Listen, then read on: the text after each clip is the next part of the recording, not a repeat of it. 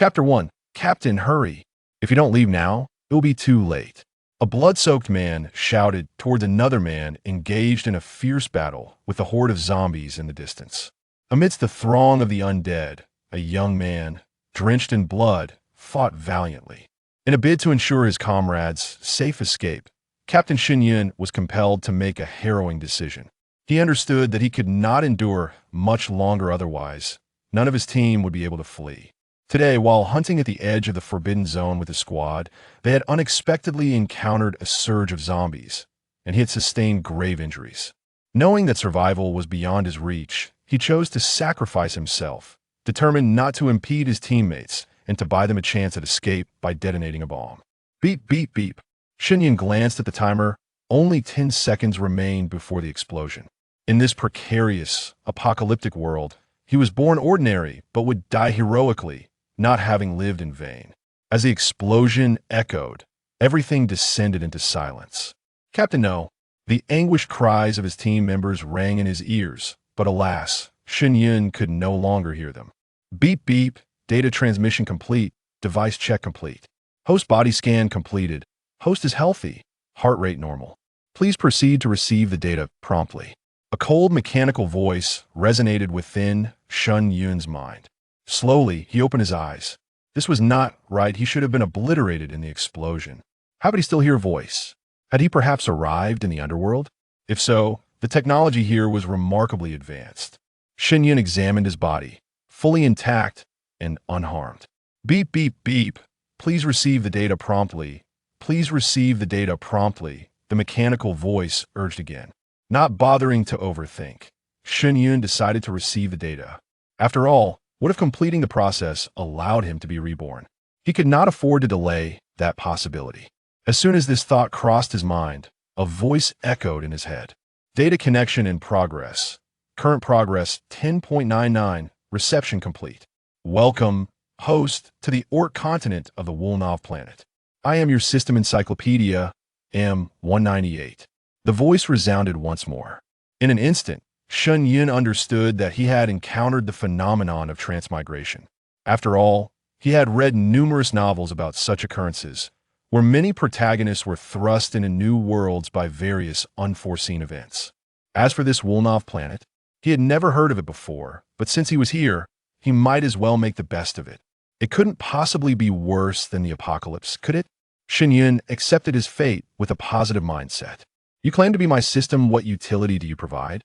Can you conjure some food for me? I feel like I could eat a whole cow, Shen Yun remarked, his hunger palpable. Hello, host. I can only provide answers to your inquiries and cannot produce items.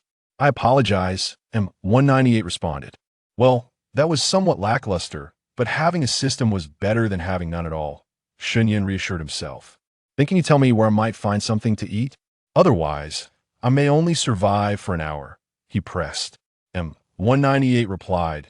Please walk forward 100 meters and then turn right 20 meters. Approach the target, the tuber flower, and excavate its roots to find bamboo yam. Query complete. Following the instructions, Shen Yun dug a few times and unearthed several basketball-sized modern snow lotus fruits. He quickly began devouring them, prioritizing his hunger over everything else.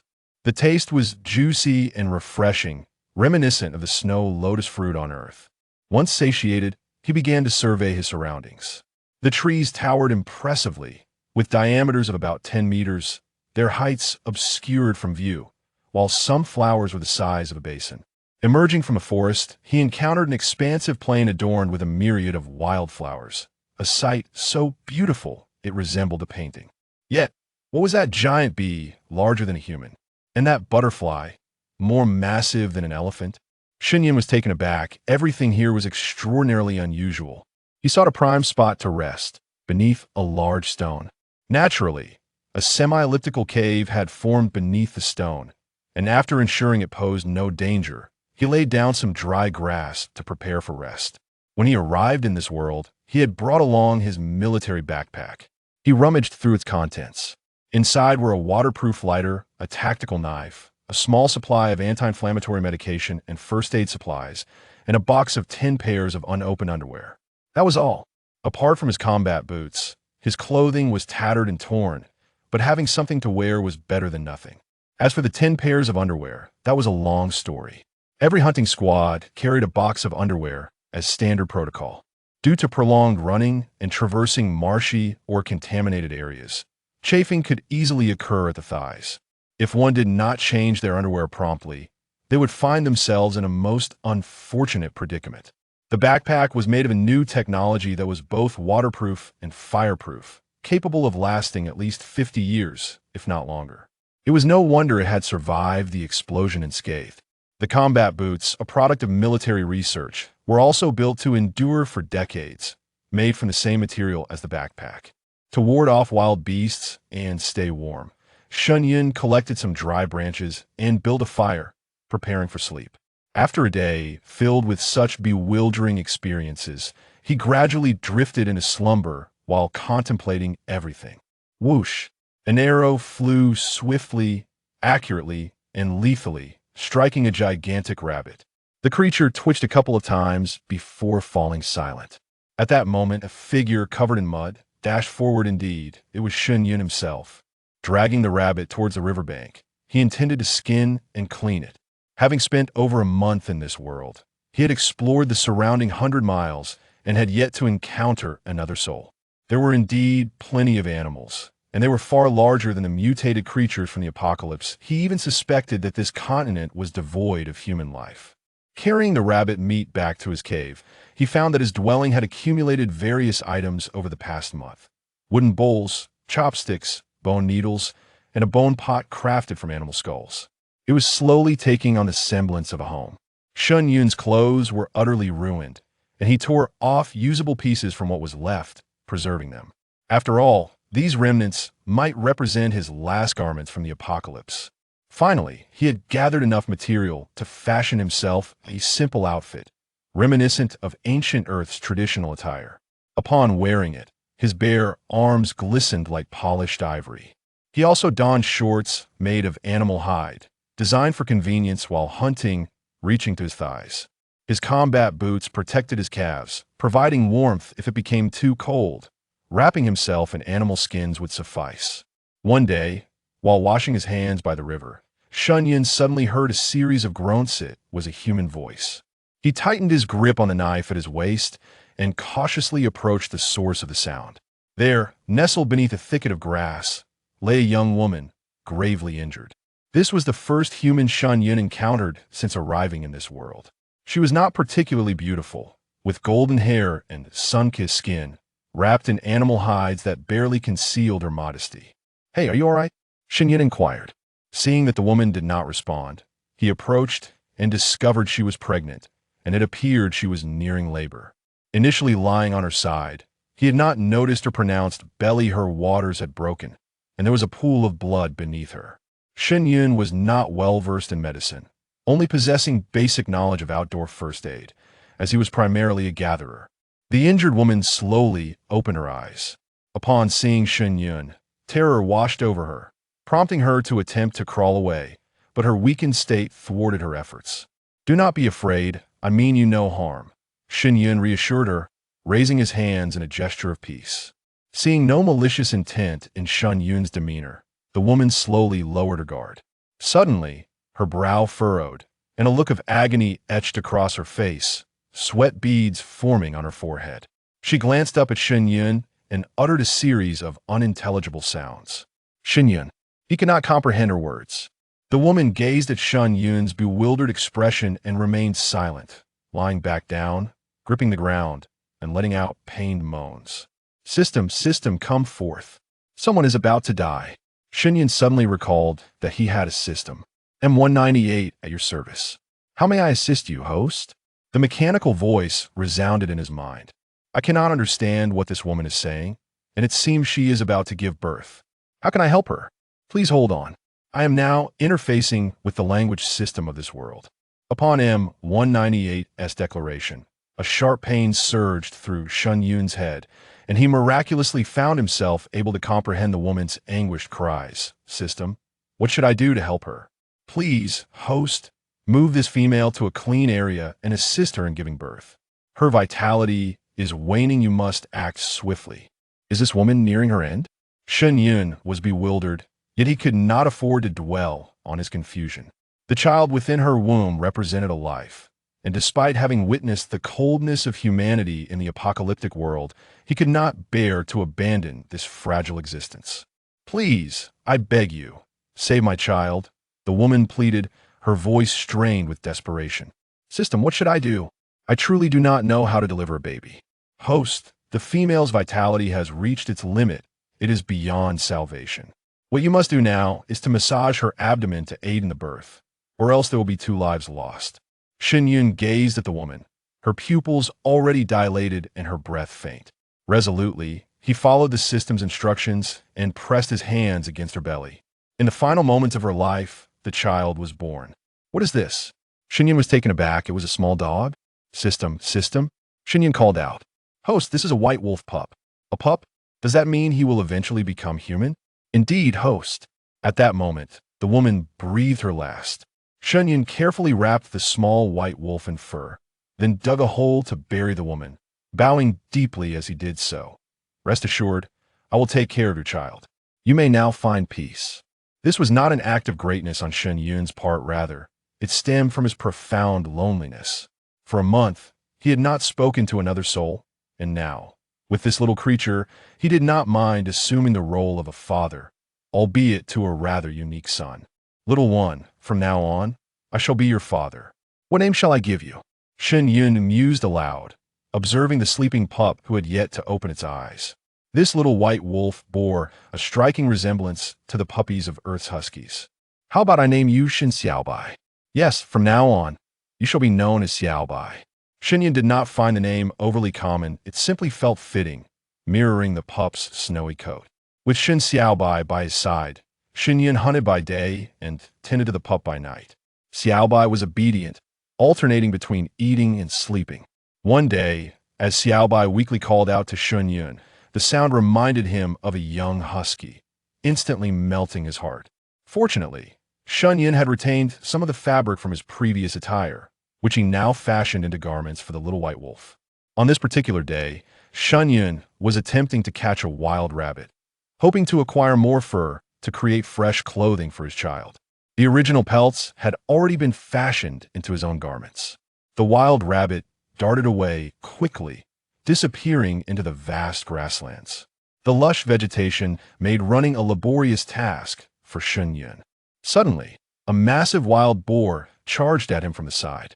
Utilizing his reflexes to the utmost, he managed to evade it, but not without sustaining a painful gash to his side, blood oozing from the wound. The boar, realizing it had not harmed Shen Yun, turned to charge again. Shen Yun was a loss for words. System, come out. If you don't appear soon, I might meet my end, and you will have no new host to work with. You will be recycled." As he sprinted, Shen Yun called out to the system.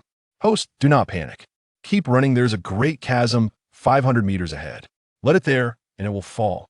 "I understand," murmured Shen Yun, a survivor of the apocalypse, possessing enough awareness to grasp this fundamental truth. With a surge of primal energy, he began to run. Suddenly, a gust of wind swept towards him, and a colossal creature soared overhead. Swiftly seizing a gigantic wild boar in its jaws before crashing it to the ground with tremendous force, Shen Yun halted his steps, retreating behind a rock to observe discreetly.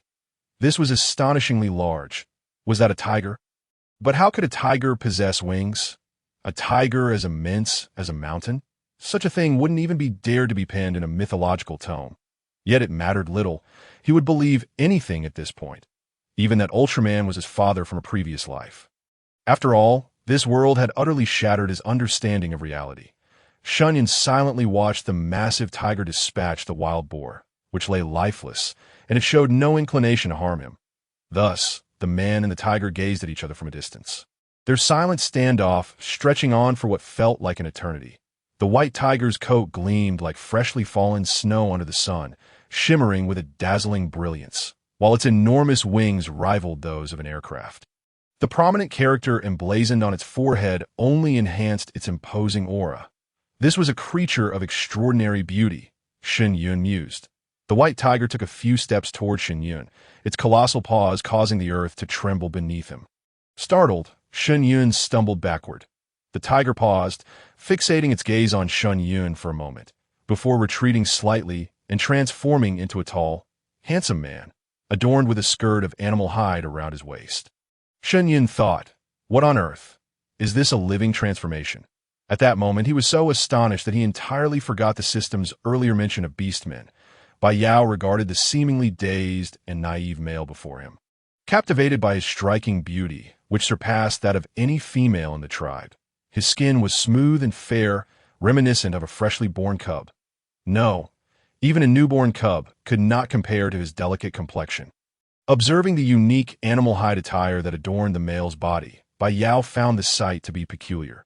Yet somehow, it appeared exceptionally fitting on him, as if he were meant to wear it.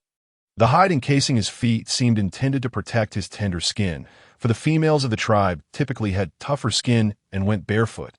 Shen Yun, who naturally possessed an androgynous beauty, measured a striking height of nearly 6 feet. However, standing before this man, he barely reached his shoulder. This man was at least 2 meters tall, his physique brimming with muscular definition and his skin a healthy shade of wheat.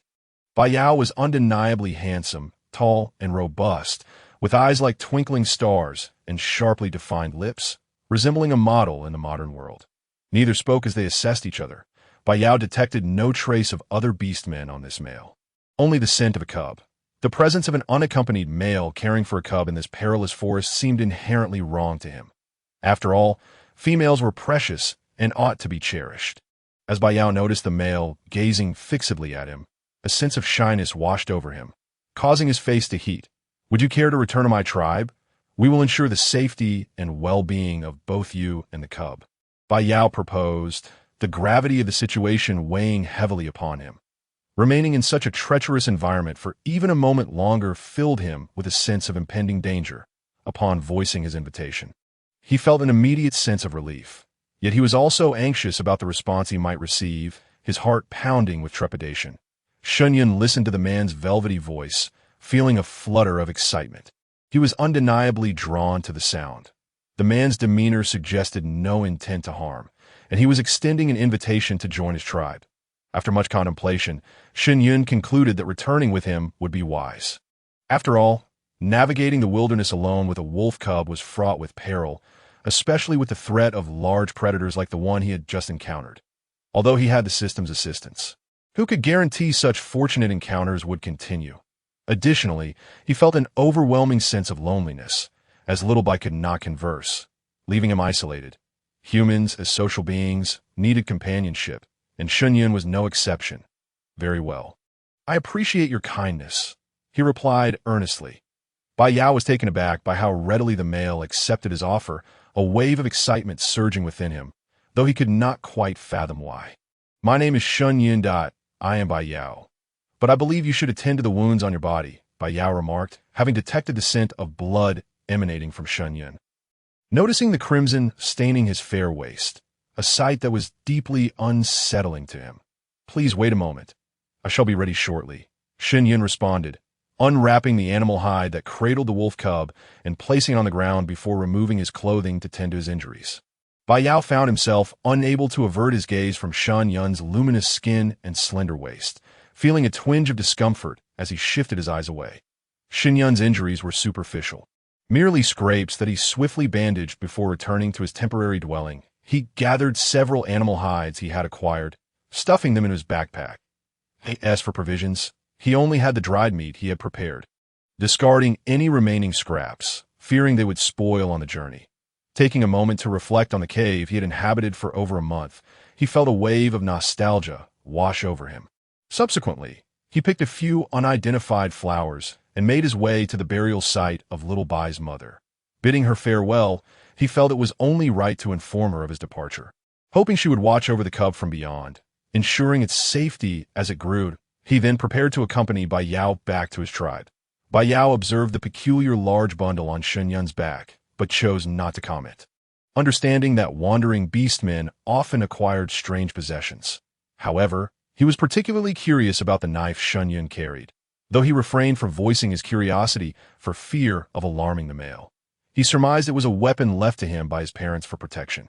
Once more, Bai Yao transformed into his beast form, allowing Shen Yun to mount his back. The sheer size of Bai Yao's beast form was so great that Shen Yun could comfortably rest upon it, rolling and shifting without fear of falling off. Yet it seemed that this form was considerably smaller than the one he had assumed during their earlier confrontation. Shen Yun inquired with the system, learning that the size of a beastman's form could be adjusted according to their needs. Shen Yun was taken aback. Could it be that other aspects could also be modified? He shuddered at his own lewd thoughts, questioning the direction of his imagination. Bai Yao seized the wild boar with his claws, carrying Shen Yun as they soared out of the forest he had called home for the past month. Having ridden motorcycles and horses, Shen Yun had never before experienced the thrill of riding a tiger, let alone a flying white tiger. As they journeyed, Bai Yao shared details about his tribe, known as the White Tiger Tribe, and the neighboring Red Fox Tribe, situated at the western edge of the continent. Bai Yao was the strongest warrior in his tribe, and upon scenting a female's presence while hunting near the treacherous forest, he had ventured in to investigate. So, this was the infamous Devil's Forest, the most perilous area on the western continent, where beastmen typically avoided hunting due to the imminent dangers. Shen Yun, upon realizing he had been living in such a treacherous location, felt a cold sweat trickle down his back. He truly was fortunate to have survived. Bai Yao learned from Shen Yun that it was he who had rescued the cub, that Shen Yun hailed from a distant land, and had been dwelling within the Devil's Forest all along. Bai Yao speculated that Shen Yun must be a descendant of wandering beastmen, for only they would lack a permanent home or tribe. However, Bai Yao was unconcerned, for females were rare treasures, and he found Shen Yun's beauty captivating. Such a stunning male should not continue to roam with the cub in the realm of beastmen. Survival was a fierce competition, and no beastman or female would typically adopt another's cub. Generally, orphan children were cared for by the tribe or left to fend for themselves. The tribe would offer food to these parentless cubs, but only scraps and leftovers. After all, food is hard to come by. Once these younglings are capable of transformation, they will be assigned to gathering teams led by females, as no orc is permitted to enjoy the fruits of labor without contributing. As they grow a bit larger, they will be sent to the trial forest for their trials, where the survival rate is notoriously low. However, those who do survive are deemed warriors of the tribe. Listening to Bai Yao's account, Shen Yun couldn't help but feel a profound sense of empathy. Life is indeed a struggle, not much different from the post-apocalyptic world. It's not entirely accurate to say that these orcs lack humanity towards the young ones. At the very least, they provide food and shelter, but it's merely a matter of survival of the fittest, influenced by the harsh environment. During this conversation, Bai Yao revealed a shocking piece of news. It was, in fact, a female belonging to the more delicate and protected category. When Shen Yun learned this, he nearly toppled from Bai Hu's back, astonished that a man of his stature could somehow be considered a female. It turns out that those who cannot transform are classified as females. By this definition, he indeed fits the build. 198. Come out, hurry. Shen Yun called out in his mind. Host, I'm here. The mechanical voice of M198 responded promptly. How did I become a female? Replying to the host, due to the influence of the apocalyptic world, you're classified as a female. But here, being female doesn't imply being able to bear children. Does it? Replying to the host, there are indeed females similar to you here, capable of having offspring. Each tribe possesses a life tree. When the time comes, the tribe as shaman will blend the blood of the orc and the male-female into the life fruit. And once the fruit matures, life will be birthed. Shen Yun absorbed the system's overwhelming exposition. He felt his worldview shift yet again. This was far too fantastical. Such technology was unheard of even during the prosperous era preceding the apocalypse. Noticing that the person on his back had fallen silent, Bai Yao assumed he was tired and slowed his flight. After flying for most of the day, they finally reached the edge of the Devil's Forest, where Shen Yun spotted dozens of tigers awaiting them in the distance. Bai Yao gently descended to the ground, and upon their arrival, the tiger orcs transformed into their humanoid forms. Though Shen Yun had witnessed Bai Yao's transformation before, the sight of so many tigers morphing into humans simultaneously was still awe-inspiring. Fortunately, all the orcs wore skirts made of animal hides around their waists. Otherwise, the sight would have been rather inappropriate. Sensing the presence of a female, Bai Yao and Shen Yun slowly slid off his back, transforming into human form. The others were taken aback upon seeing the female descend from Bai Yao. She was remarkably beautiful. Her skin was smoother than that of a newborn cub, and her eyes, lips, and thick, dark hair made her utterly captivating, while the others detected the scent of a wolf cub. They were puzzled to see that this female bore no markings. Bai Yao noticed their reaction and quickly offered an explanation, which they accepted. However, the females who chose to raise other younglings were deemed foolish. Albeit foolishly kind-hearted, if Shen Yun were to discern their thoughts, he might exclaim, "I'm not foolish. I'm merely lonely and longing for a good son." Upon learning that Shen Yun had been residing in the Devil's Forest, the orcs expressed their astonishment and admiration. However, given by Yao's assertion that Shen Yun was a descendant of wandering orcs, they came to understand. Shen Yun chose not to elaborate, tacitly accepting the label of a wandering orc-s descendant. After all, creating an identity for himself would be quite challenging. Since everyone believed this, why not let it be? After introductions were exchanged, they all set off toward the tribe that it was still half a day's journey to the tribe, and they only arrived after nightfall. The villagers erupted in cheers upon learning that the hunting party had returned, but Shen Yun saw nothing. It was pitch dark. Was there not even a torch? He found this quite strange. After setting Shen Yun down, Bai Yao instructed him to wait for a moment before departing. Shen Yun stood still, hesitant to wander off in this unfamiliar tribe, filled with tigers. If he were to be mistakenly harmed, it would spell disaster for him. Moments later, Bai Yao returned and led Shen Yun to his dwelling. As Shen Yun followed Bai Yao, he struggled to see the path and nearly stumbled. Bai Yao, quick on his feet, caught Shen Yun just in time, preventing an unfortunate encounter with the ground. Bai Yao's cave was situated at the highest point as he flew up with Shen Yun in his arms. Shen Yun was nearly terrified. The sudden loss of gravity was indeed unsettling. The cave was shrouded in darkness, and he could discern nothing. Shen Yun couldn't help but ask Bai Yao, "Doesn't your tribe have torches?" It was understandable for Shen Yun to inquire, as the tribe was devoid of any light, which struck him as unusual. "What is fire?" Bai Yao genuinely did not understand. Shen Yun could only respond with a silent expression. "In such darkness, can you see clearly?" Shen Yun truly questioned. "Of course. Our eyes can see well at night," Bai Yao replied confidently. Shen Yun realized that tigers, as creatures of nature, perceive the night much like the day. However, he was merely a regular human that he reached into his pocket, intending to retrieve his lighter, but reconsidered. It was best to refrain. Since Bai Yao was unfamiliar with fire, producing it might lead to unwanted complications. Shen Yun had brought some wild fruits with him, and that evening, he made do with a few bites while offering a morsel of jerky to Little White before resting on the stone bed. The bed was covered with a thin layer of animal hide, and Bai Yao transformed back into his beast form, lying by the cave entrance to rest, leaving the stone bed for Shen Yun and Little White.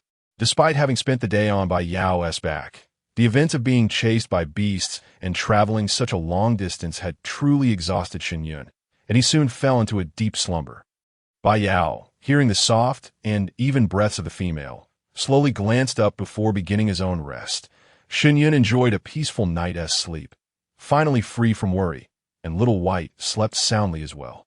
As the first rays of dawn crept into the cave, Shen Yun gradually opened his eyes. Little White lay in his arms, sleeping soundly, resembling a fluffy little puppy, which Shen Yun found utterly delightful. He was not only drawn to sound, but also to all things soft and plush. Gently placing Little White on the animal hide to continue his slumber, Shen Yun rose to survey the cave. Illuminated by the sunlight, spacious and rough, the cave's initial impression was one of stark simplicity. Aside from a bed, there was merely a collection of tools made from bones that was undoubtedly the abode of a solitary man.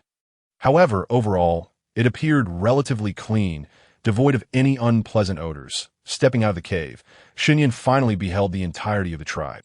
The tribe appeared rather primitive, lacking any substantial buildings. Only various caverns dotted the mountainside. In the center of the tribe lay a large plaza, accompanied by an erected platform. Numerous individuals had already gathered in the plaza, dividing the spoils brought back by the hunting party from the previous day. It seemed that every orc in the tribe had congregated there. Shen Yun estimated their numbers to be around 700 to 800, essentially a small sanctuary in the post-apocalyptic world in the corner of the cave's entrance.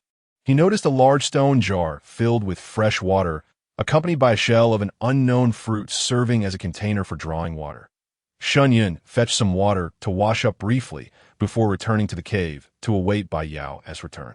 Being in an unfamiliar place, he felt cautious and reluctant to trust others entirely. After all, having experienced the apocalypse, he understood that human hearts could not withstand scrutiny. However, he held a deep trust for Bai Yao, the source of which he could not pinpoint. Ultimately, he felt that Bai Yao would not cause him harm. Upon Bai Yao's return, he found Shen Yun sitting obediently on the edge of the bed. Gazing at the wolf cub, Bai Yao, "Good morning," Shen Yun greeted cheerfully. "Good morning. Are you hungry? This is the meat we received. I took the most tender parts. Here you and the cub should eat." Bai Yao offered Shen Yun the raw meat, still carrying the scent of blood. Shen Yun was momentarily taken aback. How could he eat it raw? Yet he noticed that the tribe seemed to lack fire entirely. It had been so dark last night, devoid of any light, which he could understand, as the orcs were likely resting. However, the complete absence of smoke in the morning, coupled with the fact that they had just divided the food, led him to wonder, did they not cook their breakfast? This is quite unusual. Bai Yao gazed at the day's female, unable to shake the suspicion that he might have misspoken. Bai Yao, does your tribe not possess fire? Shen Yun inquired once more. What is fire? Bai Yao had heard this unfamiliar term from the female's lips on 2 occasions already. It is a source of light and heat, capable of igniting materials and used for cooking food. Shen Yun attempted to explain, though she struggled to find the right words for Bai Yao. Are you referring to divine punishment? Bai Yao, reflecting on Shen Yun's description, could only think of this. Divine punishment? What is that? Shen Yun was bewildered. What nonsense is this? Divine punishment is the wrath of the beast god. It incinerates trees, beasts, and food, serving as an ominous omen. Bai Yao recalled the divine punishment with a hint of trepidation. After all, he had been quite young at the time he had witnessed the devastation wrought upon food, wild animals, grasses, and trees, leaving the land charred and desolate. Bai Yao was likely referring to a wildfire. But this was understandable. Animals inherently feared fire, and beastmen should possess similar instincts. Then, I shall refrain from eating this. Oh, you have any fruits? I would prefer to consume those. Shen Yun genuinely could not stomach the meat. The fruits she had brought the previous day were already consumed, and only a bit of dried meat remained, which she intended to reserve for Xiao Bai. Fruits? Bai Yao was perplexed. The things this female spoke of were indeed curious. The fruit I ate yesterday, Shen Yun quickly described. Please wait a moment. I shall check with the gathering team to see if they have returned. After Bai Yao spoke, he took to the air, flapping his wings that, oh, how wonderful it is to fly. Shen Yun couldn't help but feel a pang of envy. Before long, Bai Yao returned, bearing several bright red fruits. Shen Yun's eyes lit up. These were apples, albeit a more advanced variety. Each was as large as her head. After taking a few bites, Shen Yun found them refreshingly juicy and sweet, and she felt full before finishing even one. Observing the female, who had consumed so little and yet appeared satiated, Bai Yao began to doubt if she might be unwell, and oh wonder she was so slender. The slender Shen Yun was oblivious to Bai Yao's thoughts. Now sufficiently nourished, she considered preparing some cooked food or minced meat for the little wolf cub. After all, Xiao Bai had been subsisting on fruits and dried meat for 2 days, which was unsustainable, particularly since he was a beastman cub who required ample energy. Before she could begin cooking, someone arrived to summon Bai Yao, requesting that he bring Shen Yun and the cub to meet the tribe leader. After deliberating, Bai Yao led Shen Yun to seek out the leader. Meanwhile, Bai Chao was in a daze. Bai Yao had just approached her to request several female edibles, and she later heard from the hunting team that Bai Yao had brought back a female, and one with a cub at that. The tribe was abuzz with the news that the strongest warrior, Bai Yao, had returned with a female. After all, many females in the tribe harbored affection for Bai Yao and hoped to bear his offspring during the snow season. Yet Bai Yao had not chosen a partner for many years. Now that he had returned with a female, it remained uncertain whether he intended to mate with her during the snow season. Bai Ling, the most beautiful female in the tribe, had long desired to bear Bai Yao's children, even rejecting the courtship of many beastmen for this purpose, as the most beautiful female and the leader's daughter. Bai Ling was confident that Bai Yao would be drawn to her. However, with Bai Yao returning with another female, She began to worry. What if Bai Yao preferred this female over her? No, Bai Ling resolved that she would not allow such a situation to transpire. Only she, Bai Ling, was worthy of Bai Yao. After all, her father had declared that Bai Yao would be the next tribe leader. She aspired to be the leader's mate, for her mother, as the leader's companion. Led a life of unparalleled happiness, receiving abundant sustenance with little effort. Rumor had it that this female had spent the night in Bai Yao's cave. How could a descendant of a wandering beastman be deserving? Bai Ling glared fiercely in Shen Yun's direction, wishing she could tear her apart. Everyone gathered in the square, for whenever new members joined, a ceremony was held there. Only after the priest inspected and deemed everything satisfactory could they be welcomed into the tribe. Following Bai Yao into the square, Shen Yun found herself the center of attention. Within half an hour, a cave was hewn, and once the crowd dispersed, only Bai Yao and Shen Yun remained. Upon entering, Shen Yun observed that the cave was approximately 60 to 70 square meters, quite spacious by her standards. She noted the stone bed, polished to a smooth finish, yet feeling rather empty. Bai Yao, could you help me carve out some space in front of the entrance? Since I have a cub, I worry he won't have a place to play. Shen Yun noticed that many cave entrances lacked yards, at most providing a small area for beasts to stand. However, some beastmen did have entrances with yards, albeit quite small. All right, how large? Not too big, just similar to this cave. As soon as Shen Yun finished speaking, Bai Yao transformed into his beast form and began carving. In no time, a spacious yard appeared. Thank you, Bai Yao, Shen Yun exclaimed, elated. This beastman was truly impressive. How wonderful it would be if she possessed such abilities herself, to fly whenever she wished. Bai Yao, observing the sparkling eyes of the lovely female, felt a stirring in his heart and own need for thanks. Is there anything else you require assistance with? Not at the moment. I will go fetch Xiao Bai. He should be waking soon. Following Bai Yao to his cave, Shen Yun found Xiao Bai had already awakened. Catching the scent he recognized, he let out a series of adorable barks reminiscent of a puppy, melting Shen Yun's heart. Come here, my darling son. Daddy will take you home. Bai Yao observed the female's gentle demeanor and found the cub quite endearing. After Shen Yun packed her bag, she said her farewells and returned to her own cave to tidy up. Shen Yun took some red fruits, crushed them on a clean stone slab to make a puree, and fed a bit to Xiao Bai. Then she spread out a hide on the ground, placing Xiao Bai on it, so he could play on his own while she hurried to clean her cave. Shen Yun, we're here to help you tidy up. Suddenly, several voices called out. Shen Yun looked up to see a few females arriving with bone and stone basins, as well as homemade brooms. Thank you so much. I currently lack the right tools. I truly appreciate your help. Shen Yun felt a fondness for these simple beastmen and no need for thanks. We will all be partners in gathering from now on. The priest has just informed us to take good care of you. Hello, Shen Yun, I am Bai Ji, and this is Bai Chao and Bai Rong. The three females introduced themselves one by one. Hello. Shen Yun had already introduced herself in the tribe square, so everyone remembered her.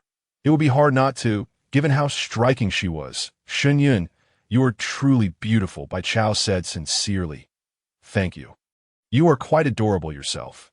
Shen Yun spoke truthfully. Bai Chao was indeed charming, with small canine teeth and a sun-kissed complexion, unlike Shen Yun's fair skin.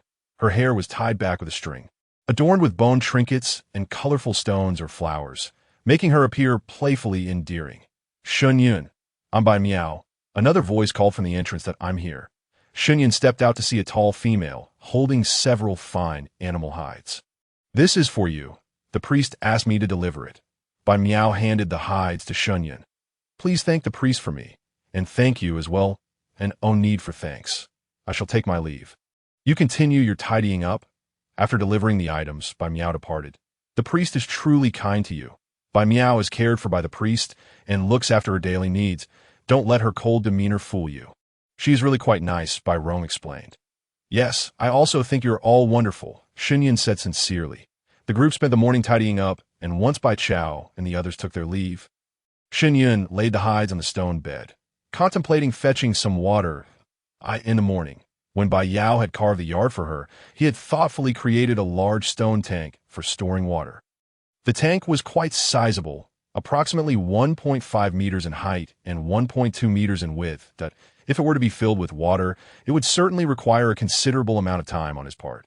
Shen Yun glanced around but found no suitable bucket for drawing water, and thus needed to devise a means to procure a container to fetch water from the source like a tea that moment. Bai Yao returned, carrying 2 enormous stone buckets brimming with water. Shen Yun, is this person a worm in his belly? Bai Yao, I noticed your water tank was empty, and since this place is quite distant from the water source, I took the liberty of fetching some for you. Thank you. I was just about to go draw some water myself. Shen Yun expressed his gratitude sincerely. Given that this area is rather far from a water source, and you are female without a beast form, it must be quite inconvenient for you to fetch water. Henceforth, let me take on that task for you. I appreciate it. Bai Yao, I'm truly grateful for your help. Shen Yun was quite candid, having been genuinely astonished by the sight of those 2 large buckets, which he could never hope to lift himself, and no need for thanks. Shen Yun, after considering the size and shape, once again requested Bai Yao to carve out a few stone bowls of similar dimensions for him to use for fetching water and storing food. Of course, please wait a moment, that he realized he had overlooked the fact that many females possess an abundance of stone bowls and basins. Since Shen Yun was the female he had brought back, she must also have some. Before long, Shen Yun was presented with several small, exquisitely crafted stone bowls and basins, seemingly tailored just for him. Shen Yun used one of the stone bowls to scoop water into the large tank, intending to wash it out before filling it, as there was still much stone dust and debris from the recent carving. Bai Yao looked up to see the female laboriously scrubbing the tank's edge, revealing her slender, snow-white waist and her shapely, ample backside, causing him to swallow hard. Let me handle this. You can attend to other matters. Observing Shen Yun struggle, Bai Yao took over her task with a gentle push. He toppled the stone tank onto the ground and proceeded to wash it directly with water, which was far more efficient than Shen Yun's method of scooping and scrubbing bowl by bowl. After a long day of toil, Shen Yun finally concluded his tasks, at which point Bai Yao brought over some meat and a variety of fruits as Shen Yun surveyed his new abode.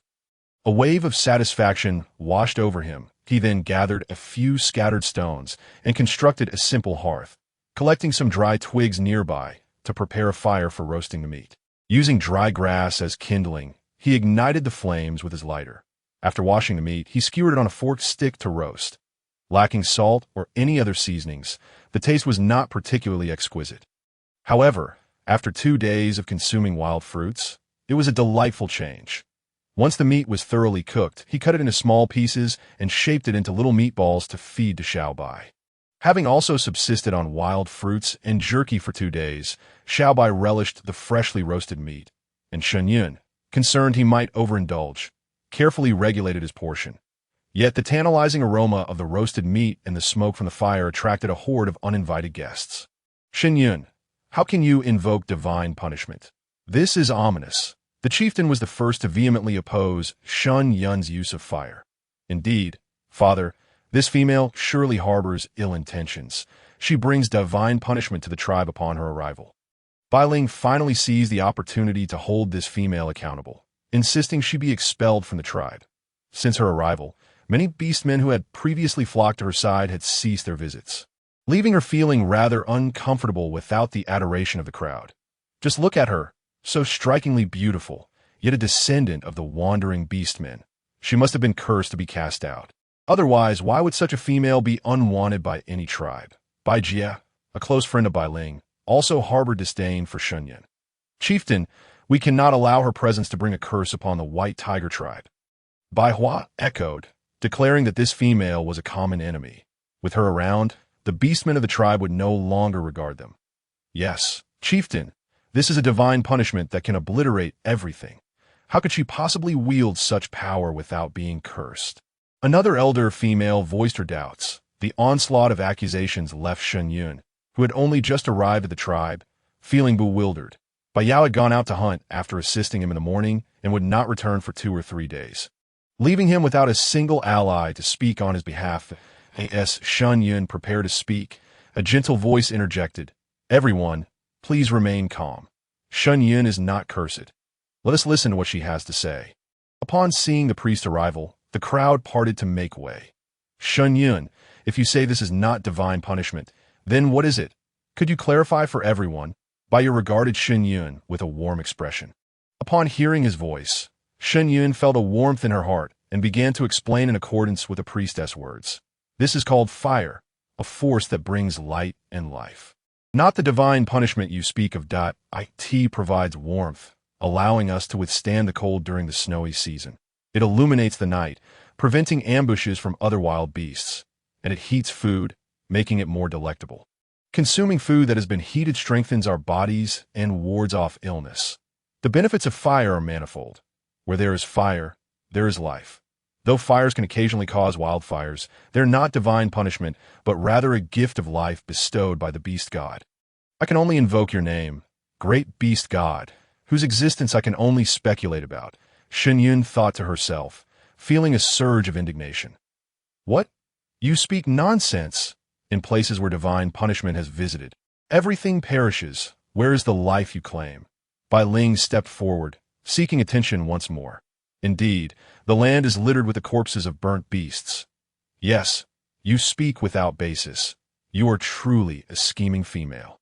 The older beastmen remained unconvinced by Shen Yun's assertions that if you do not believe me, you may return to the places scorched by fire and observe whether lush grass springs forth anew, whether fertile vegetation thrives, attracting and sustaining more beasts. Shen Yun continued her impassioned defense. The crowd fell silent, contemplating her words. She was not incorrect. After divine punishment, the grass often flourished more vibrantly, drawing many beasts to graze and reproduce, thereby fostering vitality and increasing their numbers. However, they had regarded it as divine punishment and thus refrained from hunting in those areas. After hearing Shen Yun's explanation, the chieftain and others fell into deep thought.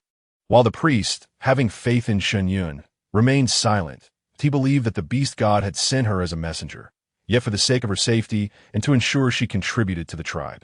He had not disclosed this to anyone, merely stating that Shen Yun was one of the tribe's hopes for resurgence. Since Shen Yun has expressed it this way, let her continue to use it. Shen Yun, can you ensure that this fire does not spread and endanger the tribe? Let it remain near your cave entrance, the priest inquired, granting her a measure of respect. That I can assure you. Priest, rest assured, this fire will remain solely at my cave entrance. I vow to all of you. Very well. I have faith in Shen Yun. If anyone has no further matters, you may disperse, the priest declared. Upon witnessing the esteemed priest's endorsement, the assembly began to disperse. If the priest declared Shen Yun safe, then indeed, she was safe. After all, the priest was an elder who had lived many years and held sway over the tribe's affairs. His words had never led them astray. Shen Yun observed how effortlessly the conflict had been resolved, and she couldn't help but reflect on the nature of power. In no matter the world, it always proves to be a valuable asset. The little wolf cub ate and then slept, blissfully unaware of the commotion. After ensuring the fire was well maintained, Shen Yun entered her cave. She continued to swaddle the wolf cub in fur, carrying him close to her chest, and prepared to gather some bamboo. Having noticed a patch not far off, she intended to fashion bamboo cups and bowls. Despite Bai Yao having carved her several stone bowls, she still found them cumbersome and inconvenient for use. Not wanting to leave Xiao Bai alone in the cave, as he was still too small and hadn't opened his eyes yet, she feared he might wake and crawl about, potentially injuring himself. Along the way, many females observed Shen Yun passing by, keeping their distance, as this female was indeed rather peculiar. Even though the priest had assured them she was harmless, they were reluctant to associate with her.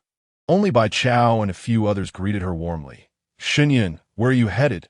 I'm going to cut some bamboo, Shen Yun replied without reservation. What is bamboo? Bai Chao inquired, visibly puzzled.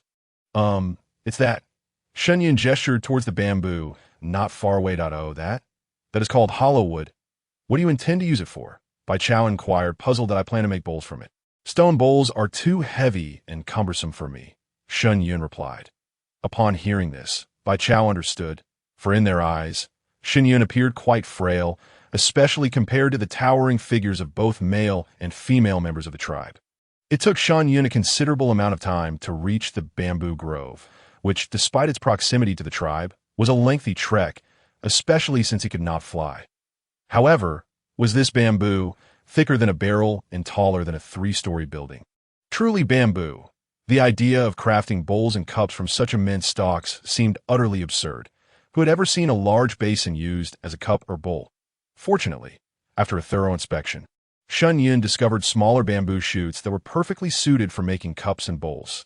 Just as he was about to begin cutting, he suddenly heard footsteps approaching, prompting him to halt his actions. "Shen Yun, what are you doing?" asked the newcomers, an elderly couple resembling a married pair. "That I wish to cut some hollow wood to make a cup," Shen Yun replied, not recognizing them, yet their familiarity with him indicated they were from the tribe. "Oh, let my partner Bai Lang assist you," they offered. "Thank you very much," Shen Yun replied, knowing that if he were to do it himself, it would take a considerable amount of time, whereas for the Beastmen, such tasks were mere trifles. "No need for thanks. I am Bai Er, Bai Yan's mother." The elder introduced himself, exuding a gentle demeanor. Bai Lang appeared strong and robust, suggesting he must have been an impressive beastman in his youth. Shen Yun was familiar with Bai Yan, having conversed with him on the way back last time. He was a cheerful and loquacious beastman who seemed to share a good rapport with Bai Yao. In no time, Bai Lang had felled the bamboo and, without delay, carried it back to Shen Yun's cave. Bai Er and Shen Yun strolled back towards the tribe at a leisurely pace. "I have heard of your origins. Now that you have arrived at the White Tiger tribe, you may live here peacefully. Should you require assistance, feel free to seek us out. Bai Yan has mentioned you as a good female." Bai Er remarked, expressing fondness for Shen Yun, wishing he could become a companion to his son. However, he was aware that this female had been brought back by Bai Yao, who held precedence, especially since Bai Yao shared a close bond with his son. Regardless of whom Shen Yun ultimately chose, he would be content. "Thank you, Bai Er. I appreciate it," Shen Yun acknowledged. Not one to overlook kindness, he was eager to befriend those who treated him well. It was not that Shen Yun was reluctant to call Bai Lang and Bai Er uncle. It was simply that the Beastmen's culture lacked a comprehensive kinship system in the tribe, aside from their own parents. Individuals addressed each other by name, a reflection of this incomplete structure. Shen Yun felt it prudent to adapt to local customs to integrate more swiftly into tribal life and adjust to his surroundings. "This is white vegetable. Take it back and eat it. Females should consume some leafy greens. Otherwise, their bodies may not feel well," Bai Er said, handing Shen Yun a large wild vegetable from his leather bag. Upon inspection, Shen Yun realized it resembled an advanced version of cabbage, a small, unformed head of cabbage. "Thank you, Bai Er. I truly appreciate it." Shen Yun genuinely liked it, for he had not encountered any vegetables aside from the tuber flower in many days. That tuber flower had also vanished. 198 mentioned that it was currently the flowering and fruiting season, or spring, a time of growth, and that he would only find them during the golden fruit season. The last time he had foraged was merely to prevent starvation. After returning to his cave, Shen Yun found the bamboo already placed at the entrance. He immediately began to work, spending the entire afternoon crafting simple bamboo bowls, cups, chopsticks, and a basin. For dinner, he roasted meat as usual, using a stone basin as a pot to boil a broth of clear water and cabbage. Although lacking in flavor, Shen Yun felt quite content. Thankfully, the meat given by Bai Yao was sufficient to last him for 2 days. Otherwise, he would have been at a loss. Food scarcity was a harsh reality Shen Yun was acutely aware of. As night fell, the temperature dropped significantly. Shen Yun laid down 2 animal skins and covered himself with a thick hide provided by the priest, who must have considered the cold night when offering such warmth. With his small stature, he was completely enveloped by the furs, cradling a warm little cub in his arms, feeling no chill at all. Compared to the constant fear of the devil's forest, this place felt like paradise. The cave was sheltered from the wind and rain, and a group of beastmen stood guard through the night, allowing Shen Yun to sleep soundly and sweetly. The following morning, Shen Yun awoke early. Remembering Bai Chao's words that he was to join the gathering team for foraging that day, he reheated the leftover meat from the night before to feed the little white cub. Eating a bit of fruit and meat himself, he then placed the cub into a leather bag, securing it to his chest, and made his way to the square to assemble. The gathering team consisted of 2 groups, one led by the chief's daughter, Bai Ling, and the other by Bai Chao. The 2 teams took turns resting, and today was Bai Ling's team's turn, so Shen Yun followed Bai Chao. The gathering team comprised around 70 to 80 individuals, both male and female, each carrying a leather bag made from animal hides. Shen Yun, lacking a leather bag, found that Bai Chao had already anticipated this and prepared a smaller one for him. After expressing his gratitude, Shen Yun slung the leather bag over his shoulder and followed the group to the foraging site. The bag was slightly larger than a mountaineering backpack from his past life. After approximately 2 hours of walking, they arrived at the gathering area, surrounded by several beastmen patrolling to protect the foraging team. After all, large wild beasts occasionally roamed the area, and there were instances of males from other tribes attempting to abduct females. Such occurrences were common on this continent, and as Shen Yun listened to Bai Chao and Bai Ji's explanations, he felt more informed. You all may begin foraging. We will remain close by, but do not stray too far from this area. It is not safe. The beastmen guarding the foraging team advised the females. Understood by Mu, the females acknowledged, dispersing to search for edible plants. Shen Yun followed Bai Chao, who instructed him on which plants were safe to eat and which were not. Shen Yun accepted this guidance humbly, although he had System 198 to assist him in identifying food, rendering such lessons unnecessary. He merely wished to practice modesty for the time being. Once Bai Chao felt Shen Yun had grasped the distinctions well enough, he encouraged him to forage independently, assuring him that if he discovered inedible items, he could simply review them later. Observing the diverse array of plants, Shen Yun couldn't help but feel nostalgic in the post-apocalyptic world he had come from. Such flora had all but disappeared, replaced by polluted soil and mutated fauna. 198. Please help me quickly. Which of these plants are edible? Shen Yun urgently queried the system, aware that their foraging time was limited. Host, there are edible tubers approximately 10 meters ahead of you, the system responded. Following the system's guidance, Shen Yun located the indicated plants. What he unearthed was no mere tuber. It was, in fact, an advanced variety of cassava. Shen Yun enthusiastically dug up several roots, but finding them excessively heavy, he decided to leave them in place for the moment. The beastmen guarding the females, witnessing Shen Yun, this beautiful female, digging for the bitter tuber, could not help but feel pity for him. After all, no one consumed this root, yet he treated it as treasure. Shen Yun, however, was unconcerned with their opinions. Since arriving in this world, he had not ingested any starchy foods and was now practically drooling at the sight of this find. Continuing his search, he stumbled upon an advanced variety of ginger root and collected some of that as well, but he also discovered a wealth of edible wild vegetables, ferns, and various unnamed greens, most of which were due to the assistance of M198. By around 2 in the afternoon, the gathering team began to regroup.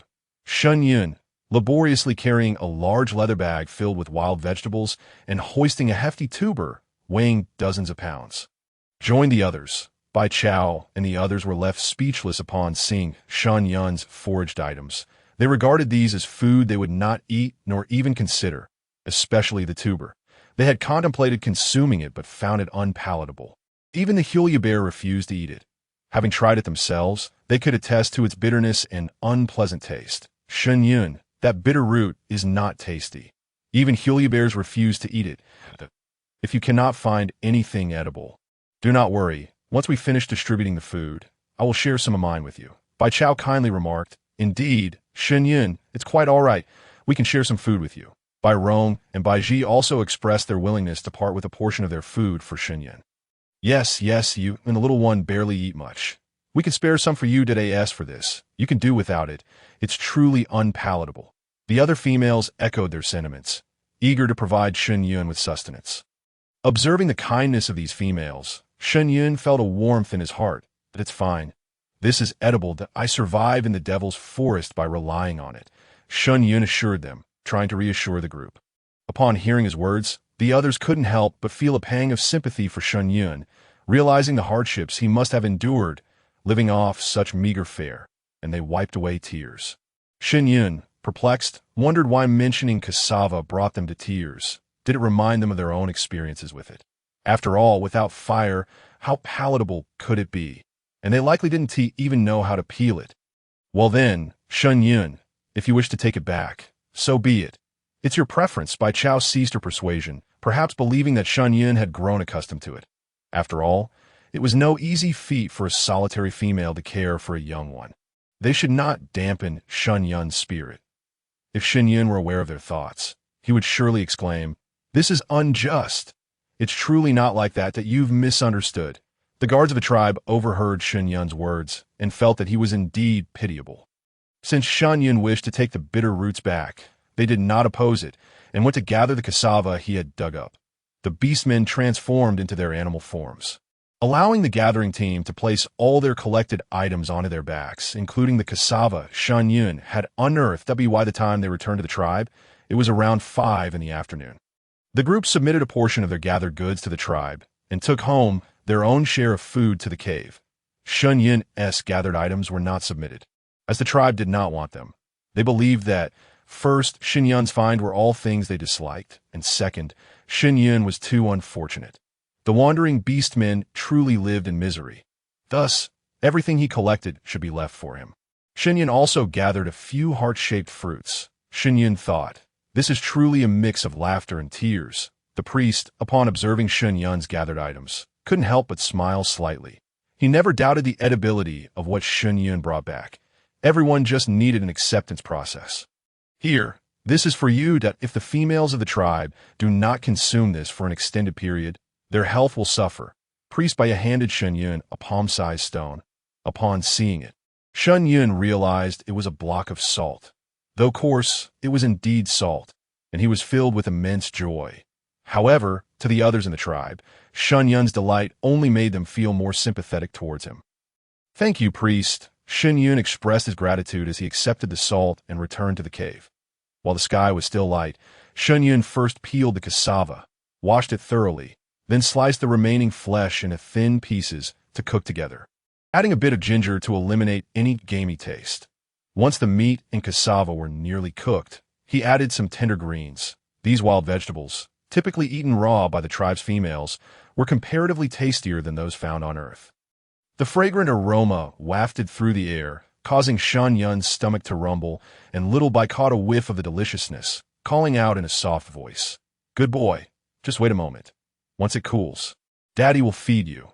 That night, Shen Yun felt very satisfied with his meal, and many in the tribe were drawn to the enticing scent. The following day, as Shen Yun did not need to forage, he decided to tidy up his home. Little Bai was still asleep, so Shen Yun organized the wild vegetables he had gathered the previous day.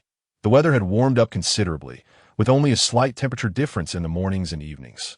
Shen Yun took the animal skins outside to sunbathe them, preventing mold or unpleasant odors. He fashioned a simple table from bamboo and crafted a few rough stools, busy with his tasks by noon. Shen Yun prepared his usual pot of meat, cassava, and mixed greens that ate tea that moment. The priest came to visit Shen Yun. "Shen Yun, I came to see how you are doing. Are you adjusting well to cave life?" Priest Baya, a gentle male, inquired that. "I am quite well. Thank you, priest. Please have a seat," Shen Yun replied. Baya surveyed the cave, noting its distinct decorations compared to those of other beastmen, and he couldn't help but smile slightly. He sat on the stool Shen Yun had made, watching the beautiful female bustle about. Shen Yun placed the food into bamboo bowls to cool, then poured a cup of freshly boiled water for the priest. As Baya accepted the bamboo cup, he felt the warmth on his fingertips and momentarily paused, but he composed himself and accepted it graciously. "This is boiled water. Drinking it won't upset your stomach," Shen Yun explained simply. "Let it cool a bit before you drink," he added, concerned that the priest might burn himself and thus be expelled from the tribe. "All right, I understand." The priest then blew gently on the water before taking a sip. The warm liquid flowed into his stomach, and he felt a surge of warmth envelop him. Baya's eyes brightened, and Shen Yun admired the courageous priest, recognizing him as the first in the tribe to embrace new experiences. "Priest, this is food I prepared over the fire. Please have a taste." Shen Yun offered a generous bowl to the priest, then took a bowl for himself, feeding Little Bai while eating. The priest mimicked Shen Yun's actions, slowly using chopsticks, but due to his inexperience, struggled to grasp the food with his hands. He finally managed to get a piece of cassava into his mouth. He savored the soft, warm food. He couldn't help but question, is this truly food? How can it be so delicious? Eagerly, he began to indulge in the others, realizing that the vegetables, which females typically loathe, were now exceptionally delightful when cooked by Shen Yun. The meat, too, was incredibly fragrant. Shen Yun found a meal delectable, partly due to the addition of salt that enhanced the flavors, and partly because the starch provided a pleasurable sensation to his body. A simple meal left both of them feeling extraordinarily satisfied. Shen Yun, what was that white thing we just ate? The priest inquired, genuinely unfamiliar with it. Oh, that is cassava, what you refer to as bitter root. What? This is bitter root. How can it not taste bitter? The priest was quite bewildered. That's because he didn't peel it. Look, Shen Yun replied, taking an unprocessed piece of cassava, swiftly chopping it, and peeling away the skin. The priest, however, was captivated by the knife in Shen Yun's hand. What kind of weapon is that? It's astonishingly sharp and appears quite sturdy. Shen Yun, may I see the weapon you possess? Bai could not help but ask. Realizing that Bai was fixated on his knife, Shen Yun paused but then responded by handing it over. Bai took the knife, surprised by its slight weight, then gently touched the blade surface. Be careful, don't touch the edge, but it was too late. Shen Yun's warning came too slowly. Bai's finger was swiftly cut, and blood welled up. He had not anticipated its sharpness, and was secretly astounded by this weapon's edge. Priest, are you all right? Shen Yun asked with concern. That I'm fine. This thing is just too sharp, Bai replied, returning the knife to Shen Yun. This is called a knife, akin to a bone knife, passed down from my ancestors.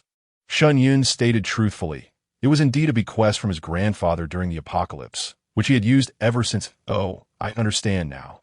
Since it was given to you by your ancestors, you must take good care of it. Bai did not make any demands, for he understood that Shen Yun was indeed special.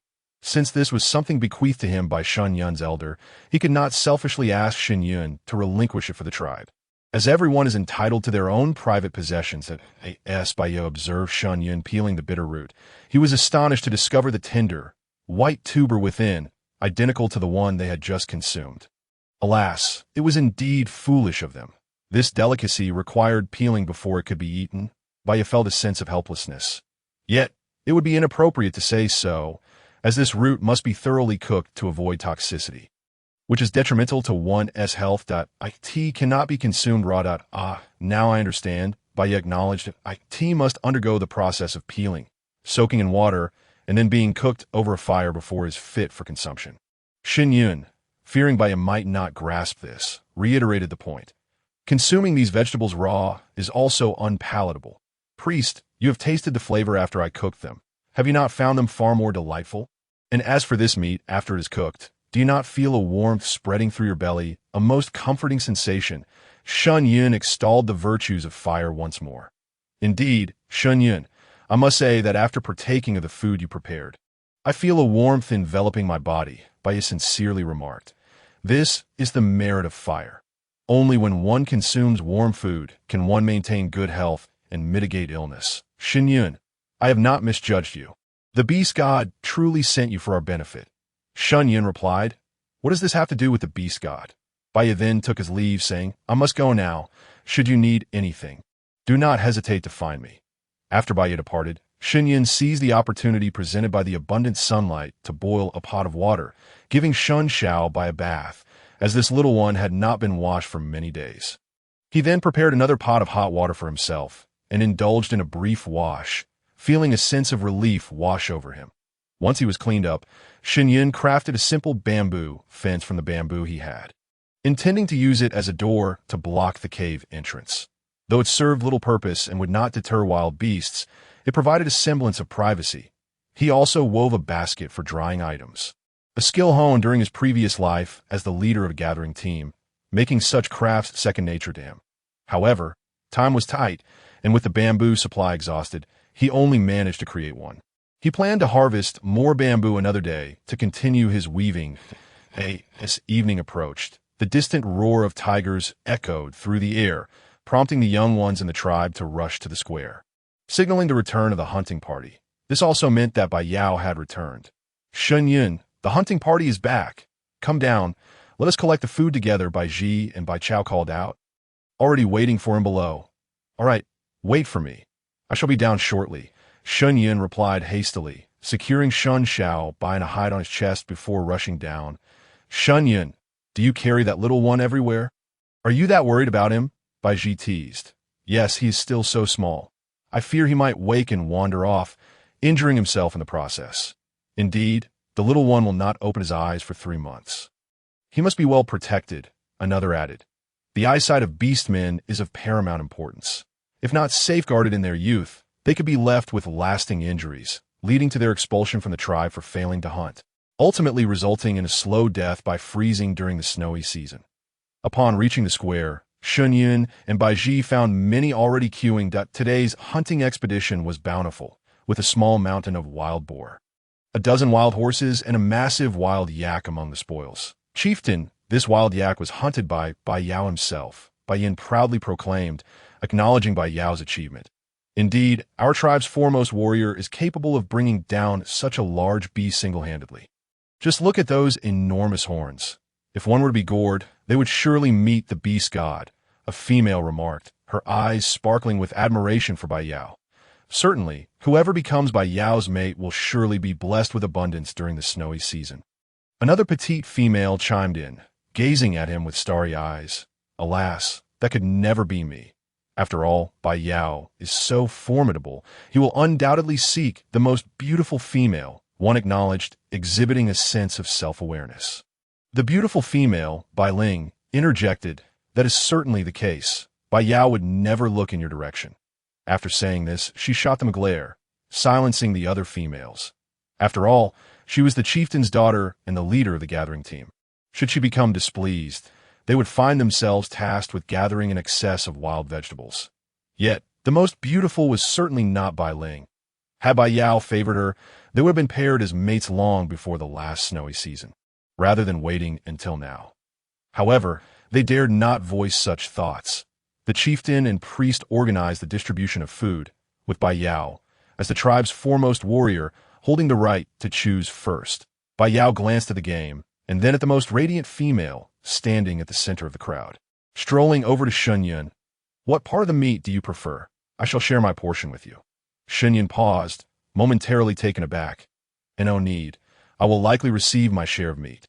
You have worked hard hunting. You should choose what you like best to replenish your strength." Shen Yun genuinely believed this, for the Beastmen expend considerable energy while hunting and require ample nourishment. However, to Bai Yao, it appeared that Shen Yun was being selfless, putting his needs before her own. "It's all right. You choose. What you receive may not be the best cut. Even if you are unbothered, you must consider the little one." Bai Yao insisted, wearing an expression that conveyed his concern for the child. Shen Yun pondered this and realized that among so many, he might end up with only scraps, since Bai Yao had brought him in. And Bai Yao wished to give him a choice. He accepted the offer, reasoning that he could always prepare something delicious later to reward Bai Yao. Thus, Shen Yun accompanied Bai Yao to the front. Expressing his preference for certain cuts, the other Beastmen observed this exchange, feeling a pang of disappointment. They too would have been willing to yield their portions to Shen Yun. After all, missing a meal was inconsequential as long as Shen Yun was content. Yet they found themselves deprived of that opportunity. Bai Ling watched Shen Yun take Bai Yao's food, her teeth nearly grinding in frustration. Once again, it was Shen Yun. Why did Bai Yao only have eyes for him? Why could he not see her? What made her inferior to Shen Yun? She was the chieftain's daughter and the most beautiful female in the tribe. Why was she invisible to Bai Yao? It must be that Shen Yun was wicked, ensnaring Bai Yao's affections, much like the Red Fox clan, known for their seductive abilities. Shen Yun remained blissfully unaware of Bai Ling's thoughts as he selected half a rack of ribs and a portion of lean meat before returning with Bai Yao. The onlookers were baffled as to why Shen Yun would choose the rib, laden with bones, over the meatier thigh. The minds of females were indeed perplexing. Following Bai Yao, Shen Yun felt a surge of emotion as he watched Bai Yao carry a substantial portion of meat. Bai Yao was genuinely kind to him. Since arriving in this foreign land, he was the first to show him kindness and had brought him out of the dark forest. Upon reaching the cave, Bai Yao placed the meat at Shen Yun's entrance and prepared to leave. Shen Yun quickly stopped him. "Bai Yao, wait. I cannot eat all of this meat. Let me keep just a little, and you take the rest. In this heat, it will spoil." Bai Yao considered Shen Yun's petite frame and realized the truth. A female could not consume such a large quantity. With a swift motion, he divided the meat, leaving Shen Yun with about 100 pounds, before returning to his own cave. Shen Yun first kindled a fire, then sliced the meat into strips, marinating them in ginger and salt water within a bamboo basin, and hurriedly stoked the flames. Shen Xiaobai had now grown to 20 centimeters in length. When he was newly born, he had been no larger than a palm, resembling a diminutive puppy as the fire produced coals. Shen Yun skewered the meat onto bamboo sticks and placed them on a rack to roast. He prepared 14 skewers, estimating their weight to be around 70 to 80 pounds. At it was no wonder he had cooked so much.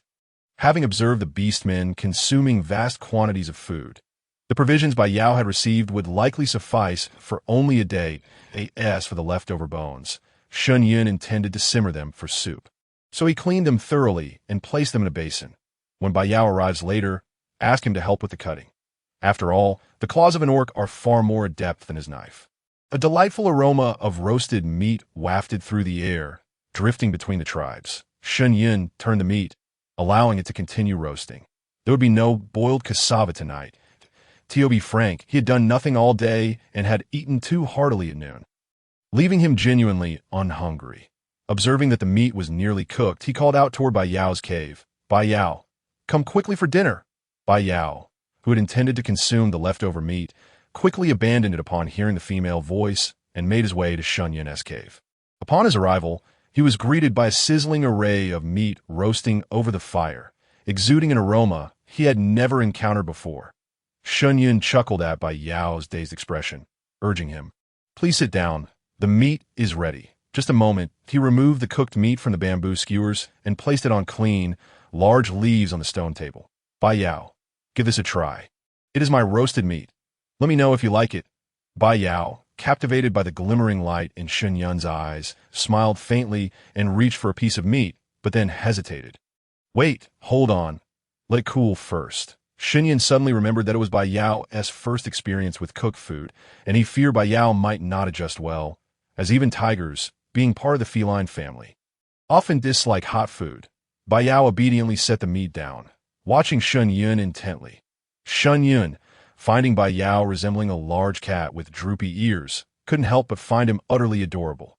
After a moment's thought, he retrieved the bamboo cutting board he had used earlier, washed his hands, and cut the meat into small pieces to facilitate cooling. Once he had sliced all the meat, it had cooled sufficiently. All right, it's time to eat. Bai Yao commenced dining. Mimicking Shen Yun's actions, he speared a piece with a bamboo skewer and placed it into his mouth, chewing slowly. Suddenly, his eyes lit up. This is incredibly delicious. Unlike the raw meat he was accustomed to, this was a feast for the senses. Its flavor, aroma, and appearance were all exquisite, yet he struggled to articulate his delight due to his limited vocabulary. Shen Yun, observing Bai Yao's expression, recognized just how much he relished the roasted meat. After consuming a few pieces himself, Shen Yun felt satisfied as he truly was not hungry and preferred not to overindulge at dinner. He then cut the remaining meat into smaller bits to feed Xiao Bai, who also seemed to enjoy the feast immensely. However, Shen Yun was cautious not to let him overeat, knowing that young ones lacked awareness of moderation and simply wanted to devour everything in sight. Bai Yao, noticing that Shen Yun had only eaten a few pieces, assumed the female was withholding food out of concern that there might not be enough. Why are you eating so little? I'm not hungry. You need not save any for me. Shen Yun, fearing Bai Yao might misunderstand, quickly clarified, No, I'm simply full. I dislike eating too much at night, and I truly can't eat anymore after having had plenty of bitter roots with the shaman at noon. With that, he patted his belly. You have quite a small appetite, even less than the tribe's young ones, and no wonder you are so frail. Suddenly, Bai Yao recalled Shen Yun's earlier mention of eating bitter roots at noon. Bitter roots, as the name suggests, were unpalatable, even to the snoozing beasts. How could this female have brought some back to eat? Had she been without food during the 2 days he was absent? It was his fault for not considering such matters. After all, Shen Yun was new to the tribe and quite attractive, likely facing exclusion from some of the other females, hence her insufficient nourishment. From now on, you needn't eat bitter roots. I will take care of your food. I can provide for you and the cub. Bitter roots are simply not enjoyable. Bai Yao spoke with a remorseful expression as he looked at Shen Yun. Upon seeing Bai Yao's demeanor, Shen Yun realized he had been misunderstood, much like Bai Chao and the others that know. You've misunderstood. Bitter roots are edible. Their bitterness comes from not being peeled and cooked. When peeled and soaked before cooking, they are quite palatable. The shaman indulged in them until he was stuffed at noon. Shen Yun, anxious for Bai Yao to believe him, even implicated the shaman in his defense. After hearing Shen Yun's explanation, Bai Yao chose to trust him albeit with the result to be more vigilant henceforth to prevent Shen Yun from being bullied again. After finishing the roasted meat, Shen Yun requested Bai Yao's assistance in cutting the ribs into pieces. Bai Yao was perplexed as to why Shen Yun would want to consume bones with so little meat, yet he complied. Given the warm weather, they could not keep the ribs for long, so he decided to stew them. After Bai Yao departed, Shen Yun took out the stone pot, thoroughly washed the ribs, and placed them inside along with a few chunks of ginger and salt. After extinguishing the flame, he set the pot atop the embers to simmer, knowing it would be ready by morning. That night, many in the tribe found it hard to sleep, initially lured by the enticing aroma of roasted meat. In the middle of the night, the fragrant scent of the stew further tantalized their appetites, awakening their cravings. What could one expect with orcs having such keen senses? Before dawn, Shen Yun rose early, stoked the fire, and checked the broth he had simmered overnight. The flavors had melded beautifully, with the meat and bones now separated. Savoring a spoonful, he nodded in approval. It was indeed flavorful. He then prepared another stone pot to boil some bitter roots. And once cooked, he drained them and added them to the bone broth, reheating everything by the time the bones and cassava had absorbed their flavors and were fully cooked. Dawn had broken. After a quick wash, Shen Yun went to summon Bai Yao, who had just awoken to see Shen Yun approaching him. He initially wondered what was amiss, only to realize it was Shen Yun's gathering day. Time to collect resources, and he was inviting him to breakfast. Bai Yao had contemplated declining, having noticed the limited food the female had left. However, upon seeing Shen Yun's captivating peach blossom eyes gazing at him, he found himself unable to utter the words of refusal. Upon entering the cave, Bai Yao noticed the stone table had been set with bamboo bowls, filled with food that emanated a different aroma from the roasted meat of the previous night. Bai Yao had actually caught a whiff of it in the middle of the night, but had not expected to find his share. This female truly was extraordinarily kind. Bai Yao, this is bitter root. I stewed it with the bones. Please try it, but be careful. It's hot. Shen Yun cautioned him once more, still feeling uneasy. Bai Yao, mimicking Shen Yun, scooped a spoonful of soup, allowed it to cool, and then tasted it. This is delicious, was Bai Yao's honest assessment.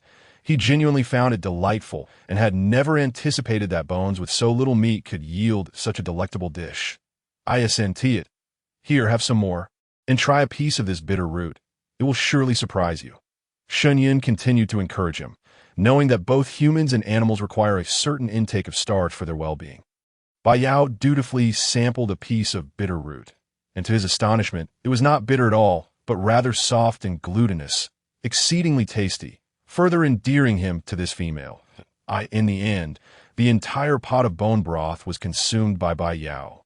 And once Shen Yun finished tidying up, it was time to set out for gathering. He secured Xiao, buying a leather pouch across his chest, and made his way to the square to assemble with the others. The square was already bustling with gathering team members, chattering excitedly about the delightful aroma they had inhaled the previous night. Shen Yun, you've arrived, Bai Chao greeted him. Shen Yun, what did you make last night? It was so fragrant that I couldn't sleep. Indeed, Shen Yun, could you teach us how to prepare it? Shen Yun gazed at these earnest females and smiled gently. Of course, I roasted the meat and made bone broth. If anyone wishes to learn, feel free to approach me. I will be glad to share my cooking secrets. Upon hearing Shen Yun's offer, the females fell silent, reconsidering. Perhaps it was better to refrain. Food produced by the wrath of heaven was something they dared not consume. Although the shaman had deemed it safe, their apprehensions lingered. Noticing their hesitation, Shen Yun remained unfazed, understanding that accepting new ideas often requires time. Moreover, it is the very essence of their inherent fears. Everyone's astonishment. The guard today is led by Bai Yao, eliciting cheers and amazement from the crowd. It is not that the other guards are incapable of ensuring the safety of the gathering team, but rather that this is Bai Yao's inaugural participation in the guard. Nevertheless, there's an unspoken understanding among the crowd regarding the reason for Bai Yao's involvement. Shen Yun, unaware of the situation, assumes that the guards and hunting teams are simply rotating duties, and he feels elated to be alongside Bai Yao today. Bai Yao catches sight of Shen Yun beaming at him. His heart races, realizing that this time in the guard is indeed worthwhile. The gathering team embarks on a journey to a different location, traversing a route similar to the last one. Yet today they arrive at a vast plain.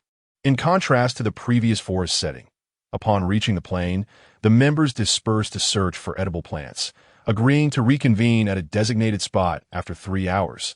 The vigilant beastmen are strategically positioned at various points, both to intimidate any approaching animals or adversaries and to keep a watchful eye on the gathering team, ensuring timely assistance in the event of danger as Shen Yun examines various plants. His hand unexpectedly brushes against a tender green stalk crowned with a white fluff. Upon closer inspection, he realizes it resembles a scallion, albeit a more advanced variant, with an incredibly robust flavor. Shen Yun is overjoyed and hastily uproots it, intending to plant it in his yard. Recognizing its essential role as a culinary seasoning, he continues his search, discovering several other edible plants. Yet he finds nothing akin to cassava that could serve as a staple food source. Observing Shen Yun's despondent demeanor, Bai Yao cannot help but find him endearing. This sorrow due to his inability to find food. In truth, he wishes to reassure Shen Yun. There is no need for such dismay. Even if he struggles to find sustenance, Bai Yao would ensure he never goes hungry. When the group gathers in the afternoon, Bai Chao glances at the items Shen Yun has collected and feels a sense of satisfaction. Although Shen Yun has indeed gathered a considerable amount of pungent grass, scallions, he has also procured a wealth of edible wild vegetables. Upon returning to the tribe that evening, Shen Yun hands over a portion of his findings. While the scallions remain, as usual, unwanted, he heads back to his cave to prepare dinner, which consists of roasted meat, accompanied by a pot of boiled cabbage. Bai Yao, consuming the remaining raw meat allocated to him, finds his appetite waning, continually thinking of the roasted meat Shen Yun prepares for him. Yet he hesitates to trouble Shen Yun, considering the exertion he must have endured during the day's gathering. Indeed, Shen Yun is quite fatigued, having traversed a total of 4 hours on foot. His physique is among the best in this post-apocalyptic world, yet when compared to the beastmen here, he feels almost feeble. Later that night, after Shen Yun falls asleep, Bai Yao patrols the area before soaring into the night sky. Upon awakening the next day, Shen Yun discovers that the water tank in his yard is full. Several large bamboo stalks are piled nearby, and a substantial heap of freshly dug cassava rests in the corner, alongside a peeled wild rabbit and a few fruits on the stone table. His eyes glisten with unshed tears as he gazes upon these gifts. He raises his head slightly, not out of sentimentality, but in recognition of the kindness bestowed upon him, having endured the loss of loved ones and the treachery of a harsh world. He realizes that such benevolence is a rarity. Shen Yun understands that these provisions are placed by Bai Yao, the taciturn yet profoundly supportive figure in his life. Bai Yao is set to go hunting today and will return in 2 days. He must have anticipated that Shen Yun would struggle without his presence, hence the generous preparation. After freshening up, Shen Yun begins tidying the yard, relieved that he need not gather food today. With such an abundance of cassava, he ponders how to process it before it spoils. 198. What else can cassava be transformed into? In this post-apocalyptic world, true cassava is a rare find, as most plants have mutated, leaving few edible options. You can wash it thoroughly, then mash and filter it.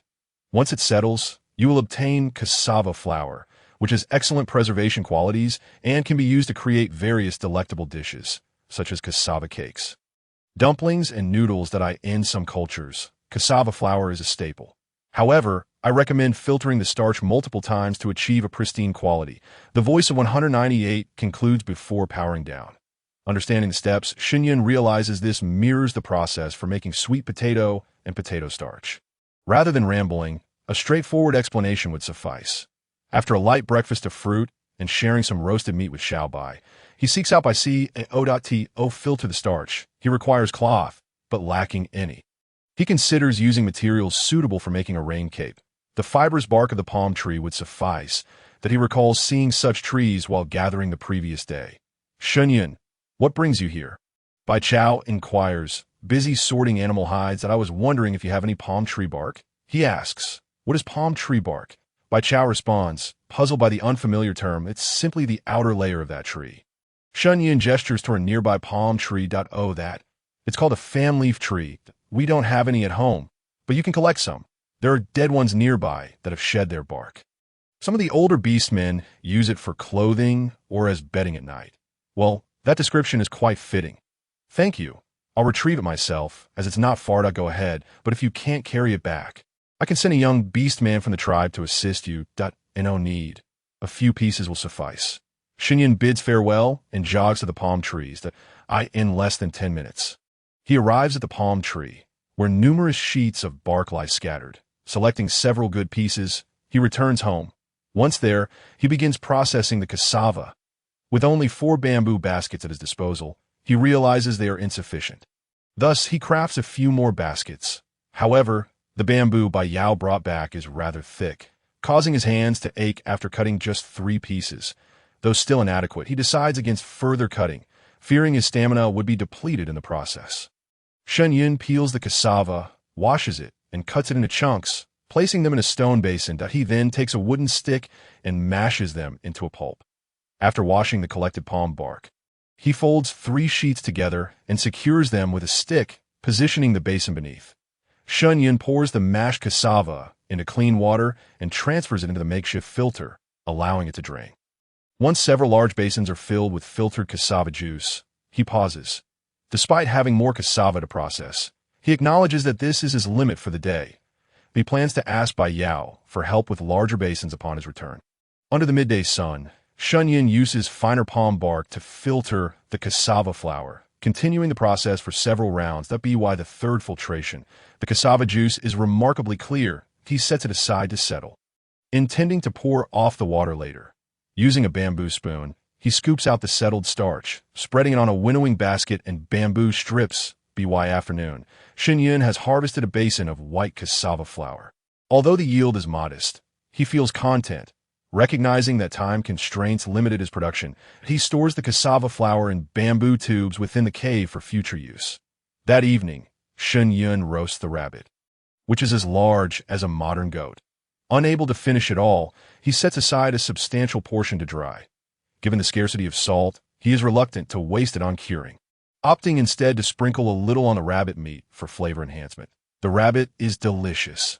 Shen Yun has tasted it before in the Devil's Forest, but catching one was a challenge as they darted away swiftly, burrowing into holes. Xiao has a hearty appetite lately, consuming a generous amount each day. Yet he remains small, with a pink nose and paws, exuding an adorable charm that strikes Shen Yun as pitiful that this child has never tasted milk since his birth. Although at that time, M198 suggested capturing a female Mimi beast for Shen Xiaobai to drink its milk, he attempted it but ultimately failed. The Mimi beast is an advanced version of the wild goat. Yet Shen Yun had never even encountered a sheep the size of a water buffalo in the apocalypse, let alone manage to capture one. Thus, for the sake of his own survival, Shen Yun abandoned the idea of capturing it and resorted to providing Xiaobai with some meat paste and juice. After all, he could find nothing else, alas. Poor Shen Xiaobai, his unfortunate little darling. The following morning, after tidying up, Shen Yun joined the gathering team once more. This time, he harvested peppers, albeit of an enormous variety. While collecting these, the other members of the tribe warned him, including the guards. They had learned the hard way about the intense spiciness. It was unbearable, causing discomfort to their eyes and mouths, an excruciating experience. Shen Yun understood that these individuals must have consumed them like fruit, which was hardly surprising given the discomfort they suffered. Upon returning to the tribe that afternoon, the chief announced that the gathering team would no longer need to continue their foraging. The wild vegetables of the flowering season had sprouted abundantly everywhere, and if the females wished to eat, they could forage around the tribe. The orcs did not favor such fare, so before the arrival of the golden fruit season, the gathering team would have the freedom to act independently. Shen Yun was elated at this news. Indeed, each expedition to find wild vegetables consumed far too much of his time, especially since the tribe's females hardly consumed what they gathered, and it felt wasteful. As the females foraged merely to obtain vitamins to stave off illness, not out of fondness for wild vegetables. Forcing them to eat such fare felt akin to demanding their lives. This decision brought joy to all the females, as they could finally rest and pursue their desires. In truth, the tribe had a limited number of females, who were cherished and regarded as treasures. Now that the orcs could provide food, it was only natural that the females could enjoy their well-deserved leisure. After all, it was customary for each tribe, If a tribe could not sustain its females, it would be marginalized during the exchange day and fail to acquire goods. Others would perceive the orcs of that tribe as lacking in hunting prowess. While the orcs of the White Tiger tribe were known for their ferocity, rendering the notion of allowing females to go hungry utterly absurd. After listening to Bai Chao and the others' explanations, Shen Yun was momentarily taken aback. Was this truly acceptable? No wonder the females were so delicate, their foraging efforts so lackadaisical. They were being supported by the tribe. Shen Yun disapproved of this practice, feeling an inherent need to possess a skill. After all, what would happen in times of difficulty if he could not rely on others for assistance? Just as Shen Yun arrived home, the hunting team returned. This time, he refrained from collecting food, as his current supply of meat was sufficient. Besides, taking more would only lead to worry. He could not consume it all, and he lacked extra salt to cure or preserve it as jerky. Any surplus would spoil, so it was better not to waste it and instead share it with others in the tribe. Furthermore, the hunting team returned every 2 days, ensuring a steady supply of meat. And since his appetite was modest, he chose not to collect any this time. Upon noticing Shen Yun's absence for food collection, Bai Yao felt a twinge of concern. Was something amiss? Why had Shen Yun not come for meat? Bai Yao collected his share first, being the tribe's most formidable warrior, and as per usual, he selected the cut that Shen Yun had previously chosen. Those in the tribe exchanged knowing glances. Only the many females enamored with Bai Yao felt disheartened and envious.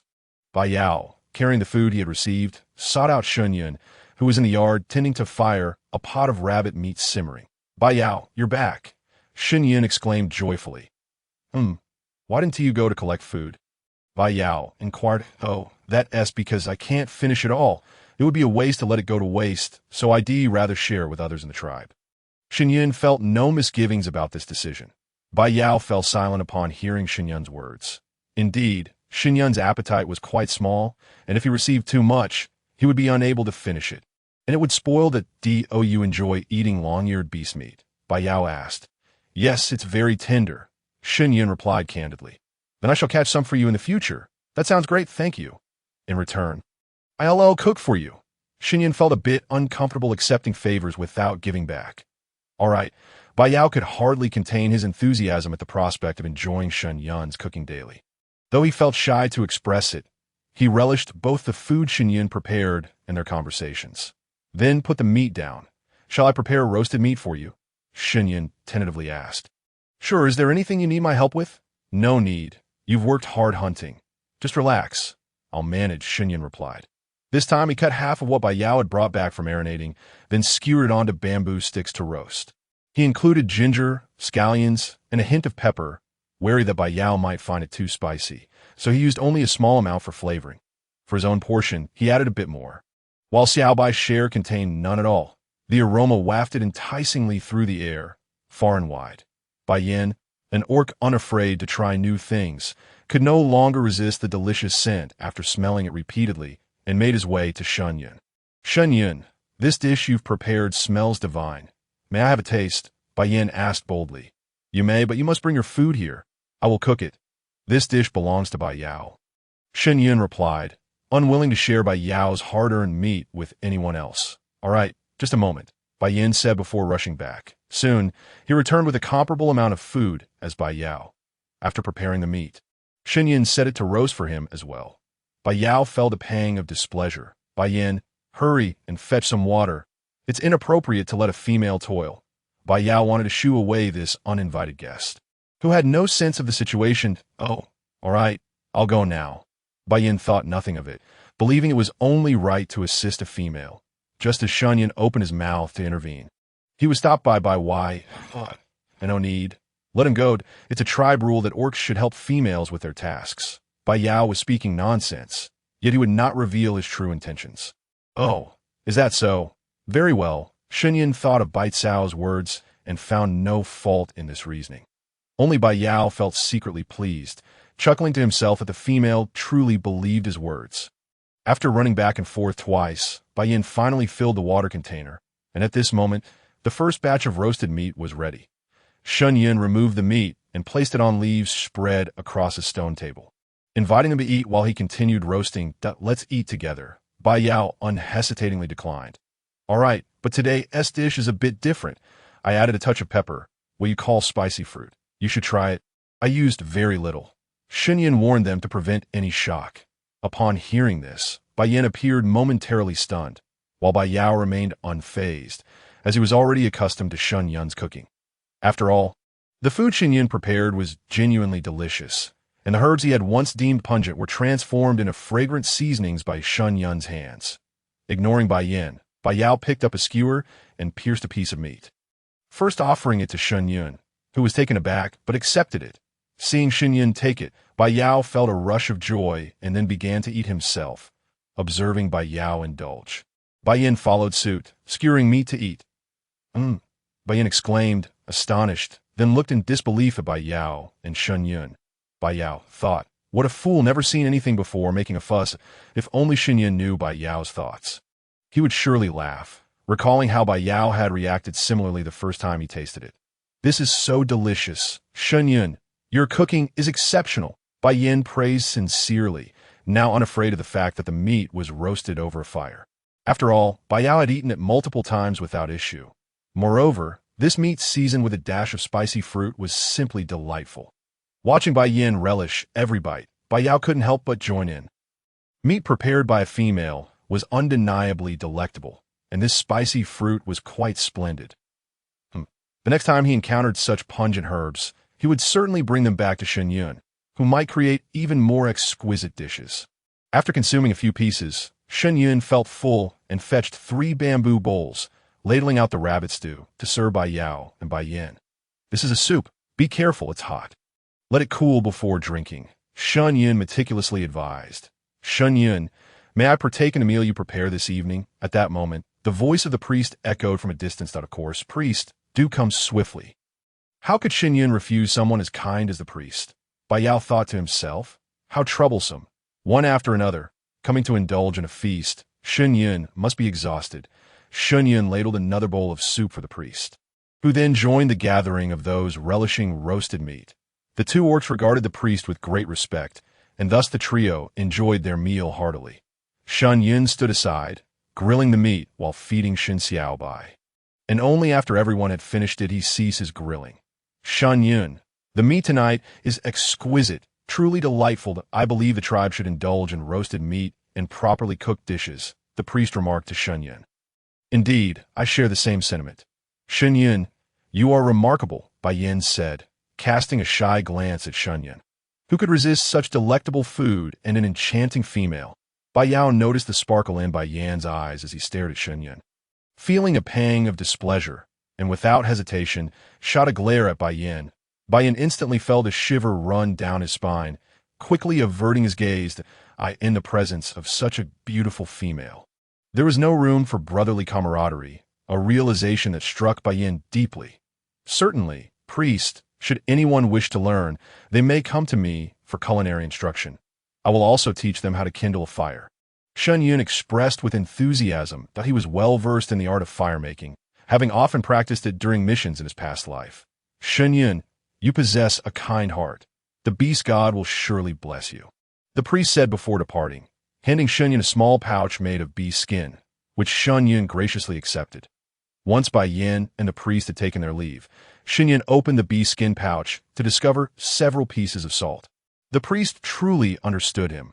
He was indeed in need of salt, having nearly depleted his supply during the past few days of roasting meat.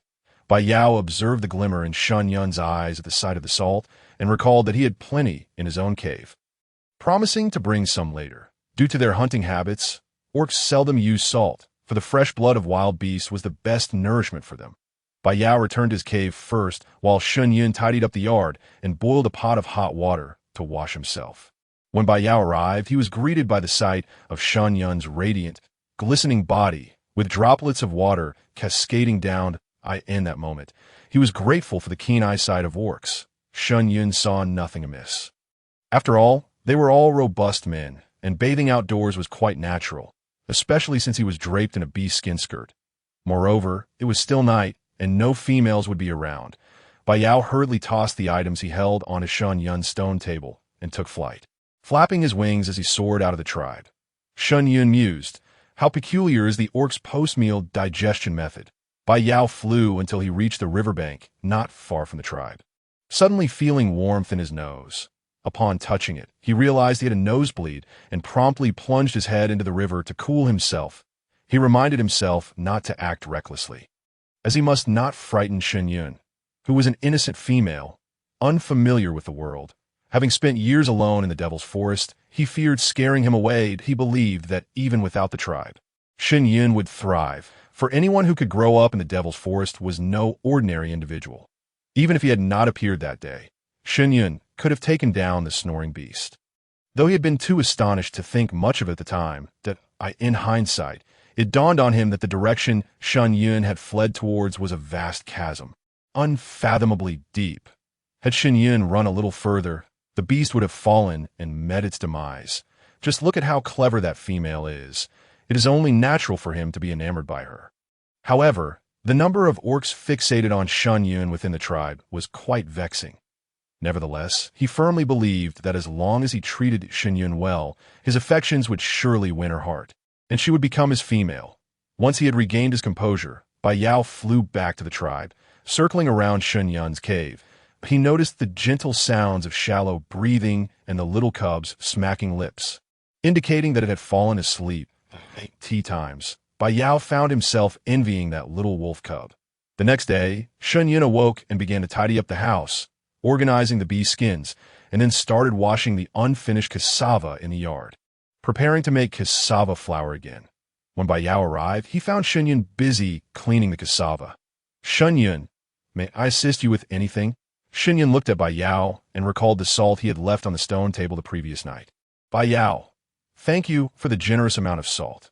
Did you not save any for yourself? Shen Yun was convinced that Bai Yao must have given him all of it. I do not need it.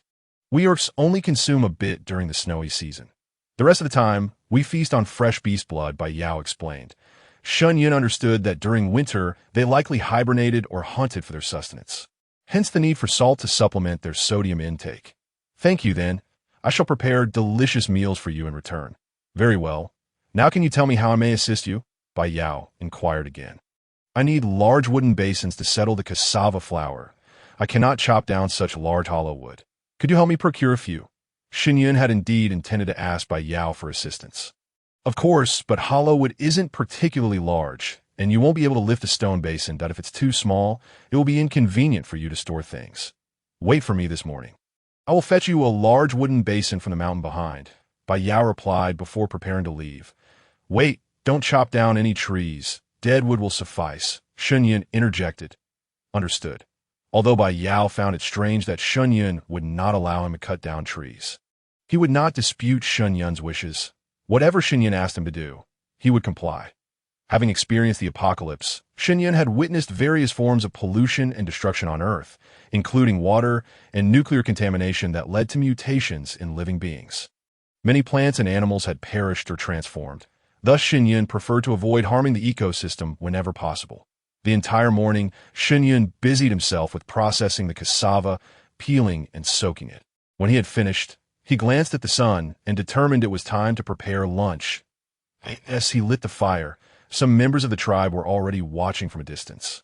Yet none approached him. Shen Yun understood that it would take time for them to warm up to him.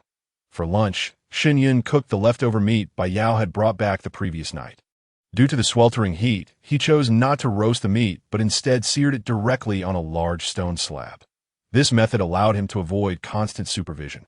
He merely needed to flip it over when the time was right. By the time Bai Yao returned, Shen Yun had prepared a large basin of seared meat and a pot of cabbage soup. Bai Yao brought back 8 large wooden basins, each large enough for 2 people to encircle. Fortunately, the basins were shallow, making them easy for Shen Yun to handle, and perfect for drying items, which pleased him immensely. Bai Yao, wash your hands. It's time to eat, Shen Yun announced, placing the freshly prepared soup on the table. Observing Shen Yun in this manner, Bai Yao felt a profound sense of satisfaction, though he could not articulate why.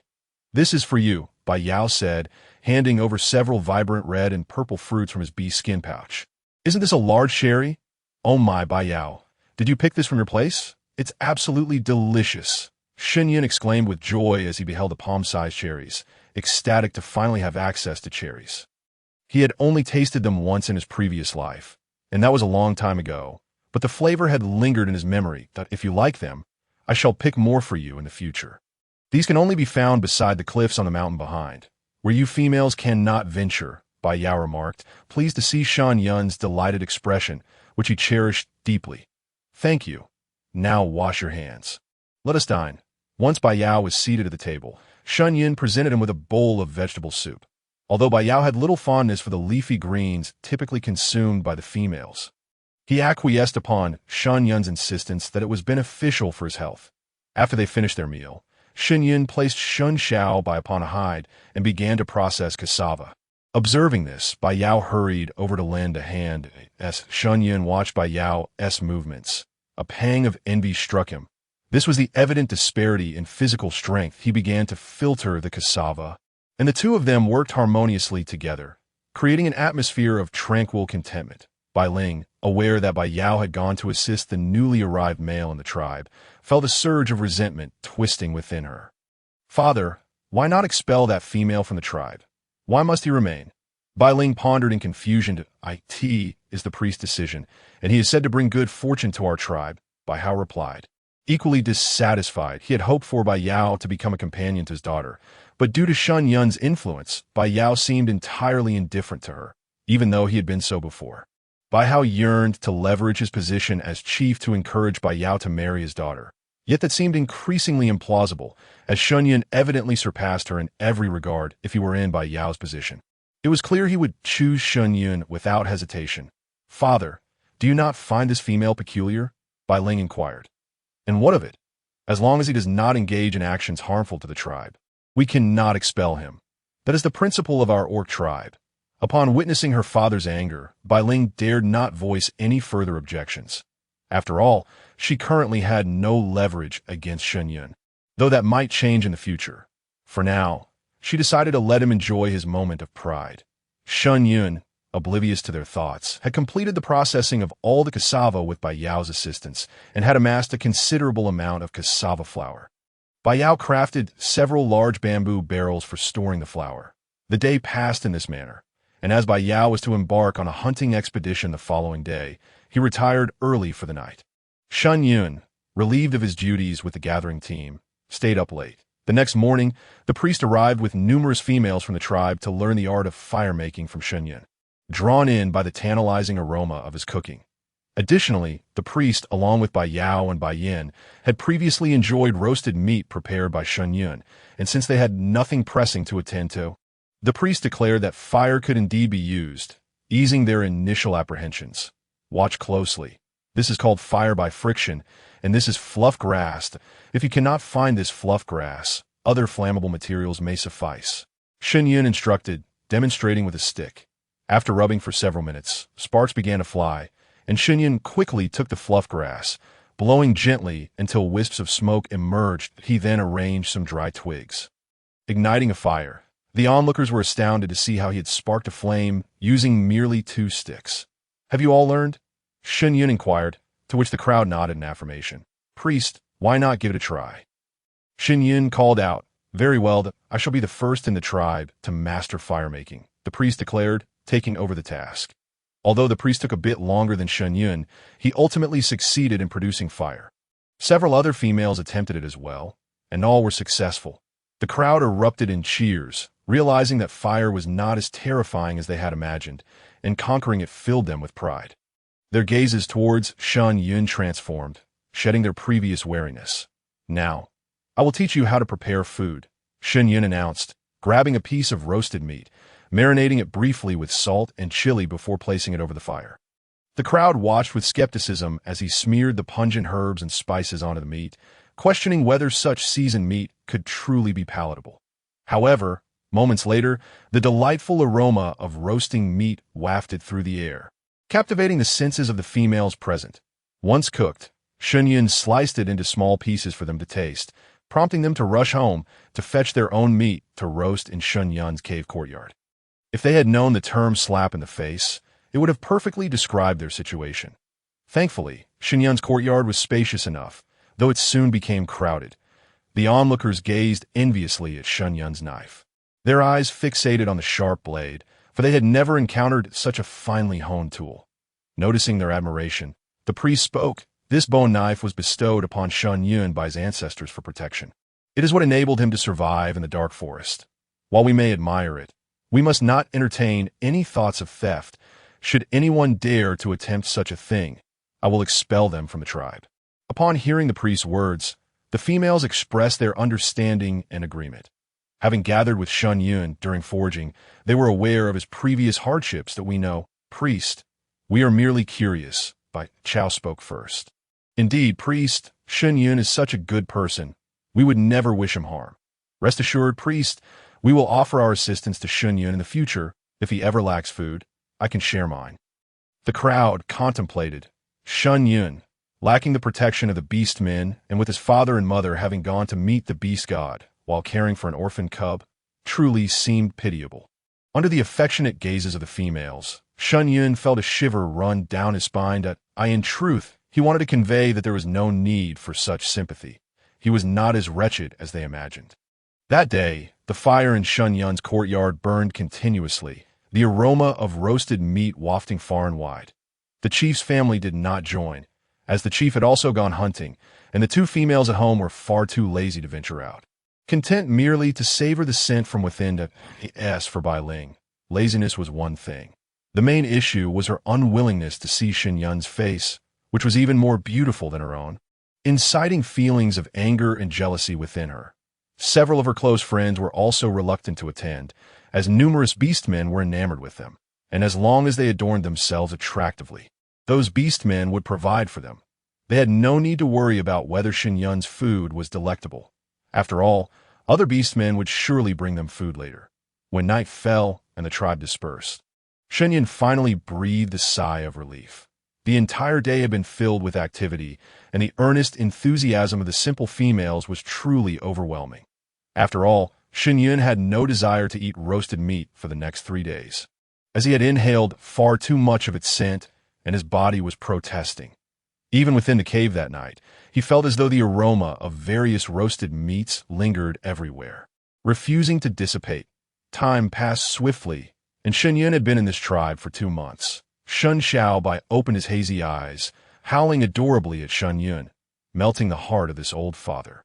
"Oh dear Xiaobai, my precious son, look at you, so plump and adorable," Shen Yun exclaimed, patting Shun Xiaobai's belly. Shun Xiaobai was entirely snow white, save for a small patch of black on his forehead, making him quite beautiful.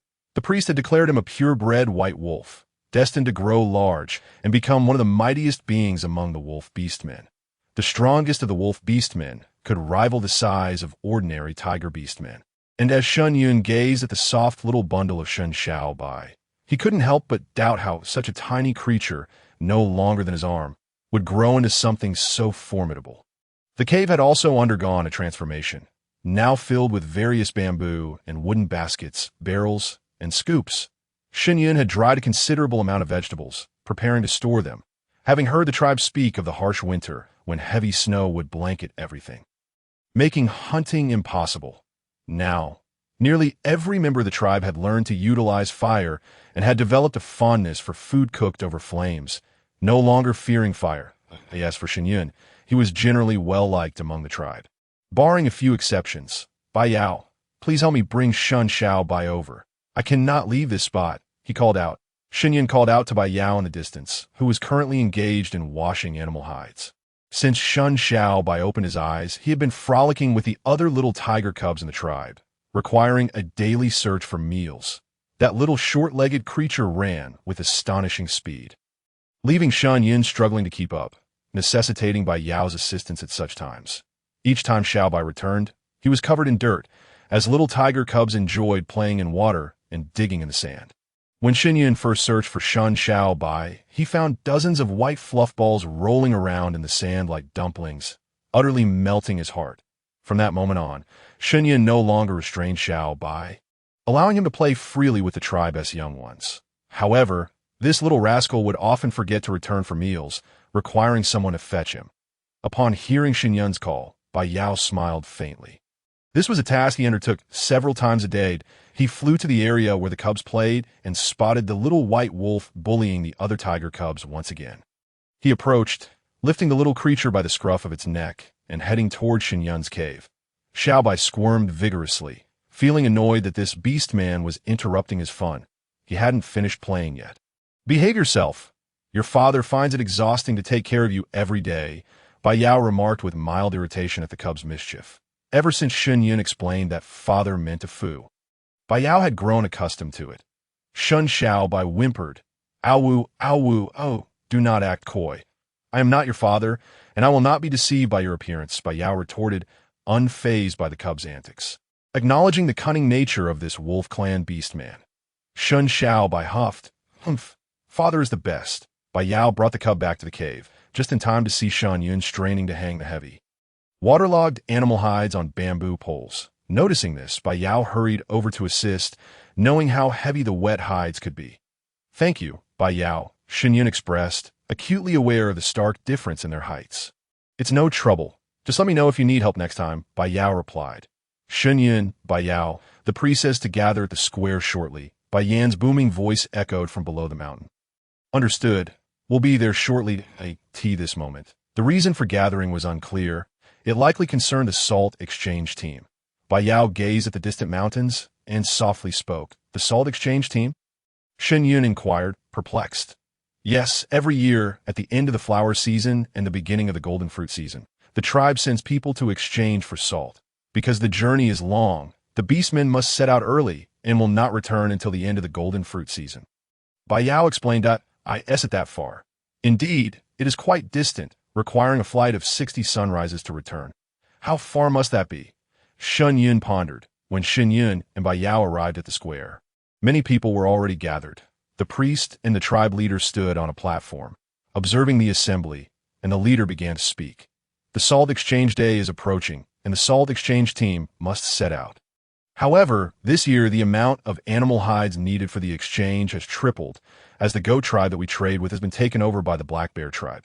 Consequently, if we wish to exchange salt with them, we will have to pay a higher price. Upon hearing the leader's words, the crowd erupted in chaos. Triple the amount. What an unimaginable figure. If they would allocate all their resources for the salt exchange, there would be no food left for the tribe to survive the winter. Each year, their winter supplies were already insufficient. Now, with such a hefty demand for salt, it felt like a form of exploitation. Leader, this is unacceptable. At this rate, many in our tribe will starve during the winter, Bai Yin exclaimed, filled with indignation at what he perceived as an outrageous injustice. Indeed, leader, even if all our warriors were to participate, we would only manage to hunt enough for salt exchange. What will we do during the winter? Bai Yuan added, equally concerned. However, without salt during the winter, our warriors and females will lack the strength to endure. Bai Wu pointed out, highlighting the crux of the issue. As the crowd fell silent, they realized the gravity of the situation. Indeed, without salt, surviving the winter would be impossible. Upon hearing this, Shen Yun finally grasped the extent of the hunting requirements. Observing these simple, kind-hearted beastmen, he felt compelled to take action. 198. Where can I procure salt? Shen Yun had not activated the system for quite some time. Returning to the host, half a day's journey from the tribe. There is a mountain. At the foot of that mountain lies a cave, and 30 meters underground. There's a salt well with a high concentration of brine. The beastmen only need to dig to access it, and its reserves constitute 1/3 of this continent, the system replied. The revelation left Shen Yun in a state of profound contemplation. If this were true, they were sitting atop a veritable gold mine. Shen Yun was not one to selflessly offer assistance. If he were to reveal the existence of this salt well, he must secure certain benefits for himself to facilitate future endeavors. Moreover, the priest had mentioned his awareness of Shen Yun's background. And at this juncture, Shen Yun should embody the qualities of someone capable of transforming the tribe, as the priest had suggested. Yet, how could he instill a sense of reverence among the tribe for himself? After careful consideration, he declared, Priest, I possess a method to locate salt, thereby eliminating the need for an exchange. Shen Yun's proclamation was akin to a bombshell, shocking everyone present, including Bai Yao. Shen Yun, is that truly the case? Bai Yao inquired with great excitement. It is indeed true. Priest, Shen Yun affirmed resolutely. The system guarantees its accuracy do not deceive us. This concerns the very survival of our tribe. Can we trust a mere female, such as yourself? Bai Ling's scornful voice cast doubt on Shen Yun's claims, causing the others to question the validity of his words. Indeed, priest, wasn't Shen Yun raised in the Black Forest? Has he ever encountered salt blocks? Can he truly find alone? Bai Ling's close companion, Bai Hua, echoed similar skepticism. The tribe fell into a hushed silence. Awaiting Shen Yun's response, he remained silent, merely fixing a smile that did not reach his eyes upon the two females who had just spoken. These three females, one of whom was named by Jia, seemed to harbor ill intentions toward him. He could not recall offending them, initially believing it to be a case of tribal exclusivity, while he had not paid much mind to it before. Their overt hostility in such a critical situation now made him uncomfortable. Feeling the intensity of Shen Yun's gaze, the three females squirmed under the scrutiny, aware that the entire tribe was watching. I believe in Shen Yun. Since the beast god has brought him to our tribe, we must trust him. The guidance provided by the beast god is never wrong, the priest proclaimed, sensing the tension and being the first to support Shen Yun. I also believe in him. Everything he says is credible. Having survived in the Black Forest alone signifies his exceptional capability, unlike certain individuals who only seek to sow discord, Bai Yao added, standing in support of Shen Yun. The individuals sowing discord by laying Bai Jia and Bai Hua could only fall silent.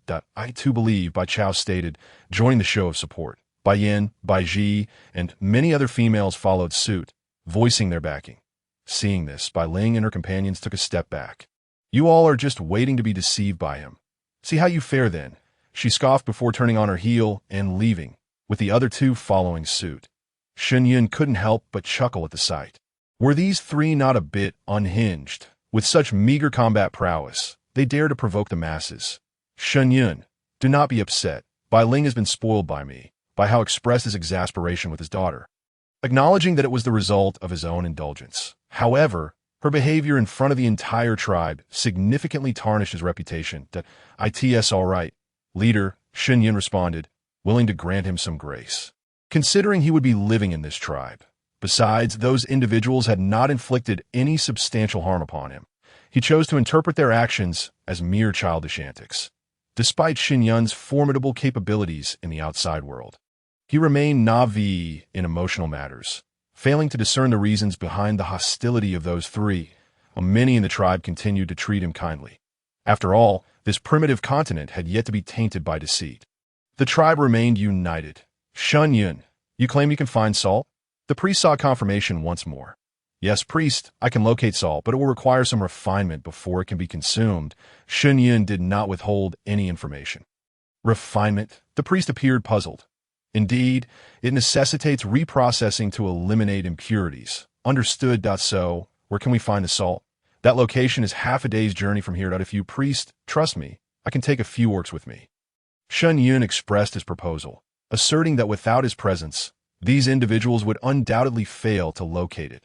Very well, I shall send a few along. That I will consult with the chief to determine which orcs will accompany you.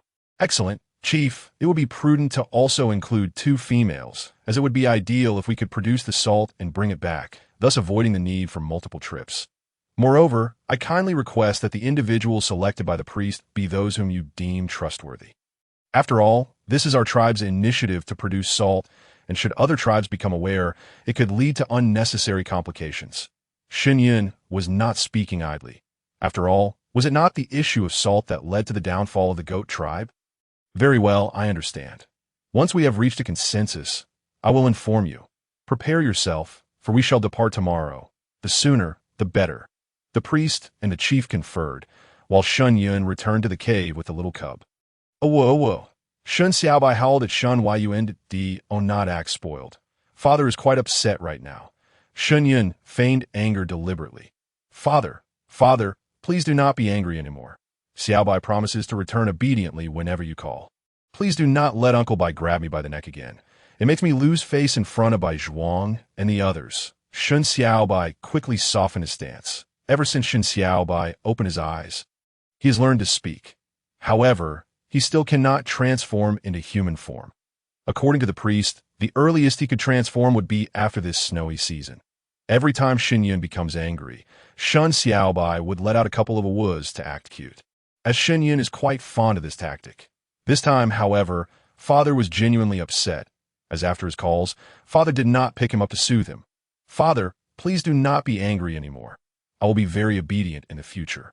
Shen Yun looked at the drooping-eared Xiaobai and couldn't help but feel a surge of affection.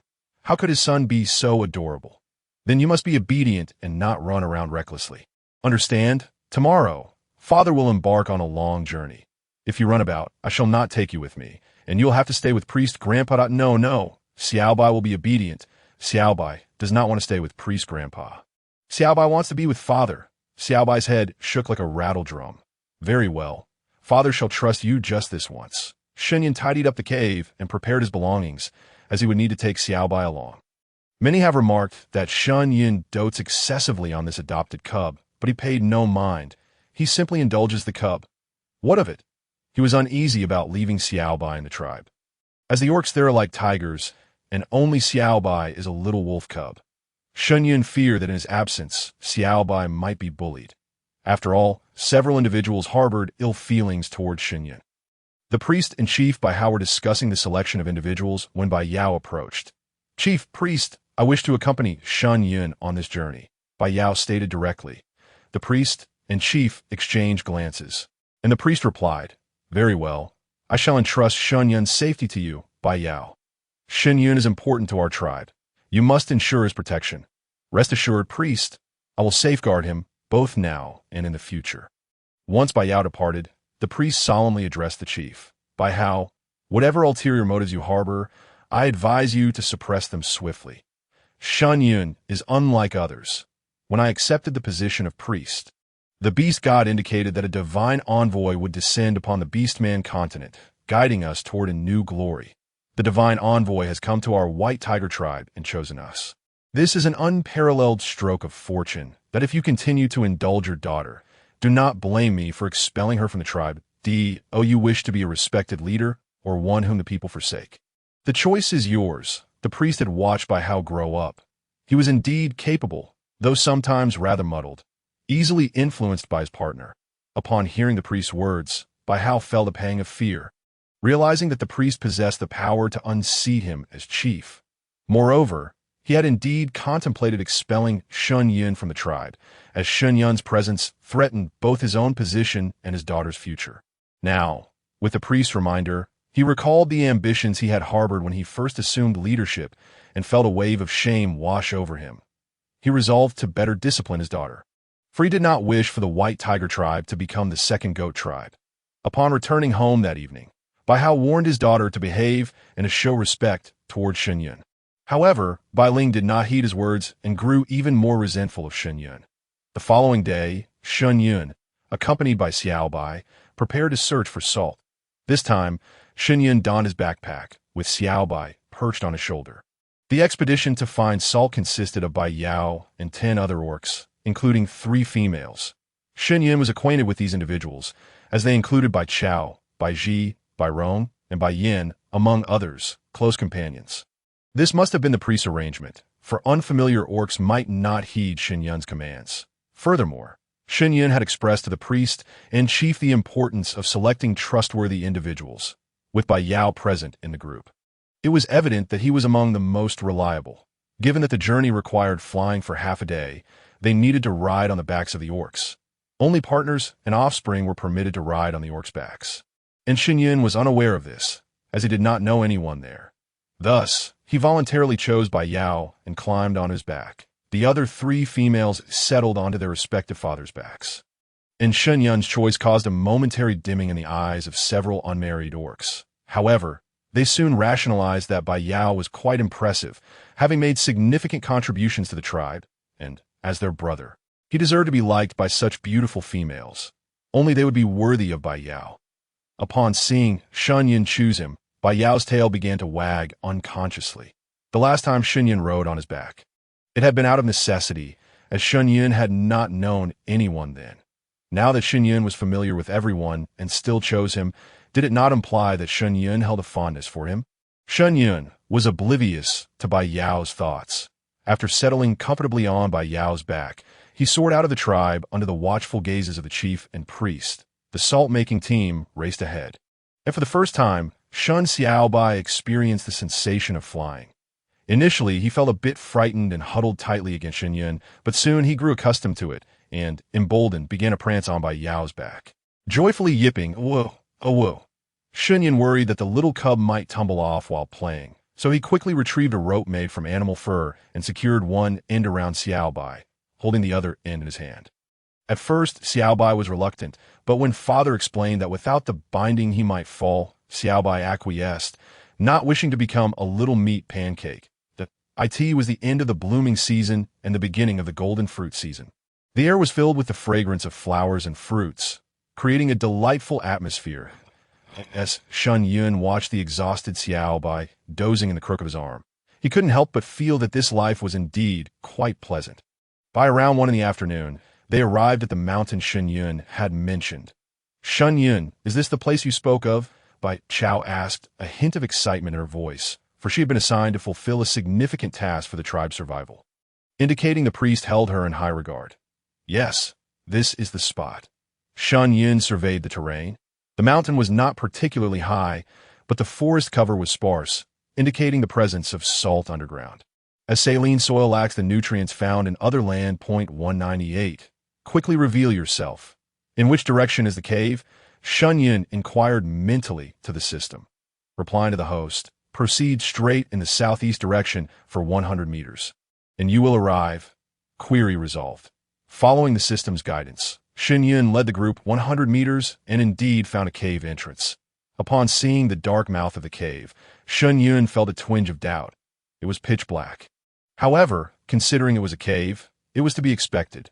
Shen Yun realized that they would need lighting tools, so he turned to Bai Yao and said, "We need illumination tools. This cave entrance is too dark, and there is no light penetrating inside, rendering it impossible to see anything as you wish. The priest informed us upon arrival that we should heed your words." Bai Yao's statement was directed towards Shen Yun, but it resonated with everyone present. "Very well. I kindly request that everyone proceed to strip the bark from that tree." Shen Yun gestured toward the nearby pine tree, known for its resin, which ignites with remarkable ease. Ancient civilizations on Earth utilized it as kindling or for making pine oil lamps. The group obediently followed Shen Yun's instructions, gathering a considerable amount of pine chunks. Shen Yun fashioned them into torches, then produced a delicate lighter in front of the onlookers and ignited the torches. The crowd gazed in astonishment at the finely crafted lighter in Shen Yun's hand, though they refrained from expressing their surprise, as the priest had previously informed them that Shen Yun was unlike the rest, being sent by the beast god. Thus, when Shen Yun unveiled the lighter, they assumed it was a gift from the beast god. After all, who else could possess the ability to contain fire in such a compact vessel? Unbeknownst to Shen Yun, after igniting the torches, he prepared to enter the cave, only to be halted by Bai Yao. "You take the lead. Bai Yin, you bring up the rear, and keep the females protected in the center." Understood, Bai Yin promptly responded, positioning himself at the back. Shen Yun observed this arrangement with a sense of warmth, should any wild beasts emerge. At least the Beastmen would be able to protect the females without delay. The cavern was expansive, and as Shen Yun beheld the bizarrely shaped stalactites, he marveled at the wonders of nature. These formations were truly breathtaking. After walking for approximately a dozen meters, the cave suddenly opened up and brilliant sunlight flooded in, revealing an open-air cavern. Upon witnessing this, the crowd erupted in cheers as they, too, were disinclined towards the dark confines of the cave. Once the torches were extinguished, they awaited Shen Yun's instructions. The cavern was enormous, comparable to a football field, yet nearly devoid of vegetation, appearing stark and barren. 198. Please check the precise location of the salt well. Shen Yun mentally inquired of the system. Replying to the host, "It is directly beneath your feet. You may bore a hole within your immediate vicinity at will." Query resolved. "Bai Yao, let us dig a hole here. It should cover a distance similar to that from where we just harvested the resin," Shen Yun described. He had complete faith in the Beastmen's ability to accomplish this task, for their claws were as hard as steel and sharp as blades. "Got it. Step aside." Bai Yao instructed Shen Yun to move out of the way. With a mighty swipe of his paw, Bai Yao created a hole taller than Shen Yun himself. Observing this, Bai Yin and the others rushed over to assist.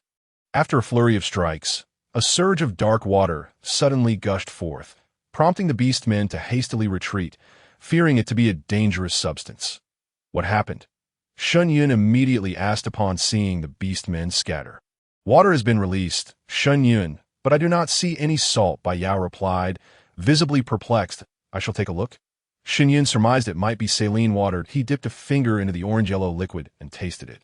Confirming it was salty, Bai Yao, too late to intervene, watched as Shen Yun sampled the peculiar water. You shouldn't be so reckless with your consumption. What if you fall ill? Bai Yao expressed his concern. It's fine. You all should try it. See if it is salty. Shen Yun encouraged the others. Hearing a suggestion, they imitated Shen Yun's actions and were immediately enlightened by the salty flavor. Laughter erupted joyfully as Xiao Bai observed her father and uncles enjoying the water, prompting her to secretly extend her tiny paw in readiness to taste it. Just as Shen Yun leaned down, he caught sight of a furry little paw reaching for the brine, swiftly scooping up Xiao Bai. Daddy, I want to try too. I want to laugh happily. Xiao Bai protested with a charming squirm. The sight brought forth even louder laughter from the crowd. Shen Yun decided to commence the salt extraction right in this open space, as it provided a natural concealment. He communicated this plan to the group, who readily agreed, recognizing the excellent cover it offered from the prying eyes of ordinary beastmen. Shen Yun began preparations for the extraction process. Bai Yao, we need 10 large stone cauldrons for boiling, along with firewood, palm tree bark for filtering, wooden barrels, and wooden basins. All must be gathered together. Very well. These tasks are trivial. We shall handle them while you females rest in the cave. Bai Yao assured, as these tasks were indeed simple for the robust beastmen. Shen Yun and the others began to clear the area for salt production, leaving Bai Shanfeng, a gentle beastman, to protect the females. Bai Chao, have your father help dig a pit of this shape, Shen Yun indicated, as he intended to create a simple stove for the cauldrons. Bai Shanfeng understood and soon excavated 10 such pits.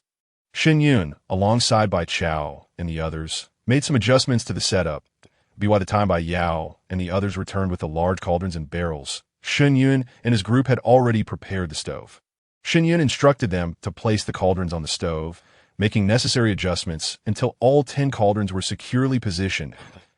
As afternoon approached, having labored throughout the day without sustenance, the group began to feel hunger pangs. Bai Yao encouraged everyone to hunt for food, while the 4 females could simply wait. Shen Yun, unable to remain idle, took advantage of the daylight to gather firewood outside the cave with Bai Chao and the others. As the salt production required a significant amount of fuel, by the time Bai Yao returned with a hunted game, there was already a substantial collection of firewood in the cave.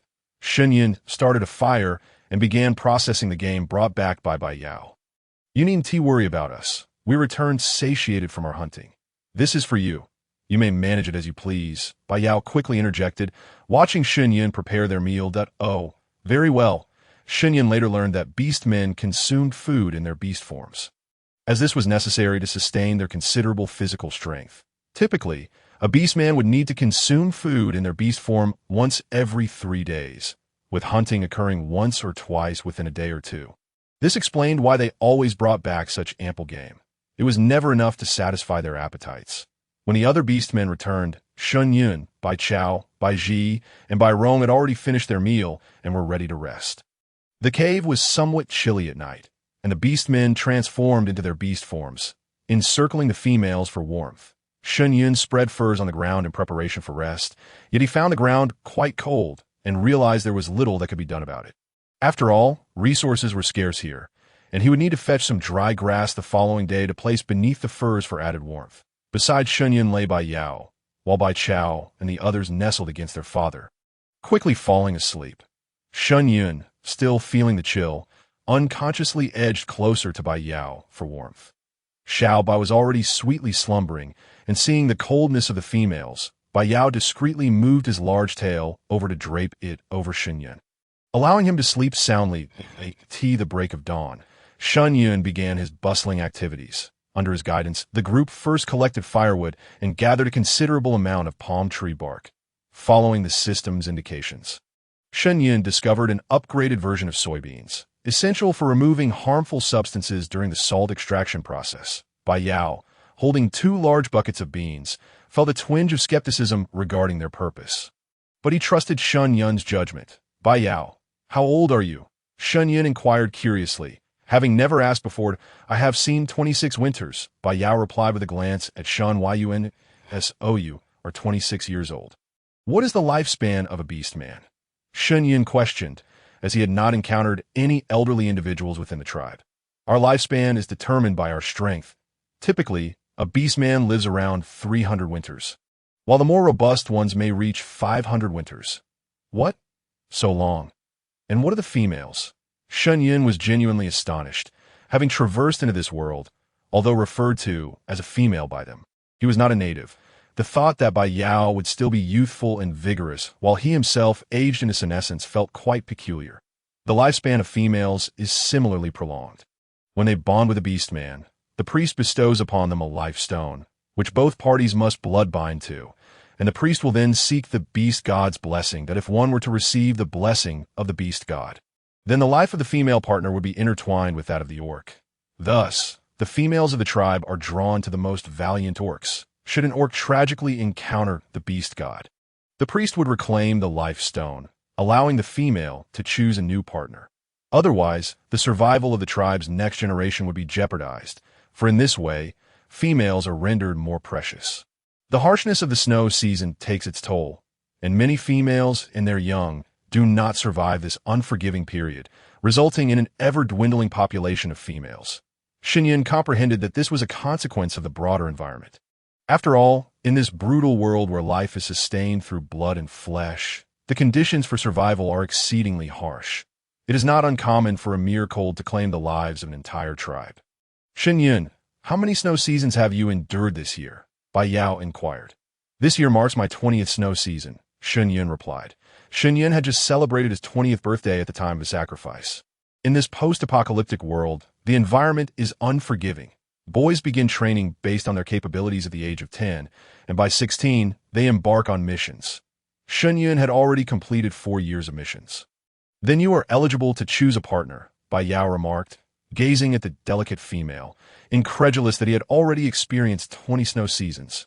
Let us leave that for later, Shen Yun replied, feeling somewhat at a loss, given that he was the female and the one who was often suppressed. Upon returning to the cave, everything was already prepared, and Shen Yun instructed the others to start a fire. They secured palm tree bark to the wooden frame resting on stones, placing a large wooden basin underneath. Then, they filtered the brine multiple times, using increasingly finer palm tree bark to eliminate larger impurities. Finally, the brine was placed in a large stone pot for steaming. Shen Yun took the advanced soybeans he had retrieved to wash by a nearby stream.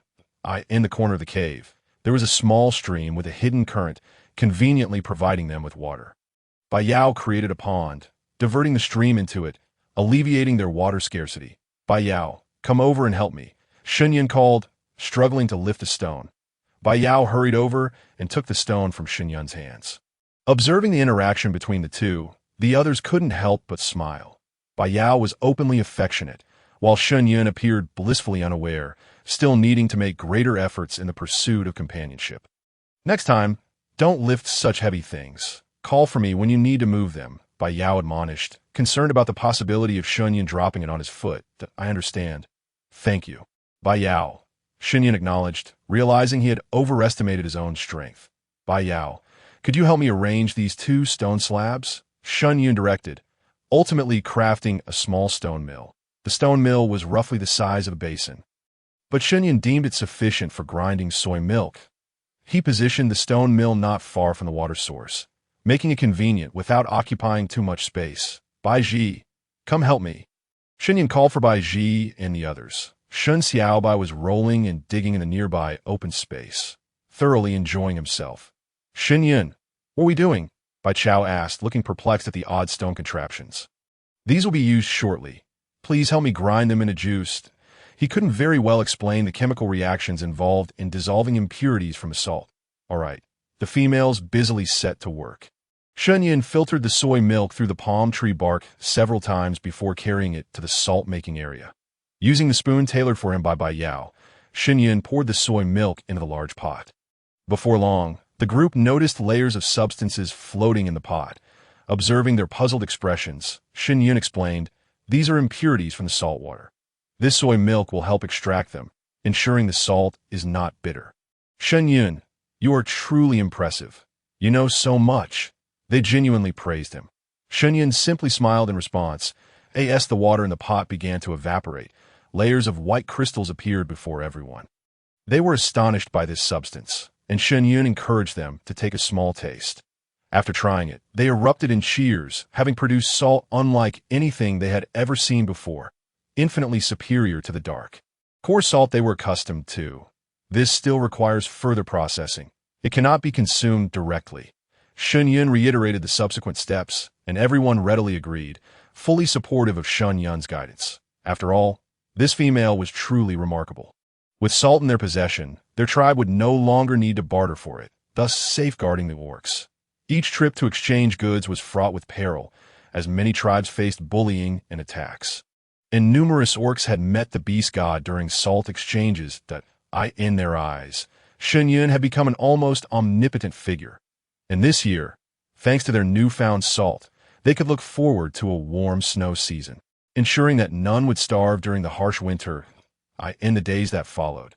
The salt production process became much quicker as everyone became familiar with the procedure. One day, Bai Yao took Shen Yun and Xiao Bai to gather fruits. Having grown weary of the salt-making routine, "Bai Yao, I really like that red fruit you picked for me last time. It's called a cherry. Let us just call it cherry. No need for cherries or whatever." "All right, I know where to find them. I'll take you to pick them this time." Bai Yao was delighted that this female needed him. "Thank you, Bai Yao." Shen Yun perched on Bai Yao's back, gazing down at the forest below, marveling the joy of this ride. "Daddy, I want to eat cherries too," Xiao Bai piped up, tilting his little head earnestly. "All right, everyone can eat. Should I bring some cherries back for Bai Zhuang and the others?" "Of course, as long as you can carry them." "Then can you make me a bag like yours to carry the fruits?" "Sure, that's fine." "Daddy, can you—" Shen Yun deeply suspected that this little one was a chatterbox. Prattling on without pause, Bai Yao listened to the female's indifferent responses. He could envision the exasperation on her face, filling his heart with warmth. After arriving at their destination, Shen Yun spotted a massive tree laden with palm-sized cherries and burst into joyous laughter. Bai Yao, seeing the female so happy, couldn't he help but share in her delight. Quickly, Bai Yao picked the largest, darkest ones. "The red ones that are turning black are the sweetest." Shen Yun eagerly prepared to climb the tree, but was stopped by Bai Yao. "Don't climb. I can do it. This tree is very tall and difficult to climb." "Fine, I'll stay down here. Duppy, eat careful." "Daddy, I want to go up too. You stay put. You're too small to climb and one T be able to get down." "All right then," Xiao Bai replied, his big, innocent eyes fixated on the fruit, drooling. Bai Yao broke off several branches, and Shen Yun relished the experience of picking fruit. Shen Xiao Bai had already begun munching on the cherries he had gathered, prompting Shen Yun to wipe one and pop it into his mouth. So sweet and delicious. Shen Yun truly loved it. This was far tastier than an apple. Shen Yun picked a substantial amount, while Bai Yao filled their 2 animal skin bags before descending. With their bags full, Shen Yun planned to return to the cave, but remembered that Xiao Bai hadn't tea-bathed in several days. Given the heat, he decided to wash Xiao Bai, as the little one had been rolling in the mud and was quite filthy. Bai Yao agreed, acknowledging the little one's mischievousness. It seemed his presence was everywhere in the cave, and his earth-digging skills might just be a talent of the wolf clan. Shen Yun took Xiao Bai to a nearby stream to bathe, and he washed himself as well while Bai Yao went hunting, ensuring that there were no immediate threats from wild beasts in the vicinity. Thus, he felt assured that Shen Yun could bathe Xiao Bai alone. Shen Yun took the opportunity to wash his shoes as well. After so many days without cleaning, they had indeed become quite odorous. Despite the shoes being odor-resistant and his daily foot baths, the stench was unbearable. Once he finished washing, he sat on the grass by the riverbank to rest, allowing his hair to dry in the sun. His hair had grown to shoulder length, and he had yet to find a moment to cut it, primarily due to the absence of scissors. In their tribe, long hair was the norm. Bai Yao's hair also cascaded past his shoulders in a striking white, a sight to behold. However, Shen Yun noticed that everyone in the tribe sported white hair. Aside from himself, This must be a unique trait of the White Tiger clan. Xiaobai lounged on a nearby rock, basking in the sun while nibbling on a fruit, making soft munching sounds. Suddenly, Shen Yun felt a sharp pain in his calf. Lowering his gaze, he spotted a greenish snake slithering away from his feet. Oh no, a snake. I let my guard down. In this weather and forest. It was bound to happen. He urgently called upon the system. System, hurry. I've been bitten by a snake. Host, do not panic. The snake that bit you is a neurotoxic species. Its venom is akin to modern anesthetics. I detect that the toxin within your body will dissipate on its own after 12 hours. Please rest assured. However, I advise the host to remain still to prevent the spread of the toxin and to delay the onset of paralysis. The system concluded its message and went offline. Rest assured? What a joke. If I can't move, everyone will be frantic. Bai Yao. Shen Yun summoned all his strength to call out, fearing that if he moved, he might become completely immobile before Bai Yao returned. Bai Yao, who was preparing for a hunt, immediately dashed back upon hearing the urgency in the female's voice, sensing that she was in danger. He had been careless. Although no wild beast threatened his life, this was a matter of personal concern. The female was so delicate. How could she compare to a beastman? If anything happened to Shen Yun, he would live to regret it deeply. Upon hearing Shen Yun's call, Xiaobai froze beside him, anxiously circling around. Daddy, what's wrong? Please speak. Xiaobai is scared. Seeing Shen Yun's eyes wide open yet silent only heightened Xiaobai's anxiety. Oh, whoa. Daddy, please don't be quiet. Xiaobai promises to be very obedient from now on. Shen Yun was not silent out of choice, but was instead conserving his limited time of paralysis for Bai Yao, wishing to spare everyone from undue worry. When Bai Yao arrived, he saw Xiaobai frantically moving in circles, continuously calling for his father, while Shen Yun remained crouched and motionless. The sight sent a jolt of fear through him. Shen Yun, what happened? Bai Yao asked urgently. Upon seeing Bai Yao's return, Shen Yun breathed a sigh of relief that I was bitten by a snake, but it's not venomous. It only causes paralysis, and I'll be fine by tomorrow. Please take care of Xiaobi. Yes, he spoke. He suddenly realized his mouth had lost all sensation, feeling completely numb. Bai Yao, relieved by Shen Yun's words, knew of this type of snake, as the tribe's young ones often encountered them and would wake up without issue after a good rest.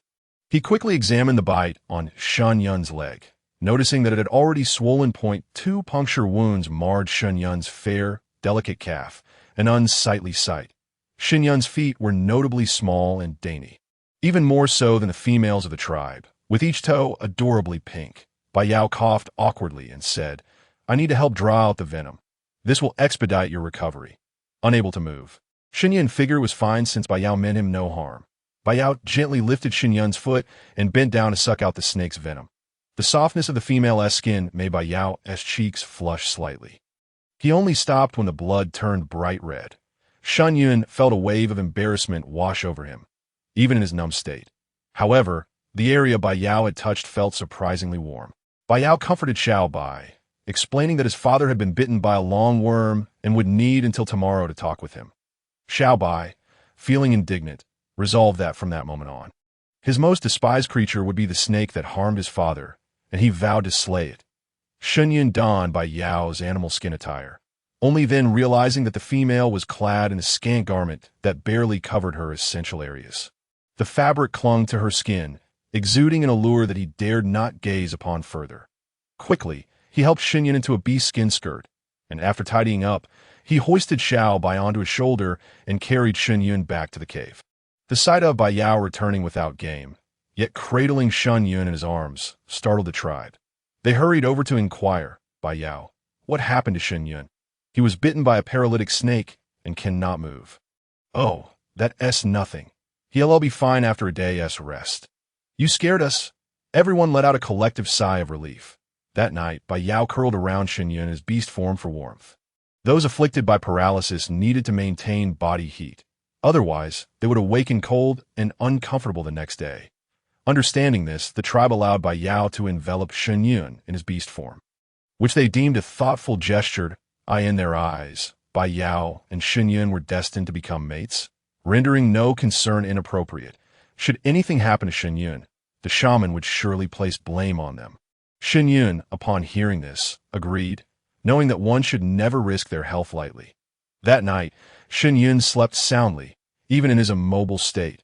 Bai Yao's thick, warm fur provided ample insulation, and Xiao Bai nestled beside Shen Yun, his little paws resting on Bai Yao's large PWIT was as if they were a harmonious family of three. Bai Yao gazed at the peacefully sleeping female, his heart swelling with satisfaction. Though it felt somewhat unscrupulous, it could be considered a blessing in disguise. Shen Yun bore the misfortune, while Bai Yao reaped the benefits. That it was not until noon the following day that Shen Yun finally regained the ability to move. Daddy, you scared Xiao Bai, Xiao Bai exclaimed, worry evident in his voice. I'm fine now, sweetheart. Shen Yun reassured him, stroking Xiao Bai's wolfish head. Shen Yun, I was once bitten by that same paralytic snake. I fared worse than you. Bai Chao laughed heartlessly. Indeed, the tribe's young ones often get bitten, as they are quite mischievous. The shared laughter eased Shen Yun's embarrassment. This incident could also be seen as advantageous. The snake's venom could serve as an anesthetic in the future, a fact Shen Yun took note of. After several days of salt production, the first batch was ready. The elder Beastmen wept tears of joy at the sight of the glistening white salt under the sun. Countless warriors had perished on the salt trading routes, a memory that weighed heavily on them. Shen Yun understood their emotions, having learned about the salt trading from Bai Chao and others, realizing that those dark salt blocks were obtained at the cost of lives. It was a sobering reminder of the harsh realities of their world. After producing salt for over 10 consecutive days, Shen Yun decided it was time to return to the tribe, as they now had enough salt to last through the winter. Even if necessary, they could send someone back at any time to continue salt production, for the location was not far. The tribe agreed, as all their leather bags were now full, something they had never dared to imagine. This salt was exceptionally salty, requiring only a small amount, sufficient for years to come. Once they had gathered all their belongings from the cave and stored their stone pots and wooden bowls in a sheltered spot, they covered the salt well with large stones. After completing these tasks, they began to transport the salt and skins out of the cave. Transforming into their beast forms, they secured their supplies and set off for the tribe. What began as a hesitant journey back was now a triumphant return laden with bounty. This was their proudest moment. Upon their return, the tribe members greeted Bai Yao and Shen Yun with open arms. Particularly the shaman. Shen Yun, Bai Yao, you've finally returned. How was it? The shaman asked, concern etched on her face. Shaman, we have salt. An abundance of it. Bai Yin's booming voice announced their fortune, spreading the news throughout the tribe. Shaman, look. Shen Yun unfastened the leather pouch and the large wooden barrel, revealing a dazzling sight within. An abundance of pristine white salt. The priest, taking a mere pinch with his fingers, placed it upon his tongue. Experiencing a savor he had never encountered before, his hands trembled with excitement, as did his voice that it was indeed salt, pure and untainted. The chieftain, witnessing this, felt his eyes moisten with emotion. Countless warriors had perished on their quest for salt, but now their tribe had the means to produce it, ensuring that no more lives would be lost in such endeavors. Moreover, this salt appeared to be far superior to what the salt exchange teams had previously brought back. At that moment, the chieftain saw Shen Yun in a new light. She was a treasure for their tribe, deserving of utmost protection, and he finally believed the priest's words. With salt now available, the tribe need not rush into hunting. They could wait until the end of the golden fruit season. Let us all rest well, the chieftain declared to the tribe. That a chorus of joyful cheers erupted, but Shen Yun was perplexed. Why not hunt now? If we delay, will we have enough food for the winter? She pondered aloud. Now regarded as a precious gem by the people, she was met with eager answers. If we hunt now, the meat will spoil. That would be wasteful. Hunting at the end of the golden fruit season often results in spoilage, the priest explained to Shen Yun. Shen Yun, taken aback, replied, but don't you know about preserved meat? Can you not make cured meat? The crowd looked at her in confusion. Realizing they were unfamiliar with the concept, Shen Yun understood their plight. First, they had scarce salt, and second, they lacked the knowledge that it was a method to preserve meat throughout the snowy season. Ensuring it remained unaltered, that if done properly, it could last until the next snowy season. Shen Yun elaborated on the preservation method. What? It can be stored for such a long time. Shen Yun, do you truly know this technique? The priest exclaimed, gripping her hand tightly with excitement. Shen Yun winced slightly from the pressure, though she chose not to voice her discomfort. Bai Yao, however, noticed. Priest, please calm down and release Shen Yun's hand. You are hurting her. Bai Yao interjected swiftly. The skin of the female was delicate, and even a slight squeeze could leave bruises. Oh, look at this old man, so delighted that he lost all sense of propriety, Bai Yao remarked. Hastily loosening his grip and ruffling his hair in embarrassment, I possess the knowledge to store food. I can ensure that all the game brought back by the tribe is preserved for the winter. Shen Yun reassured them. Wonderful, wonderful. Shen Yun, we owe you a great debt, the priest exclaimed before turning to the others. Shen Yun is the envoy sent by the beast god. With her presence, our tribe shall grow even stronger. Shen Yun has also shared her methods for food preservation. Henceforth, let all of you treat Shen Yun with the same respect you would afford me. Do you understand? Shen Yun had not anticipated being elevated to such a status. While she desired recognition to improve her life with Xiao Bai, she felt overwhelmed by the sudden honor. Shen Yun brings us an endless supply of salt, warmth from the fire, and methods to preserve food. She is truly exalted.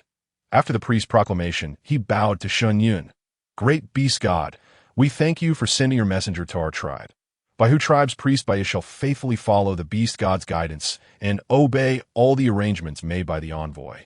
Shen Yun, welcome to our tribe. The entire assembly, including Bai Yao, bowed deeply to Shen Yun. In that moment, Shen Yun realized that the Baihu tribe had genuinely accepted her. Very well, in that case, I shall not stand on ceremony. Thus began a new chapter as Shen Yun officially became the envoy and settled within the Baihu tribe. The cave had been uninhabited for quite some time, resulting in a thick layer of dust. Shen Yun spent the entire afternoon cleaning it thoroughly, with the golden fruit season just commencing. Lasting 120 sunsets, or 120 days, there would be ample opportunity to gather enough food for the winter. While having food for winter was essential, the paramount concern was securing a source of warmth. What was most abundant in this world? Firewood, of course. Countless fallen branches lay scattered about, but they would soon be buried under heavy snowfall come winter. Moreover, before Shen Yun's arrival, the tribe had been unaware of using fire for warmth. Now, it was imperative to prepare firewood. The following day, Shen Yun sought out the priest and the chieftain, accompanied by Bai Yao, who was being groomed as the next chieftain, a position chosen collectively by the tribe. Thus, he was involved in all matters large and small, and once Bai Yao took a mate, he would assume the chieftain's role. Upon arriving at the chieftain's residence, the chieftain's daughter regarded Shen Yun with discomfort, though she lacked her previous haughty demeanor. The chieftain invited them to sit. The chieftain's cave was indeed a chaotic sight, and Shen Yun felt disdain, not for the chieftain himself, but for his two female kin who had failed to tidy up. Bai Chao and several other females maintained their caves in immaculate order. He had heard from the other tribe females that while the chieftain's family had many good qualities, the females were simply too lazy. However, with a shortage of females in the tribe, and only a single child, a female, spoiled by attention, there was little that could be done. I have gathered you all here to discuss how we should proceed with food storage, the priest stated. Indeed, let us deliberate together. The chieftain concurred. You may decide. I shall take charge of the hunting, Bai Yao asserted, assuming a leadership role. The hunting team would mobilize entirely, utilizing the tribe's elders, children, and females. Shen Yun laid out a plan that I noticed the elders and orphan children were absent, and upon inquiring, discovered they were sequestered in a single cave. This is unacceptable. Shen Yun interrupted as she perceived the chieftain preparing to speak. Allow me to finish first that a tribe's strength cannot solely be measured by its warriors. It also encompasses the elders and children. The elders possess invaluable hunting experience, survival skills, and knowledge of identifying plants and food. The children are the foundation and future of our tribe. They must be nurtured, not left to fend for themselves in a cave. Our Orc continent faces challenges in procreation. The beast god has blessed us with children, and we must safeguard them. Otherwise, how can we hope for a robust tribe? The elders and children are hidden treasures we must harness. Otherwise, when we grow old, shall we languish in the dark cave? Among the purposes for which the beast god sent me is this very matter. Do any of you have questions? Shen Yun concluded, gazing at the group. They sat in silence, reflecting on her words. Indeed, they had forgotten their roots. The elders had raised them, and the children were the hope for the future. They had indeed treated them poorly. Envoy, you are correct, Baiyo affirmed, meeting Shen Yun's gaze with determination. From now on, do not call me Envoy. Just refer to me as Shen Yun. It feels more personal. She replied with a smile. Very well. When shall we commence food storage preparations? The chieftain inquired. Let us begin tomorrow. The hunting team will set out to hunt, while the remaining members of the tribe will assist me in preparing for food storage. Shen Yun replied. This time, the elders, children, and females must all contribute. I do not wish to see females waiting for the orcs' provisions. I hope our tribe's females can stand independently. Agreed. I have no objections to your plans. The chieftain affirmed. Bai Yao echoed. I, too, have no objections. I will follow your directives. Then please, chieftain, gather everyone in the square, including the elders and children. I want all to participate, so they may feel a sense of belonging. After relaying her intentions, Shen Yun proceeded to the square, while Xiao Bai, having returned to the tribe, eagerly sought out playmates. The assembly in the square was complete. Standing alongside Bai Yao, Shen Yun looked strikingly harmonious. At last, Shen Yun laid eyes on the elders and children, all clad in tattered garments, appearing malnourished. People of the tribe, starting tomorrow, we shall begin preparations for storing food for the snowy season. Now, matters are to be arranged by the divine envoy, and everyone must comply. Once the chieftain concluded, he beckoned Shen Yun to the stage to speak. Starting tomorrow, we will officially commence the storage of provisions. This is a monumental endeavor, and I require everyone's collective participation.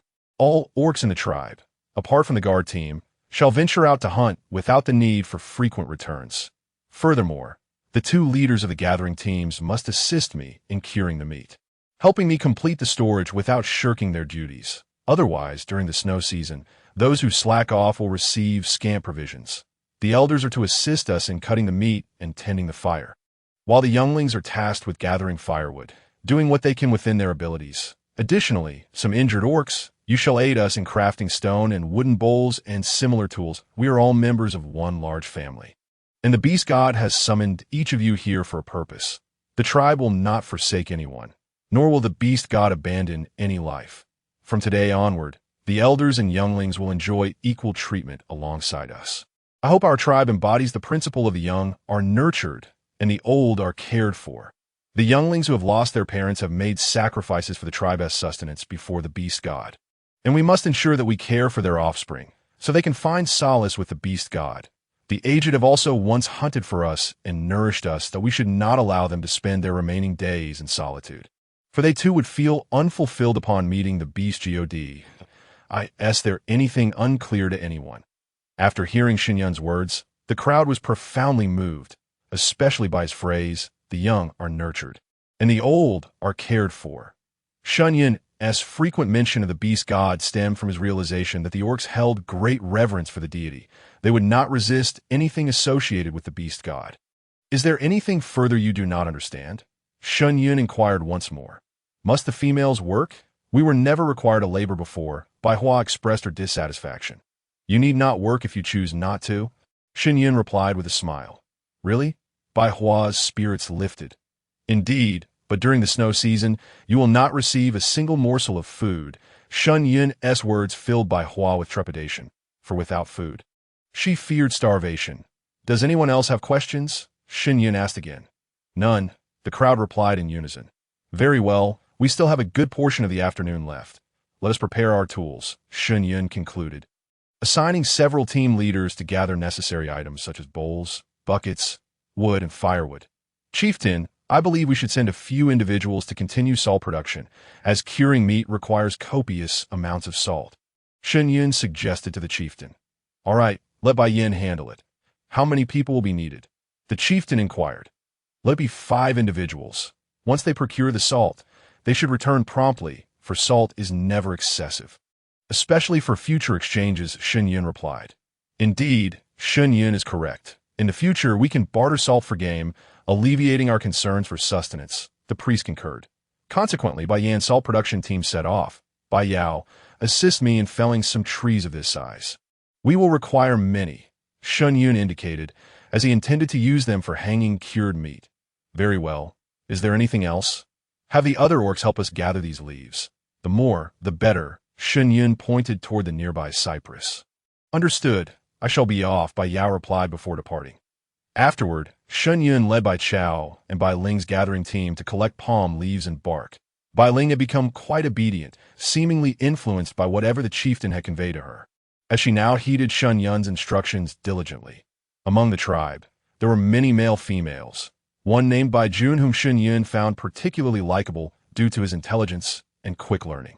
Shen Yun did not let the remaining elders remain idle. He instructed them to use bones to clear the weeds from the square and to level any uneven patches, which was a rather simple task for the elderly orcs, who performed it with great care. Meanwhile, the younglings were tasked with fetching dry branches, regardless of size, as long as it was within their capabilities, and they were quite pleased to finally contribute to the tribe.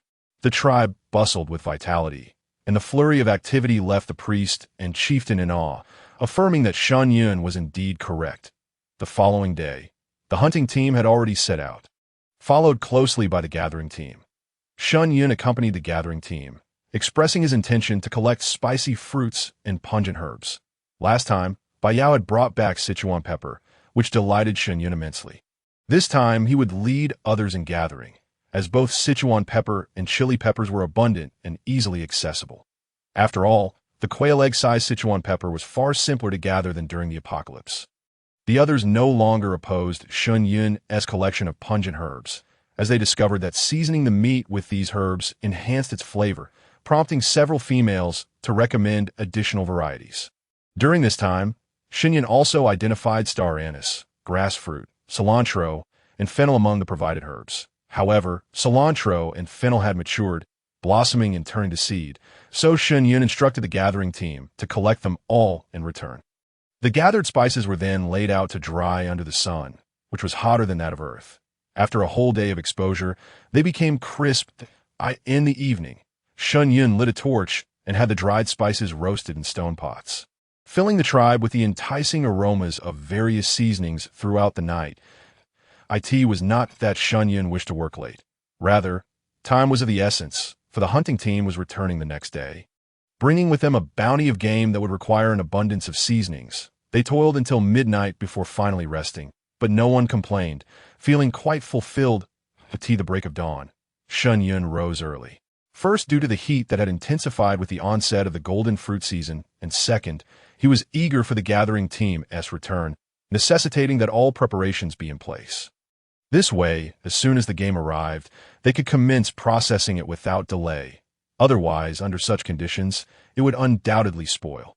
After preparing breakfast for Xiao Bai, he placed it on the table and proceeded to the square. The previous day, he had instructed the elder orcs to craft several stone mills and mortars. The mills were for grinding round spices, while the mortars were for pounding irregularly shaped seasonings like chilies. After counting, there were a total of 20 stone mills and approximately 40 to 50 mortars. Interestingly, the mortars varied greatly in size, some as large as water tanks, others as small as wooden barrels, suggesting they were not all produced by the same ORC.by the time everyone awakened. Shen Yun had already tidied up the assorted tools that had been left in disarray from the previous night. The others felt somewhat embarrassed and promptly began their tasks. Observing that everyone had arrived, Shen Yun initiated the division of labor. Team 1, head to the waterhole and bring back those large leaves. For when the hunting team returns, we will need them to lay out the butchered meat. Team 2, you are to clean the wooden bowls, buckets, and stone basins, as they will be required for curing the meat. The elders and children, those unable to venture outside, shall grind the spices into powder. As for the orcs, follow me to construct a smoking area for the meat.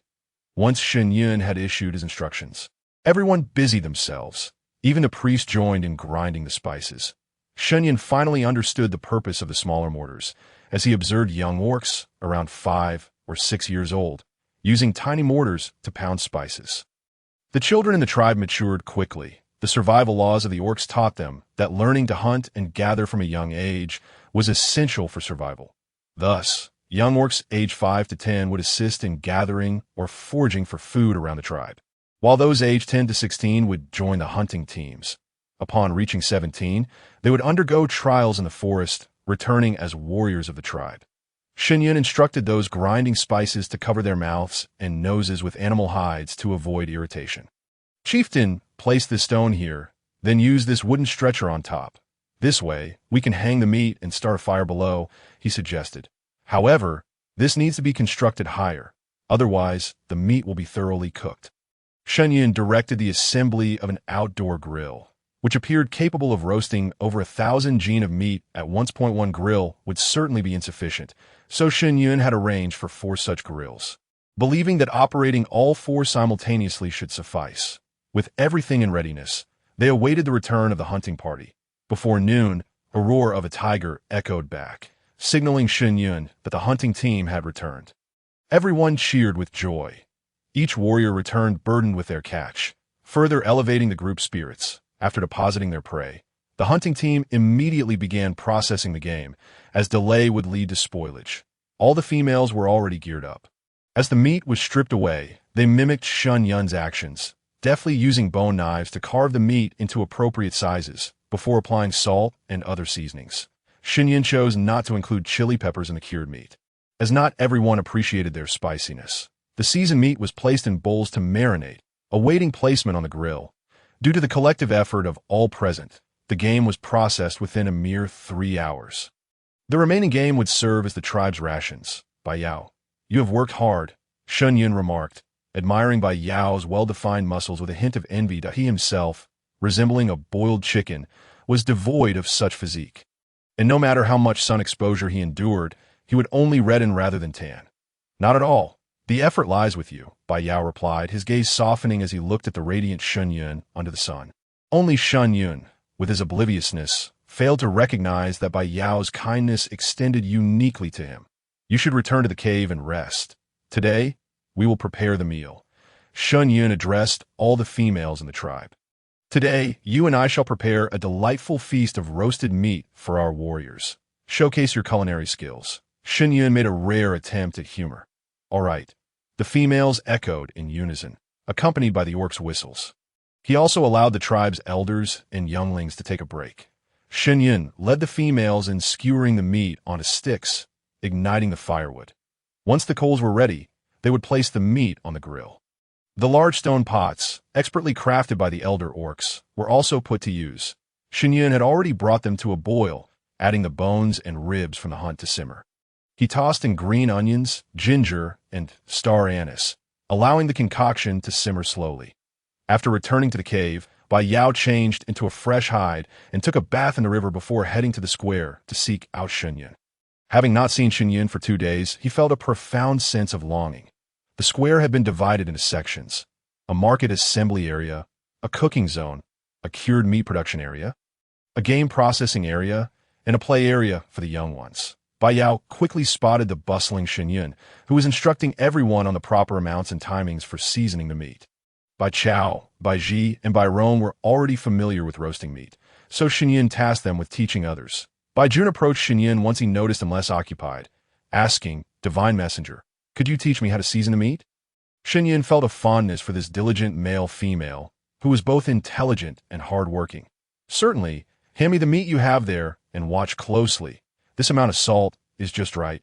In no time, Bai Jun had learned, expressing his gratitude. "Thank you, Divine Messenger, and no need for formalities. You may call me Shen Yun," he replied. "All right, thank you, Shen Yun." The square was abuzz with activity, and a fragrant aroma wafted through the air, causing many orcs, elders, and children to swallow their saliva in anticipation. "Shen Yun, let me assist you," Bai Yao exclaimed, moving closer to offer his help. "No need. You should rest. You've been weary these past few days." "I'll prepare the roasted meat for you," Shen Yun insisted, wanting to spare Bai Yao from further toil. "I'm not tired," Bai Yao replied, clearly pleased by Shen Yun's concern for him, "but it's fine. Just sit and relax." "By the way, Bai Yao, will you be going hunting again tomorrow?" Shen Yun asked, a hint of worry creeping into his voice as he surveyed the ample meat that had yet to be cured. "We must. We can only return every 2 days, and if we don't go tomorrow, it would be a setback. Once the rainy season arrives, hunting will become quite difficult, as the animals will all hide away." Is there indeed a rainy season? Shen Yun inquired, genuinely unaware. Yes, it lasts about 30 sunrises. Understood. In that case, we cannot afford to be lax, as the curing process requires clear weather. Oh, I brought you some fruits. They're in your home. Your favorite cherries. Really? Thank you, Bai Yao, you are the best. Shen Yun felt grateful for having Bai Yao as a brother. You're welcome, Bai Yao replied, feeling fulfilled seeing Shen Yun's joyful expression. The stone pot emitted a delightful aroma as it simmered, and following Shen Yun's suggestion, Bai Yao fetched a stone or wooden bowl for the soup. Shen Yun observed the pale broth and called upon the gathering team to collect some delectable wild greens, as a diet consisting solely of meat would not be beneficial. Once all the food was prepared, everyone settled in the square, each receiving their share of roasted meat, while the bone broth was available for self-serving, with no limits. Since they were anthropomorphic, the orcs' appetites were relatively small, and they had already eaten prior to the hunt. The elders, younglings, and many orcs were experiencing such delicious roasted meat for the first time. Could today's roast be anything less than delightful? Virtually every seasoning had been utilized, save for soy sauce. Bai Yao and Xiao Bai feasted on the roasted meat prepared personally by Shen Yun, which was far tastier than the others, leaving Bai Yao thoroughly satisfied. Only he was worthy of consuming the food crafted by Shen Yun. As for Xiao Bai, well, he was simply the son Shen Yun had adopted, while the others could be left to their own devices. Many elder orcs shed tears as they savored the meal, never having imagined such a day would come. Truly, the divine messenger was splendid, befitting of the beast god's envoy. The entire tribe adored the bone broth, for Shen Yun had proclaimed its health benefits, and indeed, the soup was exceptionally delicious. Initially, many orcs were reluctant to try the broth dotted with green leaves, but upon seeing the chieftain, Bai Yao, and Bai Wu partake, they felt compelled to do so as well, mindful of their pride. And then, they were taken aback by how delightful it was, realizing why others were drinking with such fervor. Shen Xiao Bai ended up with broth splattered on his head, prompting Shen Yun to chuckle at the sight. This little wolf cub was enjoying himself immensely, seemingly oblivious to the time, and would not return unless called. Once everyone had feasted, the sky began to darken, and the processed meat had marinated for over 3 hours. He prepared to smoke the cured meat that evening. While it could have marinated longer, he dared not tempt fate with the son of this world, fearing spoilage. After threading the meat with palm leaves, Shen Yun hung it on the railing. The 4 grills were just sufficient. He ignited the fire and added cedar branches. The night watch patrol would be responsible for guarding the meat against theft. Allowing Shen Yun to return to rest with the cubs on the stone table in the cave lay the cherries Bai Yao had gathered for him.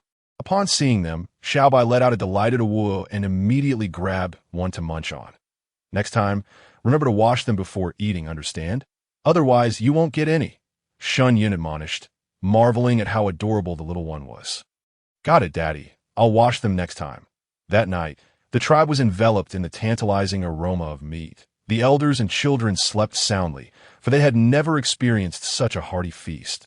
The following day, early in the morning, Shen Yun arose and, after tidying up, checked on the cured meat, discovering it had been a resounding success.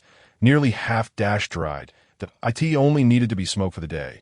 Bai Yao and the others were just about to leave when Shen Yun couldn't help but chuckle at the sight of Bai Yao tying his hair back with a grass rope. However, upon noticing that all the orcs did the same, he understood. During the day, Shen Yun fashioned several hair ties for Bai Yao from beast tendons, wrapping them in a layer of attractive white fibers derived from an unknown plant. His hair is quite complimentary. The chieftain, seeing the thoroughly dried meat, couldn't help but harbor some doubts about whether such tough meat could truly be edible. Shen Yun, choosing not to elaborate further, proceeded to prepare lunch with the desiccated cured meat. Naturally, he only allowed everyone to sample a few pieces, as it was not feasible to consume it all at once. Upon tasting the meat, a chorus of cheers erupted from the crowd, including the chieftain and the priest. This was a distinct flavor. Although it lacked the freshness of newly slaughtered meat, it was undeniably delicious. In comparison to the putrid meat consumed during the snow season, this was clearly the superior food choice, being both easy to preserve and delectable. The crowd found themselves rather looking forward to the arrival of the snow season. Shen Yun kept everyone busy. The cured meat had already been smoked, and the priest prepared to store it in the driest cave available, a spacious one designated for food storage. After inspecting the cave, Shen Yun found it to be quite clean, but direct storage was not advisable. Thus, he addressed the priest and chieftain.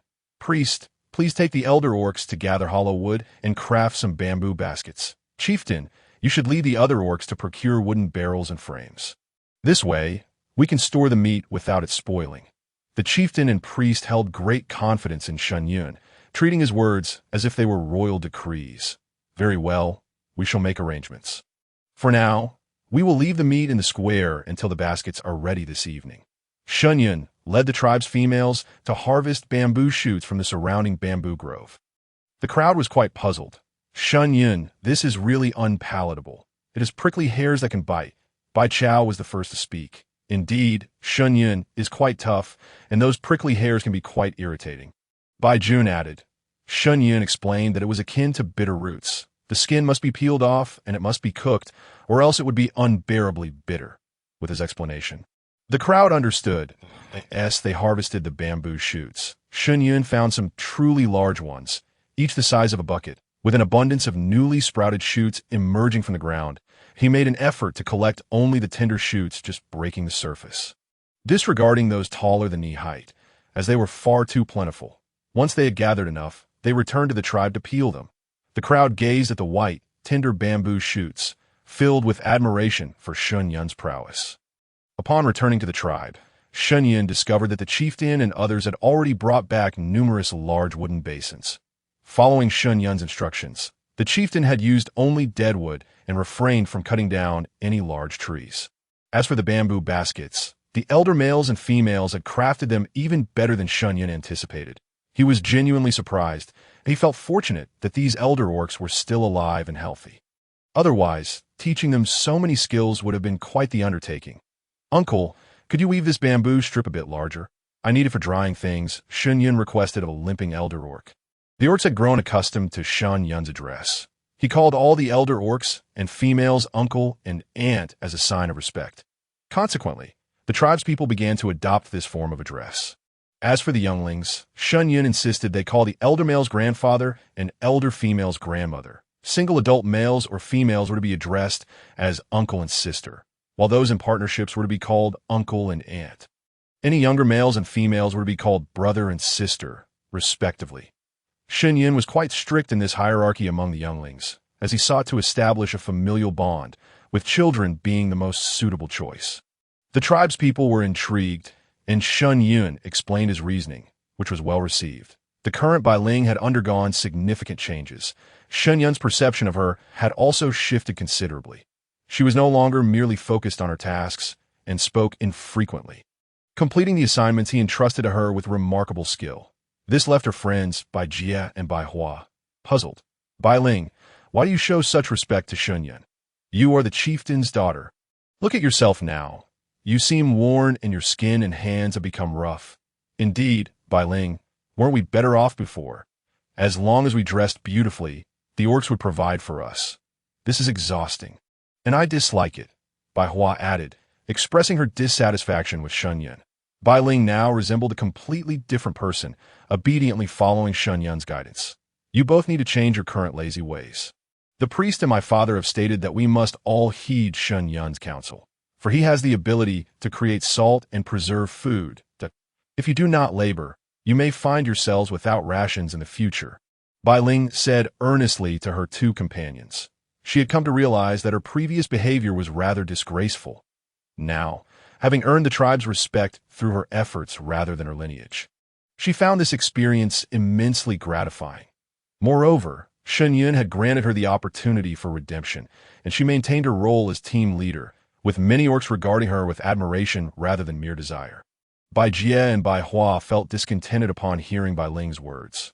Bai Ling looked at the two and shook her head. I've told you both, if you do not change, we may no longer play together. After all, I am the team leader, and I must guide everyone in gathering. With that, Bai Ling departed, leaving her companions in a state of confusion.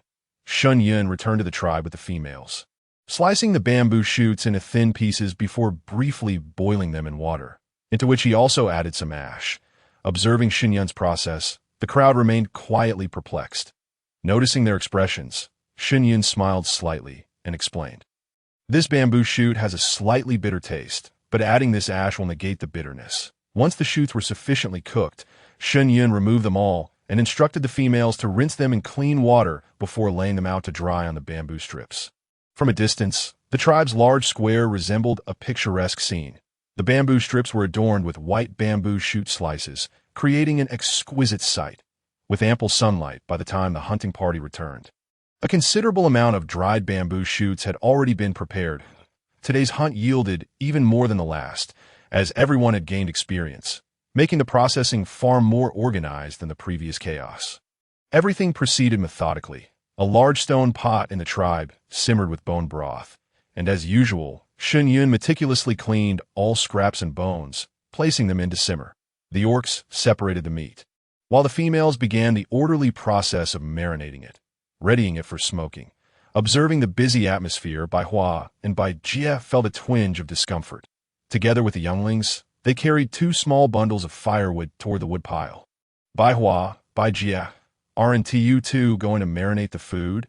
An orc asked, somewhat puzzled by their actions. The orc's loud voice attracted many curious glances, but after a brief look, they returned to their tasks. Feeling the weight of the stairs, the 2 girls found it hard to lift their heads. Though no one spoke, the disdainful glances were deeply felt. We'll be over shortly. We just returned and need to wash our hands first. Bai Hua quickly replied, pulling Bai Jie along to the water. They exchanged a glance, which solidified their resolve. Shen Yun, observing the 3 individuals who typically treated him with disdain, now diligently working together to process the meat, thought to himself, these young ones can indeed be taught. Turning back is not too late. After Bai Yao completed his tasks, he prepared to speak with Shen Yun, but paused at the sight of his soiled hands. Returning to the cave to fetch a bee skin skirt for a wash in the river. Today, he had also brought several types of fruit for Shen Yun, hoping he would appreciate them. That evening, the meal consisted of the meat brought back by the orcs, once again grilled. However, this time, the grilled meat surpassed the previous feast in flavor, as everyone had gained experience that I in today as bone broth. Shen Yun added bamboo shoots, which emerged crisp and refreshing, enhancing the soup's exquisite taste, earning praise from all. Shun Xiaobai, having indulged heartily, left Shen Yun quite alarmed, but upon seeing the other younglings mirroring Xiaobai's actions, he felt reassured, knowing that Xiaobai, being an orc, had a robust digestive capacity. Once dinner concluded and they returned to the cave, Bai Yao finally had the chance to converse with Shen Yun. The females had been busy throughout, leaving no opportunity for interaction. Bai Yao, thank you. I truly enjoy these fruits, Shen Yun expressed appreciatively. Shen Yun spoke the truth. Bai Yao had brought him not only cherries, but also lychees the size of apples and mangoes as large as watermelons. When Shen Yun first laid eyes on them, he was taken aback. Could such enormous fruits truly be consumed? However, upon reflection, he concluded that they must be edible, for these fruits bore an uncanny resemblance to those found on Earth, merely larger in size. Moreover, he had inquired with 198, who confirmed their edibility, and no need to be polite. I'm glad you like them. There are plenty more over there, though they are still unripe and green. Bai Yao delighted in witnessing Shen Yun's happy demeanor. Yes, once they ripen, we shall go and pick them together. All right, I'll take you then. Of course, you've been working hard these past few days. You should rest now. Very well, good night. Bai Yao prepared to leave. Wait a moment, I have something for you, Shen Yun called out. Noticing Bai Yao's hair, Bai Yao, puzzled, paused to look at Shen Yun, who hurried into the cave and emerged with the beast-hide hair ties and a simple wooden comb he had carved during his break. Come here and sit here, Shen Yun instructed, pointing to a chair at the cave's entrance. Obediently, Bai Yao sat down. As it was summer, darkness fell late, and there was still light. Allow me to tie your hair, Shen Yun said, shaking the comb in his hand. All right, I appreciate your help. Bai Yao, unaware of the comb's purpose, was happy to accept anything Shen Yun offered. Shen Yun gently combed Bai Yao's hair straight, intending to style it into a ponytail reminiscent of ancient Earthmen's hairstyles that he believed cutting it would be most suitable. Yet considering the orc's cultural practices, he thought better of it. If hair held significant meaning and utility for orcs, it would be counterproductive to cut it. Shen Yun gathered Bai Yao's hair, using his handmade rubber band to secure it, but noticing some stray strands, he released the hair and meticulously braided small sections before gathering them into a ponytail. This style accentuated by Yao's full forehead, enhancing his striking handsomeness. By Yao felt Shen Yun's fingers delicately brushing his scalp. A shiver coursed down his spine, and his ears flushed crimson. The little wooden comb glided over his scalp, providing both relief and comfort, complemented by Shen Yun's gentle massage, which was an exquisite sensation for by Is your scalp all right? I worry I tied it too tightly. After all, this beast-hide band lacks the elasticity of a rubber band, and I cannot gauge the pressure accurately. It's quite fine. Not tight at all. Very comfortable. Bai Yao felt a hint of shyness as he avoided Shen Yun's gaze. Shen Yun, oblivious to Bai Yao's discomfort, replied, "That's wonderful. With your hair tied this way, you won't feel too hot." He was quite pleased with his handiwork. "Thank you, Shen Yun. I shall return to rest now." Bai Yao felt that if he lingered any longer, he would surely embarrass himself in front of Shen Yun. "Very well. You should return to rest." Shun Xiaobai had yet to return. This little one was oblivious to the setting sun and seemed to have inherited the traits of wild animals. Shen Yun had grown accustomed to this. As long as there was no danger, he allowed him to play freely with the tiger cubs of the tribe. After Shun Xiaobai returned that evening, Shen Yun and Xiaobai took a bath before retiring for the night. The following day, when Bai Yao appeared before the hunting team with his distinctive hairstyle, the orcs couldn't help but be momentarily stunned, followed by expressions of admiration. "Bai Yao, your hair looks absolutely splendid. It appears quite cool. How did you achieve this?" exclaimed one orc. "Indeed, Bai Yao, your hair is even more beautiful than that of the females." "Bai Yao, the tie in your hair is lovely as well. Do you have any more? Could you tie mine too?" "I'm afraid not. This was done by Shen Yun, and I wouldn't know how to replicate it myself." Bai Yao replied, taking pride in his unique style. "What a generous serving of dog food. That if only Shen Yun could assist me in styling my hair. I yearn for a look like Bai Yao's."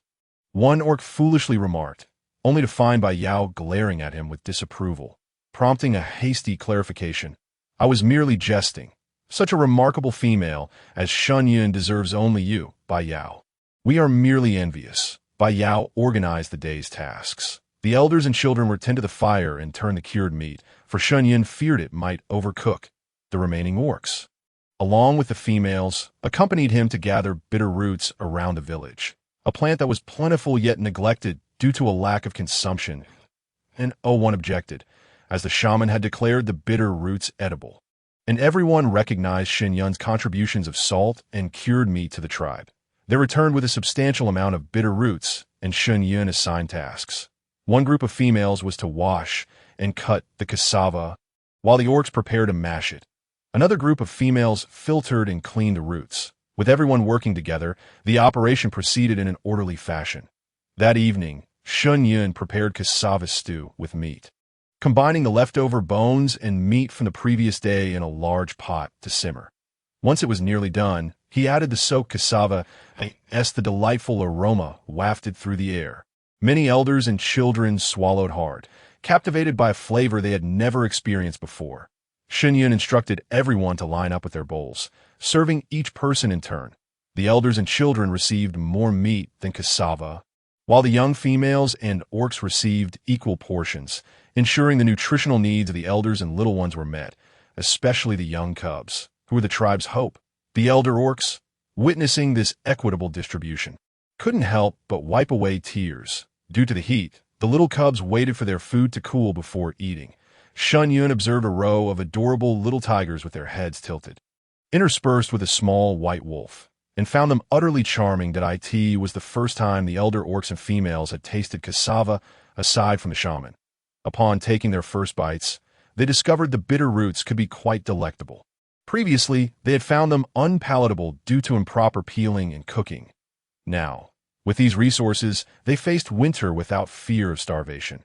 They felt immense gratitude toward the divine envoy. Without him, they would still be struggling to survive in that cave. The arrival of the divine envoy had illuminated their path.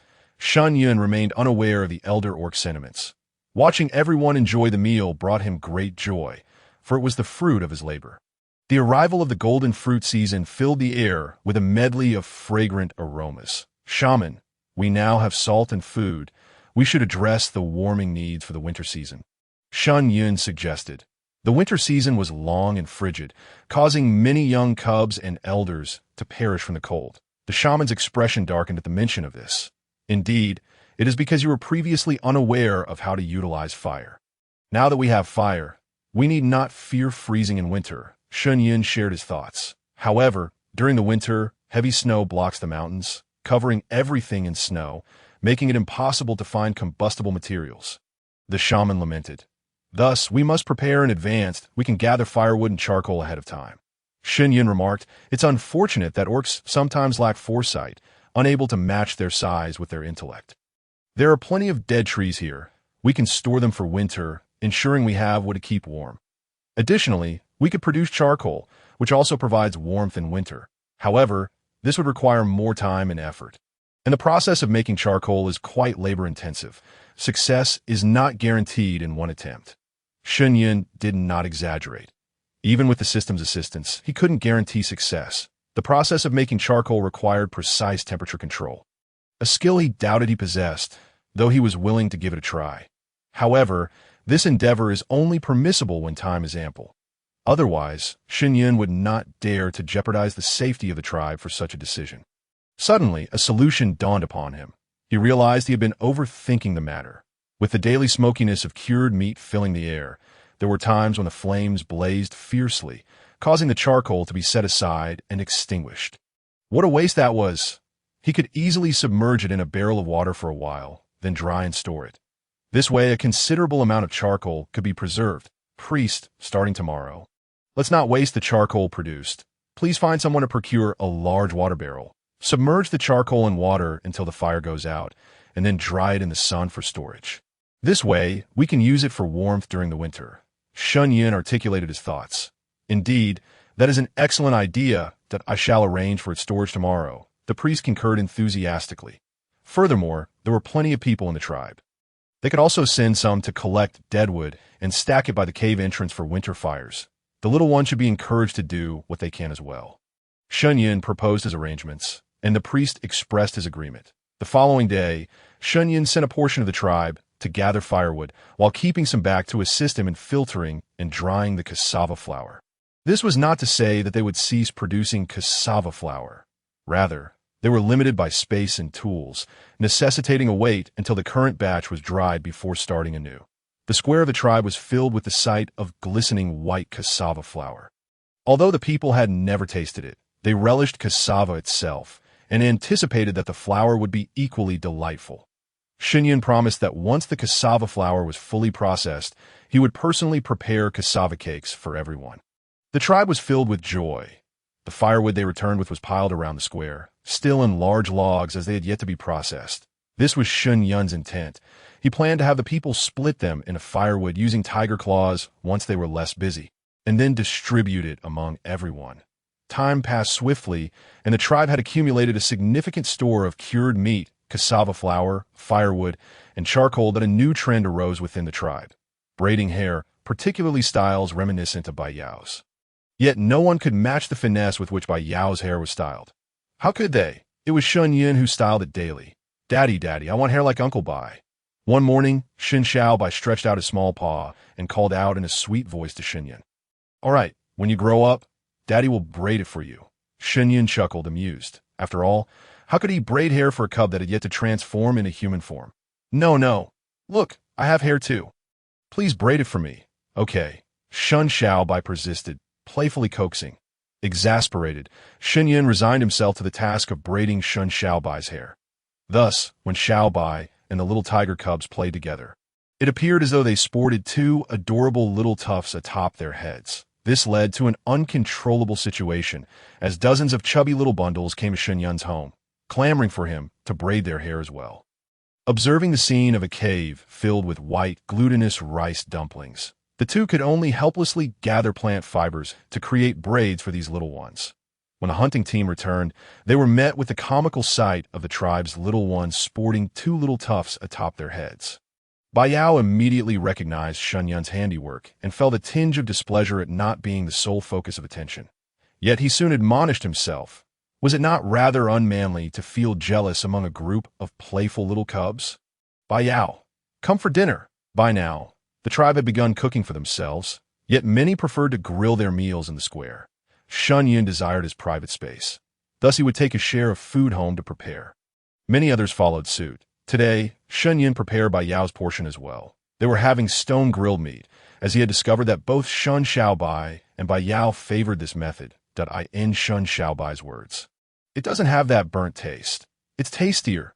Shen Yun soon realized that during grilling, there were occasional charred bits, which they likely disliked, given that tigers possessed acute senses of smell. "Look, this is what I brought back today. Can you use it?" Bai Yao said as he pulled a handful of grass seeds from his pouch and handed them to Shen Yun. Upon receiving them, Shen Yun was taken aback, his eyes widening in astonishment. And they glistened with emotion. Bai Yao, noticing Shen Yun's reaction, felt uncertain, unsure of what he had done wrong, and hesitated to speak. "Bai Yao, where did you find these? Are there many?" Shen Yun grasped Bai Yao's arm tightly. "I found them in the plains to the east. There are plenty," Bai Yao replied honestly. Seeing his father so animated, Shen Xiaobai fell silent, curiously watching the two, his little paws fidgeting. "Bai Yao, take me to find them tomorrow." "We shall gather as much as we can," Shen Yun exclaimed excitedly. "This is wheat. This is indeed wheat." Although the grains were rather large, about the size of his fingertip, he was certain he had not misidentified it. "System, can you confirm whether this wheat is edible?" Shen Yun hesitantly inquired. "Host, this is a unique variety of wheat found on the Beastman continent and is indeed edible," the system replied before going offline. With the system's confirmation, Shen Yun leapt for joy and enveloped Bai Yao in a tight embrace. "Bai Yao, you are amazing. This is wheat, a fantastic food that is even better than cassava back in my homeland. We can make countless delicious dishes from it." Bai Yao was startled by Shen Yun's sudden embrace. Though he wished to reciprocate, he felt too shy to do so, remaining still. Daddy, I want a hug too." Shen Xiaobai piped up, his voice playful. It was only then that Shen Yun realized he was still holding Bai Yao, and felt a bit embarrassed, quickly releasing him. "What are you hugging for?" "Hurry and eat," Shen Yun chided Shen Xiaobai, who obediently settled beside the table, awaiting his meal. "Bai Yao, make sure to eat plenty. I added some chili, so be cautious not to choke." Shen Yun placed a piece of meat in Shen Xiaobai's bowl before finally beginning to eat himself. "Thank you. You should eat more as well. You're looking too thin," Bai Yao remarked, having observed Shen Yun's slight frame after several days in the tribe. He began to doubt whether he had adequately cared for Shen Yun. "Oh, I'm not thin. I'm just fine as I am. If I gain more weight, I'll look unappealing and unhealthy," Shen Yun stated matter-of-factly, as his height dictated that further weight gain would indeed lead to an unfit appearance. "Bai Yao, is this wheat found everywhere?" Shen Yun inquired, puzzled, for he had traveled extensively yet never encountered wheat. He had even sought it out before, asking the system, which had indicated that there was none within the known range. Thus, he assumed it did not exist on this continent. "No, this grass seed is only found in the eastern plains. I have only seen it there," Bai Yao responded. "Is the eastern plain far from here?" "Not far. If we set out in the morning, we can arrive by afternoon. That's not far." Shen Yun mused to himself. By Earth standards, such a distance could be traversed across several provinces in mere moments. "Very well. Then tomorrow, gather some people, and we shall retrieve it together. The hunting has been fruitful, and we need not be so busy moving forward that I will speak to the priest about this matter after dinner." "All right, I will lead you there tomorrow." Priest, are you there?" After dinner, Shen Yun approached the entrance of the priest's cave. "Come in, Shen Yun. I'm inside," the priest's voice echoed from within. "What brings you here so late? Is there something you need?" The priest handed a fruit to Shen Yun. Shen Yun took it, wiped it, and took a bite, exclaiming, "It's quite sweet." "Priest, tomorrow I shall lead a group to the vast eastern plains where Bai Yao has discovered edible food that is far superior to this cassava. It is considered a staple back in our territory." The priest, already aware of its origins, felt no need to conceal anything. "That sounds splendid. In that case, you must bring along as many people as possible to gather more." Upon hearing Shen Yun's words, the priest readily agreed, and instructed him to return while he sought out the clan chief. After returning to the cave, Shen Yun organized his bag, placing essential items inside. Uncertain of how long he might be away, if wheat was abundant, it could delay his return by several days. He also packed everything Shen Xiaobai might need. Regardless of the circumstances, he wished to keep Shen Xiaobai by his side, as the child had never been apart from him since birth. However, the primary concern was that Shen Xiaobai was different from the tribe's beastmen. Tigers and wolves are ultimately distinct to avoid any potential complications. Shen Yun decided to take Shen Xiaobai with him. Daddy, are we going on another trip? Shen Xiaobai exclaimed with excitement. Yes, this time I'm taking you to have fun on the great grassland, all right? Yes, I want to ride on Uncle Bai's back and fly. Shen Xiaobai's sweet, childish voice was utterly endearing. All right, Xiaobai, as long as you behave, Daddy will take you everywhere. The next morning, the tribe square was already bustling with numerous beastmen as the priest called everyone forth, including several females. Shen Yun observed the beastmen and females within the tribe, deciding to take half and leave the other half behind. The prey had been sufficiently stored, and the beastmen had been taking turns resting in the past few days. At this time of year, the tribe's warriors would typically be laboring hard to trade for salt. This year, however, due to the availability of salt, they had more leisure time. Nevertheless, Shen Yun had no intention of squandering it. Priest, for the remaining beastmen and females, aside from those who will hunt, please have the rest gather firewood and weave bamboo baskets. Once we collect the food, we will need to dry it, so prepare as many bamboo containers as possible. Understood, Shen Yun. Rest assured, I will take care of all that. If the food is plentiful, I will send word back and dispatch more people on this journey to the eastern grasslands. Each beastman carried several large baskets and animal skin bags, all intended for storing wheat. Shen Yun bid farewell to everyone and naturally mounted by Yao's back as they set off towards their destination. Seated atop by Yao, Shen Xiaobai frolicked joyfully, while Shen Yun gazed down to see the ground's vegetation swiftly receding behind them. Upon reaching the destination, Shen Yun looked down upon an endless expanse of golden fields. The wheat swayed in the wind, filling Shen Yun with elation. There was so much wheat, enough to sustain the tribe through an entire winter. Is this the wheat you mentioned? Baiji inquired, puzzled. This grass seed is favored by the Gugu beasts. They had tried it before and found it unpalatable, even causing them to choke. Yes, this is wheat. A food far superior to cassava. You certainly possess a wealth of knowledge, Shen Yun, Baijun remarked sincerely. That is simply because I have seen much and thus learned much, observing the female surrounded by curious beastmen. Bai Yao felt a tinge of annoyance. After all, she was the female he favored. Why couldn't they understand the need for discretion? Shen Yun, oblivious to Bai Yao's thoughts, was solely focused on harvesting the wheat. Yearning for steamed buns, dumplings, and noodles, having not tasted them in what felt like an eternity. Everyone, this is called wheat. Open the bamboo basket, cut the wheat, and place it inside, then use this stick to beat the wheat so that we can collect the seeds. Do you all understand? Shen Yun demonstrated the process. After witnessing his actions, the crowd expressed their comprehension and promptly joined in the wheat harvesting effort. The females used sticks to knock the wheat loose, while the beastmen employed stone sickles to gather it. The division of labor was clear, and soon a mountain of wheat began to pile high. Shen Xiaobai dashed across the grassland, his small figure lost amidst the waves of wheat, making him difficult to find.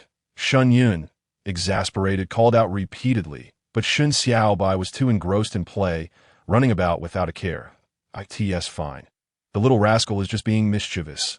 Let him have his fun. With the beastmen here, there won't be any large predators or other beastmen around. Baijun reassured him, I understand. Thank you. This child is indeed quite the handful. Shen Yun, hearing their words, decided to let Shen Xiaobai be. At dinner, the feast consisted of the game the beastmen had hunted. Shen Yun prepared the rabbits Bai Yao had caught, searching for wild vegetables to stuff inside, seasoning them before roasting them over the fire. Other females followed Shen Yun's lead, preparing their own roasted rabbit. As the evening breeze blew, the mingling scents of wheat and roasted meat heightened everyone's appetites. Shen Yun placed the finished rabbit on the cutting board, slicing it into pieces and extracting the wild vegetables before inviting everyone to partake. Those who sampled Shen Yun's roasted meat sang his praises, for no matter how hard they tried, they could not replicate his deliciousness. In truth, the beastmen had already eaten during the hunt, so they were not particularly hungry, yet they could not resist the allure of good food. Bai Yao enjoyed the meal immensely, hoping to taste Shen Yun's cooking every day henceforth. Shen Xiaobai's face was smeared with grease, and Shen Yun couldn't help but smile as he wiped his mouth with animal skin. "Daddy, I want to go out with you every day and eat this roasted rabbit every day." Shen Xiaobai's adorable voice elicited laughter from everyone around. "All right, as long as you behave, Daddy will take you." Shen Yun felt a profound sense of happiness and contentment, a joy absent in the end times. That night, the Beastmen transformed into their beast forms, encircling the females to provide warmth and protection against predators. Bai Yao subtly nestled closer to Shen Yun, ensuring he remained within his protective sphere, shielding him from the other Beastmen. Shen Yun laid down a grass mat and then some animal skins, cradling Shen Xiaobai against his chest while leaning against Bai Yao, gradually drifting off to sleep. Listening to Shen Yun's even breathing, Bai Yao slowly relaxed. How wonderful it would be if they could always be together like this, as the first rays of sunlight broke the next morning. Shen Yun and the others began their busy day. After all, the rainy season was approaching, and they needed to finish harvesting the wheat quickly. "System, please check if there are any edible or useful resources nearby," Shen Yun requested, considering it unwise to venture so far without gathering what they could. Response: "For 100 meters from your location, Rami and cotton have been discovered. You can use them to make clothing and warming supplies." Query complete. With that, the system went offline. Rami, cotton? Shen Yun was astonished. It was truly fortuitous to find such resources just when he needed them. However, he had never anticipated encountering them here. With this discovery, the quantity of resources to be harvested had significantly increased, and their current number of people would not suffice to carry it all back. When noon arrived and they took a break, Shen Yun sought out Bai Yao to discuss the matter. Let Bai Yuan and a few other beastmen transport the wheat back first, and then bring more people to assist. Bai Yao decisively agreed. Bai Yuan, when you return, inform the priest that we found other useful resources here. Bring all the females with you, understood? Shen Yun reiterated firmly, "I understand." Shen Yun, "I'll remember everything," Bai Yuan replied, his demeanor matching his large stature, carefree and straightforward. "Also, be sure to tell the priest about the drying method and time for the wheat. It is crucial not to make any mistakes. Otherwise, if it is not dried properly, it will become moldy, and then it will all be ruined." Shen Yun, resembling a nagging mother, admonished, and it was not without reason. For the Beastmen were notoriously careless. Prior to this, they had never dealt with such matters, which left Shen Yun quite worried. "All right, Shen Yun, we are all aware of it. If Bai Yuan cannot remember, we will certainly keep it in mind." One of the Beastmen jested. "Then you may return, but do take your time on the way." The Beastmen were laden with bags of animal hides and bamboo baskets, all securely fastened together with leather thongs to prevent them from falling off. After the Beastmen soared away, Shen Yun and the remaining members resumed their wheat harvesting. "Daddy woo, Daddy!" Suddenly, Xiaobai ran back, crying. "What is the matter, Xiaobai?" Shen Yun quickly caught the approaching Xiaobai and examined him. The others also gathered around, drawn by the commotion. "Daddy, my mouth hurts." "Oh." With tear-streaked cheeks, Xiaobai raised his face, prompting laughter from everyone, including Shen Yu, and it was evident that Xiaobai's mouth was swollen to the point of nearly obscuring his eyes. The child must have been bitten by an insect. "Woo-woo, Daddy, it hurts so much, woo-woo." Xiaobai cried, breathless, eliciting both sympathy and amusement from Shen Yu, and it's nothing serious. "You were bitten by a little ant. Weren't you trying to dig into their nest?" Bai Yao inspected and inquired of Xiaobai. Shen Yun knew that this was a type of insect similar to an ant, quite visually appealing. However, the tribespeople warned that being bitten would cause swelling, but washing it with salt water would remedy the issue. "I thought they looked so pretty, and when I saw them carrying little bugs back to their burrow, I went to dig up their nest, woo, and they actually bit me.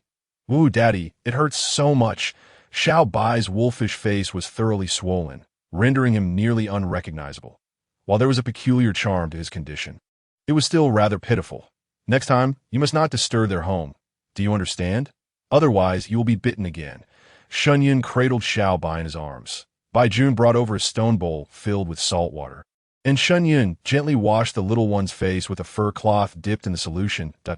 In no time, Xiao Bai ceased crying, as the swelling visibly diminished, astonishing Shen Yun. "Daddy, it doesn't hurt anymore." "I don't feel any pain," Xiao Bai exclaimed, wagging his tail excitedly. "That's wonderful. Now stay in the shade of that tree and refrain from running around or bothering those peculiar insects. Understood? I understand, Daddy. After ensuring Xiaobai was settled, Shen Yun returned to his tasks, reflecting on how exhausting it was to raise a child. He truly was quite mischievous. The tribe support arrived the next afternoon. And this time, many individuals came. Shen Yun organized everyone and commenced the harvesting. This time, aside from a portion of the Beastmen assisting with the harvesting, Shen Yun arranged for the rest to transport the goods in a daily round trip. Thus, by the time they finished harvesting, the transportation would be nearly complete. Bai Yuan reported that the tribe's square was already filled with sun-dried wheat, which the priests had collected into the cave. Awaiting Shen Yun's return for processing, Shen Yun had complete trust in the priest's work, so he felt no apprehension.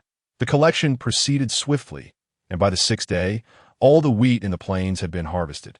Everyone worked together, and this time no one slacked off, including Bai Hua and Bai Jia. Shen Yun felt gratified by their transformation.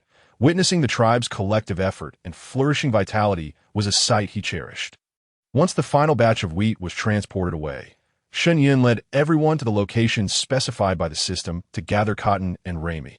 Upon arriving, Shen Yun beheld the lush green rami in the valley, with the ridge above adorned with fluffy white cotton, prompting him to smile with delight. Shen Yun, is this the white flower you intended to collect? Bai Jun asked eagerly. This white flower is called cotton. It is a wonderful material for warmth, rivaling animal hides. This green plant is rami, and its bark can be used to make linen.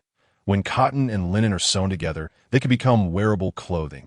Shen Yun explained as simply as possible for the Beastmen to grasp.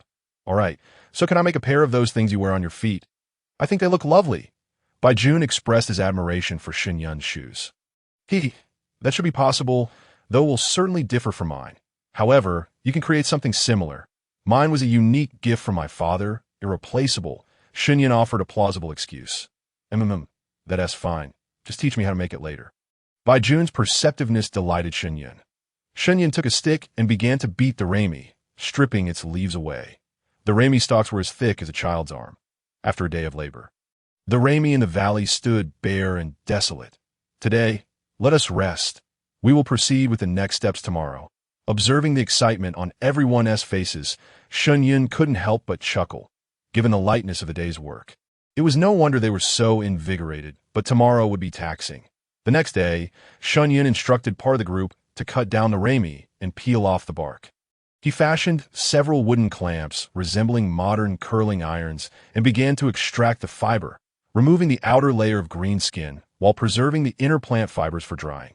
This task was entrusted to the Beastmen, for their strength and sharp claws made it quite convenient. Shen Yun led the females to gather cotton, which was truly enormous, some blooms as large as a bowl. The valley resonated with the chatter of the females and the calls of the Beastmen, creating a harmonious atmosphere. Bai Yao observed Shen Yun from a distance, standing out among the group of females, and felt fortunate to have discovered Shen Yun. Thus, after 3 days of diligent work, they finally completed the collection of rami and cotton from the valley. Due to the lightweight nature of these items, the Beastmen carried many bundles. Shen Yun rode on Bai Yao's back as they returned to the tribe. They had been away for over 10 days. And upon their return, the priests and the chieftain awaited them in the square. Shen Yun, Bai Yao, you have all worked hard, the priest remarked, observing the robust young Beastmen and females with great joy.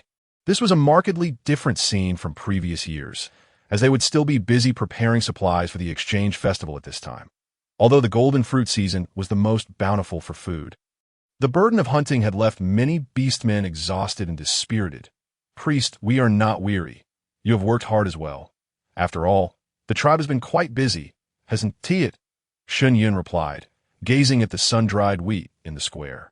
Feeling satisfied, Shen Yun, is this what you refer to as the substitute for animal hides? The priest inquired, touching the rami. Indeed, but it has yet to be processed. There's no rush, as long as we have brought it back. We can hand it over to the elders of the tribe to process at their leisure. I will teach them how to handle it shortly. Shen Yun had already arranged for the tribe's elders. Very well. Also, Bai Yin and the others have recently returned with salt. How shall we proceed next? The priest looked at the female with deep trust. Priest, let us take a few days to rest. Everyone is tired from the past few days, and the weather is quite hot. Our food reserve are nearly sufficient, so it would be wise to allow everyone to recuperate. Shen Yun observed the scorching weather, which was indeed hotter than that on Earth. His own arms had been sunburned, but he had fortunately adapted by now. All right, that sounds good. We shall discuss it further once the rainy season arrives. After the rains, various fruits will begin to ripen, and there will be an abundance of game. The priest gazed at the sky, acknowledging the unusual heat this year. How long until the rainy season? Priest, Shen Yun genuinely did not understand the seasonal divisions of this continent. If it follows the usual pattern, there should be rain in about 20 sunsets. Upon returning to the cave, Shen Yun tidied up, as it had gathered quite a bit of dust during their prolonged absence. Shen Xiaobai, having not seen his friends for over 10 days, dashed off to find the little cubs to play. Given the length of their outing, the cave had accumulated a fair amount of debris. Shen Yun, I'll go fetch some water for you. Bai Yao called from the cave entrance before grabbing 2 large wooden buckets and flying off. Shen Yun barely had time to respond before Bai Yao departed, but he truly did need the water. After all, after so many days away, the water in the large vat was no longer fit for drinking. Shen Yun poured out the water from the vat, wiped the stone table and chairs, and tidied up the courtyard. When Bai Yao returned, he assisted Shen Yun in cleaning the large water vat before filling it with fresh water, making several trips back and forth until the vat was full. Bai Yao, let me cook something for you tonight. You needn't bother with dinner today. Shen Yun had just returned from the priest with supplies. All right, then I'll trouble you. I'll go chop some firewood in the meantime, he said, as he had nothing else to do at that moment. Good, just come back early. Such exchanges made Bai Yao feel as though he had become akin to the companions of those Beastmen, which he genuinely appreciated. Having grown up in the Cubs' cave, Bai Yao had lost his father and mother to a harsh winter, leaving him without guidance on how to interact with females. Yet he found a way to connect with Shen Yun, who did not oppose his approach, and he felt fortunate for it. Lacking affection in his early years, Bai Yao discovered warmth and a sense of wanting to spend a lifetime with Shen Yun. He hoped that during the mating season, Shen Yun would choose him, and he would willingly do anything Shen Yun desired.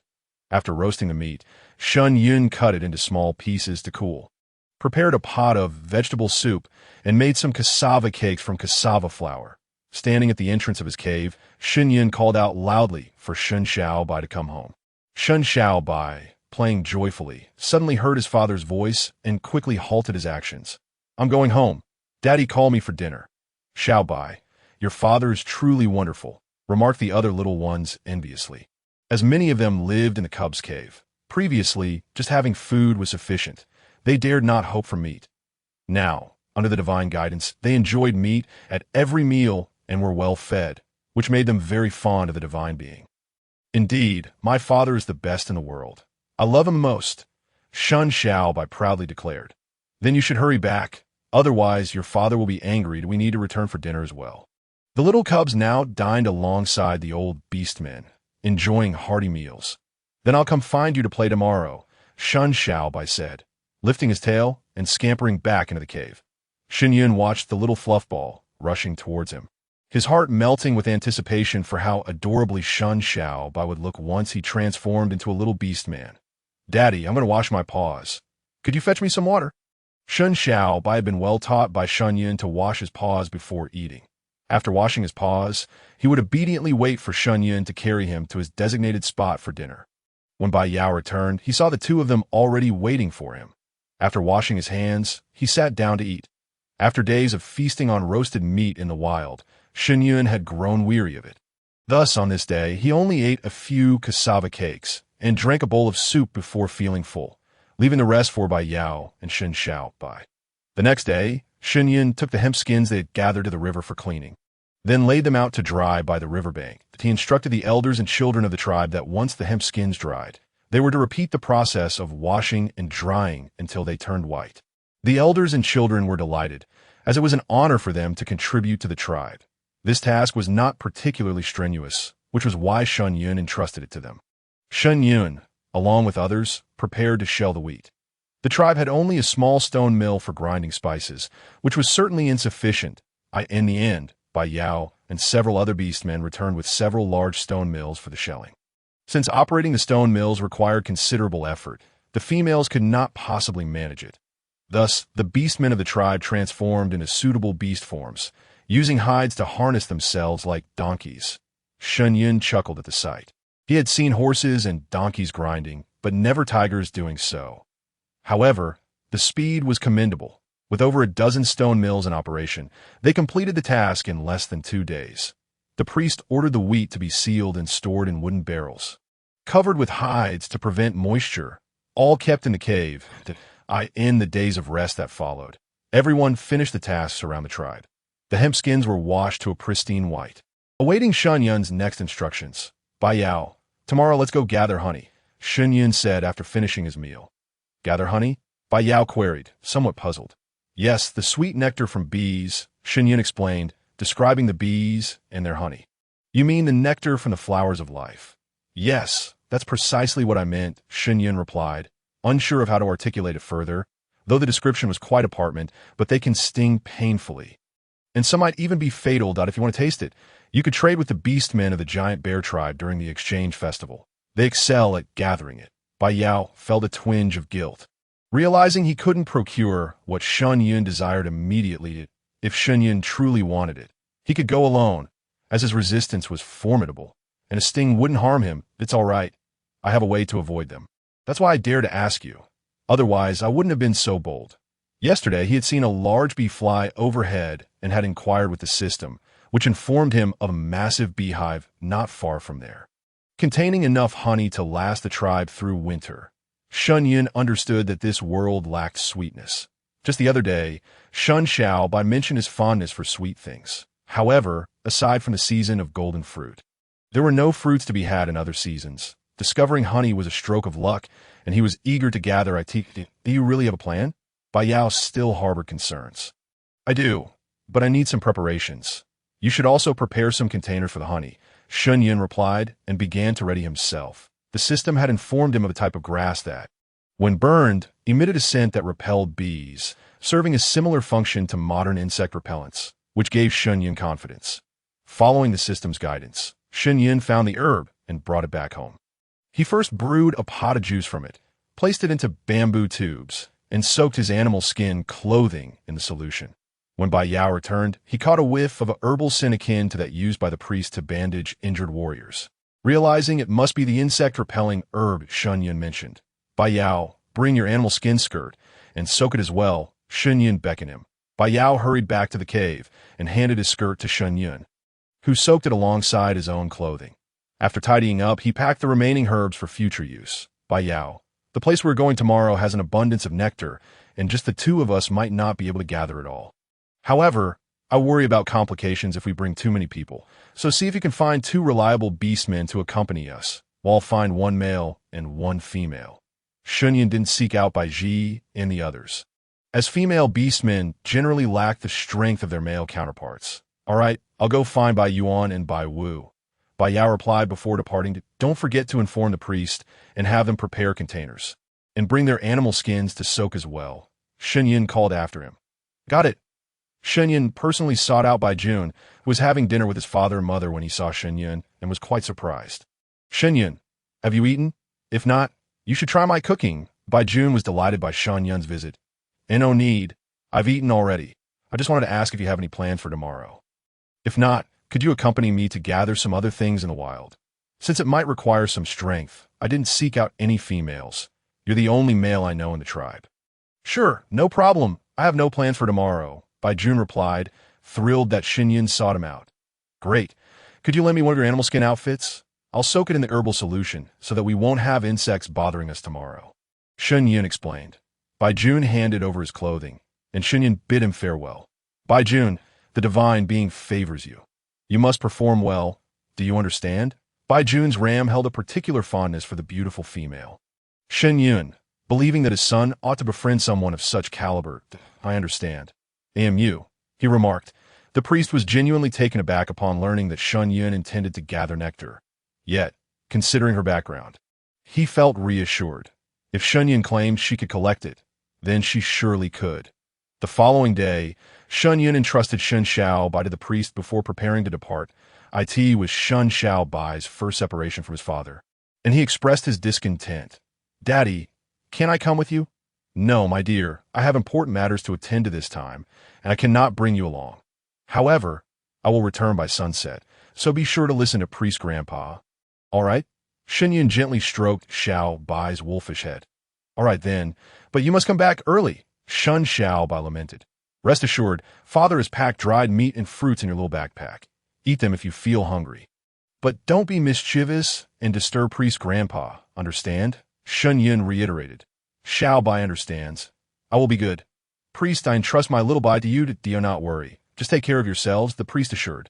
Shen Yun mounted by Yao, while Bai Jun rode by Yuan, heading towards the destination indicated by the system. Upon arrival, everyone was left in awe, particularly Shun Yun's this enormous beehive, towering over 30 stories. For real, it's utterly surreal. So many, and those densely packed bees make my skin crawl.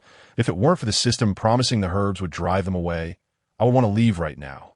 At that moment, he understood why even the formidable Beastmen refrained from harvesting honey. Shen Yun, there is an abundance of nectar, but these creatures are quite fearsome. Their bites are agonizing, Bai Jun stammered, swallowing hard. Fear not. I have a plan, Shen Yun replied, gesturing for Bai Yao to lay out the prepared herbs beneath the hive. He then took a pelt, dipped it in the medicinal concoction brewed the previous day, and applied it to the exposed skin of the others. Once everything was ready, Shen Yun approached, produced a lighter, and ignited the herbs. A thick plume of smoke began to rise, as Shen Yun and Bai Yao sought refuge in a cave beneath the rocky cliff. Observing the hive's activity, the bees, overwhelmed by the smoke, fled in all directions, and soon the area was cleared. Everyone, except Shen Yun, was left astonished. Shen Yun, you are incredible. You actually drove the bees away. Bai Jun gazed at Shen Yun with starry eyes, causing him to feel a bit embarrassed. Oh, it's nothing. Now, everyone, let us not dawdle. We must act swiftly before the bees return. Shen Yun urged. Bai Yuan, keep the herbs burning.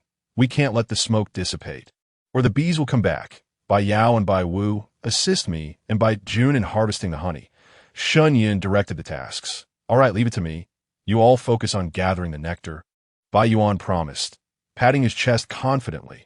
Bai Yao and Bai Wu transformed into suitable sizes, carrying Shen Yun and Bai Jun to the hive. The golden honey was enough to make everyone salivate. After all, this nectar was not easily obtained, except by the bear beastmen. Shen Yun took a wooden bucket and began to slice into the honeycomb, with Bai Jun mimicking his actions, diligently collecting the sweet substance. The two worked for several hours, nearly filling all their containers, yet still leaving an abundance behind. Not far off, bees were returning, prompting Shen Yun to decide it was time to retreat. After all, they ought to leave some for the bees. Without nectar in winter, they too would starve. Shen Yun urged everyone to finish packing, extinguish the fire, and make a swift exit. Once they had flown a considerable distance, they spotted the bees returning to the hive, resuming their work. Shen Yun, harvesting honey is quite simple. Shall we come back another day? Bai Jun exclaimed joyfully that no, today's collection is sufficient for us to last through the winter. We must consider the bees. If we take all their honey, they will starve come winter, and we won't have nectar next year, Shen Yun explained. True, Shen Yun, you are indeed knowledgeable. This way, we can enjoy plenty of nectar in the future. When the group returned to the tribe, the sun had yet to set, likely around 3 or 4 in the afternoon. Upon seeing Shen Yun's return, Shun Xiao Bai abandoned his playmates and rushed towards him. Daddy, Daddy, he called out as he ran, feeling that without his father nearby, the dried meat tasted bland, the fruits lost their sweetness, and playing with friends brought him no joy. Slow down, be careful not to trip. Shen Yun cautioned as he observed Shun Xiao Bai's hurried approach. Daddy, Daddy, you're finally back. While you were gone, Xiao Bai was good and listened to Priest Grandpa, Shun Xiao Bai declared, cuddling against Shen Yun. Bai Yao felt a pang of annoyance at the sight of Shun Xiao Bai snuggling against Shen Yun, wishing to pull him down and give him a playful swat. All right, Xiao Bai, be good. Daddy needs to take care of some things first. You can play with your friend for a bit, Shen Yun said, gently setting Xiao Bai down as he made his way towards the priest. The square was already bustling with beastmen, all brimming with joy upon seeing the bounty of nectar, for such a treasure was hard to come by. Shen Yun, you've done remarkably well, bringing back so much. The chief seldom bestowed praise, but today he acknowledged Shen Yun. Thank you, Chief. This will sustain us through the winter. We will all have nectar to enjoy, Shen Yun smiled, his expression dazzling everyone around him. Shen Yun and the other females prepared to process the honey, filtering it into honeycomb for storage to be savored during the winter months. Suddenly, he noticed a row of adorable little cubs gazing longingly at him, while the other beastmen discreetly swallowed their saliva. Shen Yun thought, food is meant to be consumed. Eating now or later makes no difference. Besides, once this is finished, they could always gather more elsewhere. He picked up his knife, selected a glistening piece of honey, cut it into palm-sized portions, and handed them to the priest and the chief. The priest and chief were momentarily stunned before accepting the offering. For the little cubs who cannot transform, come forth and take a bowl. Today we feast on nectar. Oh, how wonderful. We can eat nectar. The joyful exclamations of the little cubs echoed throughout the tribe, filling the air with happiness. Shen Yun served the elders first, then the little cubs, and finally the beastmen and females. Each person received a generous piece of honey, savoring it with great delight, especially the cubs, many of whom had never tasted nectar before. Their tiny tiger mouths were smeared with the sparkling residue of sugar. Adorably so. Some cubs even held on to small portions of honey in their stone bowls, likely saving it for tomorrow. Upon seeing this, Shen Yun felt a pang of sympathy. Many of these cubs lacked parents or had ones unwilling to care for them. After all, in the world of beastmen, familial bonds often seemed insignificant. Thus, the cubs experienced cycles of feasting and famine. Since he had altered the tribe's food distribution methods, these little ones had finally had their fill. Now, they were no longer the frail, malnourished creatures that had emerged from the den. Their once dull fur giving way to a healthy sheen, their figures round and lively. All right, you can all eat now. Uncle Shun will prepare even tastier food for you in the future, so there is no need to save any.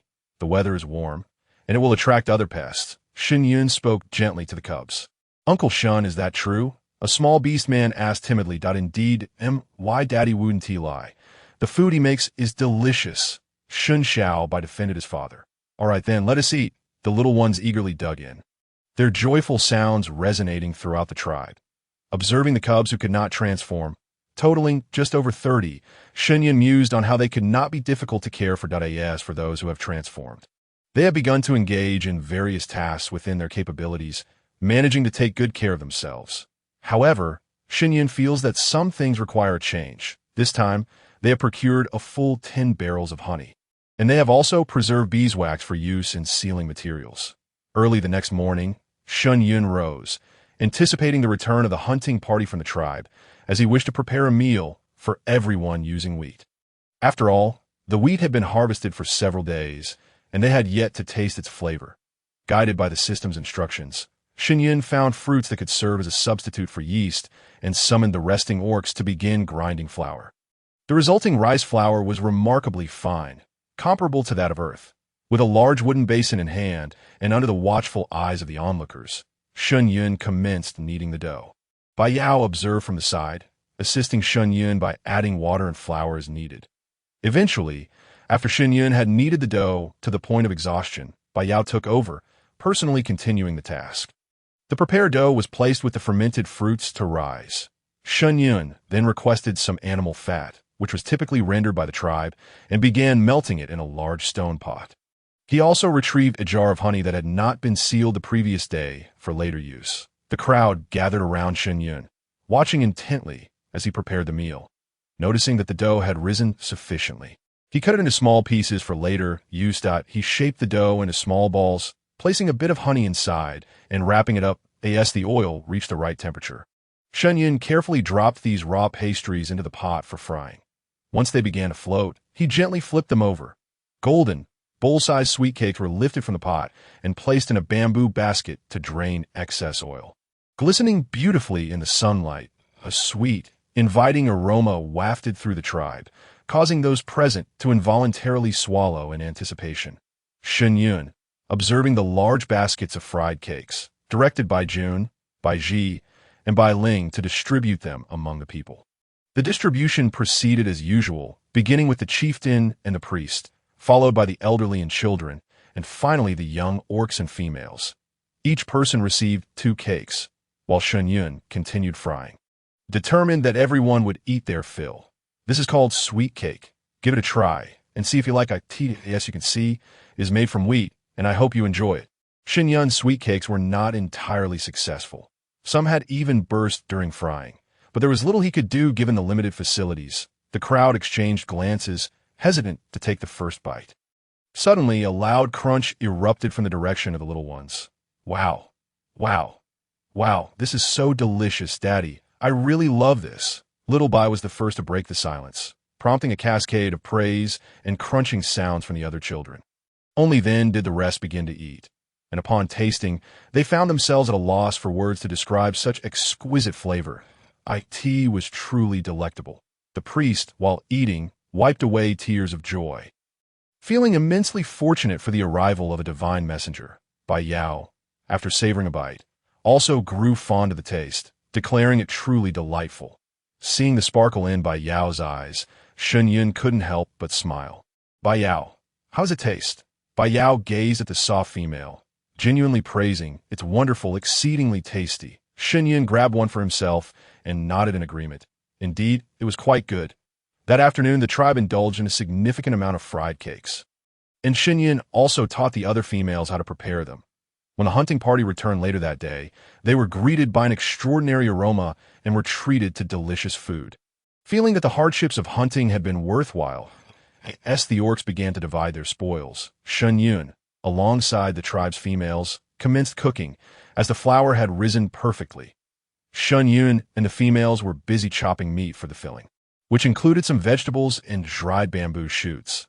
They prepared several large bowls of filling, while the makeshift steamer atop the stone pot began to steam.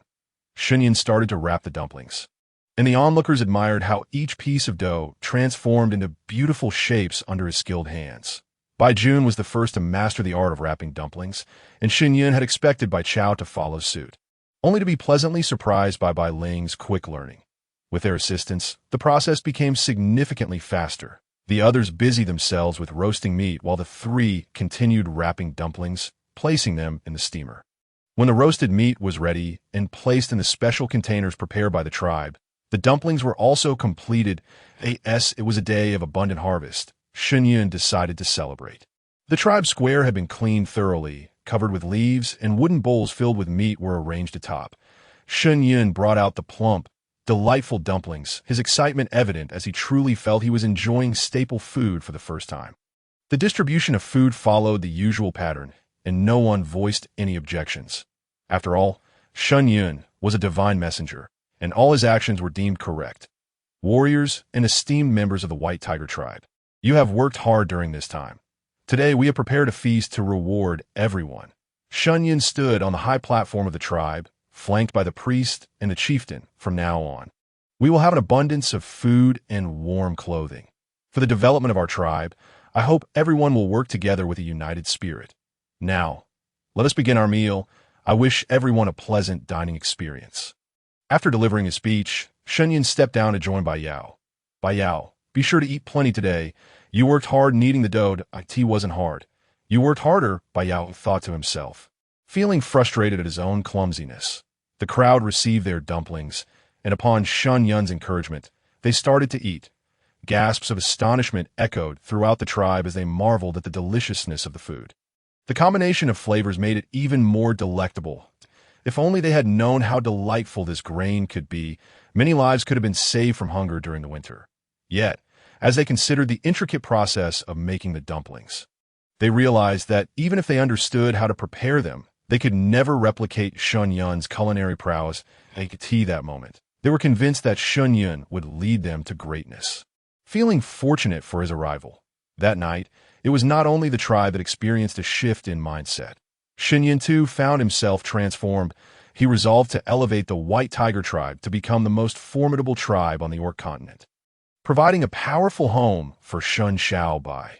The next day, the orcs and females of the tribe prepared for one final round of gathering before the rainy season. The orcs went hunting while the females collected resources. Elders and children remained in the tribe to perform tasks within their capabilities.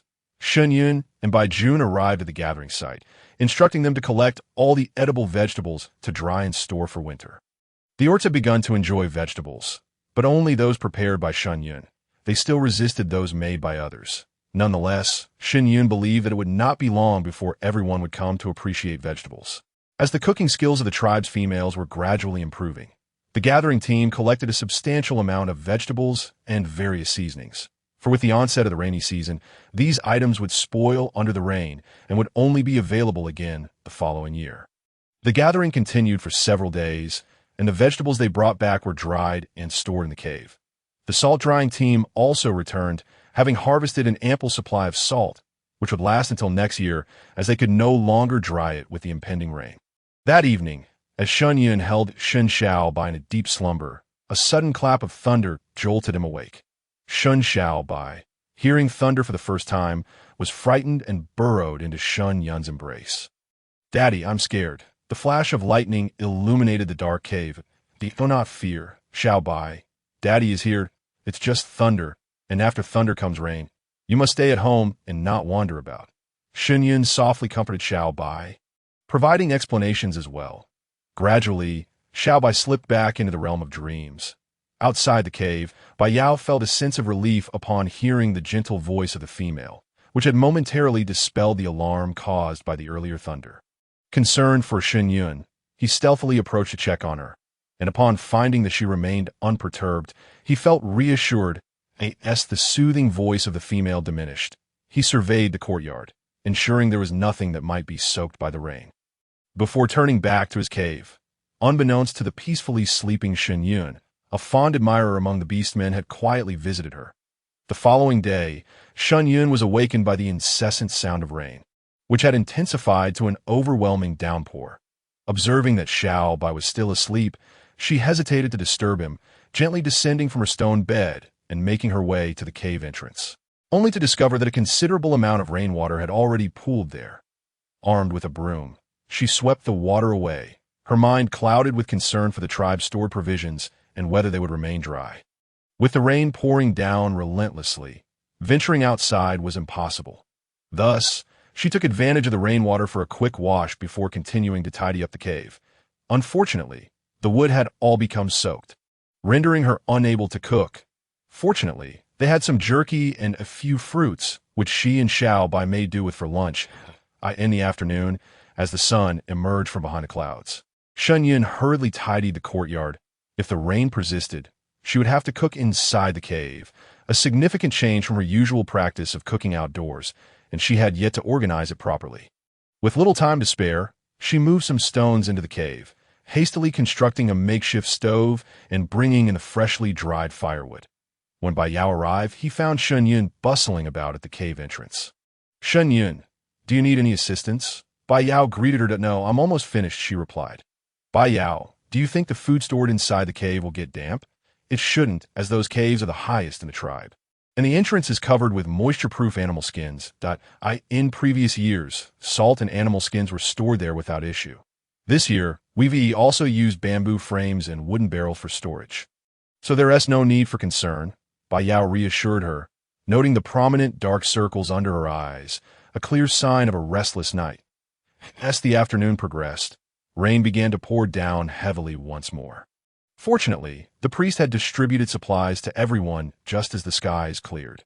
Shen Yun requested some wheat, a bit of meat, and some vegetables. The other Beastmen primarily opted for meat, as they were not yet adept at preparing delicious dishes from wheat and feared wasting it. For dinner, Shen Yun ground some wheat into flour using a small stone mill that Bai Yao had carved for her, preparing to make noodles. She made a generous quantity, knowing that she and Xiaobai could not possibly finish it all. Hence, she specifically called Bai Yao over to share a meal. Bai Yao felt delighted that Shen Yun had thought of him. "Bai Yao, try this that ITS called noodles.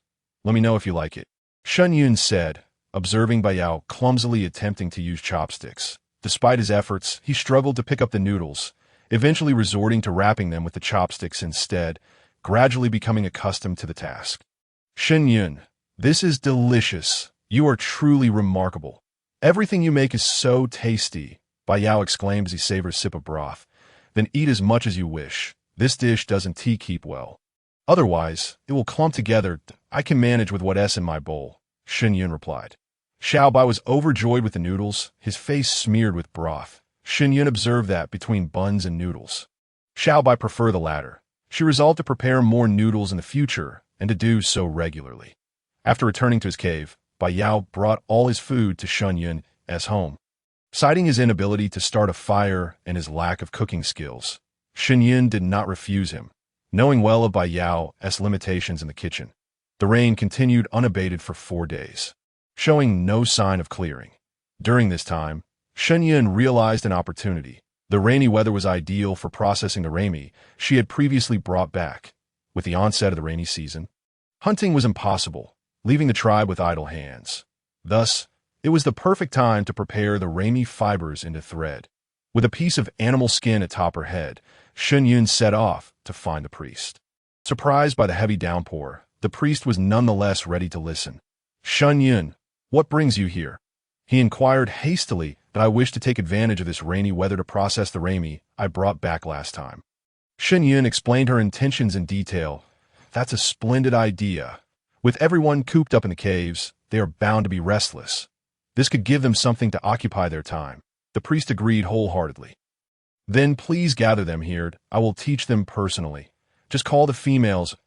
As for the Beastmen, I have no expectations of them. Their claws are far too sharp for such delicate work, even if they could manage. I would prefer to have the females instruct them," Shen Yun added. Soon, many females arrived at the priest's dwelling, while Bai Yao and others brought out the stored rami to distribute among them. The process of twisting the rami into thread was surprisingly simple, and they quickly learned under Shen Yun's guidance. She also took a large bag of rami home to begin her own work. Observing Shen Yun diligently twisting the fibers, Bai Yao instinctively lent her a hand, as the Beastmen loathed being idle during the rainy season. Thus, the abundant rami became a means for the White Tiger tribe to alleviate the monotony of the rainy season. However, as the 20th day of the rainy season arrived, all the rami thread had been completed. Now they awaited the process of sizing, yet the persistent rain hindered any progress on this front. Weaving cloth required a loom, but Shen Yun did not possess the knowledge to construct one system. "How do I create a loom?" Shen Yun sought assistance from the system. "Host, given the current circumstances, you cannot construct a complete loom, as your environment does not permit it. However, you can create a simple loom similar to knitting a sweater, using 2 sticks for weaving back and forth, with another person passing a shuttle through the center. This is the optimal solution available to you at present," the system responded before going offline. Having seen similar manual processes before, Shen Yun envisioned the method described and understood it.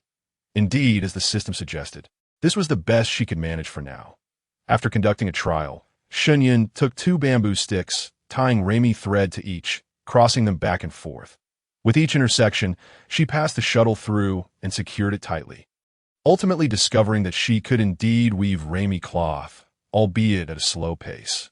Nevertheless, it was a promising start, and with many elders in the tribe, Shen Yun decided to have them weave the cloth. Believing that practice would lead to proficiency done on the ground, she marked out the most efficient method, realizing that a slight alteration in the size and length of one stick could significantly enhance the weaving speed. Finally, Shen Yun exhaled in relief. This year, she might just have a chance to wear clothes. The discomfort of animal skins was becoming intolerable in the summer heat, as the constant sweating made the tight fit against her skin unbearable. Gazing out at the rainy skies, Shen Yun felt a wave of anxiety wash over her. The rainy season in the Beastman world was truly terrifying, with many areas already submerged in some places. Floods had emerged, bringing with them various monstrous fish, some of considerable size.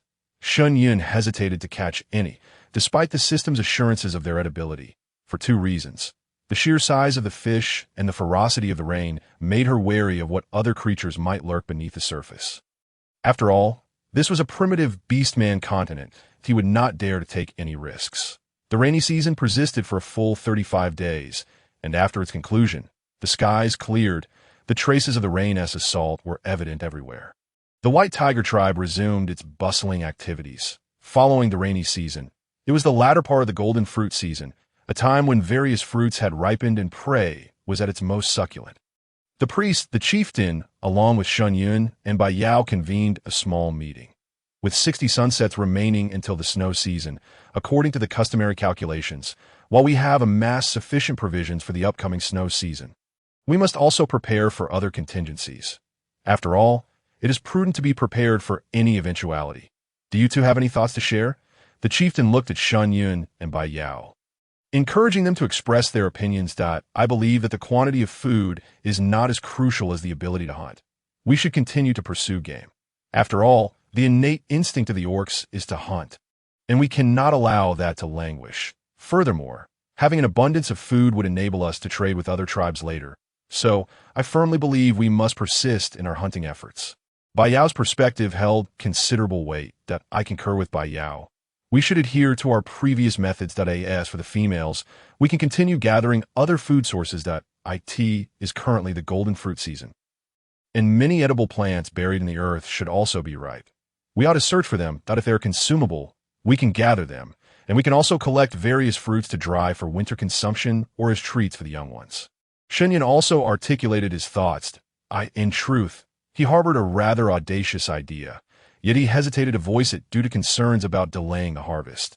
Now that sufficient food had been gathered, and with the trust placed in him by the priest and the chieftain, he glanced at the cumbersome tools at home and, biting his lip, declared, I have another matter that requires the tribe's collective effort. Oh, Shen Yun, what is it? Speak up, and we shall assist. The priest regarded Shen Yun with warmth. Indeed, Shen Yun, whatever you require, just let me know, and I shall help. Bai Yao expressed his concern for Shen Yun's endeavors over his own. I wish to create ceramics. Shen Yun revealed his aspiration. Ceramics? What is that? The three were perplexed. That it is a type of container used for storing and holding food, akin to stone pots and bowls. Only lighter, more heat-resistant, and aesthetically pleasing. Shen Yun provided a brief explanation. Upon hearing this, Bai Yao and the others still struggled to comprehend. After all, stone bowls, pots, and wooden basins had served them well, so they could not grasp the superiority of the ceramics Shen Yun described. Shen Yun anticipated this reaction, for before his arrival, the tribe had lacked even fire. Furthermore, according to later observations, no orc tribes on the continent employed fire for cooking, save for his own tribe. Thus, he did not harbor high hopes that the priest and others would acquiesce. Very well. As long as it is something you wish to pursue, we shall support you. You may determine the specifics, Shen Yun, including how many people are needed, the priest stated after a moment's contemplation. After all, every endeavor Shen Yun undertook was beneficial to the tribe, and they had no reason to withhold their support. The chieftain shared this sentiment, having witnessed the remarkable transformation the tribe experienced since Shen Yun's arrival.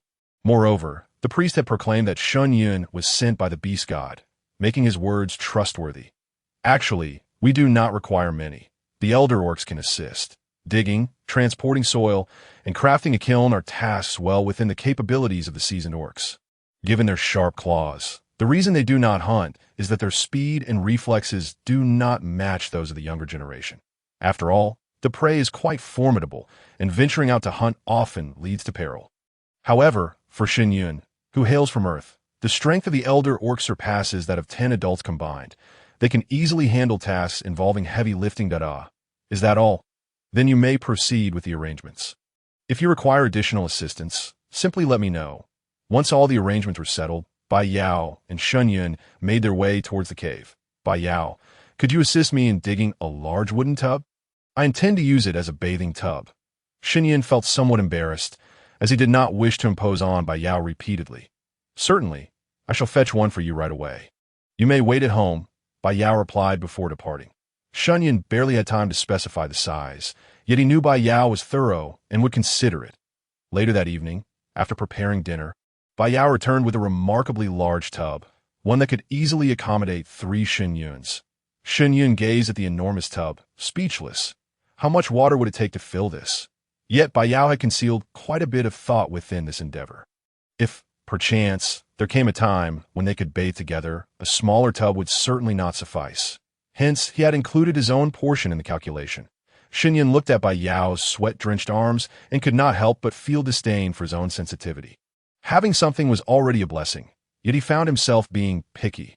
After dinner, Shen Yun styled Bai Yao's hair, a task he undertook every 3 days, much to Bai Yao's delight. This hairstyle had become quite popular within the tribe, embraced by both male and female orcs, albeit none styled it as beautifully as Shen Yun did. Since discovering the benefits of combs, the females had crafted numerous ones, leaving the white tiger tribe devoid of any untamed hairstyles. Those who remained disheveled were simply lazy. Recently, Shun Xiaobai not only sported little tufts on its head, but also adorned its tail with a small flower tied in a bow. The flower was crafted by Shen Yun, who had cut beautiful leaves and sewn them together with a bone needle, securing it with plant fibers before attaching it to Xiaobai's tail. Due to this flower, Shun Xiaobai garnered much envy from its peers, and now it strutted about with its tail held high.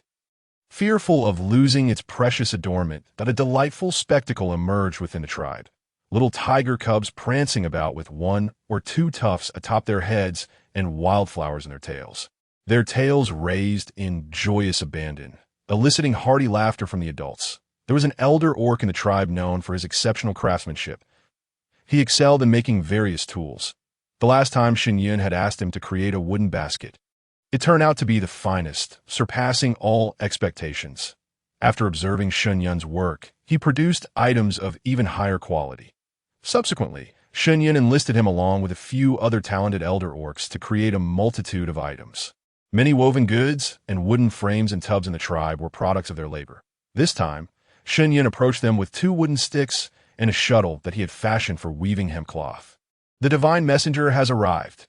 Elder Bai, noticing Shen Yun approach, promptly greeted him. Elder, I seek your assistance. Shen Yun replied respectfully to the group of elders, Oh, what may we do for the divine messenger? Do not hesitate to ask. They urged, Please take a look at this.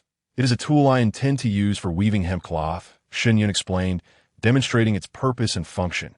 Elder Bai examined it closely and said, Divine messenger, you may leave this with me. I shall investigate and see if it can be manufactured. How many do you require? If possible, the more the better. Elder, if it can be improved to enhance convenience for the user. That would be ideal, that of course. I shall study it diligently and report back with my findings. Thank you for your help. I will now attend to other matters. As the elderly observed Shen Yun's departure, an involuntary sense of respect filled their hearts. Truly, the divine messenger was a most approachable and benevolent female, imbued with kindness and integrity. They believed that with Shen Yun's presence, the tribe would grow increasingly formidable. Bai Yao refrained from hunting this time, as Bai Yin and others led the expedition. Instead, Bai Yao opted to assist Shen Yun in crafting ceramics. Accompanied by Bai Yao and the others, Shen Yun located the clay and kaolin specified by the system for pottery production. He instructed the orcs to excavate it, placing it into bamboo baskets for transport back to the tribe in a corner of the tribal square. Following the system's guidance, Shen Yun had Bai Yao and the others dig a kiln, which, though modest in size, could accommodate around 200 pieces of pottery.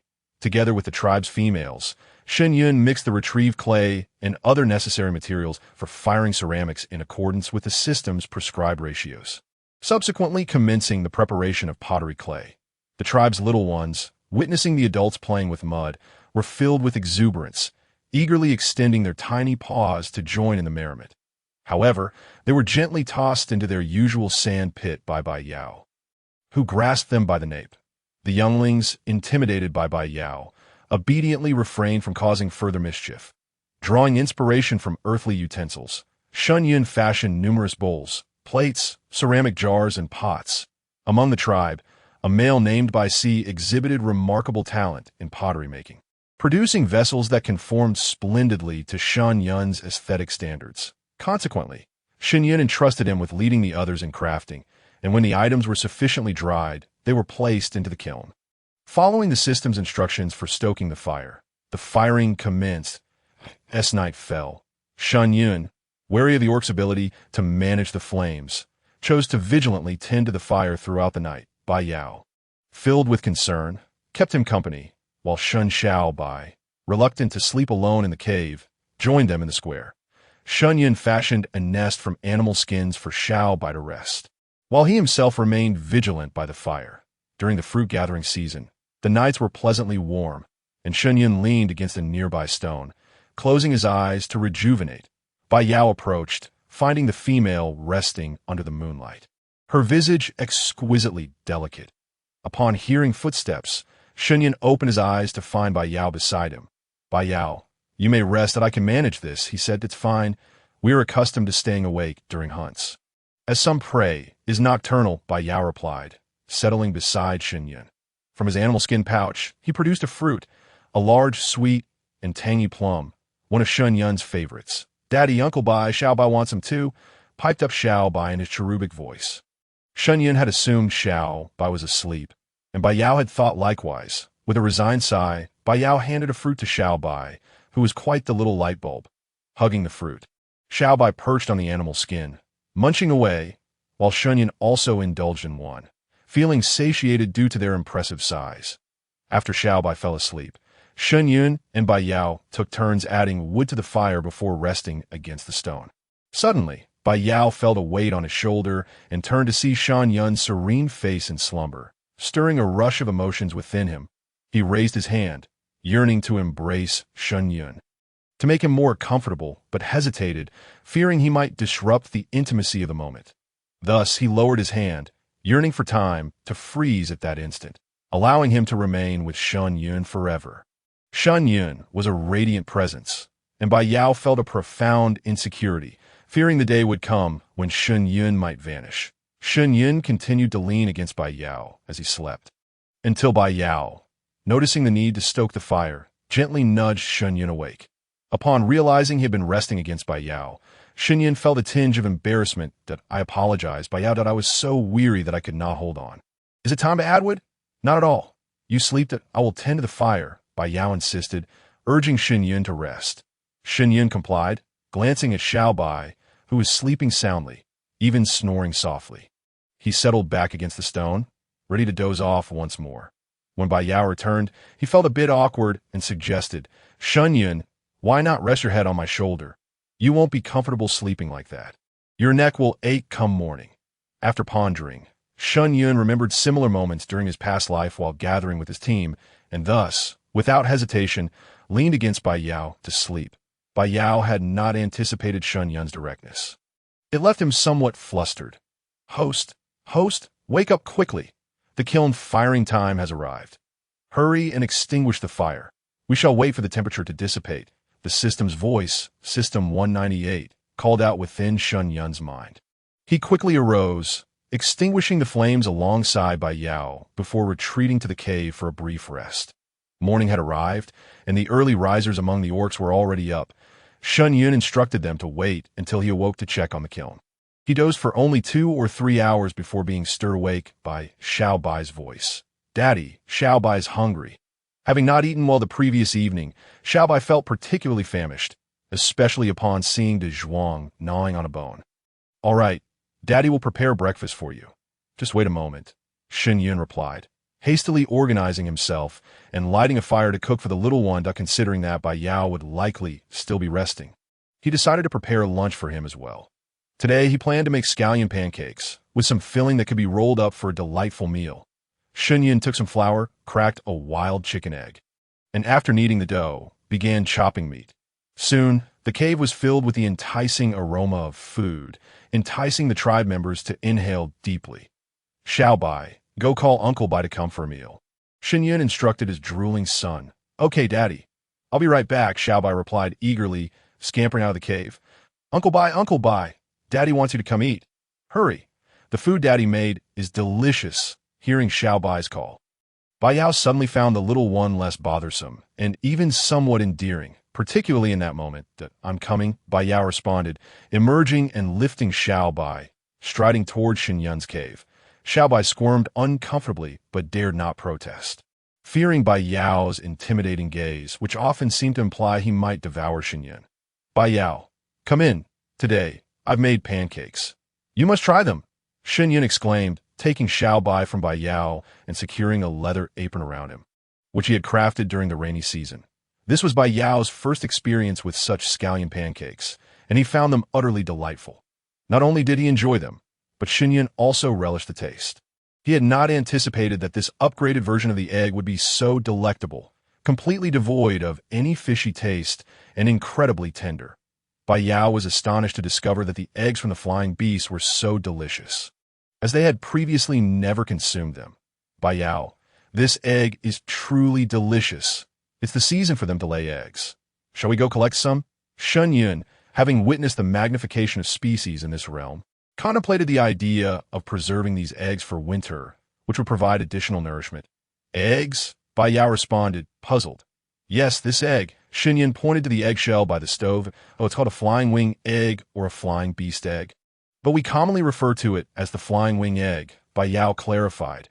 Understanding dawned on him. Right, flying wing eggs? Can we collect them? Certainly. I will take you to gather some. Before your arrival, no one cared for them, as they easily shattered upon contact, and we did not appreciate the liquid inside, Shen Yun remarked, exasperated by the wastefulness of it all. After finishing their meal, Bai Yao and Shen Yun made their way to the square to inspect the ceramics fired the previous night to see if they had been successful. Shen Yun felt a mixture of apprehension and reassurance, comforted by the knowledge that the system's creations were unlikely to falter. Shen Yun, Bai Yao, you have arrived. The fire has completely extinguished. I just examined it, and there is no remaining heat. Is it time to open the kiln? The priest and others gathered around the kiln, eager to see the results. That tea should be ready. Let me take a look. Shen Yun replied, stepping forward with cautious anticipation. Shen Yun gently set down Xiao Bai and approached the kiln, where he confirmed that it had indeed lost all warmth. He then began to collaborate with Bai Yao to remove the sealing clay from the entrance, from which Bai Yao retrieved a pristine white bowl. In an instant, the assembly was awestruck by this exquisite artifact, for they had never encountered such a beautifully white and appealing bowl before. They could scarcely believe that the clay had transformed into such a creation.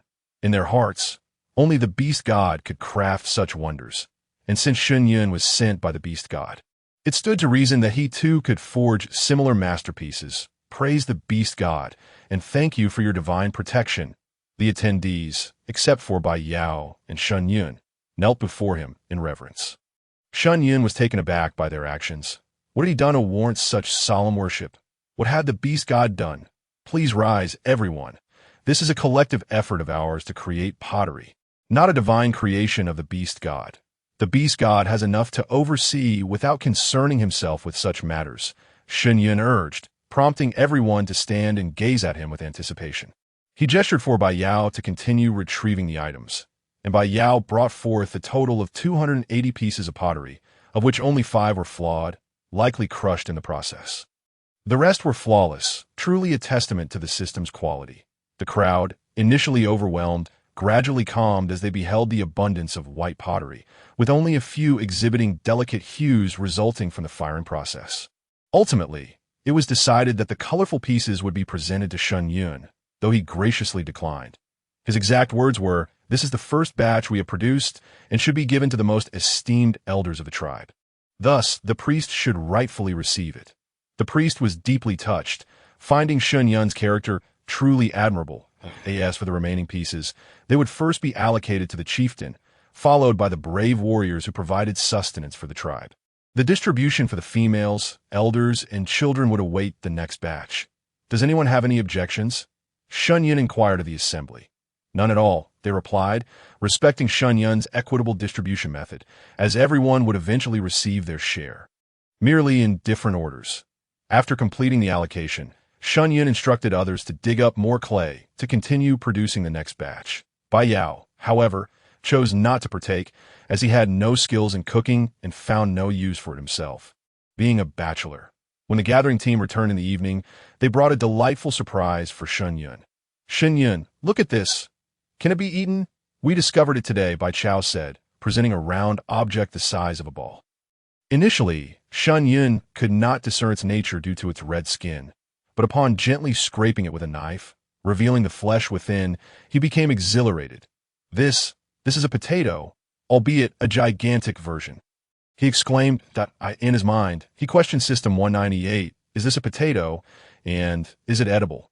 Response to the host: "This is indeed a potato, and is safe for consumption, rich in starch," the system confirmed, sending waves of reassurance through Shen Yun.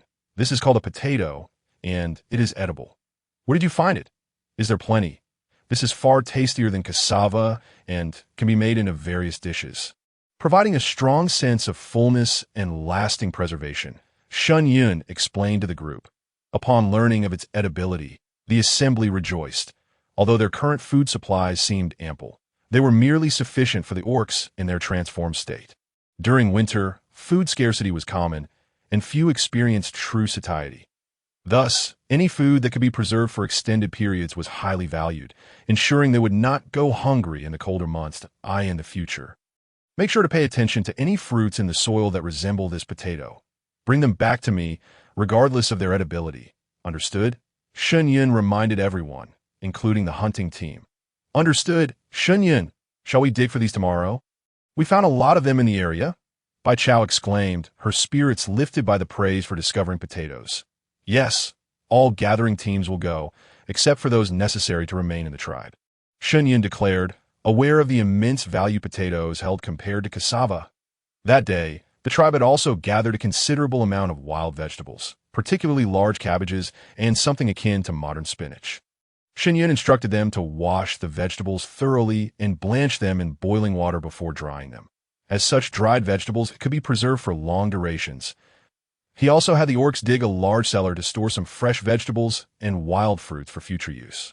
This time, with more experience in pottery making, Shen Yun and Bai Si molded several large jars and pots, initiating the firing process. The next day, Bai Yao took on the role of captain of the gathering team's guards, while Shen Yun led all the females of the gathering team on their quest to dig for potatoes. The location of the potatoes was not far from the tribe, merely 2 or 3 kilometers away. On a flat plain, as Shen Yun gazed at the potato plants blooming with white flowers, he was momentarily spellbound. The sight of so many potatoes and such fertile plants was overwhelming. The potato plants towered to his shoulder, making it evident why they bore such large tubers. Armed with a stone hoe crafted by the tribe's elders, Shen Yun gently excavated the soil, revealing the red potatoes within. This is surprisingly shallow. A hoe isn't even necessary. We can simply use our hands or a small wooden piece to scrape away the earth. Using a hoe may damage the potatoes, he instructed the group, urging them to be cautious. Suddenly, a group of little ones appeared, frolicking in the potato field. Shen Yun was unperturbed, for their presence indicated they had been brought along by someone. Daddy, Daddy, is this what you're digging up? Is it sweet? Shun Xiao, Bai exclaimed, appearing suddenly before Shen Yun. Not sweet. This is food, and I will prepare something delicious for you later. By the way, my dear son. Who did you come with? Shen Yun inquired while continuing his work. I came with Grandpa Priest. He walks so slowly that we ran ahead. Xiao Bai replied innocently. The priest has arrived? Shen Yun mused, realizing this explained the child's presence. Indeed, the tribe was close by, and any danger could be swiftly addressed by the orcs. Old man that I am, I have little to do in the tribe, so I came to see. The priest's voice called from a distance. What do you mean by old? You look quite young. Shen Yun chuckled at the sight of the refined man in his 30s. Yes, that's so, but I've lived for 350 winters, the priest murmured, gazing at the azure sky. What? Shen Yun exclaimed in astonishment. The priest is 350 years old. How is that possible when he appears so youthful? Surprised are you?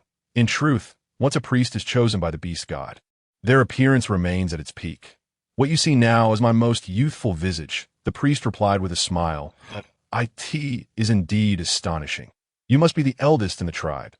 Shen Yun composed himself.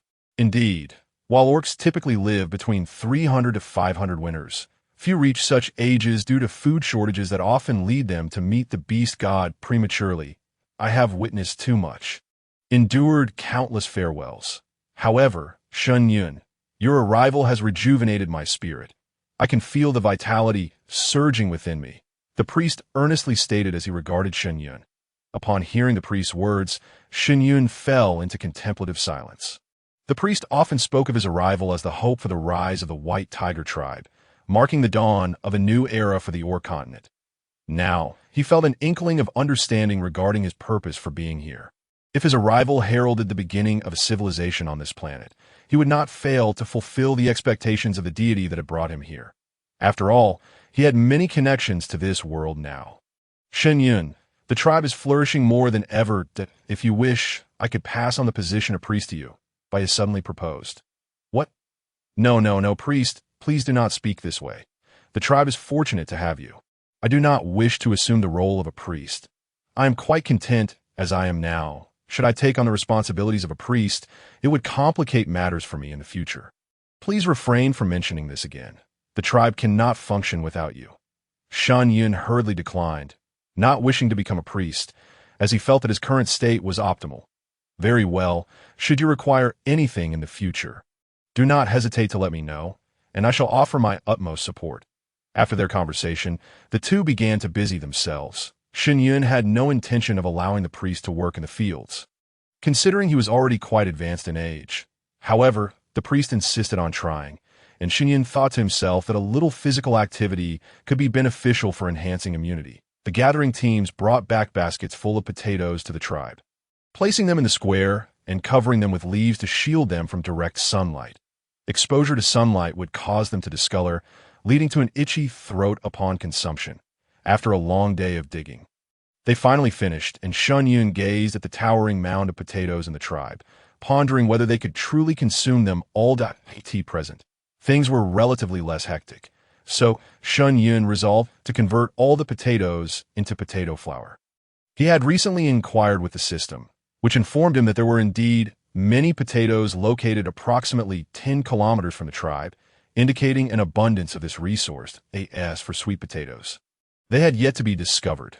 The system confirmed that within the surveyed area, no sweet potatoes had been found. What he did not anticipate was that sweet potatoes, previously uncharted, will be brought back by the hunting team 3 days later.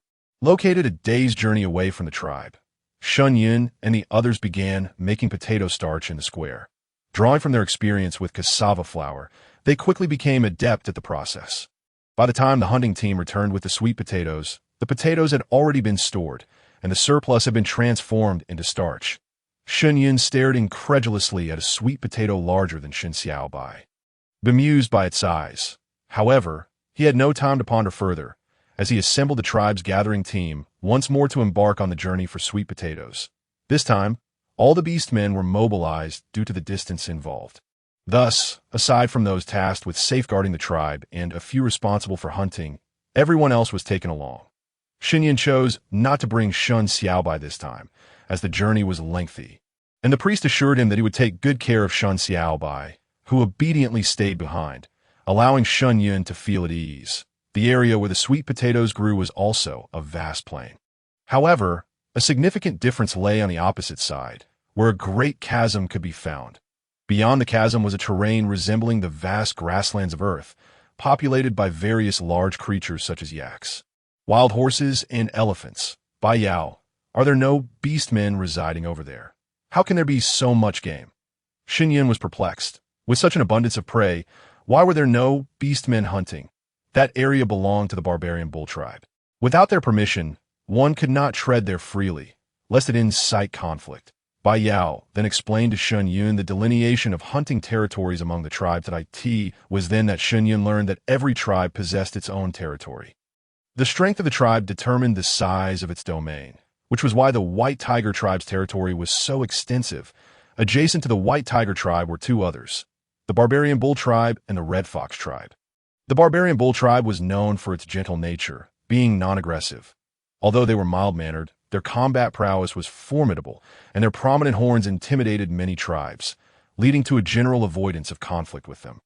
On the other hand, the Red Fox tribe was relatively weaker. However, they were known for their amicable disposition and had never engaged in conflict with other tribes. The beastmen of their tribe, regardless of gender, were remarkably attractive, though their combat abilities were somewhat lacking. The Red Fox clan was exceptionally clever, with impressive survival tactics, making them a rather mysterious tribe that seldom attracted attention. Additionally, their habitation was rather secluded, contributing to their low visibility. After hearing Bai Yao's explanation, Shen Yun finally understood that the Devil's Forest was unclaimed territory. It was far too perilous for any beastman to venture there, which was why Shen Yun could hunt there with relative peace. After all, no tribe would condone strangers hunting within their domain, regardless of gender. Such actions were strictly forbidden. After several days of toil, they finally finished harvesting the sweet potatoes. Shen Yun decided to take the vines with him.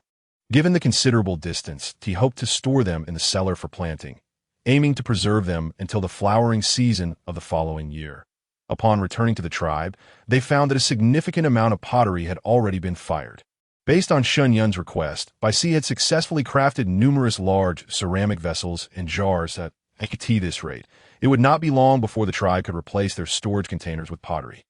Shen Yun organized the females of the tribe to begin drying sweet potato slices.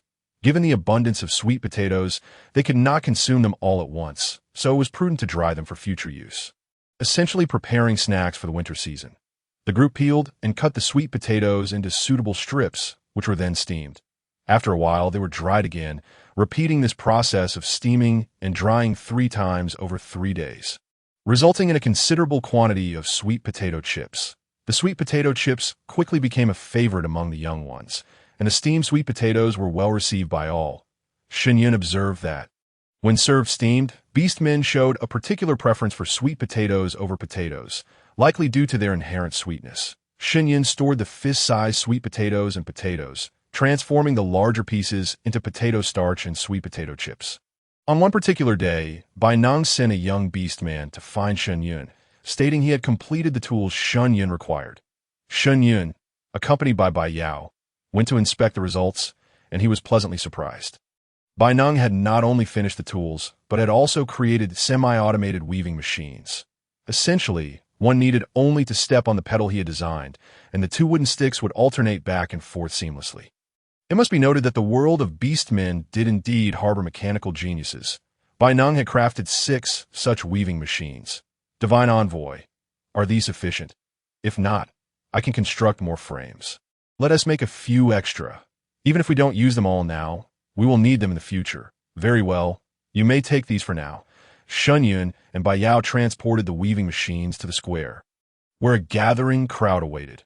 All the females gathered to observe this new operation, especially the elder females, as they would soon be responsible for this task. Shen Yun intended to assign this work to the older females, as it would be the simplest task for the Beastmen. After threading the yarn, Shen Yun began weaving, demonstrating the method he had observed previously. The onlookers witnessed Shen Yun's feet rhythmically pressing the pedal. And with each press, the shuttle would weave through the yarn, securing it with the wooden board above. As they watched Shen Yun's deft movements, a small piece of material resembling that of Shen Yun's backpack began to take shape. And the crowd was left in awe. Has everyone learned how to operate this? Shen Yun queried the astonished females. Divine Envoy, may I give it a try? A rather fair male Beastman asked shyly. Of course, what is your name? Shen Yun appreciated such enthusiasm. I am called by you, the male Beastman replied, somewhat bashful. There is no need to be shy. Come, give it a try, and feel free to ask me any questions you may have. Shen Yun encouraged, stepping aside. Bai Yu followed Shen Yun's movements and soon became adept at the task, leaving Shen Yun secretly impressed by his talent. Some individuals possess an innate ability to learn quickly, and Shen Yun classified him as a chosen one. As the crowd witnessed Bai Yu's proficiency, they all eagerly took turns trying their hand at it, and most were able to operate the machine with ease. Ultimately, Shen Yun appointed Bai Yu as the leader of the weaving team, ensuring that food would be distributed according to the collection team leader's rewards. Bai Yu and his uncle were elated, for with this new role, their lives would improve significantly. His father had already passed on, and being a male Beastman, he was fortunate to receive sustenance, allowing him and his mother to survive thus far. This fabric was crucial. Whether they would remain warm in winter relied on the efforts of the weaving team. Thus, the responsibility of clothing the tribe rested upon their shoulders, and they were encouraged to persevere. Shen Yun made a gesture of encouragement towards Bai Yu. Rest assured, divine messenger, we shall strive diligently to fulfill our task.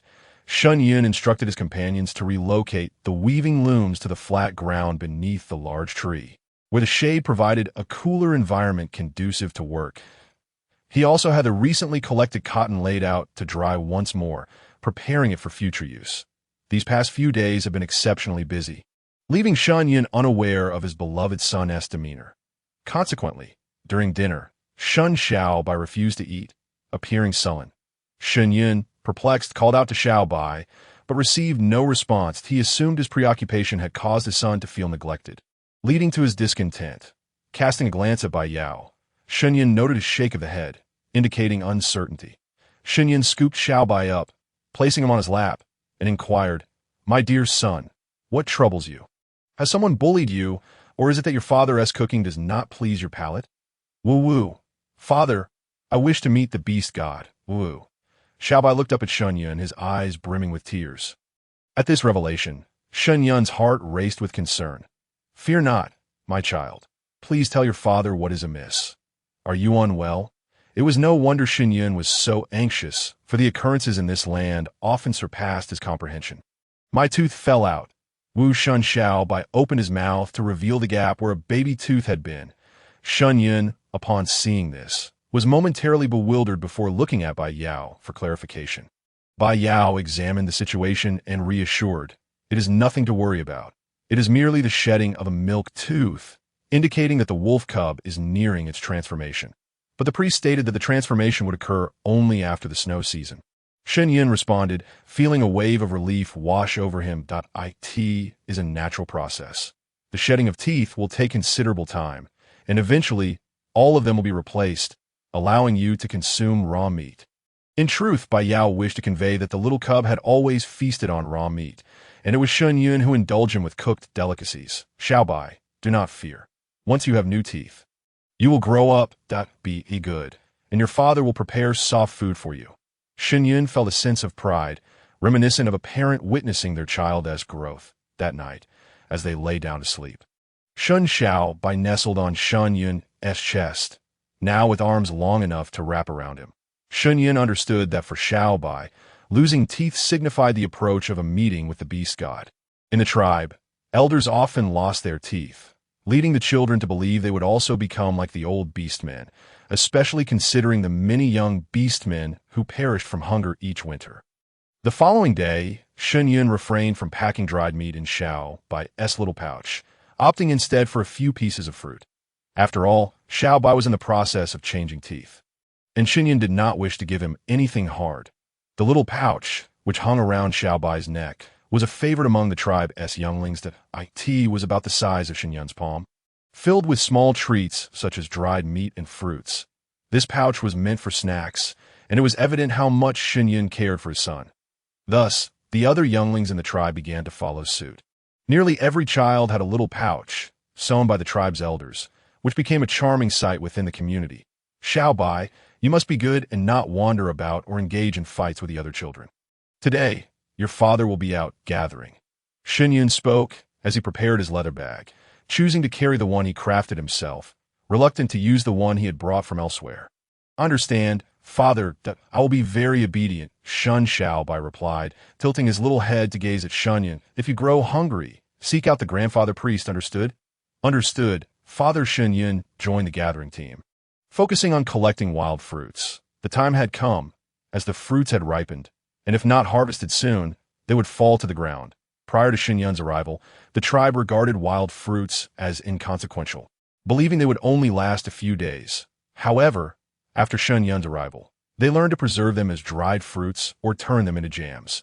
Shen Yun had the tribe craft numerous clay pots, similar to those used on Earth for pickling vegetables. He intended to use them for preserving fruit jams, sealing them with beeswax, or storing the fruits in a cellar for later use.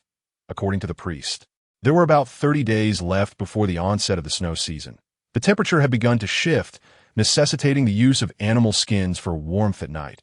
Upon reaching the gathering site, everyone commenced their tasks. Shen Yun stood astonished before the laden branches. That blueberries, but these blueberries are enormous, nearly the size of a child's fist. He also spotted oversized strawberries, and his joy knew no bounds. There were also gigantic dragon fruits, bananas, grapes, and apples. Shen Yun directed his companions to harvest a substantial amount, but due to the fragility of strawberries, he instructed the guards to fashion wooden crates lined with leaves to transport them safely.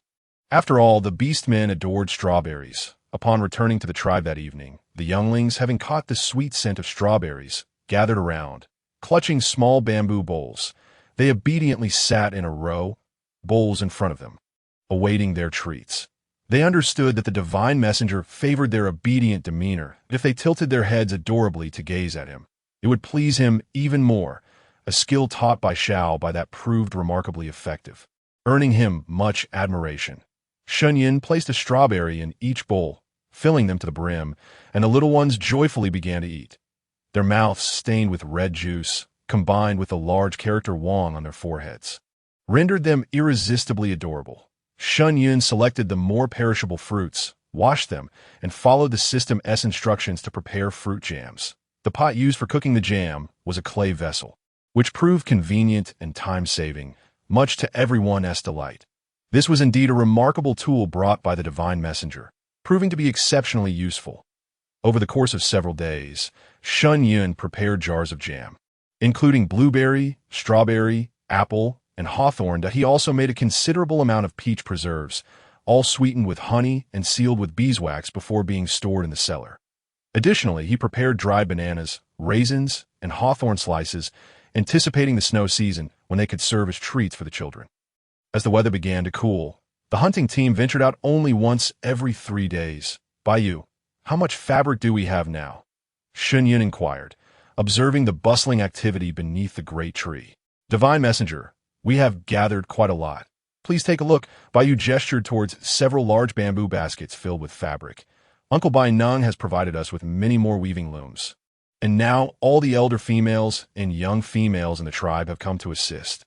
Look, Bai Nung pointed to a distant corner where a row of young females diligently worked. He had also adjusted the sizes of their looms to match their heights. Watching the young females skillfully at work, Shen Yun felt a profound sense of satisfaction, knowing that there were no idle individuals in the tribe. "Bayou, we will need this fabric shortly. I must first consult with the priest. You all continue your work, and I shall return soon." "Understood, divine messenger." Upon seeking out the priest, Shen Yun was surprised to find the tribe leader present as well. "Yes, Shen Yun, I was discussing the issue of the cub den for this year's snow season with the priest. Since you are here, we might as well deliberate together." The tribe leader offered Shen Yun a chair. Once seated, Shen Yun listened attentively as the priest spoke. Every year, the cub dens are the most challenging period, as many cubs are either orphaned or abandoned. Consequently, during the winter, the cubs do not undergo transformation, and food becomes scarce. Thus, each year, numerous cubs meet the beast god. Shen Yun felt a pang of sorrow at the thought of such adorable cubs transforming into lifeless little tigers. This year should be somewhat better, at least in terms of food supply. However, we still lack sufficient animal skins for warmth. You must have noticed that the long-haired animals we hunt are quite rare, as they are difficult to capture. Moreover, due to the struggles involved in hunting, we seldom acquire intact pelts. The priest appeared quite troubled. "How many cubs in the tribe are unable to undergo transformation?" Shen Yun asked. "There are 80 cubs that cannot transform, while 47 can. The young females are particularly precious and are cared for by others." The priest conveyed the situation to Shen Yun. Upon hearing the news, Shen Yun furrowed his brow. The current amount of fabric should suffice to provide each of the little ones with a small blanket. Considering their tender agas for clothing, if necessary, they could wait a bit longer, and Shen Yun promptly made his decision. The priest, the clan leader, and the weaving team had already produced a considerable amount of burlap. This year, the burlap would be prioritized for the young and the elderly, as their resilience was the weakest. "Shen Yun, we all support you. Whatever you decide, we are willing to follow," the priest remarked, gazing at the beautiful female. "Very well, from this moment on, let everyone heed my guidance. There are still 20 days until the snow season. We have ample time," Shen Yun declared. He then gathered all the members of the tribe. Today, no one went hunting. Everyone was resting, primarily because the prey had diminished and begun to seek refuge for the winter.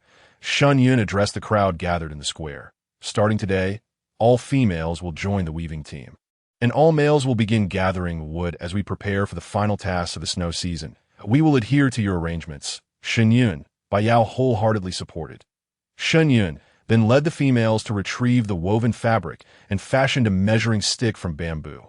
Using charcoal to mark lengths, the crowd observed Shen Yun's actions with confusion, except for the priest, who watched in astonishment.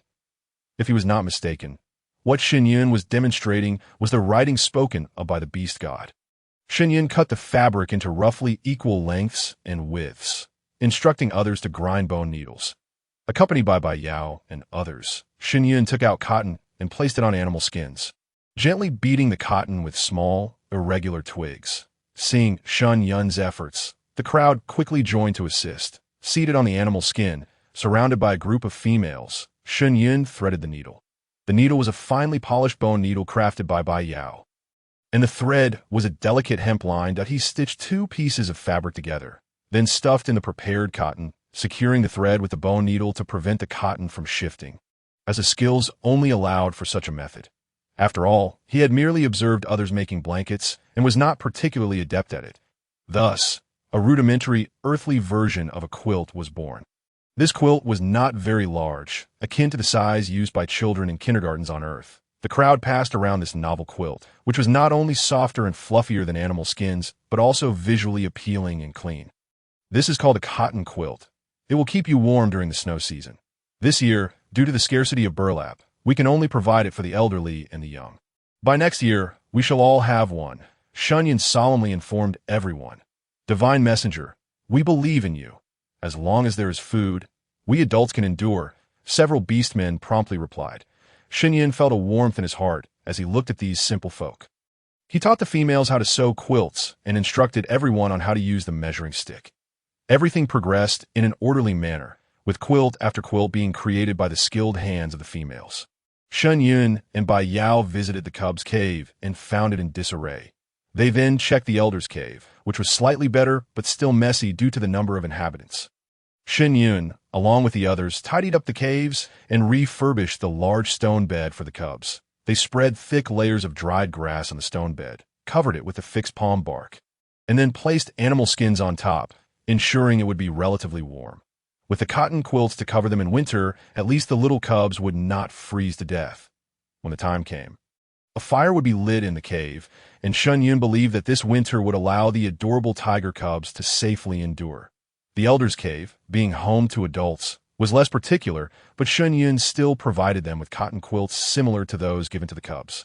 After distributing the remaining large quilts, Shen Yun assessed the situation and allocated them to the priest, the clan leader, and the most distinguished warriors of the tribe, as well as the leader of the gathering team. He assured everyone that next year there would be enough for all. This year was merely constrained by time. For those beastmen who did not receive cotton quilts, he distributed the animal skins that had been set aside for trade, ensuring that nearly everyone received a piece. A.S. the Divine Messenger. Shen Yun received 2 pieces of animal skin and a cotton quilt, as a token of gratitude for his significant contributions to the tribe. A considerable amount of cotton fabric remained, which Shen Yun used charcoal to sketch out the shapes of clothing on a wooden board. The clever females quickly followed the designs to create rather rudimentary garments.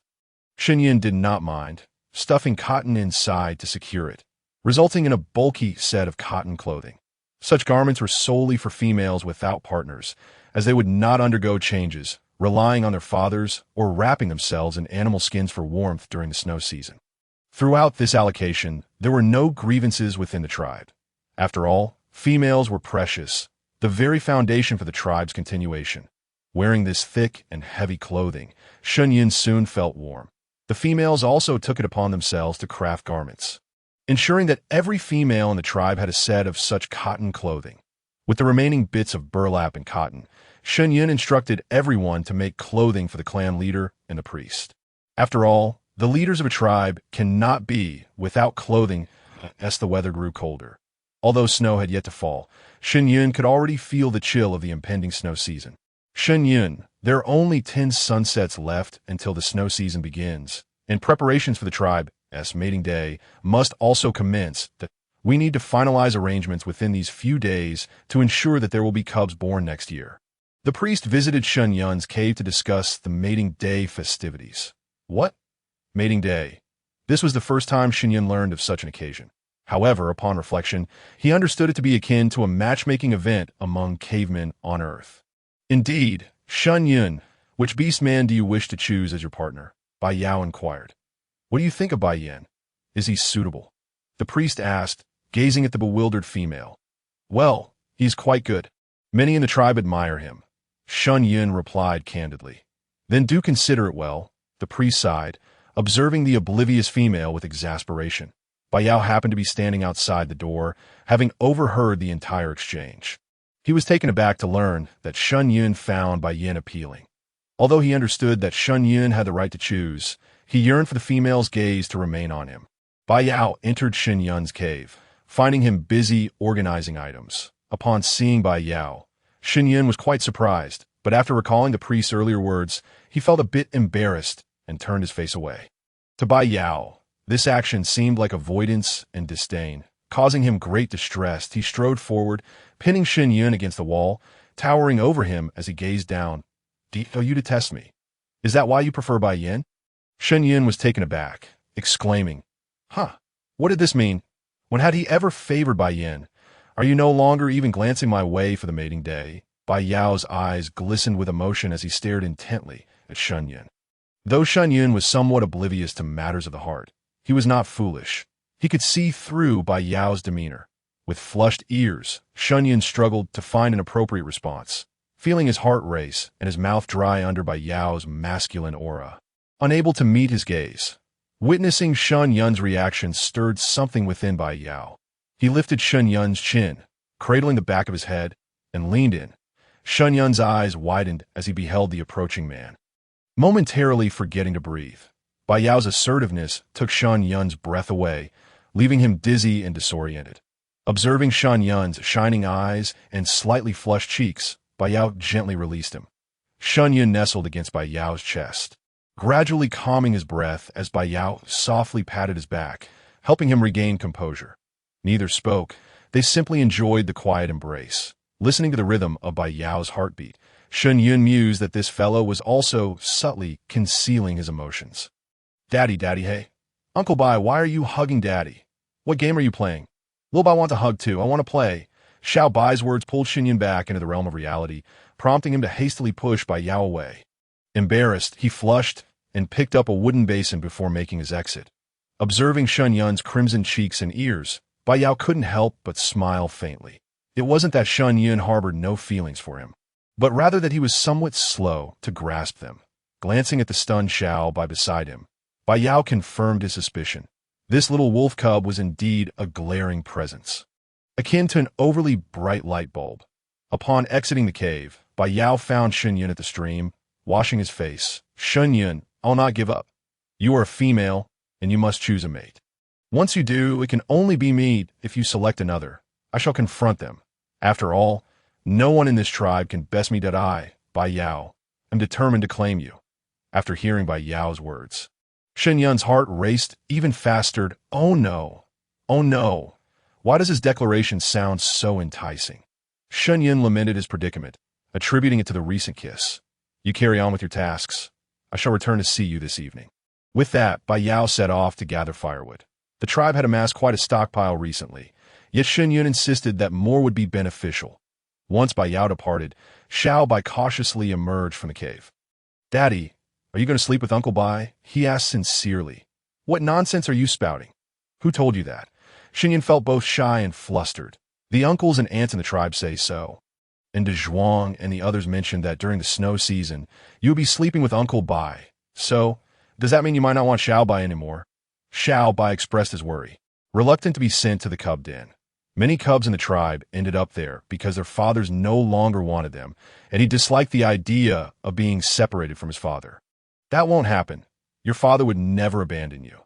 Even if I were with Uncle Bai, I would never send you to the cub den," Shen Yun reassured Xiao Bai. "Ugh. Who wants to be with Bai Yao?" Shen Yun's face flushed at the thought. "Daddy, I actually like Uncle Bai a lot. If you and Uncle Bai end up together, Xiao Bai would be happy," Xiao Bai said, nuzzling Shen Yun's leg. "All right, stop overthinking. I will prepare dinner for you shortly." That day, Shen Yun found himself distracted, oscillating between thoughts of Bai Yao and the kiss they had shared. "This is maddening." Bai Yao, meanwhile, was vigorously chopping wood, seemingly fueled by boundless energy. Shen Yun's lips were so soft, and his flushed visage was truly captivating. Shen Yun did not push Bai Yao away. He realized Shen Yun must have feelings for him as well. Suddenly, Bai Yao burst into laughter, causing the nearby orcs, who were also chopping wood, to stumble in surprise, pondering, what on earth is wrong with Bai Yao? Has he lost his mind, laughing so maniacally? That evening, Shen Yun dutifully prepared a meal for Bai Yao, realizing that he and Bai Yao were already intertwined in an unspoken bond. "Shen Yun, I have returned." After washing his hands, Bai Yao entered the cave. "Come, eat before it gets cold," Shen Yun said, still blushing and avoiding Bai Yao's gaze. "Yes, you should eat more. You've slimmed down quite a bit lately," Bai Yao remarked genuinely, noting Shen Yun's recent weight loss due to the myriad of tasks at hand. "Daddy, you should eat more meat." "Uncle Bai, please help Daddy with some meat." Xiaobai can't use chopsticks yet. Xiaobai, with genuine concern, watched Shen Yun. All right, I'll serve your father, Bai Yao replied, placing a piece of meat on Shen Yun's plate. Bai Yao thought to himself, this little wolf cub can be quite adorable at times like now. After dinner, Bai Yao played with Xiaobai for a while before returning home. That night, as Shen Yun lay in bed, he reflected on many things. The first person to rescue him was Bai Yao. The one who brought him to the tribe was Bai Yao. The one who shared food with him was Bai Yao. And the one who fetched water for him was also Bai Yao. So many instances of Bai Yao's unwavering support filled Shen Yun with a sweetness akin to honey. In truth, being with Bai Yao was not an impossibility. However, the thought of Bai Yao choosing another female to mate with and share a den with filled him with discomfort and dread. That would mean Bai Yao would no longer belong to him. The multitude of experiences proved that he loved Bai Yao, though he had only come to this realization belatedly. Bai Yao loved him in return, in this harsh world, where food was scarce and familial bonds were fragile. Only Bai Yao consistently treated him with kindness, always casting him gentle glances. With newfound clarity, Shen Yun felt immense joy as all doubts dissipated. He slept soundly that night. The following day, Shen Yun, brimming with energy, gathered everyone for a meeting to embark on a collection expedition for the pine resin they had harvested last time. This time, all the females joined in, as Shen Yun explained that the resin could be used for lighting. Consequently, they had previously gathered a significant amount. The pine resin in this area was abundant. With each cut, a copious amount of resin flowed forth. Shen Yun constructed bamboo frames beneath each cut to collect the dripping resin into large barrels. The group returned to the tribe, hauling bucket after bucket of pine resin. Soon enough, the tribe had an ample supply, more than sufficient for the winter's lighting needs. In the tribe square, Shen Yun set up a large stone pot, heating the collected resin to extract its oil, which he then poured into bamboo containers he had prepared earlier. The others inserted wicks into the containers. Once the wicks absorbed the oil, the pine oil lamps were ready. Shen Yun instructed the priests to distribute them, 10 lamps per cave, for nighttime illumination, to be returned once used. That evening, Shen Yun lit the pine oil lamps, although they did not shine as brightly as electric lights on Earth. They provided ample illumination. For the past 2 days, Shen Yun had not ventured outside, as the next day was the mate selection day, and he was quietly preparing a gift, following the system's guidance. He crafted a pair of leather boots similar to his own for Bai Yao. However, his sewing skills were not particularly adept, and he often pricked his fingers with a bone needle. The soles were made from rubber he had collected and processed himself. Although they did not compare to modern footwear, they were certainly an improvement over grass sandals. This was a lesson from the system, and he envisioned incorporating shoemaking into the tribe's development next year. After all, it pained Shen Yun to see the females walking barefoot, fearing they might injure themselves on sharp objects. Thus, he decided that the first pair of shoes with special significance would be given to Bai Yao. Estimating Bai Yao's foot size, he crafted the soles, reinforced them with upper leather, and produced a commendable finished product. Trying them on himself, he found them quite comfortable, making a few adjustments before using leftover fabric from his old clothes to sew a pair of socks for Bai Yao. Though they were not particularly attractive, they represented Shen Yun's utmost effort on mate selection day. Shen Yun was assigned to the camp of single females early in the morning, regardless of his identity. Today he was a single female, free to choose and be chosen by a mate. The females busily groomed themselves, weaving floral crowns, while the males prepared themselves as well. Xiaobai had been taken away by a priest, understanding that his father would be selecting another father today, yet he remained compliant. He hoped his father would choose Uncle Bai, as he was a good person, while the other uncles were also kind. Xiaobai favored Uncle Bai. Shen Yun's hair had grown long, cascading past his shoulders, typically tied back in a ponytail.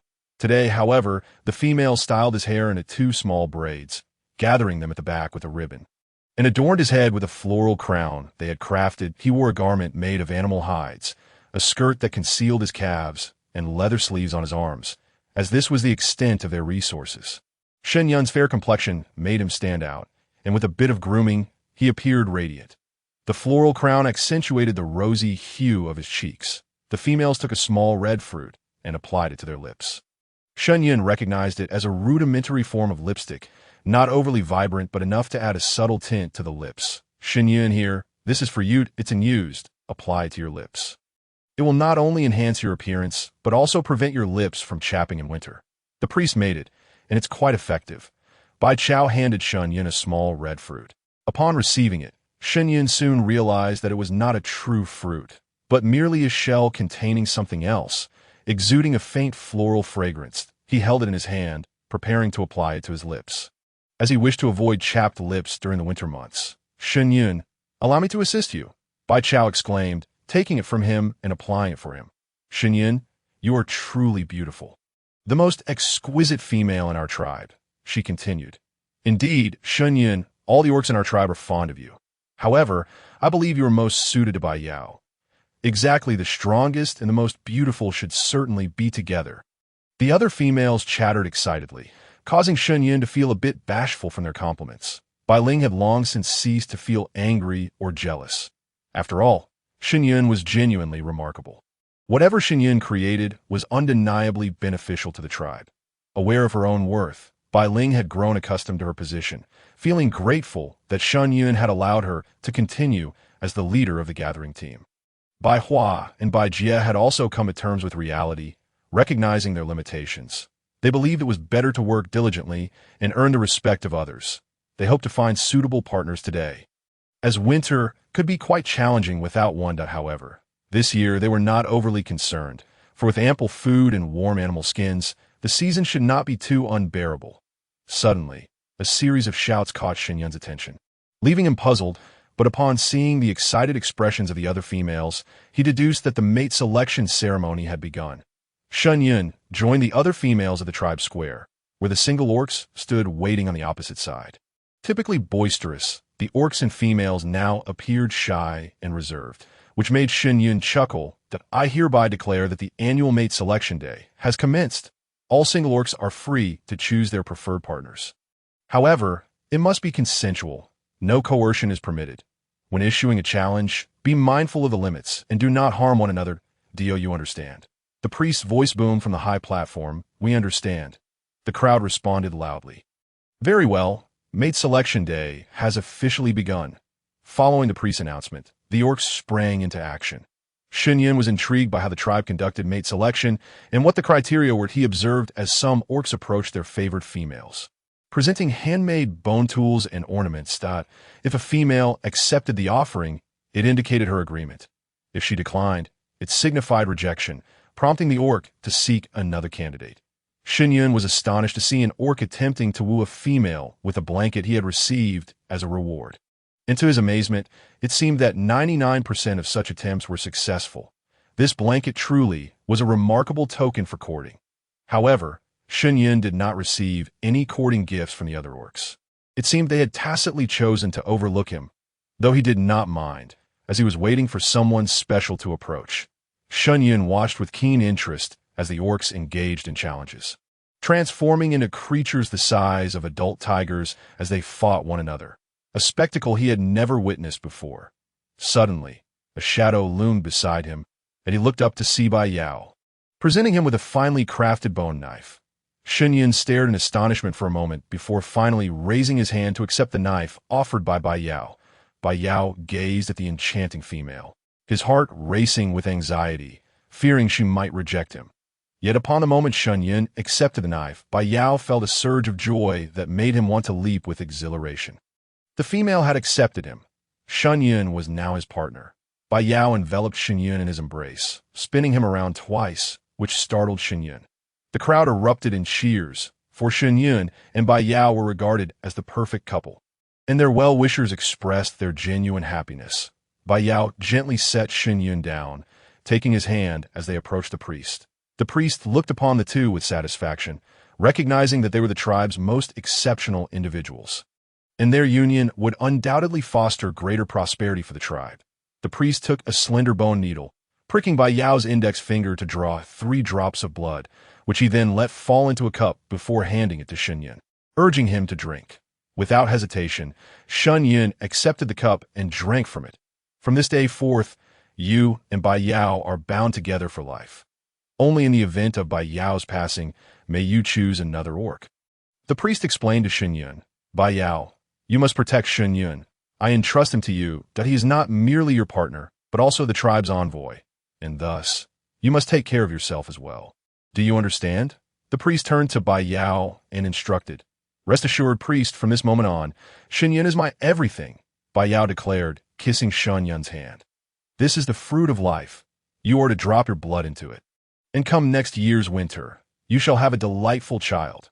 The priest presented a vibrant red fruit that gleamed with a radiant light, leaving Shen Yun astounded by its miraculous nature. However, having already traversed realms and encountered orcs, such a fruit no longer seemed extraordinary to him. Following the priest's guidance, Shen Yun and Bai Yao each pricked their index fingers, letting a drop of blood fall into the fruit, which the priest then placed into his animal skin pouch. Shen Yun finally understood why the den of offspring was filled with so many young. Such children were surely not as cherished as those born in the traditional manner. After all, this process did not involve the customary 10-month gestation, but rather a quantity produced by the priest's mysterious power for the survival of the orcs and their tribe. Regardless, Shen Yun knew he would love the child, for it would carry both his and Bai Yao's genes.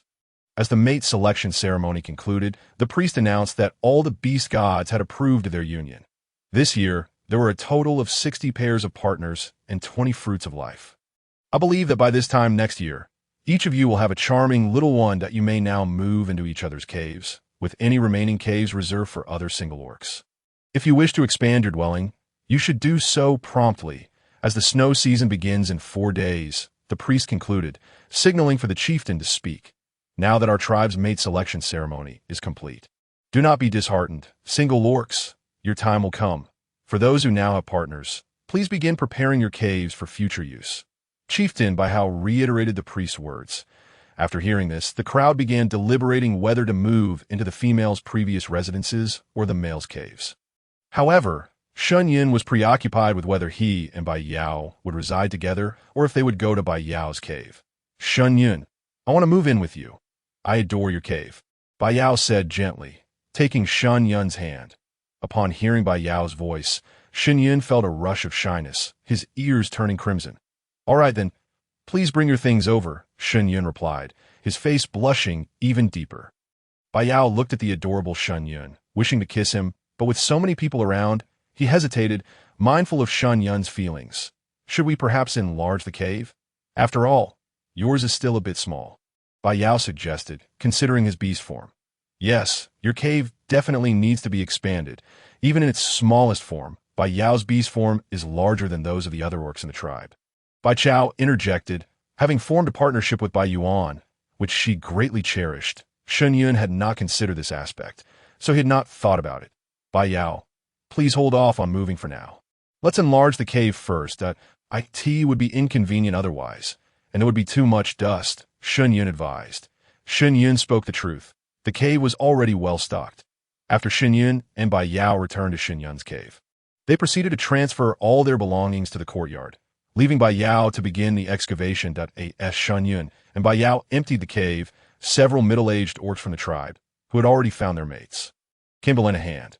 After all, it was their offspring establishing families, so they were eager to assist with the digging. A number of middle-aged orcs also arrived from Shen Yun's household, and before long, the cave had been expanded to twice its original size. By the time Shen Yun and Bai Yao tidied up the cave and moved Bai Yao's possessions inside, it was already afternoon, and twilight was fast approaching. Bai Yao did not have many belongings, just a few animal skins, a blanket, and some bone tools. Being a single orc who did not know how to cook, he had not acquired any utensils from the tribe. However, he could obtain whatever he needed from the tribe's storage room at any time, for he was the most skilled hunter in the tribe. Shen Yun gazed at the enormous stone bed and couldn't help but feel a twinge of doubt. Wasn't it rather large? Suddenly, something crossed her mind, and her cheeks flushed. When Bai Yao entered, he saw Shen Yun staring blankly at the large stone bed and quickly inquired, "Is the stone bed not smooth enough? Are you dissatisfied? If so, I can refine it further another day." No, I merely find it quite large. Shen Yun quickly interjected, "It's not too big. Once our offspring return, we will all need to live together. It will be some time before they're grown enough to have their own cave," Bai Yao explained. Living with our offspring. What about when the orc couples are engaged in their activities? Won't the offspring be right there? Shen Yun was taken aback, contemplating that come spring, the first thing she must do is build a house to address this issue. Bai Yao prepared to spread the animal skins he had brought over. But Shen Yun stopped him. There are still bundles of hay and palm bark in that corner. Let's lay those down first to keep it warm.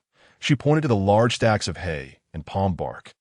Bai Yao complied, arranging them neatly on the stone bed. Shen Yun then took out a bone needle and secured the palm bark in place before laying it on the bed to prevent it from slipping. Next, she added 2 layers of animal skins, which made it look significantly more comfortable than the tea that moment. Shun Xiaobai finally returned home. He was not surprised to see Bai Yao in his father's cave. For the elder shaman had mentioned that both he and his father would be looked after by Uncle Bai from now on. Father, Uncle Bai, Xiaobai is back, Shun Xiaobai exclaimed, surveying the expanded cave with delight. Father, I want to sleep on my own. I want a blanket like the one for the cubs. Shun Xiaobai had been eagerly mentioning that blanket for several days. All right, tomorrow Uncle Bai will prepare a small bed for you. And then you can use that blanket to sleep, Bai Yao readily agreed, as he wished to cuddle with the soft female at night. At that moment, Bai Yao felt that Shun Xiaobai was a bit of a third wheel. Unbeknownst to Shen Yun, Bai Yao's thoughts were elsewhere as she hurried to prepare dinner. Tonight's meal consisted of dumplings, grilled meat, and a bowl of vegetables. The dumpling filling was purely meat, for the occasion was quite special. And Shen Yun could think of nothing else to celebrate with, so she had opted to make dumplings. What is this, father? Why has Xiaobai never eaten this before? Shun Xiaobai tilted his head, staring at the plump white dumplings on the cutting board. This is called a dumpling. It was specially made to welcome Uncle Bai to live with us. You must eat plenty later, Shen Yun said, her heart swelling with sweetness as she watched Bai Yao busily working nearby. Upon hearing Shen Yun's words, Bai Yao felt a wave of happiness wash over him. Shen Yun had prepared a dish that even the little cub had never tasted, which could only be interpreted as an expression of her affection for him. Bai Yao, come eat. We can tidy up later. The sky had darkened, and the stone table in the cave was illuminated by a kerosene lamp, casting a warm glow throughout. Bai Yao, these are dumplings. Please try them, and let me know if you like them. Shen Yun placed some dumplings into Bai Yao's bowl. Shun Xiaobai was already devouring his meal without lifting his head. Thank you. You should eat as well, that I really like them, Bai Yao replied, gazing at Shen Yun with eyes full of love. Shen Yun felt her heart race under Bai Yao's affectionate gaze and quickly lowered her head to continue eating. After dinner, Shen Yun prepared water for Shun Xiaobai to wash his face, rinse his mouth, and clean his paws and feet before tucking him in a bed, ensuring he wouldn't get up. Shun Xiaobai was very obedient, lying quietly in his spot, his head resting on his paws, watching his father busy himself with Uncle Bai, fetching water and washing feet. Uncle Bai is indeed wonderful. But now there is one more person to share my father's affection. Baby feels a bit wronged, but says nothing. Once Shen Yun finished tidying up, she realized that she would be sleeping with Bai Yao that night, and suddenly felt a bit shy. Bai Yao carried the kerosene lamp to the bedside, where Shen Yun was already lying on the expansive animal skins, covered with a quilt tailored to fit the orc's physique. It was quite roomy, enough to cover 5 of Shen Yun. Dressed only in a pair of shorts, Shen Yun felt a twinge of discomfort. There were no pajamas in this era, and the tribe's linen was not yet luxurious enough to create a set of sleepwear. Typically, he and Xiaobai slept this way without issue, but adding Bai Yao to the equation felt entirely different. Bai Yao extinguished the lamp and climbed onto the stone bed. Shun Xiaobai usually slept close to Shen Yun, but the elder shaman had informed him that he was now a little man and should sleep separately, as he was the only cub in the tribe who slept beside his father. So, on this night, Shun Xiaobai obediently settled down a short distance away and soon fell into a deep slumber. The little cub's sleep was profound. As the shaman would say, Shun Xiaobai was merely 1 winter season old, and it would take only 3 more seasons until he transformed into his human form, making him just 3 years old. However, orcs mature much more rapidly than humans. Bai Yao removed his animal skin clothing and lay beside Shen Yun in his animal skin skirt. Shen Yun instinctively shrank back a little. Bai Yao chuckled softly, pulling Shen Yun into his embrace. Upon hearing Bai Yao's laughter, Shen Yun's face burned. Bai Yao then noticed that the female was entirely bare, save for a small piece of linen, like a triangle-shaped covering. Shen Yun felt increasingly uncomfortable, his breathing quickening, especially with Xiaobai nearby, which added to his sense of modesty. Bai Yao understood that Shen Yun was different from the females in the tribe. So he did not pressure him, that he merely held him close, then leaned down and placed a gentle kiss on Shen Yun's forehead. Shen Yun, do not fear. I will wait for your consent. Why feelings for you are not merely for the sake of sleeping together, but rather to share a lifetime with you. With that, he embraced Shen Yun and drifted into slumber. After hearing Bai Yao's words, Shen Yun found himself unable to sleep for a long while, ultimately succumbing to fatigue and drifting off. Bai Yao, noticing the rhythmic sound of Shen Yun's breathing, opened his eyes to check if his little son, Xiao Bai, was warm enough before curling up with Shen Yun for the night. The following morning, Shen Yun awoke in Bai Yao's embrace that he gazed at the handsome face before him, unable to believe he had effectively married himself off. Good morning, my partner, Bai Yao greeted, kissing Shen Yun's forehead as his eyes fluttered open. Good morning. Shen Yun's cheeks flushed bright red. Feeling uncomfortable, Shen Yun squirmed slightly in Bai Yao's embrace, causing Bai Yao's breath to quicken. Shen Yun felt something pressing against his abdomen. Being a man himself, he knew exactly what it was that, in an instant, he became still, his face burning with embarrassment. Bai Yao couldn't help but chuckle at Shen Yun's adorably shy demeanor. The sound of Bai Yao's laughter only deepened Shen Yun's sense of humiliation. This was merely a natural morning reaction. Nothing to be embarrassed about. I'll get up first and see if there's anything that needs doing in the tribe, Shen Yun stammered, extending his hand from the blanket to retrieve his animal skin clothing from the bedside. Then retreating under the covers to dress, Bai Yao watched Shen Yun's charming antics, feeling that his female was truly the most delightful person in the tribe. After washing up, Shen Yun checked on Xiao Bai, who was still blissfully asleep, and then he and Bai Yao set off to find a shaman to see if there were any plans for the day. The air had turned quite cold, and Shen Yun felt that this temperature could rival winter on Earth, yet had not yet snowed. Shaman, we have arrived. At the entrance of the priest's cave, Shen Yun called out, come in quickly. Shen Yun, came the voice from within. Priest, is there anything else you need us to do? Shen Yun was the first to inquire. Not at the moment. In 3 days the snow season will begin, and everything has already been arranged. So we are merely awaiting its arrival. Well then, if there is nothing else, Bai Yao and I shall take our leave. You may go about your business, was the priest's response, upon returning from the priest's abode. Shen Yun prepared a simple lunch. After the three of them had dined, Shen Yun, along with Bai Yao and Shen Xiao Bai, ventured outside the tribe to gather firewood. Although the tribe had a sufficient supply of firewood stacked in the communal cave, each household had to trek a considerable distance to fetch it whenever needed.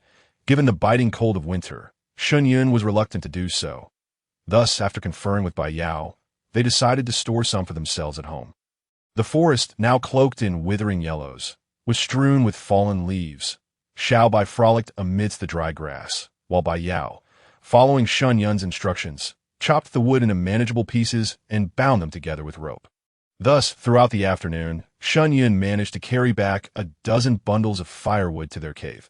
Since their cave spanned at least 150 square meters, Shen Yun placed the firewood in a corner to prevent it from being covered by snow during winter, ensuring it would ignite with minimal smoke. The following day, many villagers joined in the firewood gathering, inspired by Shen Yun and Bai Yao's initiative. They recognized the merit in having firewood readily available in their own caves.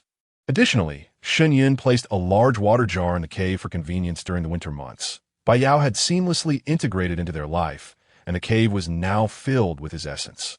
On the third night, snow finally began to fall, heralding the arrival of the snow season. When morning broke, the tribe was blanketed in silvery white. Shen Yun gazed at the enchanting sight and couldn't help but exclaim how long it had been since he had witnessed such snow on Earth. Don't linger outside. You might catch a chill, Bai Yao quickly admonished as he perceived Shen Yun's fragility.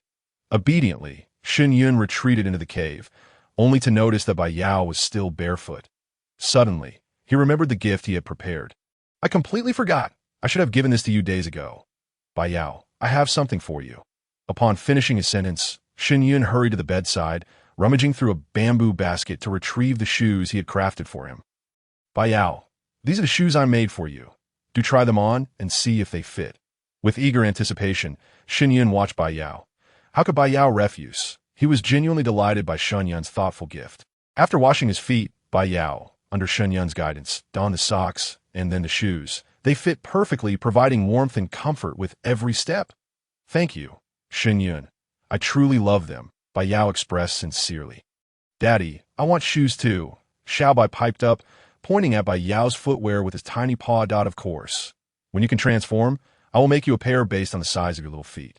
But if I make them now, you might grow out of them, Shen Yun said, affectionately ruffling Xiaobai's head. All right, Daddy, it's very cold outside, Xiaobai replied, his excitement palpable as it was his first encounter with snow. Indeed, it is quite chilly outside, so refrain from running around. Stay cozy at home, Shen Yun advised as he began to stoke the fire to prepare a meal.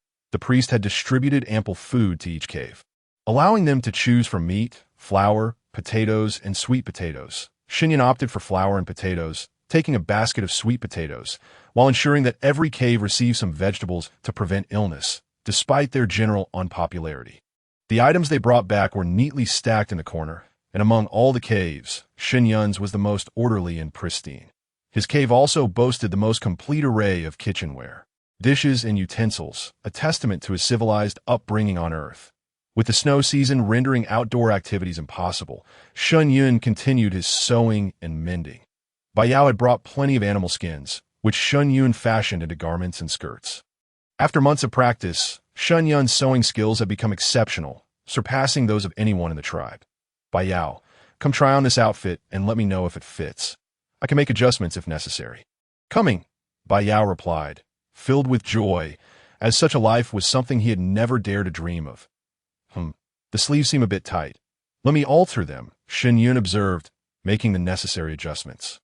Bai Yao removed the garment, allowing Shen Yun to continue his modifications. That evening, Shen Yun steamed buns, simmered meat, and stir-fried shredded potatoes, leaving Bai Yao and Xiao Bai with full bellies. Shen Xiaobai's round little belly made Shen Yun slightly anxious, fearing he might bump it while walking. The temperature that day was even colder than the last. When bedtime arrived, Shen Yun layered Bai Yao's blanket for added warmth. Due to the frigid air, Xiaobai nestled in Shen Yun's embrace, while Bai Yao, feeling a twinge of jealousy, gently nibbled at Shen Yun's neck in frustration. Shen Yun, however, remained steadfast, not daring to move throughout the night. It wasn't until the latter half of the night, when Xiaobai had fallen asleep, that Bai Yao discreetly shifted him aside and pulled Shen Yun into his arms, finally finding solace in slumber. In the days that followed, the snowfall grew increasingly heavy, revealing the formidable nature of the snow season. Many branches succumbed to the weight of the snow, and even in the dead of night, the crackling sounds of breaking twigs could be heard. The White Tiger tribe was enveloped in curling wisps of smoke, and this winter was unanimously deemed better than previous years by the villagers, with food in abundance, warming fires, firewood, and blankets made of animal skins. The cave was far from cold, all thanks to the divine messenger's efforts. The heavy snow continued to fall, yet the tribe remained warm and cozy. After a month of snow, Shen Yun decided to take Bai Yao and Xiao Bai to visit the Cub Cave and the Elder Cave to check on their conditions. Xiao Bai, perched on Bai Yao's shoulder, looked quite regal as several fire pits blazed in the Cub Cave. The charcoal that had been stored previously was now utilized there, and the little cubs rolled around on their beds, creating a lively atmosphere. As they entered, the chubby little tiger cubs greeted Shen Yun with cheerful calls of Uncle Shen, melting his heart. Shen Yun noticed several cubs with parents present in the Cub Cave, which puzzled him, prompting him to inquire with the orc responsible for their care. The divine messenger might not be aware, but due to the snow season, the cubs cannot play outside, so orcs bring their little ones to the Cub Cave to keep them entertained together. The caretaker explained, and Shen Yun understood. Turning to Xiao Bai, who was watching the others play, he realized the unspoken desire in his eyes. Xiao Bai, would you like to stay here and play with the other little ones? Bai Yao asked first. I said all right. Daddy, Xiao Bai looked up at Shen Yun with hopeful eyes. Of course, but if you stay here at night and miss Daddy, you'll have to wait until the next day to see me, Shen Yun said, affectionately patting Xiao Bai's head. Come along with us. We can all play ball together. De Zhuang was the first to invite Xiao Bai to join. The Cub Cave contained nothing more than a large stone bed. The remaining space was filled with wooden toys for the cubs to frolic with. Daddy, I want to stay and play with them. Please come see me tomorrow, Xiao Bai pleaded. All right then, Daddy will fetch your little blanket for you. Just be sure to behave, Shen Yun replied. You stay here, and I will go get it. Bai Yao halted Shen Yun's movements and departed with purposeful strides. Shen Yun glanced at the small cub's sleeping area, which was remarkably tidy, reflecting the innate cleanliness often found among creatures like tigers, who possess a touch of Mi's genes. Bai Yao gathered up Xiao Bai's bedding and even brought over the bowl designated for Xiao Bai's meals. The cubs here were well cared for by their beastkin guardians, allowing Xiao Bai to dine comfortably in this space. Shen Yun genuinely enjoyed watching Xiao Bai frolic with his companions, as it greatly contributed to Xiao Bai's development. Although Xiao Bai was not a tiger, the innocence of childhood was devoid of malice. Moreover, in light of Shen Yun and Bai Yao's statuses, Xiao Bai experienced no ostracism within the tribe. He was simply regarded as a pitiable little white wolf. Bai Yao was elated, for without the large light bulb by his side, he could finally spread his wings. Unbeknownst to Shen Yun, who was busy preparing Xiao Bai's bedding, Bai Yao harbored secretive intentions. Xiao Bai desired to sleep beside de Zhuang. Thus his bedding was positioned adjacent to de Zhuang's. Subsequently, Shen Yun ventured into the elder's cave, discovering that the elder beastkin appeared healthy and vibrant, which brought him great joy as Shen Yun and Bai Yao passed by other beastkin caves. They were met with sounds that made one's cheeks flush and heart race, prompting Shen Yun to hastily return to his own cave. This trend persisted through several caves. Indeed, the snow season was a time of procreation. Throughout the night, Shen Yun was distracted, reflecting on the fact that he and Bai Yao had been partners for over a month, maintaining a relationship of mutual respect. In contrast, other beastkin who had formed partnerships were already engaged in more intimate encounters. Contemplating this, Shen Yun felt somewhat remiss. Bai Yao was truly a commendable companion who respected him deeply, never overstepping boundaries. At most, he had received gentle kisses to his forehead, nothing more. After dinner, Shen Yun expressed a desire for a bath, prompting Bai Yao to heat water and pour it into the bathing tub. Shen Yun was meticulous about hygiene, insisting on a daily bath in summer and every 3 days in winter. Once he finished bathing, Bai Yao used the remaining water to cleanse himself, then took a hide to dry Shen Yun's hair. The fire crackled in the cave, and Shen Yun felt the temperature rising. Almost to the point of igniting the cave itself, he dared not meet Bai Yao's gaze, for it seemed his eyes could scorch him. With a light chuckle, Bai Yao bent down and swept Shen Yun into his arms. Making his way to the bed, Shen Yun understood that the events of the night were inevitable and did not resist, though he couldn't help but think of Bai Yao's imposing physique. Bracing himself for the impending ordeal, that night, Bai Yao was blissful, while Shen Yun experienced a mix of ecstasy and discomfort, inwardly cursing. Who on earth could explain why such lengthy durations were involved? Novels truly were not deceptive. The following day, Shen Yun struggled to rise from bed, resulting in Xiao Bai not seeing his father, only encountering Uncle Bai. However, Uncle Bai informed him that it was too cold for his father to visit, which did not upset Xiao Bai, for he possessed thick fur to keep warm. Nevertheless, he recognized that his father, being of the female gender, lacked such insulation and would be cold, so Xiao Bai resolved to remain in the cub's cave henceforth, ensuring his father would not have to care for him and would be spared the chill. Upon learning of Xiao Bai's intentions, Bai Yao hugged him tightly, showering him with affectionate kisses on the forehead. Praising him for growing up and caring for his father, Xiao Bai beamed with joy, reminding Bai Yao to take good care of his father and not to worry too much. A visit whenever possible would suffice. Bai Yao felt a swell of pride, thinking that Xiao Bai was truly a remarkable child. Shen Yun did not awaken until the afternoon, utterly exhausted from the previous night's events, having fainted from fatigue. He had always known that beastkin were formidable hunters, but he had not anticipated the extent of their prowess. He had previously thought that the ability of beastkin to shift between forms was impressive. Yet now it bore significant relevance. Upon seeing Shen Yun awake, Bai Yao noted the redness and swelling around his eyes, feeling a twinge of guilt for having caused Shen Yun distress. "Come, don't speak yet. Drink some water," Bai Yao urged, helping Shen Yun to sit up and offering him a sip. After drinking, Shen Yun felt rejuvenated, his throat no longer in distress. "That I visited Xiao Bai this morning. You needn't worry. He is thriving in the cub's cave," he stated, albeit subtly, as Xiao Bai was nearly beside himself with joy. "Are you hungry? I emulated your method and prepared a bowl of porridge, sweetened with some flower nectar. You should try it." The nectar was something Shen Yun had reserved for Xiao Bai as a treat, and now it had been utilized by Yao. I'm not hungry. Just hand me my clothes. Shen Yun replied, accepting the garments and putting them on. He was now dressed in winter attire, as the snow season was exceptionally harsh, yet he still felt a chill. Shen Yun gradually made his way to the cave entrance, where the snowfall remained relentless. Thankfully, firewood was plentiful at home, or they would surely struggle to endure the winter. His waist ached as if crushed by a vehicle, but after consuming by Yao's prepared food, he found it quite palatable. The next day, Shen Yun felt much improved and went to check on Xiao Bai, only to find the little one in a state of exuberance, utterly absorbed in play. Shen Yun cautioned everyone to ensure proper ventilation while tending the fire at night, advising them not to completely block the cave entrance to avoid carbon monoxide poisoning. When the beastkin inquired about carbon monoxide, Shen Yun replied that it was something that would lead a beastkin to meet the beast god, unable to elaborate further. With Xiao Bai absent from the cave, Bai Yao felt liberated, and Shen Yun indulged him, leading to daily exchanges of playful banter. The snowfall grew increasingly intense. What had begun as gentle flakes now resembled an overwhelming deluge, akin to a pillow bursting, sending cotton drifting down in a dense flurry without a gap in sight. This snowfall was consistent with previous years. Typically by now, they would have transformed into beast forms, retreating to the caves to conserve energy. Bai Yao draped a hide over Shen Yun's shoulders and held him close. I have never witnessed such a heavy snowfall, Shen Yun murmured, and it will only intensify.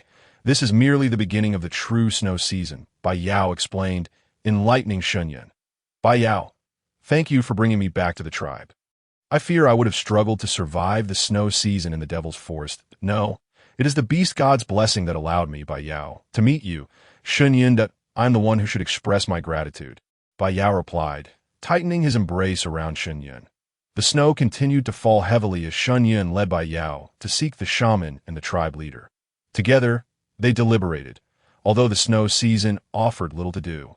The hemp fabric brought back last time remained unfinished, providing an opportunity for continued weaving. This was unanimously agreed upon, as they had all felt the warmth of garments made from hemp blended with cotton. Shaman, I intend to gather the tribe's females in the communal cave to prepare meals, offering a treat to our tribe members during the snow season, Shen Yun proposed, recognizing that only he could prepare the flour properly.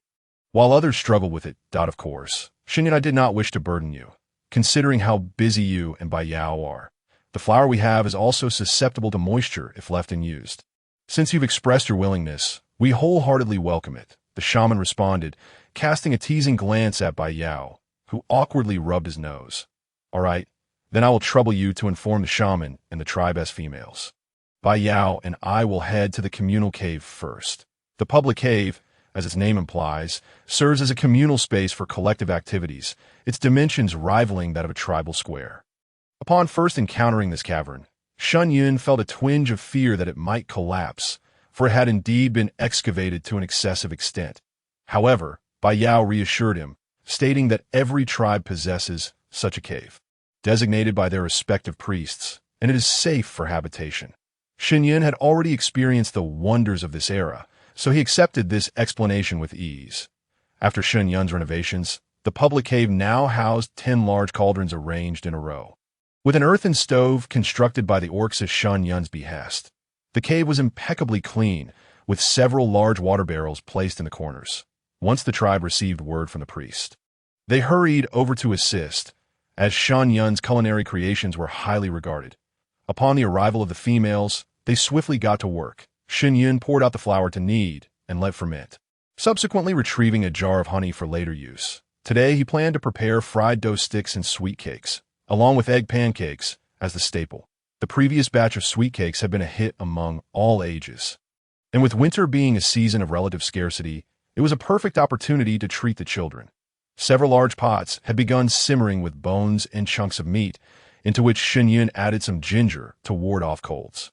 He then took out some dried vegetables, soaking them in water to prepare a vegetable soup, as vitamin intake is essential during winter. Shen Yun called upon a few females to peel potatoes, waiting for him to julienne them.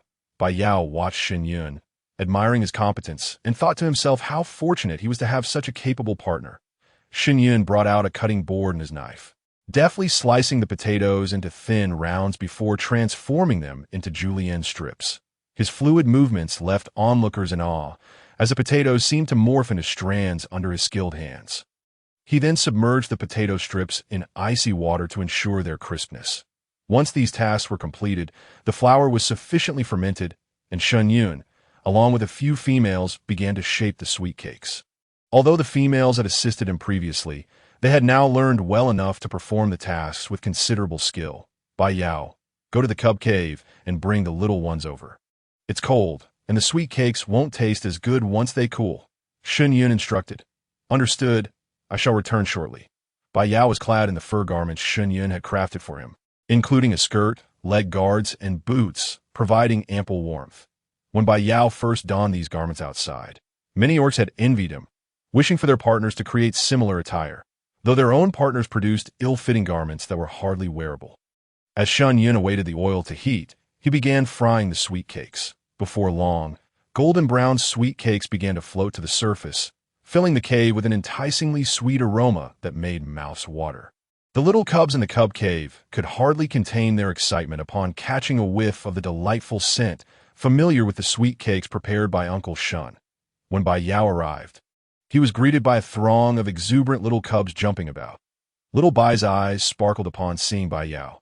Uncle Bai, did Daddy send you bring me back? Your father asked me to escort you all to the public cave.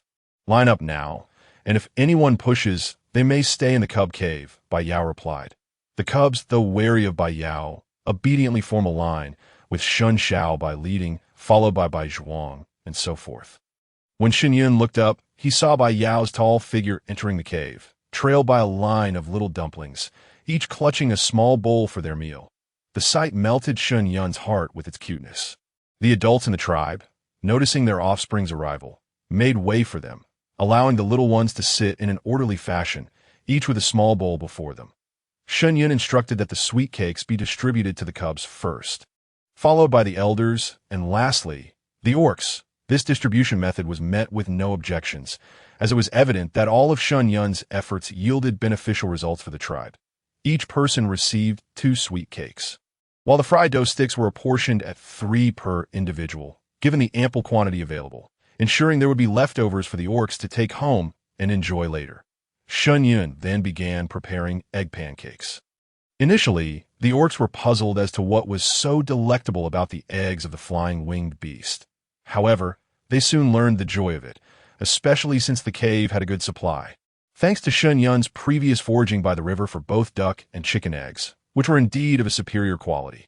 The pancakes Shen Yun cooked were soft and glutinous, making them easy for both the elderly and children to consume. He kept the cooked pancakes warm on the stove, while he drained the potato strips, adding oil, scallions, ginger, garlic, and spicy fruit into the pan for stir-fry, completing several large batches. Fortunately, Bai Yao noticed Shen Yun struggling with the cooking and quickly came to assist, prompting others to lend a hand as well, enabling the meal to be finished promptly. Shen Yun then gathered everyone, preparing for the feast. The orcs settled onto the hay spread across the ground, holding their bowls in anticipation as the females distributed the food. Each received a bowl of tender stewed meat, a bowl of vegetable soup, a serving of potato strips, and a generous portion of egg pancakes. With everyone having already enjoyed the sweet cakes and fried dough sticks, there was ample food for all. Once the distribution was complete, they began to eat, and Shen Yun himself found the meal exceptionally delicious. Feeling quite modern in its preparation, Shen Yun's appetite was relatively small, and he felt satisfied after a small bowl of soup, a few pieces of meat, and a pancake, leaving the remainder for Bai Yao. Bai Yao was aware of Shen Yun's modest appetite and did not press him to eat more, instead contemplating ways to ensure Shen Yun received proper nourishment in the future. The elder orcs were particularly moved, their eyes misty as they finished their meals. This winter season was the warmest they had ever experienced in their lives, as the tribe had not abandoned them, providing them with the utmost respect and comfort, something they had never anticipated. All of this was thanks to the divine messenger.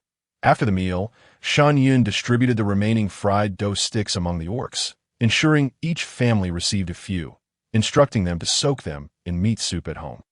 The orcs were delighted by this.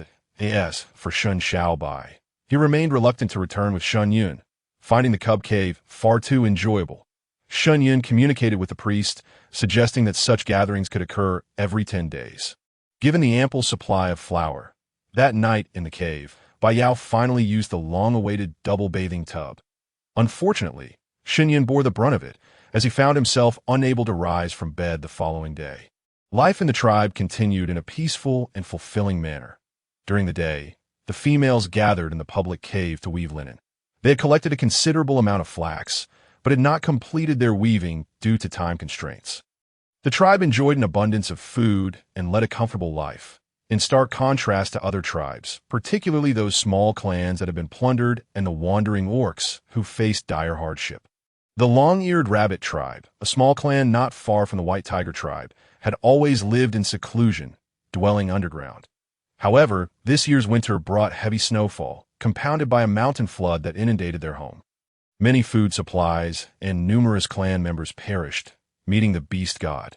The chieftain led the remaining members on a path of escape, for to remain was to face certain death. The winter's relentless snow had buried all traces of life beneath its white blanket. The long-eared rabbit clan was not skilled in battle, and thus their winter stores consisted mainly of plant-based foods. With the disaster burying much of their supplies, they could only salvage a meager amount to sustain them on their journey. As they traversed the rift grassland and entered the territory of the white tiger tribe, they found themselves nearly incapable of moving further. Those who escaped were predominantly young and strong orcs and females, with only a few elderly and children. They were utterly exhausted, having gone several days without a proper meal, surviving on snowmelt alone. They could see this moment. Distant footsteps echoed, prompting the long-eared rabbit tribe to huddle tightly together. Even in death, they wished to stand united, for they truly had no capacity left for battle. Before them appeared 3 orcs. No, for due to the presence of a young little orc being carried on someone's back. It appeared that these orcs were indeed wandering orcs, though their situation was scarcely better, leaving them in a state of utter disarray. The group of orcs bore no ill intentions towards them. One of the equine orcs retrieved some chunks of meat from a leather pouch on his back and tossed them before the long-eared rabbits, preparing to depart. "Benefactor, please wait," the chieftain urgently called out to halt him. "What is it? We scarcely have enough food to assist you." The orc, called to a stop, furrowed his brow at the leader of this tribe. "That is not our intent. Benefactor, where are you headed? Might we accompany you?" The chieftain of the long-eared rabbits recognized that his inquiry was indeed a considerable burden to impose. Yet he found himself at a loss, as they were on the brink of collapse, while he could venture to meet the beast god alone. The tribe's members and young ones should not simply accompany him to their demise. "Molly, let them come along. After all, how much worse can our situation become?" spoke the nearby goat orc. "Then let us eat and follow," Molly replied before returning to check on the injured little orc. This young orc was the descendant of wandering orcs. His forebears had already met the beast god. The child had recently taken form, and this was likely his first snow season, left uncared for and injured while hunting, until Molly came to his rescue. Molly was a kind-hearted wandering orc, possessing formidable combat prowess. He should have been welcomed in any tribe he encountered. Yet he had chosen to wander with a goat orc and a cow orc. The reasons for this choice remained unspoken. After sharing a small piece of meat, the long-eared rabbit tribe members hesitated to consume more, and after drinking some snowmelt, they prepared to move forward together. They had already entered the territory of the white tiger tribe, known for their innate strength, yet they were not a warlike people. They stood as one of the mightiest orc tribes on this continent. They, too, found themselves in a desperate situation. Should they be enslaved, they would find themselves as the white tiger tribe's thralls, as it was the nearest tribe to them. In a cave, Shen Yun was stitching leather garments, utilizing the considerable amount of hides saved over the years by Yao to fashion clothing for him. Yao looked upon his beautiful and skilled partner with great joy. But just as he was about to speak, the tribe was alerted by a warning tiger roar from the patrol. Shen Yun heard this unusual sound as well and turned his gaze to Yao, who comfortingly wrapped his arms around him and swiftly took flight towards the communal cave. The communal cave had already gathered a number of individuals. "What is happening?" Yao immediately inquired. Yao. "Not far from our tribe, a group of orcs has appeared, moving towards us. The exact number remains unknown, but there are many," reported a member of the patrol. Upon hearing this, the crowd felt a surge of anxiety. Although the orcs of the White Tiger tribe were unafraid of battle, the snow season posed a significant challenge for them, as their beast forms were considerably drained if foes were to attack at this moment. Neither side would stand to gain any advantage. Ultimately, Bayao led the strongest orcs of the tribe to investigate, while the others remained behind to protect their kin. Bayao, take me with you. Shen Yun called out, stopping Bayao just as he was about to rise. Shen Yun, it is unsafe for you to go. Stay with us. We will protect you. The priest immediately intervened. No, priest, I must see for myself. Shen Yun insisted, reasoning, it is the beast god guiding me to do so. His declaration stemmed from his own considerations. If the newcomers were not enemies, they might be refugees fleeing. After all, it was unlikely they would venture here merely for a social call during such a harsh snow season. Shen Yun had contemplated this situation when advising the tribe to store additional potatoes and sweet potatoes, understanding that in the beast world, a larger population equated to a stronger tribe. However, the warriors of the White Tiger tribe were indeed formidable. Yet their numbers were not substantial to thrive in the future. Mere reproduction within the tribe would not suffice. This was a survival principle Shen Yun had learned during the apocalypse. Thus, for the sake of the tribe's future, he sometimes felt compelled to invoke the beast god as an excuse. Upon hearing Shen Yun's words, the priest and the others ceased their objections and instructed Bayao to look after Shen Yun. Shen Yun climbed onto Bayao's back, pressing his face against Bayao's back to shield himself from the biting wind. Bayao also made an effort to fly slowly, ensuring his mate did not suffer from the cold. As the long-eared tribe and the wandering orcs arrived at the edges of the White Tiger tribe's territory, they were immediately surrounded by the warriors of the White Tiger tribe.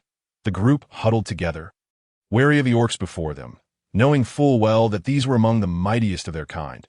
A single swipe from one of their paws could send a long-eared rabbit to meet the beast god.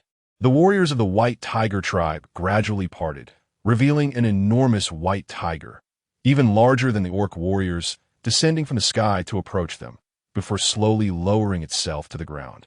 From the back of this beast, a stunningly beautiful female slid down gracefully. The White Tiger warriors did not transform into human form. Instead, they slightly diminished their beastly size to closely guard the exquisite female as she walked towards the long-eared tribe's members. Who are you? Which tribe do you belong to? What brings you to the domain of the White Tiger tribe? Shen Yun observed the weary, frostbitten figures before him, the females poorly clothed, holding children who were also frostbitten on their faces and limbs. He realized that if these small females remained in their current state for just 2 more days, they would surely freeze to death. Our divine envoy inquires. You are to respond promptly. Bai Yuan bellowed with authority. The long-eared rabbit orcs trembled even more at his commanding tone. For rabbits and tigers were natural adversaries. Not be afraid. I'm the divine envoy of the White Tiger tribe. Shen Yun said gently after contemplating. We are from the long-eared tribe. I am Changgu, the chieftain. Our tribe was submerged by floodwaters, and our homes and kin were taken to meet the beast god. Thus, we were compelled to migrate. If the White Tiger tribe can provide us with sustenance, we would willingly serve as slaves. Changgu appeared aged, older than even the chieftain of the White Tiger tribe. Shen Yun surveyed the group again, then turned to a few orcs who seemed out of place among the long-eared tribe members, raising an eyebrow. What about you? We are wandering orcs. We encountered them on our journey. Niu Chong quickly replied. Feeling somewhat ashamed in the presence of such beauty, they could not help but feel a twinge of inadequacy, especially since she was clad in clean, neat leather, donned with a fluffy hat, and wearing leather footwear, making her all the more stunning in their eyes.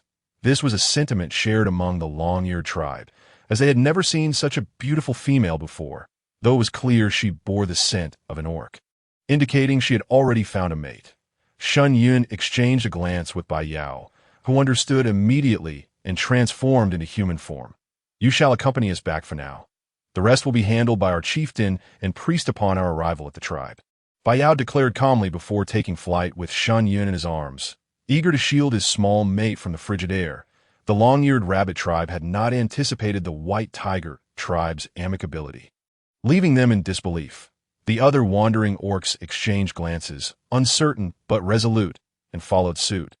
Upon Bai Yao and Shen Yun's return to the tribe, the others had yet to arrive, prompting the trio to quickly convene and strategize. All three were at a loss, their gazes fixed on Shen Yun. After a moment of contemplation, he spoke, "Priest, chieftain, we must retain them. Not only should we keep them, but if similar circumstances arise in the future, we must accept them as well." Both men regarded Shen Yun with confusion, while Bai Yao, ever obedient to Shen Yun's wishes, recognized him as the ultimate authority in his home. The Orc continent was inherently harsh for survival. The previous alt convoy had reported that the sheep tribe had been absorbed, indicating the existence of malevolent competition in other regions. Although their tribe possessed a commendable combat capability, their warrior numbers were relatively sparse, making it challenging to rely solely on them. By accepting these newcomers into their fold, they could grow stronger as a tribe over time. Even in the face of potential ambushes from other tribes, they would stand undaunted. Upon hearing Shen Yun's reasoning, the chieftain and priest exchanged knowing glances, acknowledging the truth in his words. But did they join us to become our slaves? The priest was somewhat perplexed. If they were to be slaves, that would be acceptable. No, in our tribe, there are no slaves. We uphold the principle of equality among all members. Once they join our tribe, there will no longer be a chieftain of the long-eared rabbits, only a captain of the long-eared rabbits. From then on, all matters will be decided by our chieftain. Newcomers will also undergo an assessment. What does this assessment entail? It is to observe how diligently they work and whether they are prone to laziness. Should we encounter such individuals, we have the authority to expel them from the tribe, that we will assign them tasks based on their areas of expertise. This way, our tribe will enjoy greater conveniences. Guided by the beast god, we must break the existing rules to embrace a new world. Shen Yun's words, laced with personal motives, left the priest and the chieftain in a prolonged daze. They had never dared to consider such notions. In the Orc world, the existence of slaves was a given, and the concept of equality was unheard of. Let us proceed according to Zhang Shen Yun's method. Bai Yao decisively concluded that he understood Shen Yun's intent. Naturally, he would be the first to support his partner. Very well, we have no objections, but how should we arrange them? The priest and the chieftain exchanged glances and inquired. For now, let us accommodate them all in the communal cave. After all, it is warm and they will not freeze. Shen Yun contemplated before making a decision. Excellent. The long-eared rabbit clan was, in fact, quite gentle, never engaging in conflicts with other tribes. This was their first encounter with a foreign tribe, and they felt quite uneasy. Only after reaching the communal cave did they dare to survey their surroundings. The cave was warm and tidy, with many large pots set up, and to their astonishment, they discovered that the Baihu tribe had a divine punishment. Chieftain, that's divine punishment. The timid female had already burst into tears that a few wandering orcs, upon witnessing this, exchanged incredulous glances, unable to believe their eyes. Welcome to the Baihu tribe. I'm the chieftain of the tribe, and this is our priest. Baihu's appearance dispelled the tension. Hello, I am Changgu, the chieftain of the long-eared rabbits. Changgu felt quite anxious. You have arrived at the Baihu tribe. You are safe here, so settle in comfortably for now. We will discuss other matters later. Baihu quickly reassured them. This is our divine envoy. The affairs of our tribe are primarily decided by him. Therefore, if you have any questions, you may seek him out. Baihu gestured toward Shen Yun, who nodded slightly at the crowd. Bai Chao, Bai Ling, please take your females and prepare some food for our friends who have traveled from afar. Shen Yun's words deeply moved the hungry crowd. Yes, divine envoy, Bai Ling replied joyfully, grateful for Shen Yun's trust in her.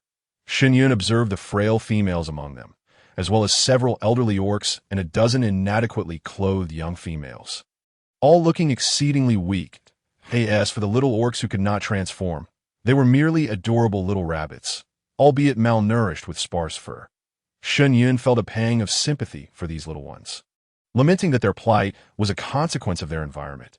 Shen Yun personally peeled the potatoes, adding some cured meat, and cooked a large pot of mashed potatoes, especially for the more vulnerable females, the elderly, and children, as it was easy to digest. The other orcs received a warm bowl of meat soup, a large potato, and a spoonful of vegetables. Shen Yun gestured for the food to be distributed, and the crowd began to devour it ravenously, immediately drawn in by the delectable aroma. Although the Baihu tribe utilized divine punishment, they found it to be quite warm, and the members of the Baihu tribe appeared spirited, leading them to believe that the divine punishment posed no threat, allowing them to lower their guard. As everyone savored the delicious food, tears of gratitude streamed down their faces. The little rabbits who could not transform were especially charming, their faces smeared with mashed potatoes. However, there was one exception, a small orc boy, approximately 3 years old, who lay motionless and emaciated in a corner. Shen Yun approached to assess the situation, but a wandering horse orc intervened. Divine envoy. He is likely on the verge of meeting the beast god.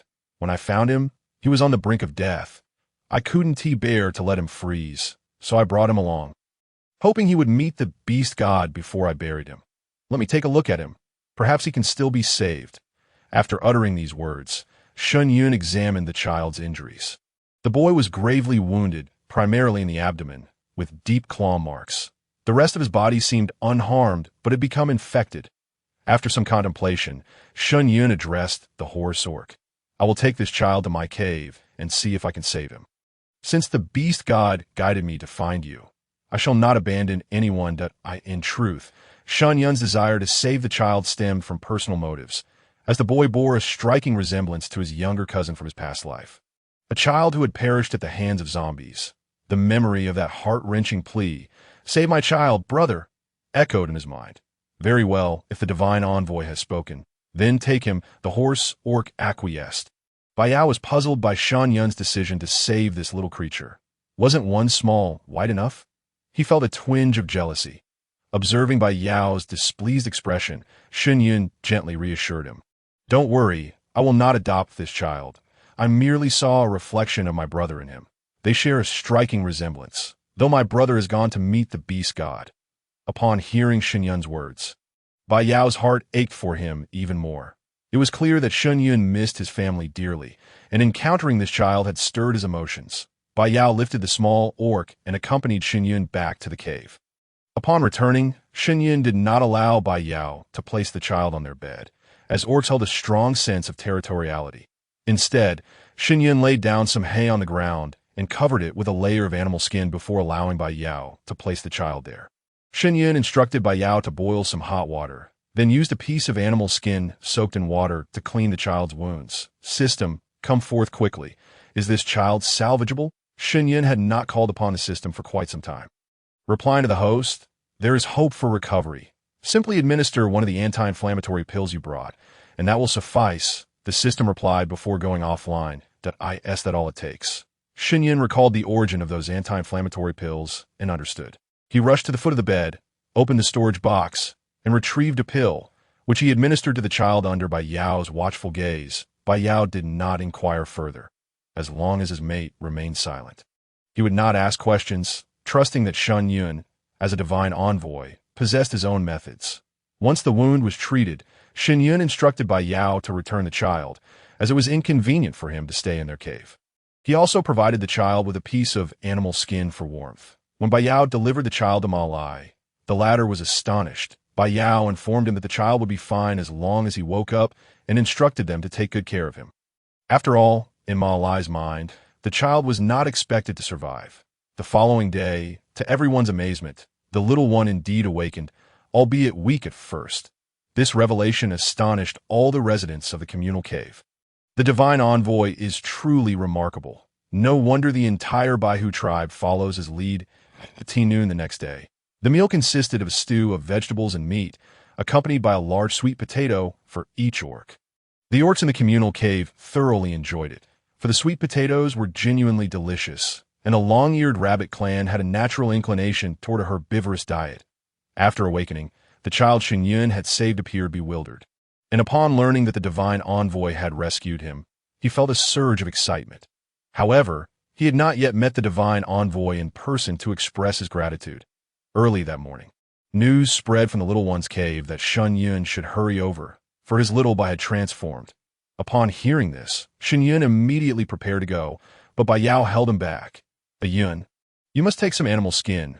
Once little Bai transforms, he can no longer rely on his own fur for warmth. Oh, right. How could I forget in my excitement? Shen Yun quickly rummaged through the box for some thick rabbit pelts, then set off with Bai Yao to the little one's cave. Upon entering the cave, Shen Yun spotted the little boy among the other children. Gnawing on his hands, he was utterly adorable, plump and rosy-cheeked. Around 2 years old, with a head of white hair accented by a streak of black. When Shun Xiao saw Shen Yun enter, he joyfully exclaimed, "Daddy, Daddy, I can transform now. Oh my, what a big boy my daddy has. You are truly remarkable. Come, wrap the animal skin around you. Let us return home, for your father will craft you some clothing." "All right, indeed. I desire the very shoes worn by Uncle Bai." Little Bai harbored a particular fondness for those shoes. "Very well. I shall make them all for you, Little Bai. Come here, Little Bai. Let Uncle hold you, for your father is quite weary." Bai Yao felt a pang of jealousy at how this little one clung to his partner, who could only be attached to him, not to their wayward son. "Thank you, Uncle Bai," responded Little Bai in a sweet, childlike voice, for he believed Uncle Bai spoke the truth. After all, his father truly was quite slight, and it was ingrained in the Orcish nature to protect the female. He had no wish to see his father wearied. Uncle Bai was so large, Little Bai felt he ought to be cradled by him. Upon arriving at the cave, Shen Yun swiftly retrieved needle and thread to fashion a little outfit for Little Bai. Yet, before the garment was complete, Little Bai transformed into his beast form with a plop. Shen Yun, Shun Xiao Bai. This was quite normal, as the young one had just taken form and could not yet master the energy within. He will adapt in time, Bai Yao explained. Observing Shen Yun's astonished expression. "Ah, I see. Little Bai, you must patiently remain in the cave until you can adeptly control your transformation before venturing out to play with your friends. All right?" Shen Yun soothed, noting Little Bai's displeased countenance. "All right, I shall heed my father's words." Shen Yun hastened to complete the animal skin garment, as it was an immediate necessity for Little Bai. Time passed swiftly, and the members of the Long-Ear tribe had been the White Tiger tribe for 7 days. During this time, they had eaten well and rested soundly, recovering quite splendidly. Bai Yao, Shen Yun, and the tribal chief approached the communal cave, prepared to address matters at hand. "Esteemed guests, have you been faring well these past days?" Shen Yun inquired with a cheerful smile. Upon seeing his radiant grin, the crowd was momentarily mesmerized, especially the little orc whom Shen Yun had rescued. He could hardly believe such a beautiful female existed. Moreover, this female was not only lovely but also kind-hearted, having saved him. "Divine Messenger, we have been well, and we are deeply grateful for the assistance of the White Tiger tribe," Long Gu replied promptly. "Excellent. It seems you have all recuperated satisfactorily. Now, let us deliberate on the subsequent matters," Shen Yun declared, boldly taking a seat on a stone chair, with Bai Yao standing protectively behind him like a guardian. The chief and priest sat beside Shen Yun, awaiting his words. "What do you all think of our White Tiger tribe?" Shen Yun asked, gazing at the assembly. "It is exceedingly good," they responded in unison. For the possessions of the White Tiger tribe had far surpassed their understanding. Logically, in this season of food scarcity, no tribe would extend such assistance as we have. When you arrived, you expressed a willingness to become our tribe's servants. Did you not? Shen Yun glanced at Long Gu and Ma Lai. "Indeed, we are willing," they answered without hesitation, as they had no other options. "However, I must inform you that our tribe does not recognize the concept of servitude. We are all equal here.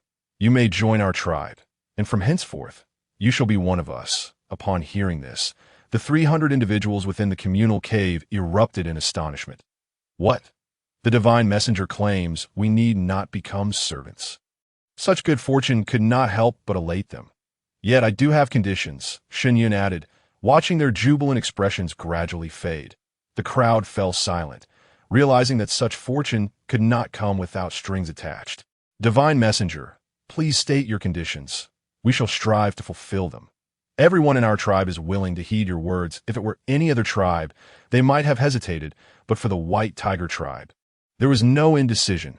First, upon joining our tribe, the former Long-Ear tribe shall cease to exist, and its chief will become a squad leader. Second, those who join must adhere to the rules, refrain from slacking, and not engage in underhanded tactics. Third, everyone must earn their sustenance through their own efforts, including the females. As you have seen, our tribe's females are self-sufficient and fulfill their responsibilities. Fourth, the elderly and children will also have suitable tasks, assigned according to their abilities. Do you have any objections?" Shen Yun surveyed the crowd, who appeared dazed at is. Is that all? We are not to perform hard labor. We are not to lure prey. Longu and Ma Lai could hardly believe their ears. That is indeed all, Shen Yun affirmed with resolve. Well then, we accept, divine messenger. We willingly agree. Longu declared, bowing in the Orcish fashion before Shen Yun, who accepted their gesture without protest.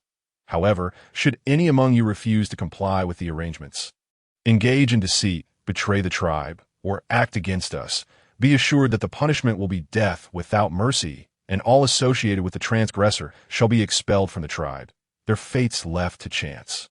Is that understood? Shen Yun reiterated firmly. Understood, they replied in unison. A lie. You shall henceforth be the squad leader of the wandering orcs. That I believe you will fulfill this responsibility admirably, Shen Yun remarked, looking at the earnest orc. Trusting him completely, Shen Yun felt assured that Ma Lai would not disappoint. A lie could hardly fathom that he would be entrusted with such a significant role. Shen Yun exchanged glances with the priest and chief, who nodded in understanding. Bai Hao, welcome to the White Tiger tribe. I am currently the chief, and Bai Yao is the heir to the next chief and our most outstanding warrior. Should you have any matters, you may approach your squad leader and then seek me. This is Priest Bai Ya. All matters of worship are overseen by the priest, while Shen Yun, as the divine messenger, is the most crucial figure in our tribe. And he is also Bai Yao's partner. Upon hearing that Shen Yun was Bai Yao's partner, the crowd felt no jealousy, but rather a sense of harmony, agreeing that they made a fine match. For now, please rest comfortably in this cave. Once the snow season is past, we shall allocate housing. Bai Hao instructed Shen Yun, and Bai Yao prepared to depart. A small child suddenly emerged, kneeling before Shen Yun and repeatedly bowing. Thank you, divine messenger, for saving me. Thank you. Shen Yun was taken aback, and upon closer inspection, recognized the little orc he had rescued that day. He smiled and helped the child to his feet. There is no need for thanks.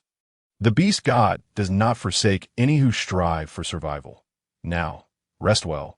After returning to the cave, Shen Yun began to prepare a meal, while Shen Bai felt he had gained a bit of weight from the generous feeding he had received from Shen Yun over the past few days. Bai Yao found himself increasingly annoyed by Shen Bai. Using his unstable transformation as an excuse, insisted on sleeping between him and Shen Yun at night. Whenever Bai Yao shifted even slightly, the child would barrage him with questions, leaving Shen Yun shy and unresponsive for 2 days. Bai Yao felt as if he were subsisting solely on grass. Yet, this little one remained oblivious to his frustration, which only served to aggravate him further. Little Bai, come here, Bai Yao beckoned to the engrossed child. Uncle Bai, what is it? The innocent little Bai was unaware that the cunning Bai Yao had a multitude of schemes awaiting him. Do you wish to play in the cub cave? Don't you miss your friend while you are here all alone? Bai Yao coaxed gently. Well, I do miss the Zhuang and the others a bit, little Bai replied, tilting his head. Indeed, if you do not play with them for long, they may forget you and play with other children instead, leaving you unable to join them, Bai Yao continued to entice. That won't do, Uncle Bai. I must return to the cub cave. I cannot let anyone else take my place. Little Bai suddenly felt a surge of urgency. After you finish your meal, Uncle will take you back. Fear not. I shall care for your father well, and we will visit you, he thought, relieved that the child would soon depart. All right, Uncle Bai. I shall leave my father in your care. Shen Yun observed the two whispering on the bed. Perplexed, what are you two conspiring about? Father, this is a secret between two men, Shen Bai declared, feeling quite responsible. Do you have secrets now? Enough chatter, prepare yourselves, and come to the table for dinner, Shen Yun remarked, setting the table and serving the food. Father, I wish to return to the cub cave, the halfway point of their meal. Shen Bai finally spoke up. Why do you want to go back again? Shen Yun gazed at his adorable yet mischievous son, puzzled by the inquiry. Because it's so boring here. I miss Dezhuang and the others, Bai replied, a hint of grievance evident in his tone. All right, then I'll take you over later. Shen Yun conceded, understanding that children naturally crave the company of their peers. I'll escort him there. You prepare his clothes. If Bai transforms, just have the orc over there assist him with getting dressed. This back-and-forth transformation will help him master the energy within his body more swiftly. Bai Yao articulated Shen Yun's concerns. Upon hearing this, Shen Yun recognized the wisdom in Bai Yao's words, acknowledging that. As a non-orc, Bai Yao possessed greater understanding in this matter. After finishing their meal, Shen Yun tidied Xiaobai's clothes and was then escorted by Bai Yao to the cub cave. Xiaobai's return brought about a lively commotion within the cub cave, which had been intended for the young orcs to join the long-eared rabbits. However, due to inherent constraints, they had not been allowed inside for fear of frightening the little rabbits. Shen Yun instructed the tribe's females to prepare several woven bamboo baskets filled with furs and cotton, establishing a home for the little cubs at the far end of the communal cave. Unlike the playful antics of the little tigers, these rabbits were so well-behaved that they tugged at one's heartstrings. Requiring no supervision, they simply ate their fill and slept. After delivering Xiaobai, Bai Yao returned to the cave, filled with excitement. The large light bulb was finally gone for the night, and he could finally stretch his legs. Observing Bai Yao's expression, Shen Yun couldn't help but chuckle inwardly, thinking, this dog of a man. He truly is a handful. Shen Yun's indulgence towards Bai Yao resulted in several days of confinement within cave, culminating in Shen Yun's outburst, where he scolded Bai Yao profusely. Bai Yao, adopting a submissive demeanor, accepted the reprimands, recognizing that he had indeed overstepped. The heavy snowfall continued, and during this time, they received several orcs from smaller tribes, as well as wandering orcs, all of whom were gaunt and emaciated. This year's snow season was exceptionally peculiar. The priest gazed at the swirling snowflakes, murmuring, "In all my years, I have never witnessed such a tremendous snowfall." The priest's words instilled a sense of unease in Shen Yun. Whenever circumstances deviate from the norm, there is usually something amiss. "Priest, how much food do we have left?" Shen Yun inquired, concerned about the influx of newcomers. "It should suffice," the priest replied, though lacking certainty, as he too was unaware of what lay ahead. Approaching the cave entrance, Shen Yun gazed at the heavy snowfall, his eyes drifting to the now-frozen river in the distance, formulating a plan. "Bai Yao, have you ever eaten fish?" Shen Yun asked. "What is fish?" Bai Yao queried, somewhat confused. "The kind that swims in water. Aren't all creatures fond of fish?" How could Bai Yao not know? "Are you referring to the water-stabbing beast?" Bai Yao could only deduce this from Shen Yun's description. That must be it.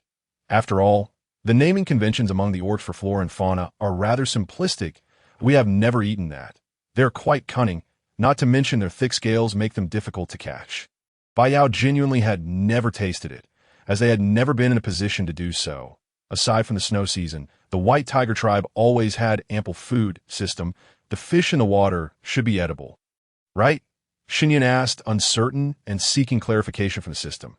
Affirmative, host. They are indeed edible and quite delicious. You need only find numbing grass, crush it, and pour it into the designated river. Many fish will be stunned and easy to catch.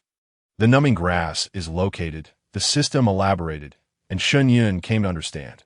Bai Yao, tomorrow we shall go fishing, Shen Yun declared, his excitement palpable. Sound great, but you must dress warmly. It's cold outside. Bai Yao readily agreed to Shen Yun's plan, fully embracing his role as a devoted partner. Shen Yun sought out the priest, who possessed the numbing grass. Upon learning this, the priest offered a generous supply without hesitation. The following day, the snowfall ceased, and Shen Yun gathered a group of orcs to prepare for fishing. The White Tiger tribe's daily food consumption had reached alarming levels. Thus, although they were unfamiliar with the concept of fish, they followed Shen Yun's lead. Both the priest and the tribe leader acquiesced, trusting Shen Yun, but they were equally astonished by the idea of fish.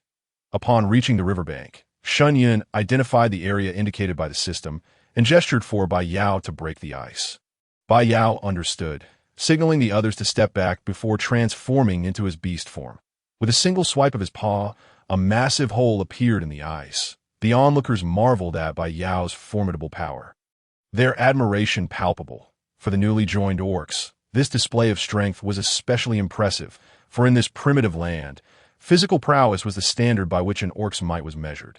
Shen Yun then poured the prepared potion into the river, patiently awaiting the results. Silence enveloped the group as they held their breath. Before long, they witnessed several fish surfacing belly up. These were indeed large fish. Shen Yun was astonished, with even the smallest fish rivaling the size of modern tuna. Divine Envoy, these are inedible. They reek and are so tough that they make your mouth uncomfortable, spoke a middle-aged goat orc who had recently joined the tribe. Indeed, divine envoy, we once tried to eat them when food was scarce. But they were utterly tasteless, Ma Lai echoed. Shen Yun regarded the crowd, offering a gentle smile. Do not worry. That is simply because your method of preparation was incorrect. Trust me, you will change your perspective. Shen Yun's smile radiated warmth, akin to spring's return, providing reassurance to those around him. He then gathered everyone to transport the fish back to the cave, as it would be impossible to process them on the riverbank without them freezing. However, the fish emitted a strong odor, prompting the search for an unoccupied cave to handle the catch. Shen Yun enlisted the females to boil water in the cave and also instructed them to heat water in the communal cave. Armed with a knife, Shen Yun scraped at the scales, finding them unexpectedly tough, and no wonder they had been deemed hard to prepare. Bai Yao, upon witnessing this, took the tool from Shen Yun's hands, saying, "You watch and instruct me. This is too tough for the females to handle." He then affectionately kissed Shen Yun's forehead. Shen Yun had grown accustomed to Bai Yao's occasional public displays of possessiveness. The other orcs, witnessing this, eagerly took up their bone knives to assist. Observing the scales easily shedding from the fish in the orcs' capable hands, Shen Yun couldn't help but marvel at their efficiency. Under Shen Yun's guidance, dozens of large fish were quickly processed by the orcs that he then taught them how to fillet the fish, with each piece of meat being as large as a palm, and the bones thick enough to prevent choking. Shen Yun directed the orcs to carry the prepared fish to the communal cave and then retrieved some eggs and potato starch, instructing the females on how to marinate the fish. Once the water in the pot reached a boil, Shen Yun added Sichuan pepper, spicy fruit, scallions, ginger, garlic, and other seasonings before placing the marinated fish into the pot, cooking until the flesh turned a milky white. The cave soon filled with an unprecedentedly delectable aroma, and the tigers, as carnivorous creatures, were irresistibly drawn to the scent. The little cubs eagerly circled around the adults, and Shen Yun couldn't help but smile at the sight. "Dear, go fetch Xiao Bai." Shen Yun called to Bai Yao for the first time, feeling a mix of shyness and rightness in the address, reassured that the people around them would not comprehend. "All right, I'll go now." Bai Yao's voice was slightly husky as he stepped out of the cave. He might not be familiar with the term dear, but he understood its significance, recognizing it as a term reserved for partners. Bai Yao felt as if he had consumed honey, his heart swelling with sweetness, making the winter feel far less frigid, and Xiao Bai no longer seemed like a burdensome light bulb. Meanwhile, Xiao Bai and the other cubs eagerly awaited Bai Yao's arrival, each holding their utensils, obediently lining up. As soon as the little cubs spotted Bai Yao approaching, they instinctively formed a queue, requiring no prompting. Bai Yao observed the self-discipline of the little ones and felt a surge of pride. Could they be anything but clever when delicious food was at stake? Those naive little cubs, the small white ones, could be gently guided by their heads to become more astute. This marks the first grand feast since everyone joined the tribe. Thus, Shen Yun not only prepared fish and meat, but also had the females steam potatoes in advance and soak a considerable amount of dried bamboo shoots. Shen Yun added the bamboo shoots to the fish and meat while cooking, resulting in a delightful flavor. Upon seeing Bai Yao enter the cave with the cubs, Shen Yun called out. As usual, the cubs take precedence. The newcomers, unaware of the customs, observed as the tribe's small white tiger cubs followed a little white wolf, obediently lining up with their food bowls in hand. Noticing that the new cubs merely watched without daring to approach, Shen Yun couldn't help but feel a pang of sympathy. These little ones were indeed quite sensible.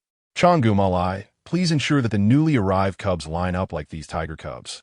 All cubs deserve equal treatment," Shen Yun instructed. "Bai Chao, Bai Ji, could you assist the squad leaders in maintaining order?" "The newcomer should still be unfamiliar with our ways, of course, Divine Messenger," they replied. Before long, all the cubs were arranged in several lines, awaiting their turn. Shen Yun gazed upon the scene filled with tiger cubs, rabbits, and raccoons, feeling akin to a zookeeper amidst a flurry of fluffy, adorable creatures. Shen Yun poured the cooked fish into a bucket, and the tribe's females took turns distributing food to the cubs. The newcomers were witnessing such a distribution method for the first time. In their previous lives, warriors and females always received priority, leaving the cubs and elders to nibble on the leftovers. Yet, none dared to voice any objections. After all, the words of the Divine Messenger were held in high regard, and there must be significance behind such practices. Once the elders were served, it was the turn of the orcs and females. Everyone was tasting fish for the first time, and the flavor was simply irresistible. The tigers, especially, were captivated by the taste after their first bite, experiencing a freshness they had never encountered before, flavors that resonated deeply within them. Watching the orcs in the cave, where only the sounds of eating filled the air and no chatter was heard, Shen Yun felt a sense of fulfillment in his actions. He savored a bowl of fish himself. It was truly delectable, devoid of any fishy taste, and remarkably tender. This was also Shen Yun's first experience with fish since arriving in this world, leading him to indulge a bit more than usual. However, his bit more was merely half of what the other cubs consumed. Since that day of feasting on fish, everyone developed a fondness for this new food. Consequently, in the following days, the White Tiger tribe made daily fishing excursions, to the point that Shen Yun grew somewhat weary of it, while the others continued to relish it. Originally facing a food shortage, the White Tiger tribe ultimately enjoyed plentiful meals, with many orcs becoming well-fed and robust, thriving even better than during the golden fruit season. Shen Yun admired Bai Yao's beast form.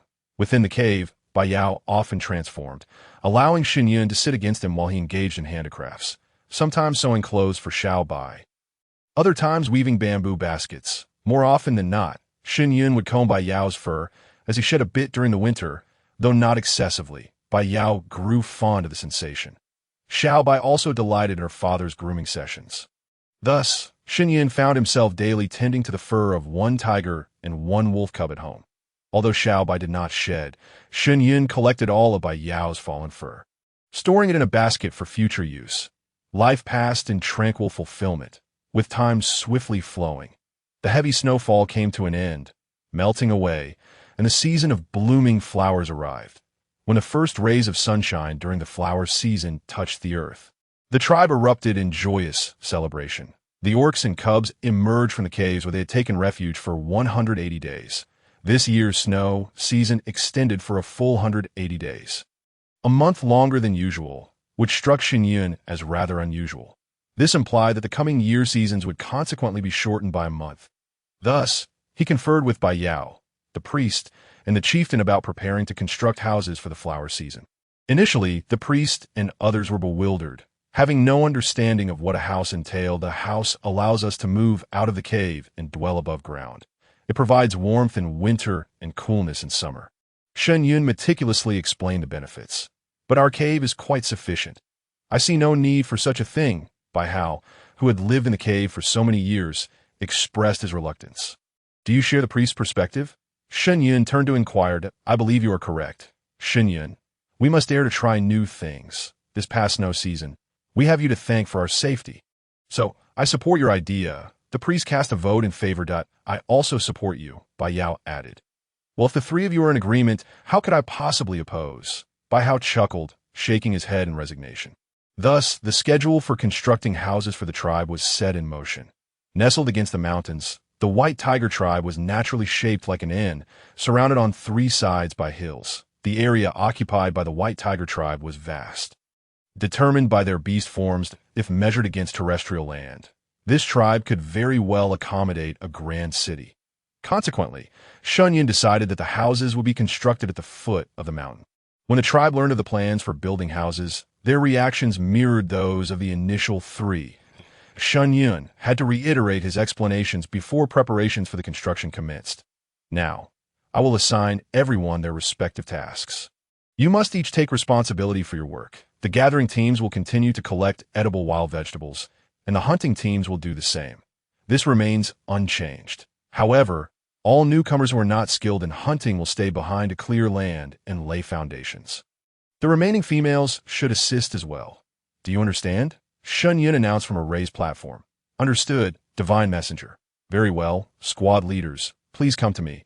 I will assign your tasks. Shen Yun called forth the newly arrived squad leaders along with the tribe's leaders to relay their duties.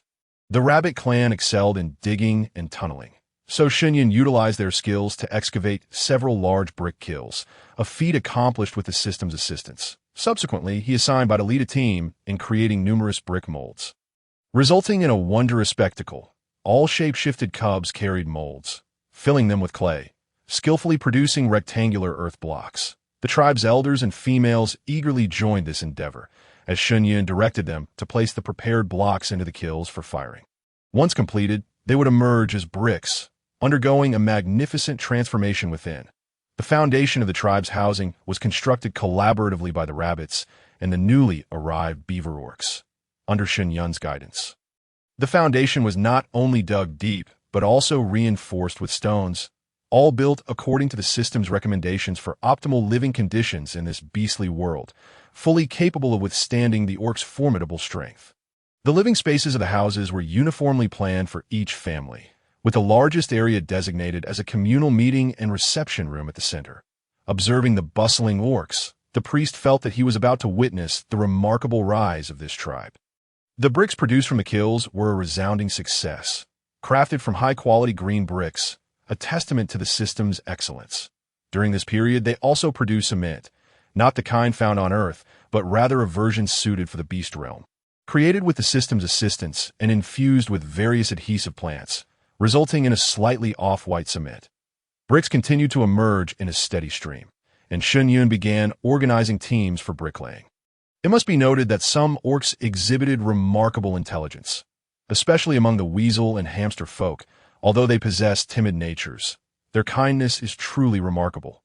They are not as tall as other races of beastmen. Yet their innate talent for construction is undeniable. After a brief demonstration by Shen Yun, the weasel beastmen swiftly grasped the task at hand. The development of the tribe progressed in an orderly manner. And Shun Xiaobai had fully mastered the art of transformation, that he formed a close bond with a young beastman whom Shen Yun had rescued, and together they diligently assisted in brickmaking, embodying the role of a leader among the shape-shifting younglings. The young beastman rescued by Shen Yun was named Yun, a descendant of the cobra. Initially, Shen Yun was taken aback upon discovering his beast form, but upon reflecting on the endearing child, he found it difficult to associate him with the cold, unfeeling nature of serpents. Nevertheless, this little snake was quite adorable, and Shen Yun gradually grew accustomed to it.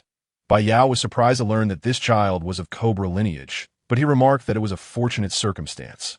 The cobra clan seldom appeared before the world, and no foolhardy beastman would dare provoke them, for their venom was formidable. Thus, the tribe would gain a fierce warrior for protection. Upon hearing this, Shen Yun felt reassured. At the very least, when faced with adversaries, they could shut the door and unleash Yun's venom upon their foes. Later, Shen Yun inquired of Bai Yao whether the Snake Clan posed a threat to the White Tiger Clan. Bai Yao replied that they had no fear, for the White Tiger Clan was inherently immune to toxins.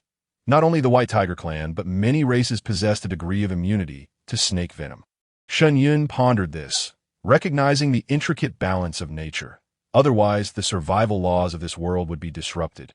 When the first house was completed, everyone was astonished. The structure, both in design and comfort, far surpassed that of the caves. Could such a beautiful dwelling truly be theirs? As Shen Yun led everyone inside, they marveled at the spaciousness of the three-room layout, with each room adorned with a window for light and ventilation, perfect for winter when they could simply cover it with beast hides. The onlookers were taken aback, curiously touching the walls, never expecting that the dark, unassuming mud could yield such exquisite results, and moreover, be so sturdy. While Shen Yun did not fully comprehend the beastmen's thoughts, he could imagine the astonishment etched upon their faces. With the first house built, the second and third soon followed, to be by the midpoint of the flowering season. The White Tiger tribe had completed the construction of their homes. Shen Yun instructed that each house should feature a large pit, ensuring warmth during the winter months. Many beastmen questioned why they would prefer a mud bed over a solid stone one. Shen Yun offered no extensive explanation. He simply constructed it as requested, and after lighting a fire for everyone to experience, those who had tried it remained silent, hastening their efforts to replicate and refine the design. Due to the scarcity of prey during the flowering season, the beastmen generally refrained from excessive hunting beyond their own needs. The gathering teams, drawing from their experiences from the previous year, successfully returned with a variety of wild vegetables, transforming as many as possible into dried goods. What wild vegetable proved most popular among them? Undoubtedly, it was the bamboo shoots. After savoring dried bamboo shoots throughout the snowy season, even the beastmen developed a fondness for this crunchy delicacy. leading to an abundant harvest of bamboo shoots this year. The White Tiger tribe had grown to nearly 2,000 members, which by Yao remarked was a considerable size for a tribe. Once the houses were built, Shen Yun did not rush the inhabitants to move in, as they still required time to dry. The flowering and fruiting season was now at its midpoint, and with little to occupy their time. Many tribes paused to rest, awaiting the hunting season of the golden fruits. However, the White Tiger tribe was different. They began constructing walls at the entrance of their territory, as the divine envoy had instructed. Calling it a city wall, the wall would encircle the tribe, safeguarding it within. This time, Shen Yun did not require the Beastmen to make bricks, as the sheer volume was one matter, but the hardness required for the wall could not be met with mere bricks. Thus, he summoned the Beastmen to quarry stones from a nearby mountain. Shen Yun selected stones of similar dimensions, and under the sharp claws of the Beastmen, the stones were polished to perfection, surpassing even machine craftsmanship. For the male Beastmen, the process of smoothing stones was as effortless as drinking water. Consequently, the construction of the city wall progressed more swiftly than that of the houses, with large blocks of stone being assembled into an almost indestructible barrier. Fortified with mortar, soon as the wall was erected, Shen Yun asked Bai Yao to strike it with all his might before the assembled tribe. The result was merely a few chips falling off. The wall remained resilient. The tribe was astounded by its durability, never expecting that the structure ordered by the divine envoy could be so formidable, especially from Bai Yao, the mightiest warrior, with such strength. They would no longer fear enemy assaults. Sentiment echoed among the tribe. While the male Beastmen focused on constructing the city wall under Bai Yao and the chieftain's guidance, Shen Yun led the others in clearing land for cultivation. The surrounding lands of the White Tiger tribe were transformed into plots awaiting planting. Thanks to the innate strength of the oxen and their kin, the task of land clearing was accomplished effortlessly in a single day. Many were puzzled by Shen Yun's insistence on planting, including the priest, who believed gathering from the wild sufficed. Shen Yun smiled gently, explaining, the benefits of planting lie in the fact that what we cultivate ourselves will be far more delicious and yield greater quantities. The gathering teams wouldn't need to waste time foraging. By planting ourselves, we can conserve considerable manpower and resources. Otherwise, every gathering expedition requires a protective escort, which is quite wasteful. By planting, we can harvest together when the time comes, saving both time and effort. Don't you agree? The tribe pondered Shen Yun's words, recognizing the validity of his argument. The divine envoy was correct. The time spent traveling for gathering was already a considerable delay, compounded by the need for protection. Many members of the gathering teams found themselves in agreement, realizing that this approach would afford them more time for other endeavors. Indeed, the hunting teams would also benefit, as the warriors tasked with ensuring their safety could then engage in hunting. Listening to the discussions, Shen Yun felt a sense of satisfaction, for the females had undergone a profound transformation, no longer reliant solely on the males for sustenance. The following day, Shen Yun led the tribe's females in planting, though the options were limited. The only viable seeds remaining from the previous year were wheat, potatoes, and sweet potatoes. Shen Yun cut the potatoes into pieces, dusted them with a bit of ash, and placed them in the prepared pits, awaiting the others to cover them with soil. The others followed suit. And as for the sweet potatoes, Shen Yun utilized the vines stored in the cellar from last year. Throughout the snowy season, the tribe had gathered a substantial amount of ash, and Shen Yun had previously suggested they store it for future use. Here, an issue of sanitation arose. Upon arriving at the tribe, Shen Yun discovered the absence of toilets, with most individuals resorting to open-air solutions. After discussing with the priest, the tribe initially struggled to comprehend the need for a designated area for such purposes. Ultimately, a compromise was reached, and a pit was dug not far from the tribe to serve as a latrine, though few frequented it, with only Shen Yun as a regular visitor. As the tribe expanded, adherence to this practice improved, and the facility was upgraded to resemble public toilets found on Earth. Despite the fertile soil of the Beastman continent, Shen Yun believed that some fertilization was necessary to ensure healthy crops. The land designated for wheat cultivation was relatively abundant, as plenty of seeds had been preserved and the tribe had enjoyed various delicious dishes made from wheat. Although Shen Yun had only prepared a few meals, Each exceeded their expectations, and he considered returning to the vast plains from last time to continue harvesting. However, as inhabitants of Earth, we hold a sincere affection for the cultivation of crops. At worst, we can always organize another harvest if necessary. After all, who would ever complain about an abundance of food? The elders and children of the tribe are diligently toiling in the fields. Aside from the young ones who cannot transform, none among us are shirking their duties. By the time the planting is completed, we are already nearing the late flowering season. On this day, the tribe has decided to hold a gathering in the square to celebrate the hard work of the past weeks. All the females in the tribe are busy preparing meals, with Shen Yun teaching everyone how to stir-fry and add seasoning. The original females of the White Tiger tribe have largely mastered the art of cooking. By June, your noodle-pulling speed is truly impressive. Shen Yun genuinely believes this male is exceptionally skilled. Thank you for the compliment, Divine Envoy, that I believe it's all about mastering the right force. It's not difficult at all. Bai Jun finds it quite easy, yet we simply cannot grasp the right force. Bai Rong expresses her confusion, wondering why the noodles break so easily with a gentle tug. Changjiu, you are remarkable. And so are you, Changrong. Shen Yun gazes at the several females from the long-eared rabbit tribe with satisfaction. The long-eared rabbits, the small weasels, and the small hamsters are indeed quite diminutive tribes. Although their numbers are not few, they truly lack combat strength. Any beastman can easily bully them to it. Is no wonder they reside underground, since these three tribes have joined the White Tiger tribe. Their members have gradually become bolder. Thank you for the praise, Divine Envoy. We are merely learning. Please point out any shortcomings. Changjiu is a lovely female, petite and adorably charming. You are all doing splendidly. Keep it up. Shen Yun gestures encouragingly. In the tribe square, dozens of large clay pots stand, with fishbone soup bubbling to a milky white hue. Since tasting fish meat, everyone has been nostalgic during this gathering. The hunting team warriors surprisingly requested to have fish. Shen Yun surveyed the crowd, asking if others would like to eat fish. Every hand went up in agreement, including those of the young ones who cannot transform. Raising their fluffy paws to look at Shen Yun. Amused, Shen Yun realized there was no other option but to agree. Thus, today, not only would everyone enjoy fish, but they would also savor noodles. It was their first time having noodles, as previous gatherings had consisted of buns or oil sticks. The fish soup base was personally prepared by Shen Yun, with all the ingredients perfectly balanced. On the other side of the clay pot, a stone slab served as a stove, where chunks of meat were sizzling, releasing a tantalizing aroma. After all, it was no longer the scarcity of materials that characterized the snow season. They could afford to provide plenty for everyone.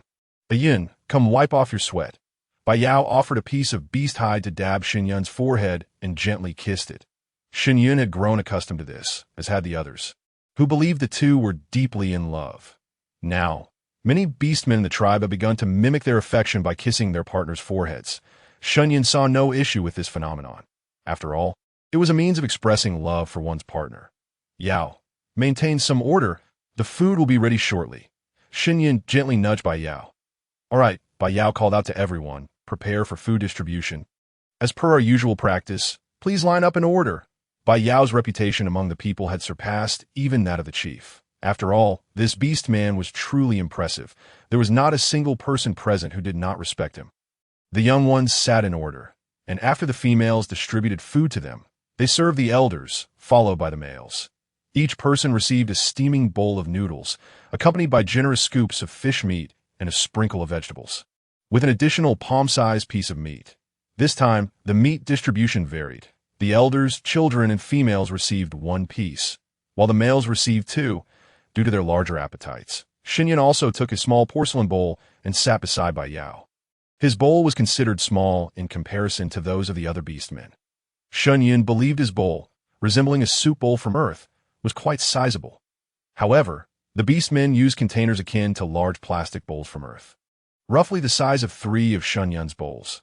Thus, when they said each person received a large bowl, could anyone truly feel full? That single bowl must weigh at least 10 to 20 pounds. After the meal, everyone rested in the square. Shen Yun, along with the priest and Bai Yao, discussed the allocation of housing. The structures had dried and were now ready for occupancy. This allocation should be decided by you first. Both the priest and the chief agreed, no, it should be you who chooses first. Shen Yun quickly declined. Shen Yun, you have contributed the most of the tribe. Please select first for our peace of mind. The priest said sincerely to in that case. Very well. Shen Yun decided not to refuse any longer, as it seemed pointless to keep insisting. There's one more matter I wish to discuss with you. The chief said solemnly, looking at the three. Chief, what is it? Please tell us. The three exchanged glances, feeling a hint of concern that I am preparing to pass the position of chief to I. In truth, I have felt overwhelmed these past 2 years, upon uttering these words, by how felt an instant sense of relief. Chief, you have performed admirably in this role. There is no need to hand it over to Bai Yao so soon. Shen Yun believed the chief had generally done well. After all, it was quite rare for someone in this uncivilized era to embrace new ideas. No, Shen Yun, I find myself unable to keep pace with you young ones. To put it simply, I am growing old. This stage should belong to your generation. When I was appointed chief, I was about the same age as Bai Yao, and now over 100 snow seasons have flown by. Indeed, the chief had held the position for a considerable duration. Bai Yao, you need not refuse. It is only together with Shen Yun that the tribe can grow even stronger that I support Bai Yao's decision. The priest declared, leaving Bai Yao no room for rejection. Very well. I, Bai Yao, will not fail in my mission and will lead the White Tiger tribe to ever greater strength. In this small cave. A new generation of Tiger Kings was born. Ultimately, the assembly concluded that housing allocation would be determined by drawing lots, preventing the formation of cliques that might cluster together. Only by mixing everyone up could peaceful coexistence be fostered. Once they emerged from their discussions, everyone awaited in the square. Now, we shall announce a few matters, the priest proclaimed loudly from the platform. Firstly, we shall welcome our new chief, Bai Yao, the bravest warrior of our tribe. I hereby declare him our new chief, who will guide us toward greater strength. Upon hearing the priest's words, the crowd erupted in cheers, and the Beastmen transformed into their beast forms, roaring in celebration of the new chief's ascension. Shen Yun observed the throng of Beastmen in the square, and as the thunderous roars filled the air, mingled with the sounds of tigers, rabbits, cows, horses, sheep, and the chattering of small rodents, he couldn't help but find it amusing. Shen Yun felt a twitch at the corner of his mouth. Was this not akin to a zoo? After the ceremonial roar subsided, the priest announced the second matter. Secondly, we shall allocate housing by drawing lots. Each cave must send one person to draw a lot. Where they draw is where they will reside. The priest's announcement brought joy to everyone, as they had long coveted the beautiful houses, which they had been unable to occupy until now due to insufficient drying. The third matter is that we must prepare supplies for the upcoming exchange day. Upon hearing this, the crowd fell silent. In their eyes, exchange day was synonymous with peril, as far too many had perished meeting the beast god on such occasions. Having been in the tribe for so long, how could they forget this? The Beastmen of the White Tiger tribe were astonished by this decision, as they were no longer worried about salt. Yet, they refrained from voicing any objections, remaining loyal warriors of the tribe. There is no need for concern. Bai Yao and I will proceed together on this exchange day. Shen Yun's words took the priest by surprise. During their recent discussion, he had not mentioned that they would be going. These two children were clearly trying to play tricks on him. He thought to himself that he must teach them a proper lesson in private later. Upon hearing that Bai Yao and Shen Yun would be departing, the crowd couldn't help but feel elated. After all, as long as Bai Yao was present, there would be no danger, for they had yet to encounter a beast man larger than him. As for the divine envoy, he was regarded as mysterious. No beast man would dare harm a divine envoy sent by the beast god, as respect for the beast god was ingrained in their very genetics. Now, every inhabitant of the cave was drawn to cast lots, subsequently seeking the divine envoy for registration. The priest did not fully grasp the concept of registration. He merely recited what Shen Yun had instructed him to say. Soon, the crowd began to take the stage to draw lots, then approached Shen Yun with their slips. Following the numbers on the slips, Shen Yun inquired about each beastman's name and recorded it on the bamboo's exterior using charcoal, ensuring no mix-up would occur in the future. The onlookers watched Shen Yun inscribe on the hollow wooden shell, not comprehending its significance, but only the priest understood. It was writing. After the lots were drawn, Shen Yun led everyone to their respective dwellings, allowing them to move in.as for the homes designated for the elderly and the young. They were aptly named in a manner reminiscent of Earth: the Elderly Care Home and the Younglings House. Additionally, a special play area for the younglings was created, dubbed the Younglings Paradise. Since the day the beds were constructed, Shen Yun had ensured each was properly heated, checking for smoke and making necessary repairs. Thus, this batch of houses was indeed the finest in terms of both appearance and construction. The crowd began to transfer their belongings from the caves, and Shen Yun busily organized their possessions. "Dad, will I be living in my own room from now on?" Little Bai neatly arranged a small blanket and mat into a little storage basket. Under Shen Yun's guidance, Little Bai was quite obedient and well-behaved. "Yes, because you have already transformed. You are a big child now and need to live independently." Shen Yun felt a twinge of unease, as Little Bai was still only 4 or 5 years old, his beast form comparable in size to an adult husky on Earth. However, this transformation exceeded Shen Yun's expectations, as the youngling had grown significantly in just a few months. It must be said that the Beastmen's genetics were exceptionally powerful. "All right, but Da Zhuang and the others also live on their own. That I actually want to live with Yun. He feels cool and comfortable." Little Bai's innocent words sent a shiver down Shen Yun's spine. How could he not feel cool? "My dear son, that is a snake." Shen Yun simply could not comprehend why Little Bai had such a close bond with Yun. As Bai Yao would put it, these two younglings shared a peculiar affinity.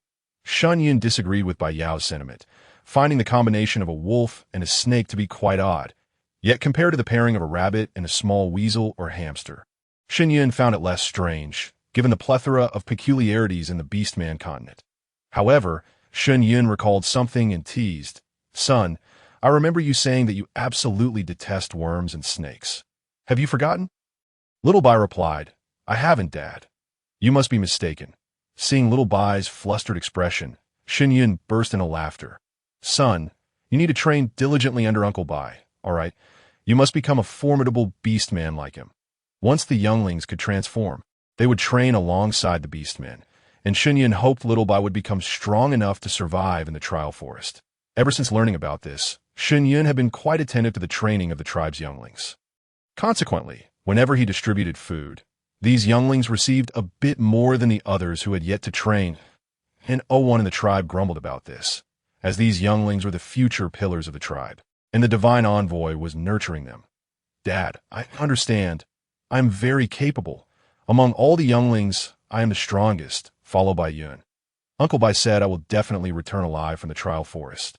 Little Bai had come to realize that he was not Shen Yun's biological son, but rather a child he had adopted and raised, and he wished to repay Shen Yun for all the care he had received. For no other youngling in the tribe had been afforded such a life. "Good son, hurry and tidy up. Otherwise, night will fall soon." The father and son duo worked tirelessly for half a day before finally completing their tasks. When Bai Yao returned, he found their home already organized and prepared for the move to the house at the foot of the mountain. "Thank you for your hard work, Yun, and you too." Little Bai Yao said, gently ruffling Little Bai's hair. "Uncle Bai, I'm not tired. Let's hurry and move, otherwise it will get dark." The White Wolf clan lacked wings and could not fly, so only Bai Yao could assist with the move. Transforming into his beast form, he lay down, while Shen Yun brought out their belongings and handed them to Little Bai, who placed them onto Bai Yao's back. The family of 3 departed from the cave they had inhabited for a year. Their new home was immaculate, having been thoroughly cleaned by Shen Yun in advance. It was late in the flowering season, and the weather was mild, so Shen Yun had laid palm tree bark on the bed, topped with a layer of beast skin, which was more than sufficient. Shen Yun had also made slight modifications to Little Bai's room, placing a small table beside the bed, a bamboo table he had crafted himself. At the foot of the bed stood a storage rack, also handmade by Shen Yun, filled with various bamboo baskets woven during the snowy season alongside Bai Yao. This arrangement made the room feel less empty. The house currently lacked doors, and Shen Yun did not plan to install any, as wooden doors from Earth were of little significance on this continent. Beastmen might even prefer a stone slab for practicality. Shen Yun intended to return to the reeds where he had gathered wild chicken eggs a few days later to harvest some reeds for crafting a door curtain, sufficient to block the cold wind while being convenient.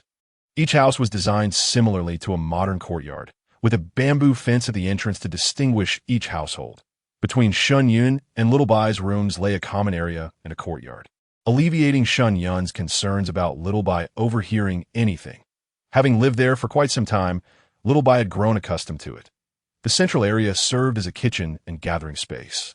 Although a separate kitchen was ideal, time constraints and the need for efficiency led to a combined kitchen and common area design throughout all the houses. "Shen Yun, are you busy?" came the voice of the priest. "Priest, please come in." Shen Yun had just finished tidying the house and was now organizing cooking utensils in the common area, while Bai Yao and Little Bai washed the dishes everyone is busy. The priest remarked with a teasing tone that only Little Bai failed to recognize. "Grandpa Priest, please sit. Little Bai will fetch you some fruit," Little Bai said politely, having been well taught by Shen Yun. "Oh, such a good boy. Grandpa isn't hungry. I just have a matter to discuss with your father. So be good." The priest held a fondness for the little white wolf, which could be said for every child in the tribe. However, the tribe's children did not particularly like him, as he often administered bitter herbal remedies to prevent illness, which naturally led to their aversion and fear of the priest, a common trait among children. Only as they grew older would they come to understand the priest's intentions, earning him their deep respect. "Priest, what do you wish to say?" Shen Yun inquired, feigning ignorance. "You and Bai Yao never mentioned that you were also going to the exchange day. You two younglings are quite resourceful now, aren't you?" The priest playfully poked Shen Yun's forehead with his finger. Shen Yun and Bai Yao were entirely unfazed by being called younglings, considering the priest was over 350 years old. "Oh dear, my esteemed priest, please do not be upset. Sit down, and let me explain." Shen Yun quickly reassured him, prompting Bai Yao to step aside with the basin. "This time, we primarily wish to broaden our horizons. And secondly, I intend to acquire some slaves in exchange." Shen Yun shared his thoughts. "Acquire slaves?" the priest asked, puzzled. "Yes, look at our current situation. Isn't it quite satisfactory? However, we are severely lacking in manpower, as we do not have many capable warriors." Shen Yun pointed out the critical shortcoming that we can exchange salt, which means we do not need to rush preparations. Moreover, I hope to discover some edible plants like sweet potatoes or potatoes, and also tubers. You too have observed the immense utility of these fruits.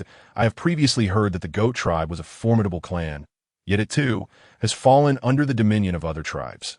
Our clan possesses an abundance of treasures, and I fear that one day we may become the object of envy for others, thus necessitating vigilance. I am aware that our warriors are exceptionally skilled, but the sheer number of enemies is a concern. Therefore, priest, I am determined to attend the upcoming exchange day, regardless of the circumstances. Upon finishing her statement, Shen Yun gazed at the priest, who remained silent for an extended moment. "I apologize, Shen Yun. My perspective has been narrow. Alas, I am getting old." After hearing this, the priest suddenly felt enlightened. "Not at all. The priest merely expresses concern for my well-being, which has led to my own confusion. In truth, Shen Yun holds a fondness for this elderly matron, who genuinely cares for her. Bai Yao, you must ensure Shen Yun's safety. Do you understand? Whatever means you employ to take her out, you must use the same to bring her back," the priest said to Bai Yao with a serious expression. "I understand, priest, that a Yun's life is even more precious than my own. I will not allow her to suffer the slightest harm." Bai Yao's assurance soothed the priest's worries. In fact, on this continent, any tribe with a priest will not harm Shen Yun. This is because all priests are aware upon taking office that someone like Shen Yun will eventually appear. They just did not anticipate that she would be fortuitously encountered by the White Tiger tribe. Moreover, with the protection of the exceptional warrior Bai Yao, Shen Yun is essentially safe. Bai Yao's beast form is the largest and most formidable the priest has encountered in all these years, making him nearly unmatched in battle. "You all prepare. I shall take my leave for now," the priest declared as she rose to depart. Once Shen Yun escorted her to the door, she returned inside, exchanging a glance and a faint smile with Bai Yao. Shen Bai was quite exhilarated. This was his own room, making him feel as though he had reached adulthood. He had just inquired of his peers and learned that none of them had a room to themselves. They all shared a space with numerous brothers. This realization led Shen Bai to feel quite grown up, for only adults possess their own rooms. That, of course, there was also Yun, who shared a room with Uncle Ma Lai and the others. Yet her room was not as splendid or adorned as his. That night, many, like Shen Bai, were too excited to sleep, for the house was truly magnificent. Throughout the night, Bai Yao lavished attention upon Shen Yun time and again. The following morning, as Shen Yun rose, supporting her waist, she ignored Bai Yao, leaving him in a state of constant anxiety. It was not until Shen Bai emerged for breakfast that Shen Yun finally spoke to Bai Yao, allowing him to breathe a sigh of relief. My partner is so adorable and beautiful. I simply cannot restrain myself, Bai Yao lamented. That day, Shen Yun summoned a group of individuals to prepare for harvesting Rami. It was likely that the Rami from last year's site had grown sufficiently for gathering. This year was not like the last, as they had gained experience and become more proficient. Thus, Shen Yun did not join the expedition. It was the same group of orcs that had gone previously. Meanwhile, the pottery kiln had not been idle, producing numerous vessels, particularly larger items such as large jars and containers. The newly joined orcs had grown accustomed to these objects. For the items of the White Tiger tribe were unlike anything they had ever encountered. For instance, the white, salty, and savory salt, delectable cured meats, dried vegetables, and smooth, pristine dining utensils, many of which were completely foreign to them. From initial astonishment to eventual indifference, they had become desensitized to these wonders. After all, the tribe's members claimed these were gifts from the divine messenger, so it was best not to question them too much. Who knew what might provoke the messenger's ire? It must be said that the orcs' hearts are quite sincere, lacking the duplicity often found among humans on Earth. Shen Yun distributed cooking utensils to each household according to their needs. As for animal hides, the tribe currently lacks sufficient quantities to provide each orc with their own. Fortunately, it was now late in the flowering season, and the nights were not too cold, allowing them to manage. Shen Yun understood that the single source of Rami was insufficient. Thus, he dispatched orcs to search for more, as a wandering orc had mentioned seeing the desired plants not far from the tribe. Others had also claimed to have spotted white blooms, prompting Shen Yun to send individuals to assist in the search. If they were successful, they would notify the tribe and send help according to the quantity found. After all, as long as Rami and cotton were present in one location, Shen Yun believed they must exist elsewhere as well. The system indicated that the search area was limited. Shen Yun estimated that its range should not exceed a day's journey for it to detect the plants he required. Shen Yun also instructed Bai to prepare additional looms, as the demand this time was quite substantial. The weaving area was chosen to be in the communal cave, as it was dry and spacious. Shen Yun decided that henceforth, all handcrafted work would be conducted in the communal cave. The construction of the city wall was nearing completion. Per Shen Yun's specifications, its height was measured against Bai Yao's beast form. For it was said among the tribe that Bai Yao was the largest orc they had ever seen. After over 1,000 orcs had devoted themselves to the task for more than 2 months, the city wall was finally finished. According to the system's measurements, the wall stood 68 meters tall, 16 meters wide, and 2,633 meters long, firmly encircling and protecting the tribe nestled between 2 mountains. The terrain of the White Tiger tribe is tactically advantageous, being easy to defend yet difficult to assault. Shen Yun could not help but admire the ancestors of the White Tiger orcs for choosing such a location. This also indirectly indicated that Bai Yao's beast form must stand 68 meters tall. As for the exact span of his wings, the system could not estimate, as Bai Yao was not in its database.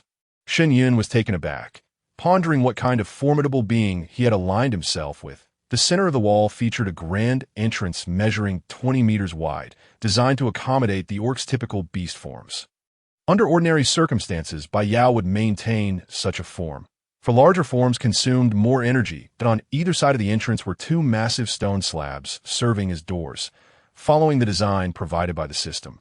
Shen Yun instructed the orcs to construct these doors in a sliding mechanism, allowing them to be pushed open and closed. However, this required the simultaneous effort of dozens of orcs to operate. On the wall, Shen Yun also constructed several small pavilions for those on night watch to rest. Overall, this structure was more than capable of withstanding numerous ferocious beast attacks in this Orcish era. The onlookers were left speechless by the imposing, magnificent wall, with some elders kneeling in reverence. For those who had long dwelled in caves, the changes witnessed during this time had utterly reshaped their understanding. leading them to recognize that this was indeed a gift from the divine messenger. Consequently, following the completion of these constructions, Shen Yun's respect had reached unprecedented heights. Shen Yun conferred with Bai Yao, noting that it was now late in the flowering season, and they could proceed to gather honey. This year, the number of honey gatherers had increased, yet Shen Yun remained untroubled, for there was indeed a plentiful supply. This time, Shen Xiaobai and Yun joined the expedition, resembling what Bai Yao had remarked. 2 peas in a pod. Yao. I meant to ask last time, why are these bees not as large as those in the Devil's Forest? Many animals are not as large as those there, Shen Yun inquired as he began to smudge herbs for fumigation. The Devil's Forest is so named because its contents transcend the orc's imagination. The animals and plants within are all larger than those found outside. Thus, we orcs, even I, would not venture there lightly. Bai Yao recalled the moment he had rescued Shen Yun, still feeling a shiver of trepidation. All right, I understand now. Once Shen Yun had prepared the fire, the herbs that could disperse the bees began to emit their fragrance. Daddy, look at all this honey! Shen Xiaobai exclaimed, drooling as he gazed. Uncle Shen, there are also hives below. I have seen them before, but the honey was not this large. Yin had previously snuck some, for honey held great allure for him. Indeed, some hives are built in earthen burrows. Shen Yun recognized that there were indeed many types of bees. The current ones resembled what is referred to as cliff honey on earth. Yin, your beast form is not afraid of bees. Is it? Shen Yun pondered that snakes possess scales, thus the bees should pose no threat to him. Indeed, Uncle Shen, but I am still quite young, and even when I grow, my beast form is not suited for honey gathering. Yun genuinely wished to assist Uncle Shen. However, their snake clan lack claws in their beast forms, and no worries, this is perfectly fine. You need not transform into your beast form. Simply accompany Xiao by and carrying it. Shen Yun thought of the unimaginable creature that a clawed snake would be, an exalted existence. Moreover, he feared that if Yun suddenly transformed, he might lose his composure and be frightened. Bai Yao, observing his partner's guilty demeanor, couldn't help but find it utterly adorable in Bai Yao's eyes. Regardless of Shen Yun's appearance, he was always charming, beautiful, and captivating. As Shen Yun would say, beauty lies in the eyes of the beholder. The bees were finally dispelled. And since many had come this time, the area for harvesting medicinal herbs was extensive, prompting Shen Yun to gather more. The priest had mentioned that even if Shen Yun collected all the honey, the bees would still have time to store for the golden fruit season. Hence he resolved to gather it all this time. Several tiger beastmen soared into the sky, their partners perched upon their backs, while Shen Yun began to harvest honey. Shen Xiaobai and Yun resembled little mice that had fallen into a jar of sweets, happily indulging in chunks of honey that today's honey was several times better than the last. And upon returning to the tribe, Shen Yun distributed a portion, giving each person a small piece before commencing the filtering process. The gatherers of Rami returned with good news, declaring this year's cotton to be superior to last year's. Additionally, the 2 other groups searching for cotton and Rami also returned, requesting the tribe to send reinforcements, as they had discovered substantial quantities, prompting the tribe to dispatch numerous individuals, since someone had already learned to wash Rami last year. Shen Yun delegated the task this year, opting not to participate as he had more pressing matters to attend to. On this day, a corner of the tribe began to erect rows of houses and shelters, not for human habitation, but for livestock. Shen Yun intended to engage in breeding, as many of the prey had offspring that could be captured and gradually tamed. The bamboo shelters were designed for raising flying beasts, akin to chickens and ducks. Shen Yun took the shape-shifting little beastmen to gather wild chicken and duck eggs. The marshes were teeming with eggs, previously untouched, since Shen Yun had prepared delicious meals for everyone. They had all developed a fondness for these eggs. The little cubs scampered about in the reed marsh, while the adorable little beavers busily assisted the rabbits in gathering the eggs into baskets. Shen Yun felt immense happiness surrounded by so many fluffy creatures. Shen Xiaobai's wolfish nature began to manifest, courageous, enduring, fierce towards prey, and very united. Shen Xiaobai, Yun, and Bai Zhuang coordinated to hunt a creature resembling a large goose from Earth, albeit an advanced version. The trio worked seamlessly, ultimately resulting in Xiao by delivering a decisive bite to the creature's neck. However, Shen Yun noticed that Yun had allowed this little one to take the lead. Otherwise, given the distance and speed, it would not have been Xiao Bai who ended the hunt. This surprised Shen Yun. Yun, it seemed, was quite meticulous, showing great respect towards him and Bai Yao while being particularly fond of Xiao Bai. Perhaps due to the fact that he had been saved by Shen Yun. Yun's beast form did not unsettle Shen Yun. Rather, it felt mysterious, the dark scales invoking thoughts of ancient and enigmatic creatures from Earth. By noon, they had collected several large baskets of eggs. "Dad, we caught the number you mentioned. Can you prepare us some delicious food?" Shun Xiao Bai exclaimed joyfully, for his father had promised to make roasted chicken that day. "Certainly, but first, go gather some firewood," Shen Yun replied, treating the day like a spring outing. Present were only the tribe's younglings and a few beastmen serving as laborers, as the location was quite near the tribe and posed little danger. Once Shen Yun had kindled the fire, he placed the catch of the day into the water, allowing the feathers to soak before tossing them into the flames. The little cubs watched intently as Shen Yun processed the prey. When he deemed the roasting sufficient, he removed the catch, placed it on a wooden board, and began to pluck the feathers in the wilderness. Lacking tools for boiling water, this method proved most effective, one taught to him by his grandfather. Although the cleanliness of plucking feathers this way did not quite match that of boiling, it sufficed, and the little cubs eagerly joined in. Before long, several oversized chickens were prepared. Shen Yun cleaned them thoroughly, applied his special seasoning, and began to roast them over the fire. Soon, a delectable aroma wafted through the air, causing those still busy in the tribe to salivate. They recognized that the scent emanated from the area where the divine messenger had taken the cubs to gather eggs, surely indicating that the messenger was treating them to a special feast.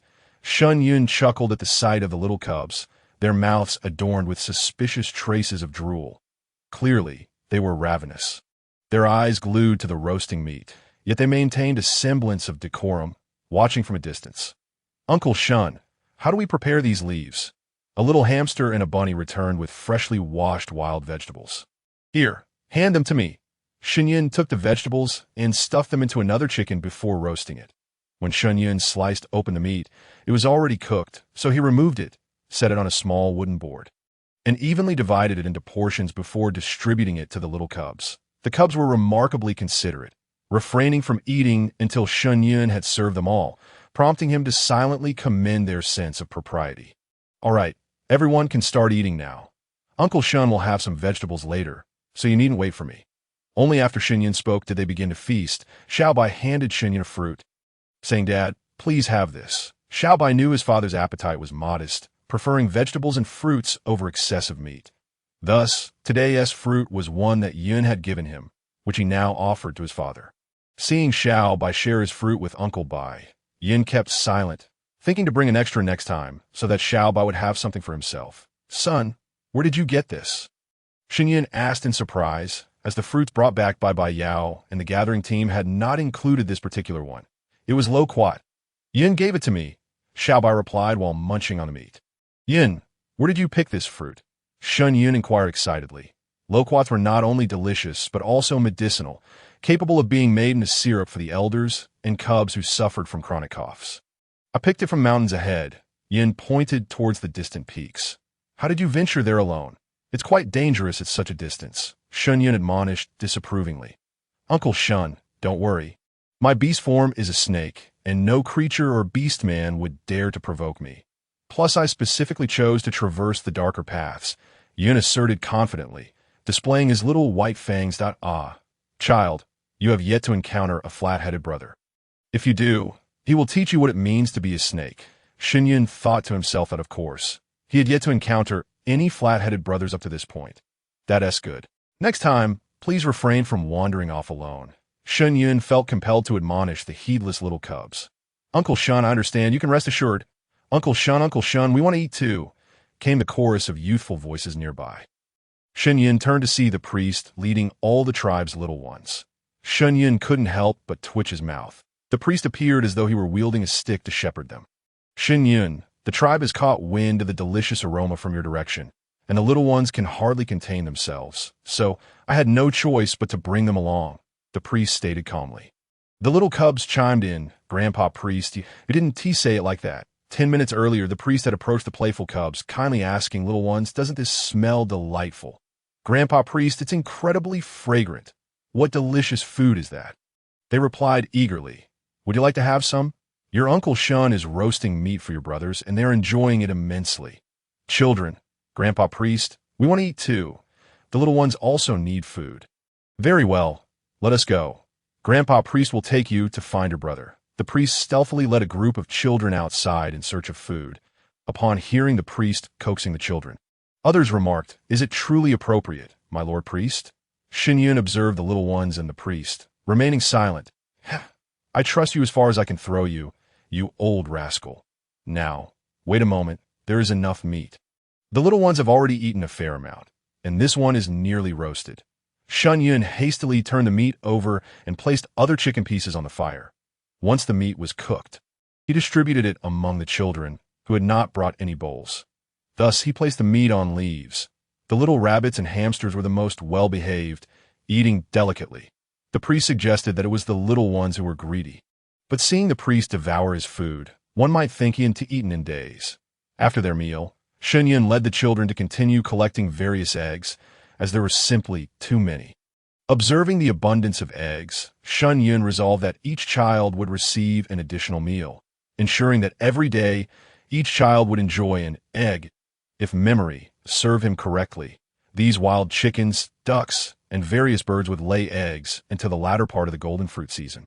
Therefore, with a little diligence, he could easily meet the children's needs. This time, Shen Yun also gathered quite a few wild chicklings and ducklings, and he had someone from the tribe bring over cages to capture them all and take them back to the tribe for domestication.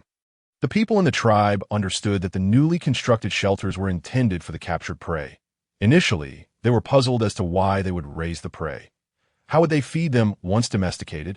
However, considering Shen Yun's status, everyone held their tongues, for every action taken by the divine envoy was deemed correct. After returning with the eggs, Shen Yun arranged for the tribe's females to set up over a dozen large wooden basins in the square, filling them with warm water.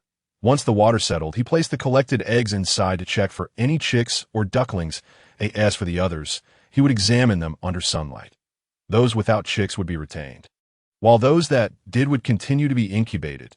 The incubation of chicks followed traditional methods, and Shen Yun was uncertain about the success rate, although he had some knowledge. Later, he consulted the system, which assisted him in building a warm shelter, adding insulating straw, and including animal skins for warmth, along with a tank of water to ensure humidity. This greatly increased the chances of successful hatching.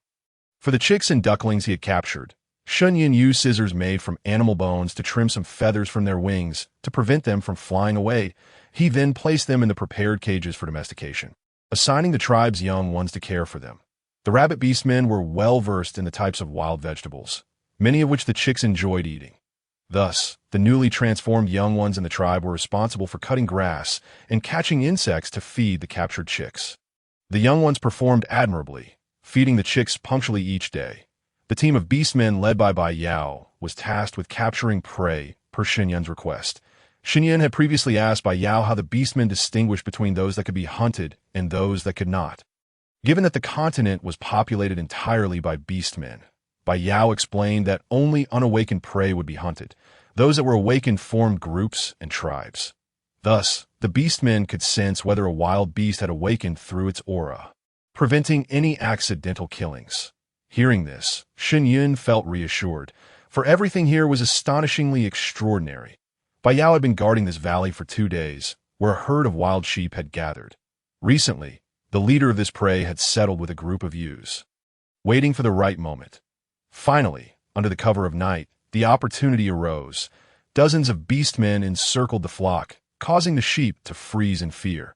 This was the innate pressure exerted by top predators. The sheep huddled together, trembling in fright. Bai Yao bound the sheep together in a long line and drove them back to the tribe. When Bai Yao returned 3 days later, Shen Yun was with others stripping bark from palm trees. He spotted a cluster of white dots moving toward the tribe. Upon closer inspection, he saw a large tiger behind the white dots. "Bai Yao! Bai Yao!" Shen Yun called out, waving his hands. Bai Yao turned to see his partner perched high in a palm tree, waving and swaying, causing him to break into a cold sweat. That palm tree was quite tall. What if she fell? She was truly reckless. He would have to discipline her when they returned home. Bai Yao leaped to Shen Yun's side, quickly embracing him and landing on the ground. Next time, don't climb so high, understand? You females do not have beast forms. The consequences of falling could be dire. Bai Yao was filled with trepidation. He had intended to scold his oblivious partner, but upon seeing her face, he couldn't bring himself to do so. Rest assured, it's fine. Look, there beside the palm tree is the trap I designed. It was created by the tribe's elders, secured to the tree, allowing females to easily climb up and pick fruit. Shen Yun pointed to the fixed apparatus on the tree, which was essentially a safety device based on the principle of elevation. Standing on it would prevent falls, as the palm tree was quite substantial. Thus, safety issues were virtually non-existent. But you must still be cautious. Bai Yao kissed Shen Yun's forehead, that I understand. You return a bit late this time. I was delayed because I caught wild goats, Bai Yao replied, leading Shen Yun back to the tribe. Shen Yun's heart leaped with joy upon seeing the herd of goats. He realized that among them were several female goats and 2 males. With several of the females already pregnant, Shen Yun understood why Bai Yao had taken longer. Herding the goats back would indeed take time. He placed the goats in the newly built pen, with disabled beastmen from the tribe assigned to care for them. Shen Yun insisted on maintaining a hygienic environment for the pen, ensuring that grass was cut daily to feed the goats and that all manure was shoveled into a designated pit for composting, which would later be used to fertilize the wheat, sweet potatoes, and potatoes. The disabled beastmen were not solely from the White Tiger tribe. Many had joined from other tribes as well, and they bore no complaints. After all, such a life was akin to paradise for them. In the tribe, these disabled beastmen were often regarded as having been punished by the beast gods, left to fend for themselves. However, in the White Tiger tribe, regardless of age or disability, everyone received equal treatment. They were assigned work according to their abilities, ensured ample food and comfortable living conditions, and were very content. The White Tiger tribe did not abandon anyone. They cherished this way of life and greatly admired the divine envoy. That evening, Shen Yun prepared a feast for Bai Yao, who felt immensely grateful to have a partner. The next day, Shen Yun took Bai Yao, Yun, and Shen Xiaobai to pick loquats. The loquat trees were not far, merely a 10-minute flight, at least for Bai Yao. However, for the snake tribe, even the fastest ascent would take a while. Shen Yun couldn't help but marvel at Yun's bravery. But considering his background, it was understandable. A young beast man capable of surviving and hunting in the wild was no simple matter. The loquat tree was laden with golden yellow fruit, each the size of fist, causing Shen Yun to swallow hard. Regrettably, there was only one loquat tree, which explained why the tribe had not discovered it. The tree was situated at the base of a cliff, and it was unlikely that the snake tribe, which preferred shady spots, would find it. However, the tree was large, occupying a significant portion of the cliff. Shen Yun took out a basket and began a harvest. Bai Yao noticed Shen Yun's eagerness and smiled slightly. Picking a fruit, peeling it, and offering it to him. Shen Yun accepted it, taking a bite. It was sweet, and indeed, most children females adored fruit, including Shen Xiaobai and Shen Yun. The 4 of them spent a long time picking, and Bai Yao shouted toward the tribe's direction. Before long, Bai Chao and Bai Jun arrived with their companions, bringing along a good number of little ones. Once all the ripe loquats were harvested, they were washed and peeled in the square, with many elderly and children coming to lend a hand. However, being children, they could not resist munching on the fruit while helping, much to Shen Yun's indulgent delight. Once everything was prepared, the fruits were boiled, filtered, and finally sweetened with honey, gradually transforming into a beautifully colored paste. The priest was puzzled as to why Shen Yun would go to such lengths with the loquats, to which Shen Yun explained that this concoction could alleviate the persistent coughs suffered by the elderly and children. While it might not cure them entirely, it would surely provide some relief. Upon hearing this, the priest took it seriously and informed the other beastmen to keep an eye out for such fruits and to gather them when spotted. Shen Yun placed everything into porcelain jars, sealing them with beeswax, and entrusted them to the priest for safekeeping, classifying them as medicinal materials. The tribe's herbal remedies were all preserved by the priest, as Shen Yun was not well versed in herbal knowledge. Having had no opportunity to engage with such matters in the post-apocalyptic world, However, with the aid of the system, he planned to lead a gathering expedition for herbs once the exchange day returned. At that time, this useless system would have to work diligently. System, Shen Yun, are you being polite?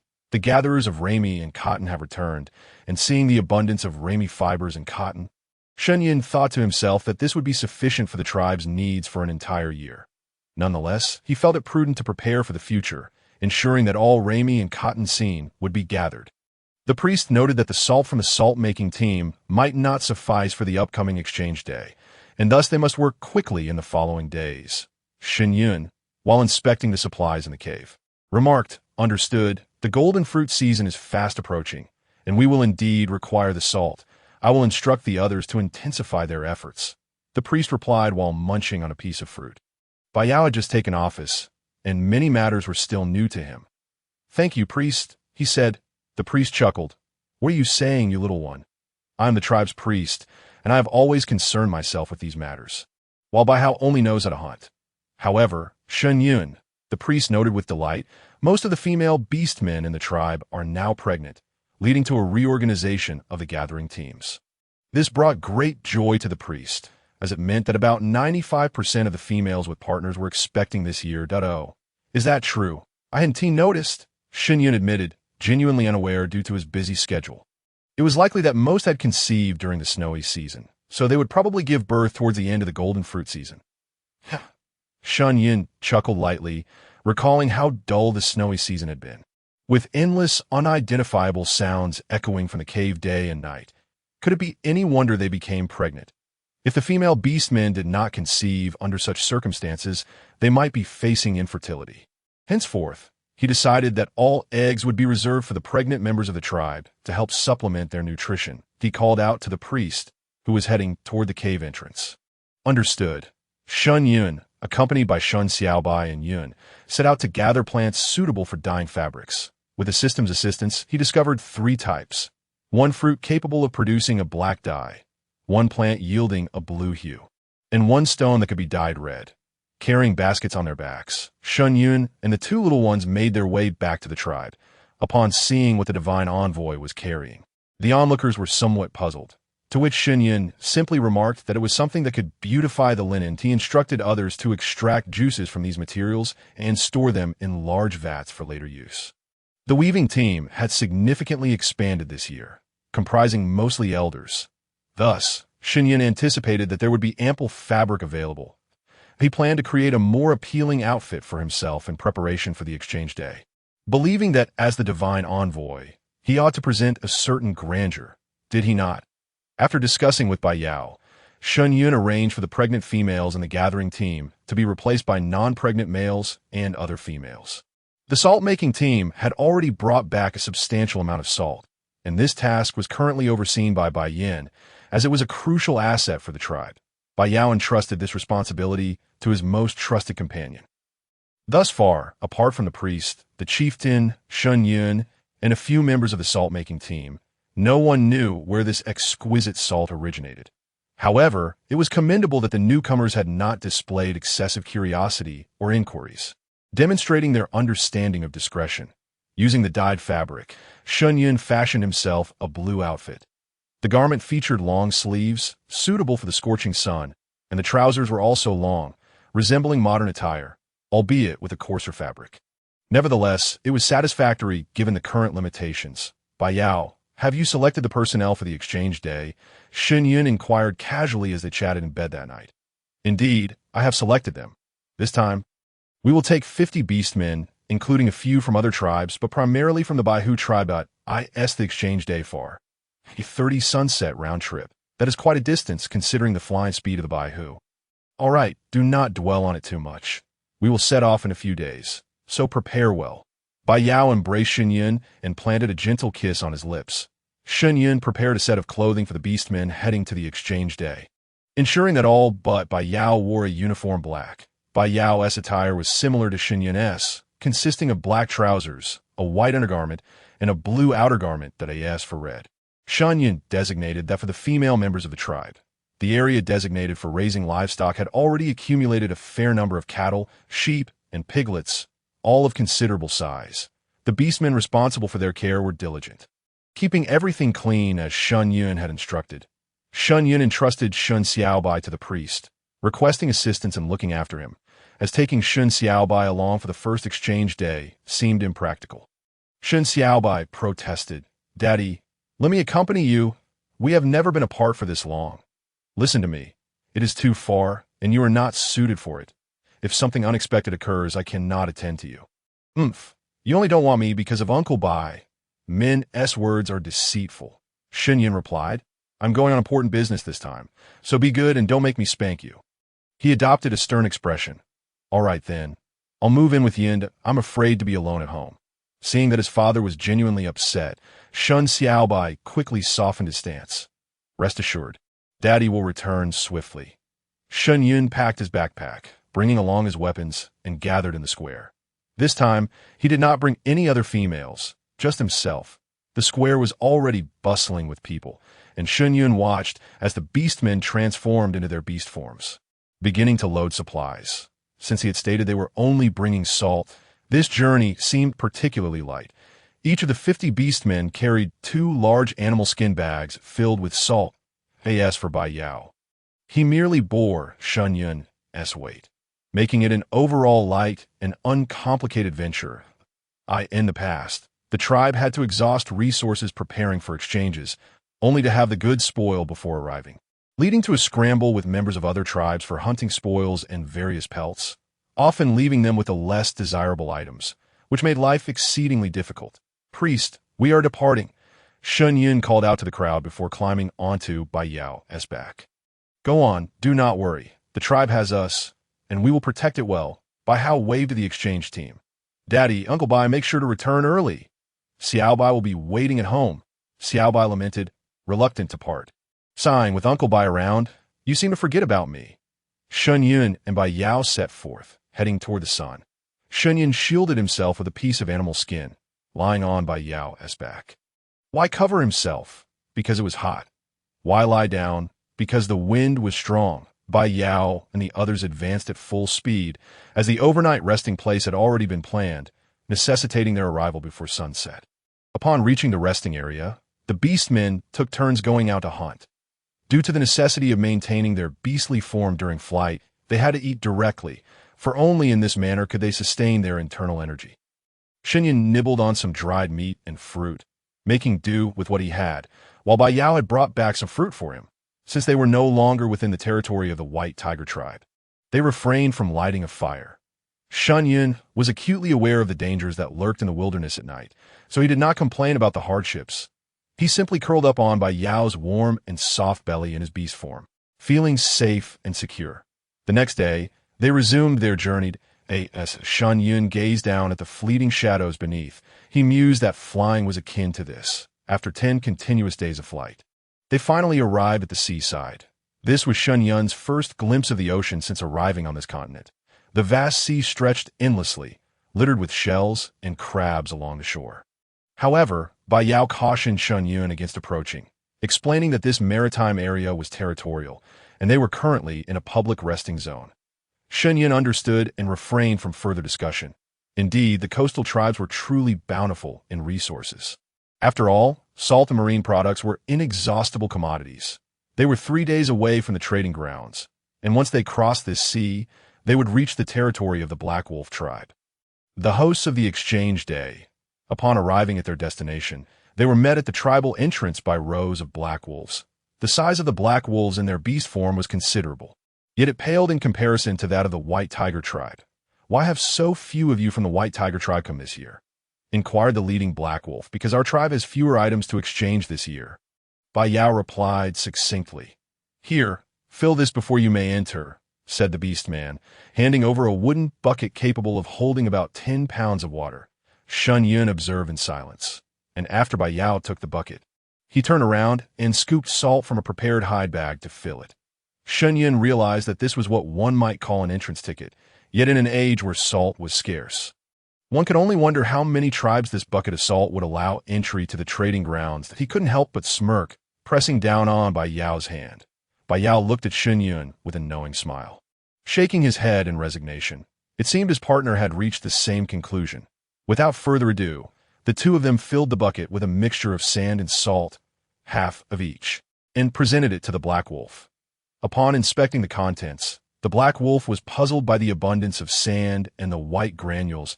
He pinched a bit between his fingers and tasted it, his eyes lighting up. With a glance at Bai Yao and a lecherous look toward Shen Yun, he waved them in. Shen Yun and Bai Yao exchanged no words. After all, this year's trading venue was newly established. Having shifted from the goat tribe, which had been annihilated to avoid any unforeseen complications, they decided to observe first. Once inside, their tribe was assigned a prominent position, a gesture of respect. Shen Yun and Bai Yao directed the Beastmen to set up their tents. Preparing for rest, Shen Yun noticed that, apart from their tribe, none of the others had fires, so he continued to snack on dried meat. A few others had ventured out to hunt, as this area provided a space for Beastmen to hunt and eat. Yun, I must ask you to endure a little longer and make do with the dried meat. Bai Yao gently caressed his partner's now thinner face, feeling a pang of sympathy. It's all right. We have just arrived in unfamiliar territory, so caution is paramount. This is not our home ground, and to avoid any complications, we should refrain from venturing out at night. Please inform the others to stay alert, Shen Yun advised. His caution was not born of cowardice, but of wisdom. The wolf tribe was notorious for its cunning and unity in battle, making Shen Yun wear I understand Yun. Rest assured, Bai Yao replied. Now on his third participation in Exchange Day, though was his first as the tribe leader. That night, Shen Yun found himself cradled in by Yao's beast form as they slept. The Black Wolf tribe's territory lay deep within the mountains, characterized by dampness and a slight chill at night. Early the next morning, a flurry of activity erupted as numerous beastmen began trading. After rising, Shen Yun donned a newly crafted outfit, as did all the members of the tribe. Except for those guarding their supplies, everyone ventured out to explore. Both Shen Yun and Bai Yao were adorned in garments crafted by Shen Yun himself, exuding a modern flair. The rest of the tribe wore matching attire, presenting a striking appearance. The beastmen of the White Tiger tribe donned grass shoes, made by the tribe's elders at Shen Yun's behest. As for Shen Yun and Bai Yao, they wore boots, as the rubber had yet to be harvested for mass production. As soon as the White Tiger tribe made their entrance, they drew attention, with onlookers gasping at Shen Yun's beauty. Such a striking female could only be proudly displayed by the White Tiger tribe. Had she belonged to any other tribe, she would likely have been snatched away. The animal hides worn by the White Tiger tribe were also quite splendid, appearing breathable and cool, particularly the garments adorning Shen Yun. Unfazed by the gazes of others, Shen Yun aimed to ensure the White Tiger tribe stood out among the crowd. He and Bai Yao led the way, flanked by several beastmen from their tribe for protection.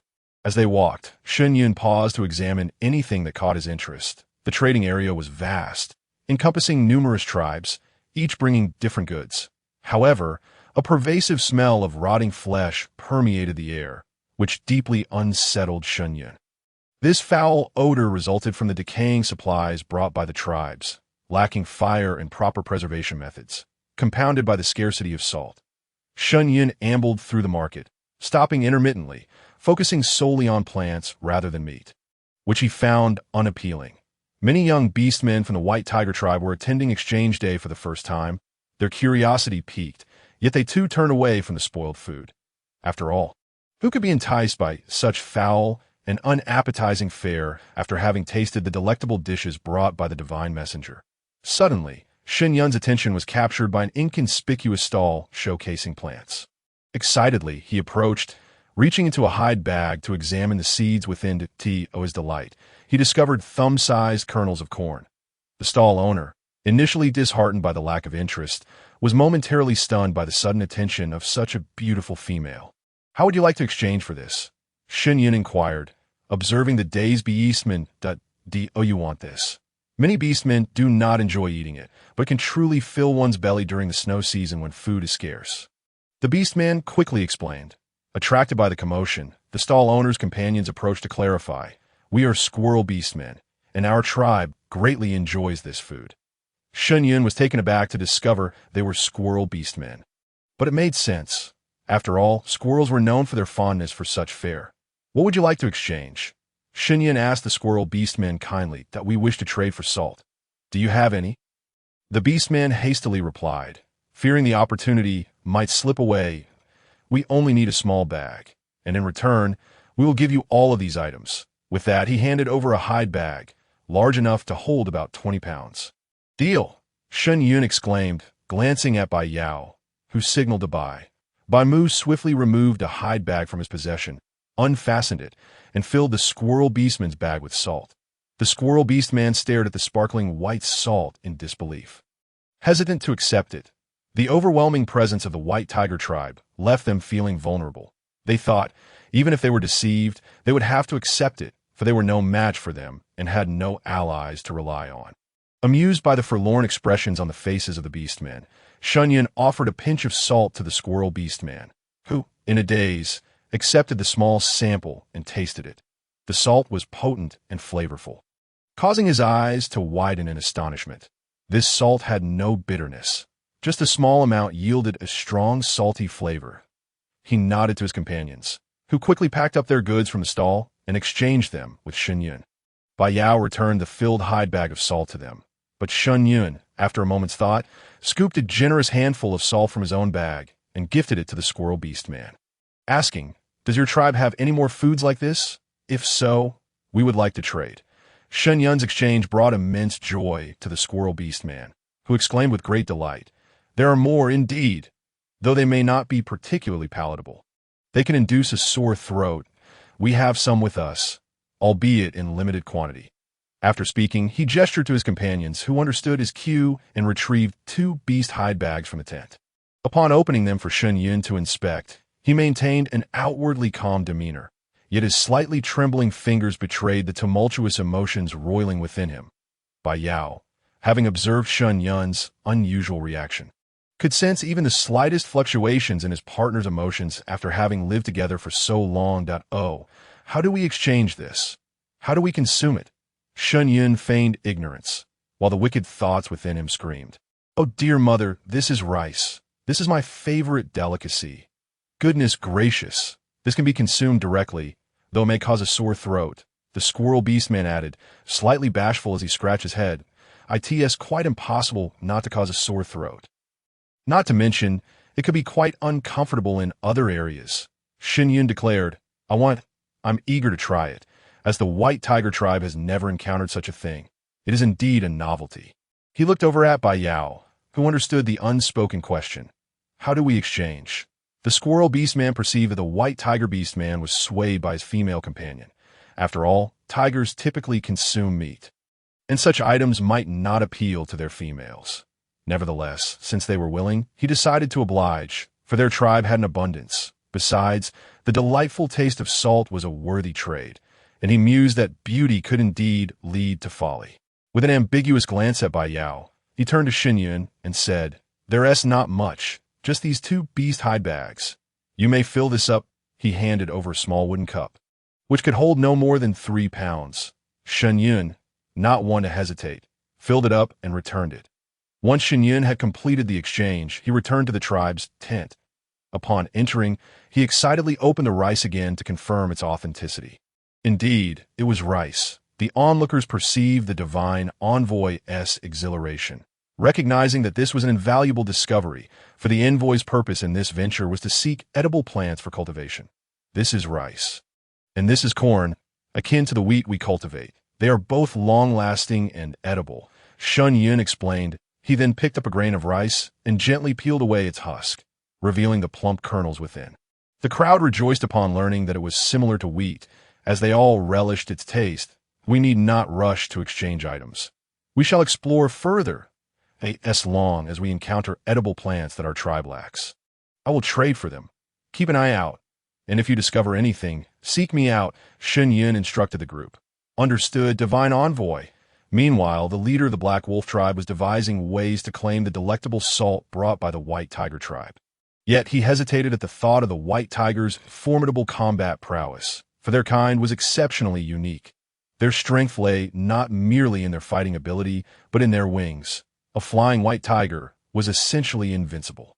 The fierce tiger tribe was a force that even the black wolves dared not provoke.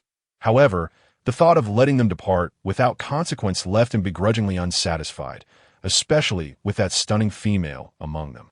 The leader of the Black Wolves and many other beastmen had never encountered such an enchanting female. "Priest, what do you propose we do regarding the White Tiger tribe?" The leader, Lang Shan, inquired of the priest. In truth, a plan was not entirely out of reach. The priest, with his yellowed teeth, appeared cunning. "Do you already have a strategy?" Lang Shan knew this priest to be more ruthless than himself. The priest observed that the number of beastmen from the White Tiger tribe was not substantial. And according to the intelligence gathered today, they likely carried only that white salt. After casting a glance at Lang Shan, the priest continued, "Since their numbers are limited, we have an opportunity. Tomorrow, I shall procure some herbs, and you must find a way to have them consume it. Once they are asleep, we can do as we please." Lang Shan's eyes gleamed with excitement at the prospect of acquiring the white salt and that beautiful female.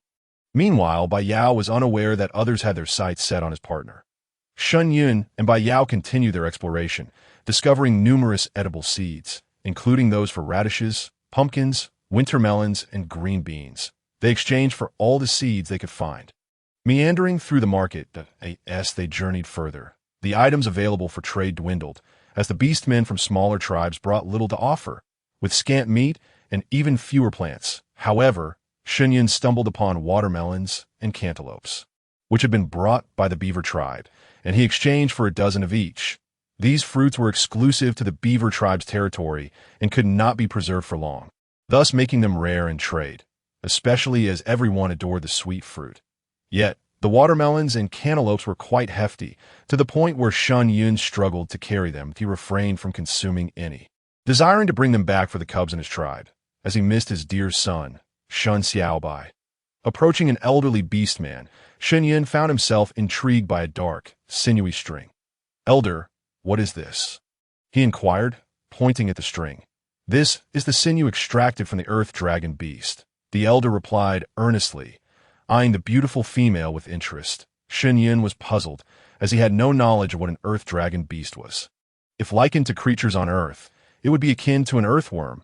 Yet did earthworms possess sinews? He was skeptical, as he tugged at the sinew. A plan began to form in his mind. This was a sinew from a type of worm dwelling underground, typically only found in worms that were centuries old. The elder beastman was likely a pangolin beastman. Bai Yao gently inquired, "Are you a pangolin beastman?" "Indeed, I am. I hunted this myself. It serves little purpose, but I thought I might see if anyone wished to trade for it," the elder disclosed without reservation. The pangolin tribe was known for their subterranean existence, rarely interacting with others, and they were regarded as a unique species on this beastman continent. "What do you wish to exchange for this?" Shen Yun asked. "Just offer what you think is fair. It's not particularly valuable. Our tribe has already traded salt with you, and this is my personal property," the elder replied, looking at Shen Yun. Understanding the dynamics of trading, Shen Yun signaled to Bai Yao, who produced a small pouch of salt and handed it to the elder. Upon seeing it, the elder's face lit up with joy, and he gifted Shen Yun a beautiful gemstone in return, which Shen Yun graciously accepted. After all, this ruby was truly exquisite, and Bai Yao found pleasure in seeing his partner admire the beautiful stone, leading to a spark of inspiration in his heart. Once Shen Yun and Bai Yao had completed their exchanges, they exited the Black Wolf tribe. At the entrance, numerous Black Wolves stood guard. Upon seeing Bai Yao and the enchanting female emerge, they paid little heed, though many gazed at them with lecherous eyes, speculating that the pair might venture into the woods for mating purposes. After all, it would indeed be a shame not to utilize such a beautiful female for that purpose. Oblivious to the lurid thoughts of the Black Wolves, Shen Yun had no time to ponder their musings. He led Bai Yao to some bamboo and instructed him to craft a bow based on the design Shen Yun sketched on bamboo leaves with charcoal. Shen Yun fashioned a bowstring from the earth dragon's sinew and tested it, finding it satisfactory. Bai Yao, not fully understanding his partner's intentions, refrained from asking further, content as long as Shen Yun was happy. Subsequently, Shen Yun crafted several bamboo arrows and knocked one onto the bowstring. With a swift pull, he released the arrow, which flew rapidly and struck down a wild chicken in the bamboo grove. Bai Yao's eyes widened in disbelief as he witnessed this feat. Shen Yun smiled at his large feline companion, exclaiming, "This is called a bow and arrow. When used skillfully, it becomes a formidable weapon." though it requires precision and quick reflexes to hunt effectively.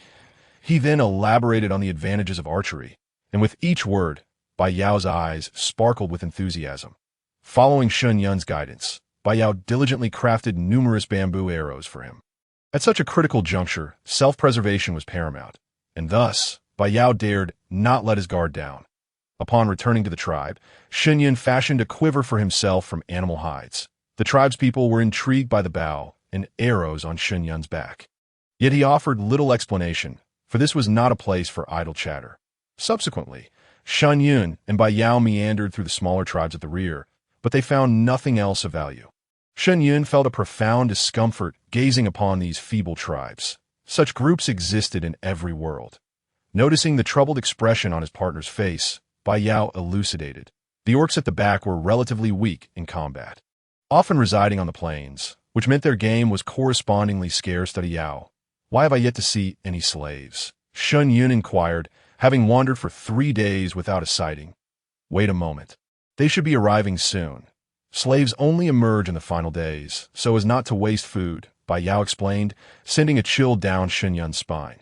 The notion that slaves, needing sustenance, would only appear at the end, having been starved beforehand, was unsettling. Only when it was time for their appearance were they allowed to eat their fill, so they would appear vigorous and fetch a good price. Finally, 3 days before the exchange, the slaves made their entrance. Early in the morning, Shen Yun ventured to the market with the tribespeople. Upon witnessing slaves, transformed into beast forms and bound to wooden stakes like cattle, his heart was stirred. Yet, this was an era where strength reigned supreme, leaving little room for compassion. Most slaves were orcs and younglings, with females being a rare and precious commodity. Watching the young orc children confined within cages and unaware of their fate, Shen Yun thought of Xiaobai. The small orcs, innocent and wide-eyed, watched the bustling crowd. Having been sold into slavery at such a tender age, without understanding he gazed upon the cages filled with orc younglings. A plan began to form in Shen Yun's mind. Mature slaves commanded high prices, as they represented labor, while the younglings were often unwanted, seen merely as consumers. Only the most ruthless tribes, like the Black Wolf and Black Bear tribes, would acquire younglings, purportedly to lure prey or consume them directly, leaving no chance for survival. The priests of the Black Wolf tribe, it was said, required the consumption of young beasts every few days to commune with the beast gods. Shen Yun felt a wave of revulsion. It was not enough to feast on prey. They sought to devour the offspring of their own kind. The Black Wolf and Black Bear tribes were nothing short of inhumane, their existence an affront to decency. Particularly the priests of the Black Wolf tribe, who masqueraded as demons in the name of the beast gods. Observing the orcs being appraised like mere commodities, few were purchased, some were deemed too thin, others too old. Could this year's offerings not be more affordable? The prey has become increasingly elusive since the goat tribe's demise, and the salt supply has dwindled, complicating exchanges, complained one rhinoceros orc. Indeed, the salt is becoming scarcer, and with the Black Wolf tribe imposing such hefty entrance fees, it is truly distressing, another echoed. Have you not heard? The Black Bear tribe has discovered a significant salt deposit, and they now possess numerous slaves. They have been encroaching upon the smaller tribes, lamented a third. Thank the heavens the Black Bear tribe has not sent anyone this time. Otherwise, with their warlike nature, many tribes would suffer. As Shen Yun and Bai Yao listened to the orcs' discourse, they exchanged glances before returning to their tent. Starting tomorrow, we shall commence the exchanges right in front of our tribe's tent. Shen Yun declared decisively. Agreed, I shall follow your lead. The following day, word spread that the White Tiger tribe was trading salt for slaves, regardless of age. The other tribes viewed the White Tiger tribe as foolish, questioning the wisdom of exchanging for the elderly and younglings. Mere consumers. Those unable to trade were met with the slave masters, who approached Bai Yao early in the day. With little salt, the White Tiger tribe managed to acquire a fair number of younglings and older orcs. But mature orcs remained scarce. Shen Yun remained unperturbed, knowing they still had time to you still possess any salt, Bai Yao? Boomed a voice. Shen Yun looked up to see a robust man, nearly the same height as Bai Yao, accompanied by a throng of people, likely from a large tribe. Why have you arrived so late? I thought your tribe would not attend this year. Bai Yao greeted the newcomer with customary Orcish decorum. Do not mention it. We encountered a skirmish between the Ivory tribe and the Bear tribe along the way, which delayed our journey. We cannot compare to your flying kin, the newcomer lamented, furrowing his brow. Bai Yao, your hide is quite splendid. What has transformed your tribe's pelts into such beauty? A younger man expressed admiration for Bai Yao's attire. My partner crafted it for me. This is my partner. Shen Yun, meet Hu Gang from the Tiger tribe. Bai Yao introduced them. Oh, what a beautiful female. Bai Yao, you are truly fortunate. Hu Gang's candid praise made Shen Yun blush slightly. Thank you. You are all wonderful as well. Shen Yun replied graciously. How much salt do you require? Bai Yao felt a kinship with this orc, as members of the White Tiger tribe generally shared a camaraderie with their kindred tribes.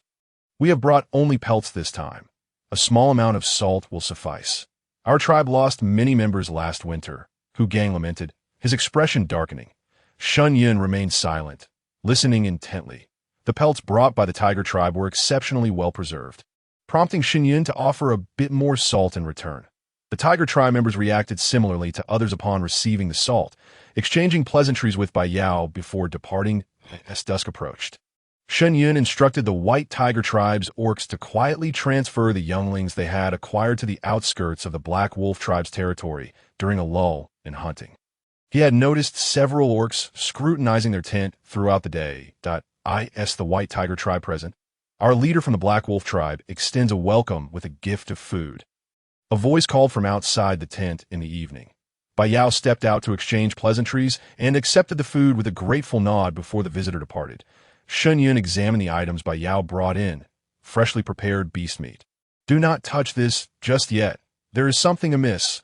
I cannot believe the Black Wolf tribe is so benevolent, Shen Yun cautioned. Bai Yao had no intention of eating, knowing that the White Tiger tribe had ample game. System, please check if this meat poses any danger, Shen Yun inquired mentally. Replying to the host, it contains a potent sedative akin to those on Earth. Exercise caution, the system warned before disconnecting. This meat is laced with a considerable quantity of a drug capable of incapacitating orcs. Yao, remain vigilant tonight, Shen Yun urged, glancing at the gathered orcs. Many were participating in the exchange for the first time, their apprehension palpable, though they masked it well. Fear not, Yun, all will be well. Bai Yao reassured his partner that I understand, but we are on their turf, making us vulnerable. I dread their tactics of overwhelming us with sheer numbers, Shen Yun frowned. Ensure all exchange goods are taken out, and escort the acquired slaves away first, Shen Yun commanded. That is unthinkable, divine messenger. The priest instructed us to safeguard you, protested the other orcs. Listen to Yun, Bai Yao said, casting a glance over the group. Prompting silence. Rest assured, I will be fine. You must hasten with the slaves. If the Black Wolf tribe catches up, our exchanges will be for naught. Fear not, divine messenger, we understand, they replied. After speaking, he tidied up a bit and ventured out into the night. With few people around, the members of the Black Wolf tribe assumed he had gone hunting, thus failing to attract much attention. For the past couple of days, Shen Yun had been harboring a simmering frustration, longing for an outlet, and today's actions of the Black Wolf tribe provided him with just that. With the aid of the system, Shen Yun stealthily escaped the Black Wolf tribe during a moment of distraction. Bai Yao and several other warriors awaited the arrival of the Black Wolf tribe in their tent. Remaining there would only hinder Bai Yao's performance and put his own safety at risk, thereby becoming a burden. System, where might I find something akin to kerosene? Shen Yun inquired, though he had little hope of a response, as he had yet to encounter any oil in this place. There is indeed something, host. Not far from you lies a cave containing open oil. The system's words astonished Shen Yun. Is this truly the case? Following the system's guidance, he located the site, where a pungent odor wafted through the air. Unmistakably the scent of oil. Upon entering the cave, Shen Yun refrained from using a lighter, lest he unwittingly turn himself into a charred remnant. The sun had yet to set, and rays of the evening light illuminated the cave as he discovered the source of the viscous black liquid. Grabbing a bee skin bag, he hastily filled it and emerged from the cave. Divine envoy, he heard someone call out, turning to find a small weasel beastman from the White Tiger tribe. 4 other beastmen for different tribes accompanied him, aiming to broaden their horizons. Mouse shoe? What brings you here? Shen Yun was taken aback. Having instructed them to leave beforehand, IT was the tribe leader who sent me to find you, to see if you require assistance. You know our tribe is well suited for traversing below ground, so I sought you out. The weasel, adept at tunneling, had anticipated Shen Yun's need without him having to voice it. Then I must trouble you. I need that liquid from the cave. Shen Yun indicated. Understood, divine envoy. Mao Shu immediately sprang into action. Shen Yun gathered a considerable amount of dry grass and soaked it in oil for future use. The two worked diligently, and he perched atop a large tree, vigilantly observing the movements of the Black Wolf tribe. Divine envoy, do you require anything else?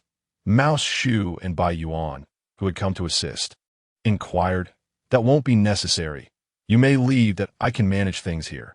Shen Yun glanced at the oil-soaked grass beside him. Very well. We shall take our leave. Be cautious, divine envoy. Once the two departed, Shen Yun surveyed the tools he had prepared. A cold smirk gracing his lips. As night fell, the members of the Black Wolf tribe, hearing the snores of the White Tiger tribe's beastmen, hurried to report to their leader. Well done, priest. Your method is truly exquisite. The Wolf Mountain expressed with delight.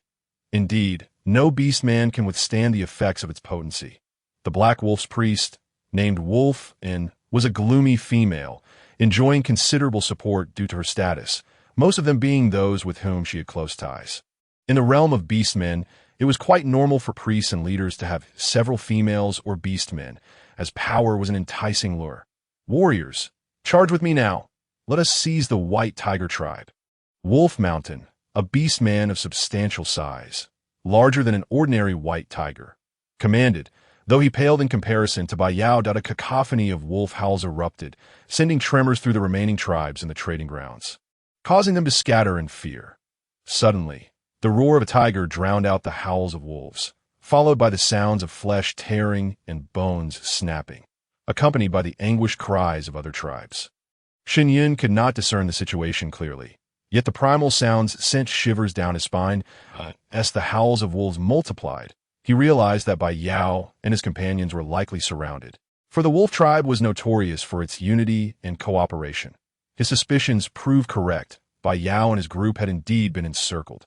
They could have fled but hesitated, thinking of the tribesmen who had just departed and the prey they had obtained. Just as Bai Yao and his companions prepared to break through once more, a beam of light descended from the heavens. The members of the White Tiger tribe recognized it as fire, as the divine envoy, and their excitement surged. The beastmen of the Black Wolf tribe and those from other tribes stood in shock. Is this not divine retribution? Shen Yun unleashed a torrent of fire arrows upon the beast skins and dry grass of the Black Wolf tribe. The ignited oil spread rapidly, igniting the tents and engulfing them in flames. Soon, the Black Wolf tribe was ablaze. The inhabitants screamed of divine punishment as they fled in panic. Shen Yun slid down from the large tree, drawing his knife, taking a deep breath as if making a resolute decision, and stepped into the inferno of the tribe. Upon seeing the black wolves eyeing him greedily, he wasted no time in slashing one across the throat. The remaining black wolves, witnessing the bloody knife in Shen Yun's hand, revealed expressions of fear. Yet, undeterred by the threat, they lunged at him. Facing wolves as large as bulls, Shen Yun honed his skills of survival from the apocalypse, delivering fatal strikes aimed at their throats. Observing that he was more adept at handling them in their beast forms, the other black wolves transformed in a human shape to encircle him, though beastmen possessed great strength. To Shen Yun, who had been rigorously trained to dispatch zombies, these wolf tribesmen were merely oversized undead. He deftly maneuvered among the black wolf beastmen, delivering precise cuts, and within moments, they bore numerous wounds, all life-threatening. Shen Yun himself was not unscathed, having sustained scratches on his leg from the sheer number of assailants, but the injuries were not severe. Other tribesmen, hiding nearby, trembled in fear at the sight of the White Tiger tribe's female dispatching beastmen as if they were mere vegetables. After dispatching this wave of foes, Shen Yun ventured deeper and suddenly spotted a figure sneaking away, concealed by several females. Approaching swiftly, he seized the individual, revealing a female who matched Bai Yao in stature, likely a priestess as she donned similar bone ornaments. Wolf An's eyes widened in terror upon seeing the captured female, her lips quivering. Divine envoy. She knelt at Shen Yun's feet. Oh, you recognize me? Then why plot against the White Tiger tribe? Shen Yun grasped Wolf An by her hair, dragging her further inside. The other females dared not intervene, intimidated by the bloody knife in his hand. Stop right there, or I shall slay her. Shen Yun's voice resonated in the ears of both factions facing off. Release our priestess. The Black Wolf tribe was taken aback by the capture of their priestess. The Black Wolf tribe indeed acted brazenly, committing mass slaughter on the day of exchange. Given this, they no longer deserve to inhabit this land. As Shen Yun tapped the blade against Wolf An's cheek, he spoke, "Go meet the beast god, and seek atonement for those little ones you have devoured." With that, he swiftly severed Wolf An's head, which rolled away with a dull thud. A hush fell over the scene as the wolf tribe began to retreat slowly, creating distance, a gesture of submission in the realm of Beastmen. Shen Yun understood that he could not annihilate the Black Wolf tribe today. Their numbers were few, but they were bolstered by many other tribes' beastmen, and he was not so naive as to believe that someone would not take advantage of the chaos. Watching the Black Wolf tribe retreat to a safe distance, Shen Yun turned to Bai Yao. Yao, are you all unharmed? Rest assured, we are all fine. Bai Yao looked at his female with pride, recalling how remarkably she had handled herself moments ago, her charm undeniable. Others, tidy up and prepare to depart. Bai Yao instructed, as for you all, if you wish to leave, do so quickly. Once we depart, the Black Wolf tribe will not spare you. Shen Yun warned the remaining beastmen kindly. Thank you. We shall leave at once. The others began to gather their belongings, for the female of the White Tiger tribe spoke the truth. The Black Wolf tribe had brazenly engaged in slaughter on the day of exchange, targeting the strongest tribe. Such actions indicated their long-standing preparation to assimilate other tribes. Were it not for the formidable prowess of the orcs from the White Tiger tribe, the other tribes would have surely perished. Shen Yun settled atop Bai Yao's back. Casting a glance towards the Black Wolf tribe before soaring out of the settlement, he instructed Bai Yao to head towards the area laden with oil, gazing in the direction of the Black Wolf tribe, whereupon he made a resolute decision. Shen Yun meticulously poured the oil from the cavern's interior to its entrance, and, once the other tribes had retreated, he drew his bow and loosed an arrow, a fiery tongue swiftly spreading into the cave. Shen Yun and Bai Yao immediately soared far away, only to be met with a tremendous explosion that echoed throughout the vicinity of the Black Wolf tribe, sending boulders and smoke rapidly dispersing. The air was filled with cries and roars, yet Shen Yun remained impassive as he departed. He had indeed contemplated the morality of his actions, but the thought of the devoured cubs and enslaved souls quelled any lingering compassion within him. Such an explosion might claim many lives, yet it would not extinguish their lineage. At the very least, the Black Wolf tribe would be significantly weakened, incapacitated for a time from pillaging and slaughtering the smaller tribes, allowing for a semblance of peace for several years. Shen Yun harbored hopes that within this span, he could fortify the White Tiger tribe, ensuring that they would no longer be subjected to bullying. As the denizens of the Black Wolf tribe fled amidst the flames and the cacophony of explosions, many slaves seized the opportunity to escape, witnessing the devastation wrought upon the Black Wolf tribe. The orcs from other tribes assumed the wrath of the beast god was upon them and hastily vacated the scene. The leader of the Black Wolf tribe, watching his home succumb to ruin, believed it to be divine retribution for his own actions, leading his surviving kin deeper into the forest, away from the place they had inhabited for many years. Shen Yun and Bai Yao did not catch up with the tribe's members until the following morning, where they found them awaiting at the designated spot. Upon their return, the group erupted in joyous cheers, though both Bai Yao and Shen Yun were visibly fatigued, having gone a full day and night without rest. After a brief meal, they prepared to rest under the protection of their tribe, planning to resume their journey back to the settlement once re-energized. Bai Yao gently tended to Shen Yun's injuries with animal hide and applied herbal remedies. Knowledge shared among the orcs for treating external wounds. Yun, please refrain from such perilous endeavors in the future. Just stay behind me and live happily, all right? While your fighting prowess is indeed impressive. It pains me to see you harmed, Bai Yao expressed, concern evident in his voice. It's all right. I shall exercise caution henceforth. Please do not perceive me as merely a delicate female. I am capable of fighting in my own right. Shen Yun replied earnestly, brushing his hand against Bai Yao's cheek. Indeed, my Yun is exceptional. You were simply too endearing just now. I adore you, Bai Yao said, planting a soft kiss on Shen Yun's forehead. Well then, after a long day, let us rest, Bai Yao said, enveloping Shen Yun in his embrace as they settled upon the animal hide within the cool cave. They slept soundly until the afternoon. When Shen Yun slowly opened his eyes, the aftermath of their intense battle manifested in aches and soreness. Bai Yao was no longer in the cave, and, as Shen Yun gazed outside, he estimated it to be around 4 or 5 o'clock. Divine Messenger, you are awake. The tribe members greeted him upon his emergence. Where is Bai Yao? Shen Yun inquired, scanning the area but finding no trace of him. The chieftain has gone hunting. He should return shortly. Shen Yun approached the stream to wash his face, gradually shaking off the remnants of sleep. Observing the slaves nestled under the trees in their beast forms, he felt a sense of satisfaction. The little cubs, oblivious to the world's perils, approached him boldly, rubbing against his legs.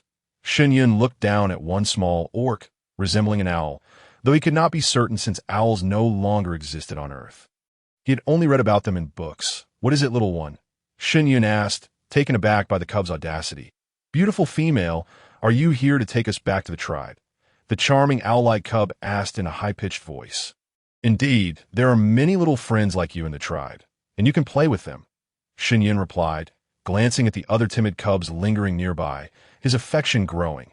Shen Yun had always harbored a fondness for young ones. In his previous world, children were scarce due to the catastrophic aftermath of pollution. He had only one younger brother, who was also lost. Thus, his love for little cubs was profound, and the arrival of Xiao Bai only intensified this affection. The innocence of the cubs filled a void within Shen Yun's heart. Will you make us feed the wild beasts? If so, can I have my fill first? I truly wish to savor that sweet fruit. And if possible, I would love to taste the meat of the Gulu beast, the bold owl cub continued, unafraid of Shen Yun. Shen Yun gazed into the clear eyes of these cubs, struggling to fathom what kind of environment could lead such innocent creatures to pose such pointed inquiries. Fear not. Our tribe does not consume cubs, nor do we use them to lure prey. The warriors of our tribe are formidable and do not resort to such foul tactics to hunt. Your only responsibility is to grow up joyously and train diligently, so that when you mature, you may contribute to the tribe. Shen Yun reassured the owl cub, addressing the other little ones as well. Very well. I shall become a vigilant scout and ensure the tribe's safety when I grow up, the cub declared, his innocent words bringing joy to Shen Yun's heart. Then I shall await that day eagerly. Just as Shen Yun finished speaking, he spotted Bai Yao returning with prey in tow. Shen Yun approached Bai Yao, who appeared even more alluring after his rest. How was your rest? Bai Yao asked, gently caressing Shen Yun's cheek, noting the noticeable weight loss. I rested well. Thank you for your hard work, Shen Yun replied, pondering whether Bai Yao had been a cute little kitten in his youth. Today I hunted quite a bit, enough for everyone to enjoy a hearty meal. Here, this is for you. Bai Yao presented a fruit, and Shen Yun's eyes lit up. It was his favorite, cherries. How did you find this? Shen Yun marveled, for such fruits were indeed rare. Not far from where I was hunting, though ripe ones are scarce. I managed to gather these few, Bai Yao explained, directing the others to distribute the prey. Shen Yun commanded, ensure the little cubs receive ample portions, and every slave must be fed as well. If they go hungry, it will impede our progress. Understood, Divine Messenger. The tribe members complied, and since they were outdoors, Shen Yun opted not to start a fire, relying solely on fruits and jerky for sustenance, and he had anticipated such a scenario and had brought sufficient jerky for himself, yes, for the other orcs. They hunted in their beast forms to satiate their hunger, as maintaining their beastly shape necessitated such actions. The slaves, shocked to find themselves receiving food after so long, ravenously devoured their portions. Shen Yun had specifically instructed that the tenderest cuts be allocated to the cubs. The orcs of the White Tiger tribe were well aware of Shen Yun's respect and affection for the elderly and the young. Thus, there was little opposition, as they too aspired for their future offspring to be treated kindly. The orcs of the White Tiger tribe had undergone significant transformation under Shen Yun's subtle influence, fostering unity and strength within the tribe. After a night's rest, They would set forth on their journey the following day. Bai Yao transformed into his beast form, and Shen Yun nestled against his palm, drifting into slumber. Suddenly, rustling sounds emerged not far away, and the number of approaching figures was considerable. Shen Yun's years of battle experience heightened his vigilance, and Bai Yao and the others readied themselves for an attack. After a time, the noises ceased, and a voice called out, "Are you the orcs of the White Tiger tribe? We are slaves who have just escaped from the Black Wolf tribe. Can you take us with you? We are willing to work." Under the silvery glow of the moonlight, Shen Yun emerged from the cave alongside Bai Yao.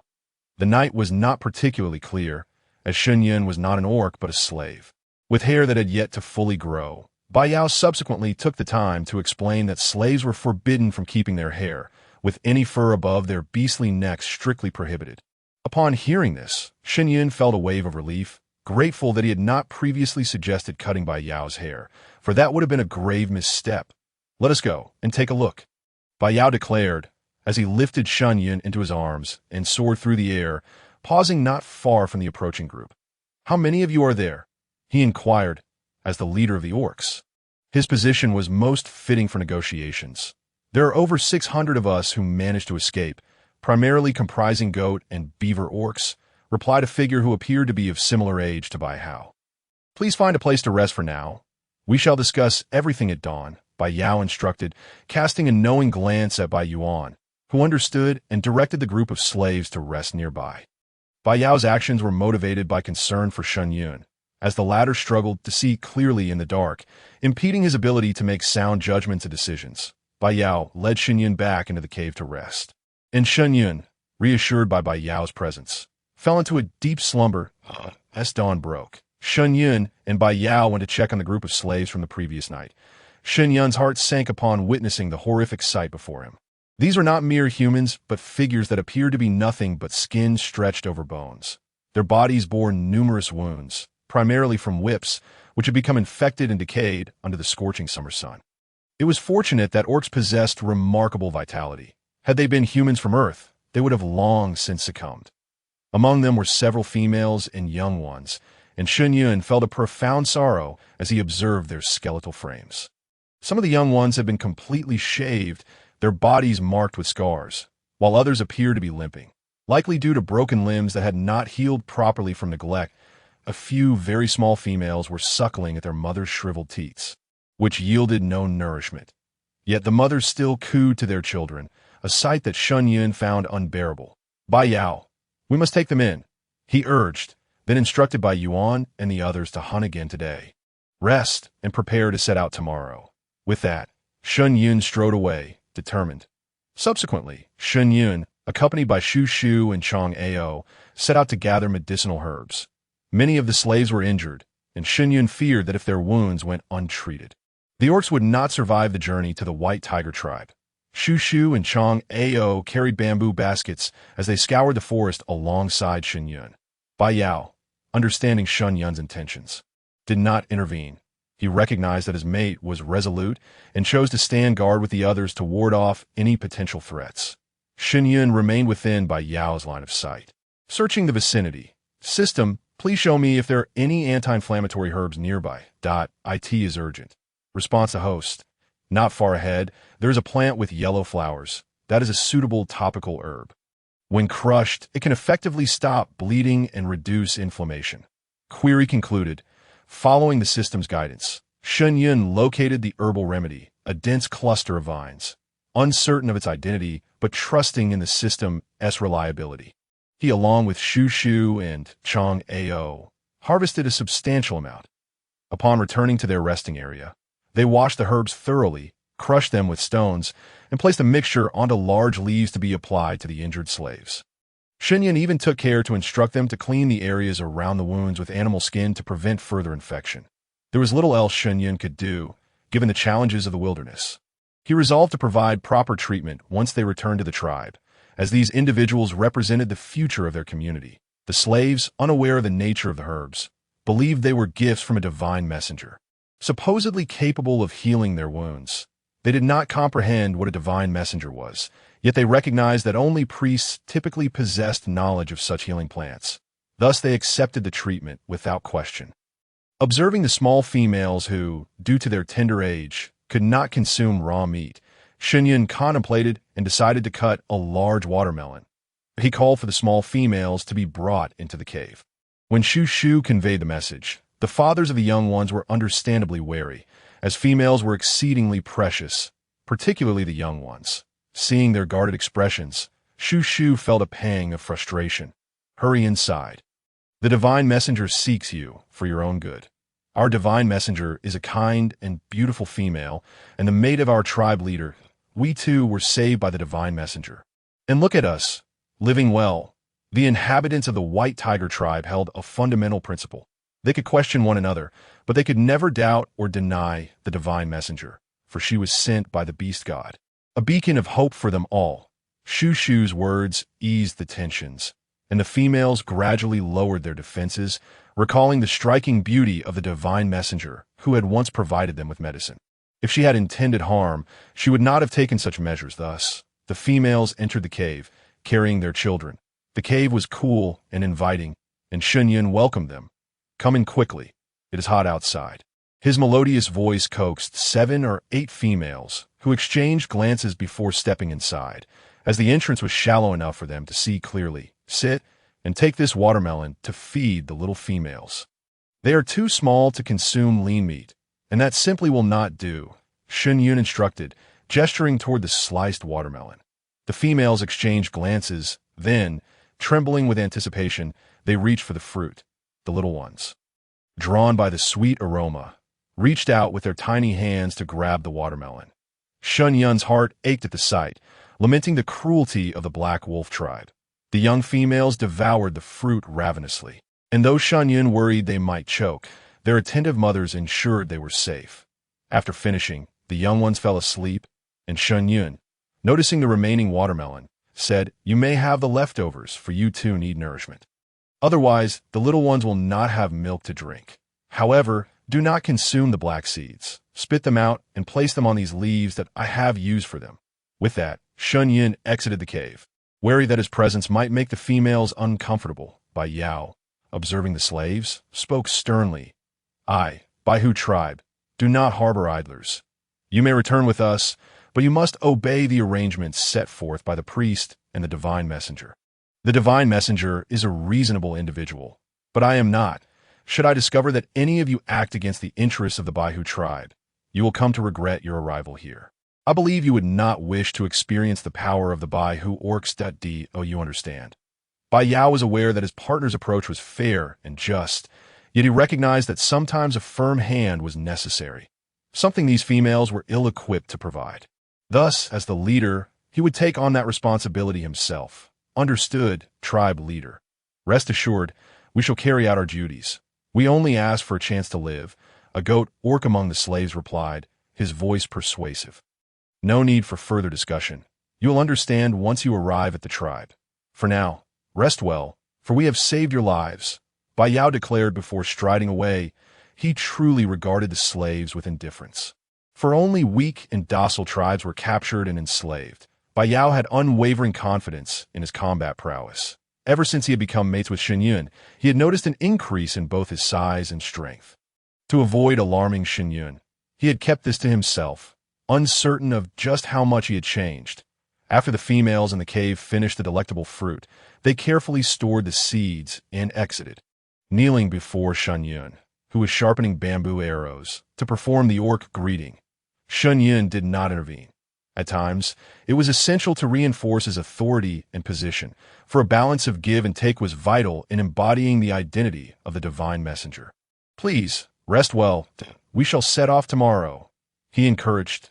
The obedient females returned to their mates, who promptly inquired about their experience. With teary eyes, they replied, "The divine messenger is a good person. He provided us and our young ones with sweet fruit and allowed us to rest." Upon hearing the words of their companion, the orcs gazed at the divine envoy seated at the mouth of the cave with deep gratitude, convinced that their decision this time was undoubtedly correct. The following day, everyone was fully prepared. The injured orcs, after being bandaged and well-fed, had recovered significantly. Shen Yun sat atop Bai Yao's back, surveying the newly acquired slaves alongside those who had escaped and pledged their allegiance to them. totaling over 3,400 individuals. Among these, various races were represented, with the most numerous being beavers and goats, along with rabbits and groundhogs. These orcs had captured those who were non-combatant and docile, leading them to become slaves. There are also a few other races, such as owls, eagles, serpents, and elephants, albeit in much smaller numbers. Among the 3,400 individuals, the young ones accounted for half. After all, adult slaves were exceedingly expensive and scarce. Shen Yun instructed by Yuan and the others to transform into their beast forms and place the young ones into large bamboo baskets for transport. Initially frightened by such treatment, the young ones gradually relaxed, and Shen Yun could not help but feel that these little ones were quite delightful, believing that the White Tiger tribe would undoubtedly grow stronger.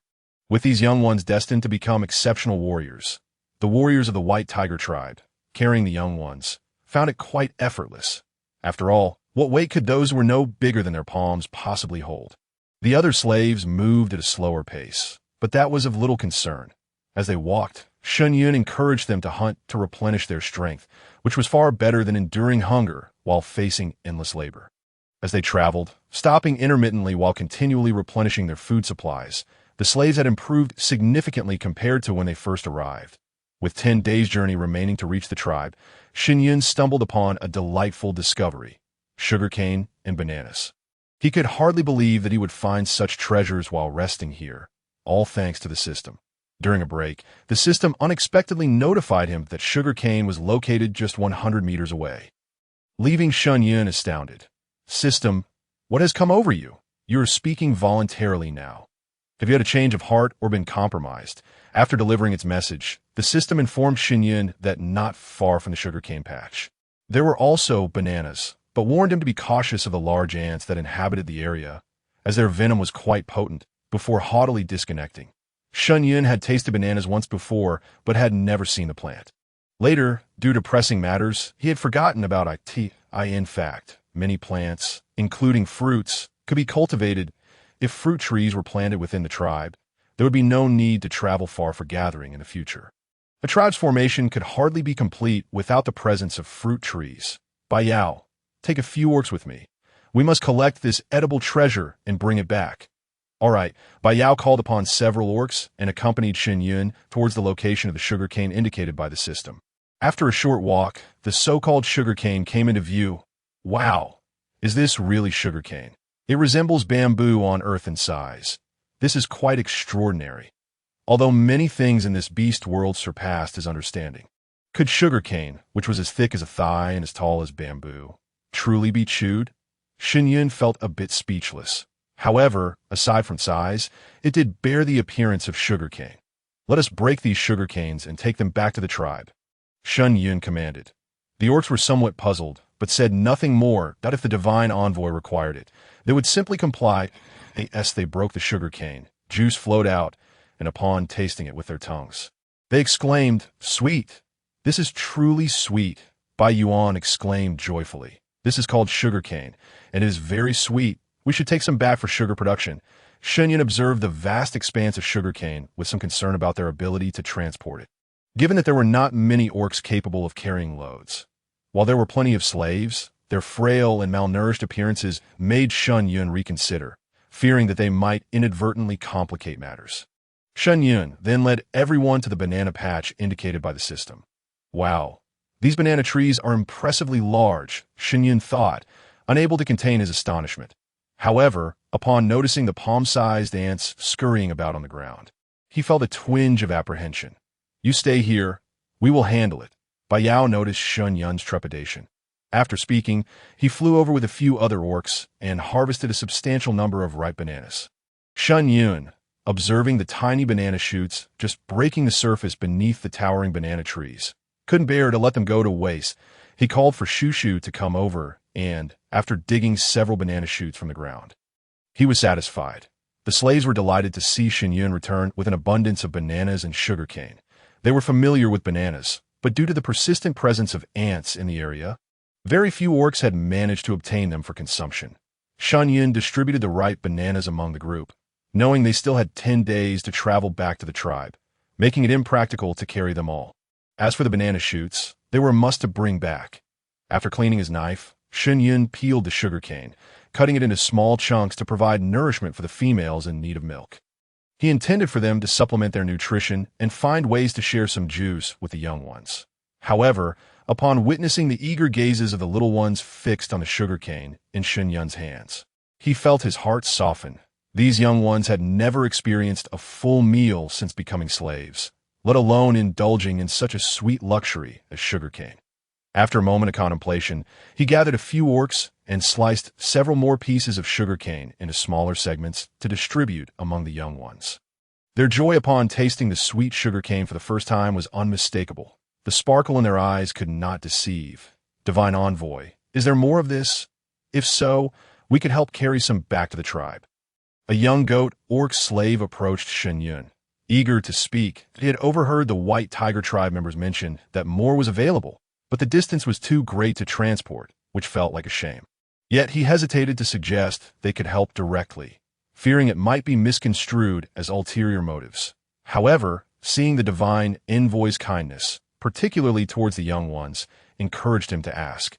Although they were considerably weaker than the healthier orcs, they could manage to carry one piece of this stick each, as their previous labor as slaves had been far more strenuous. Yes, there's plenty more, but can your bodies handle it? If you are willing to help, I would certainly appreciate it. Shen Yun replied. We can do it, Divine Envoy.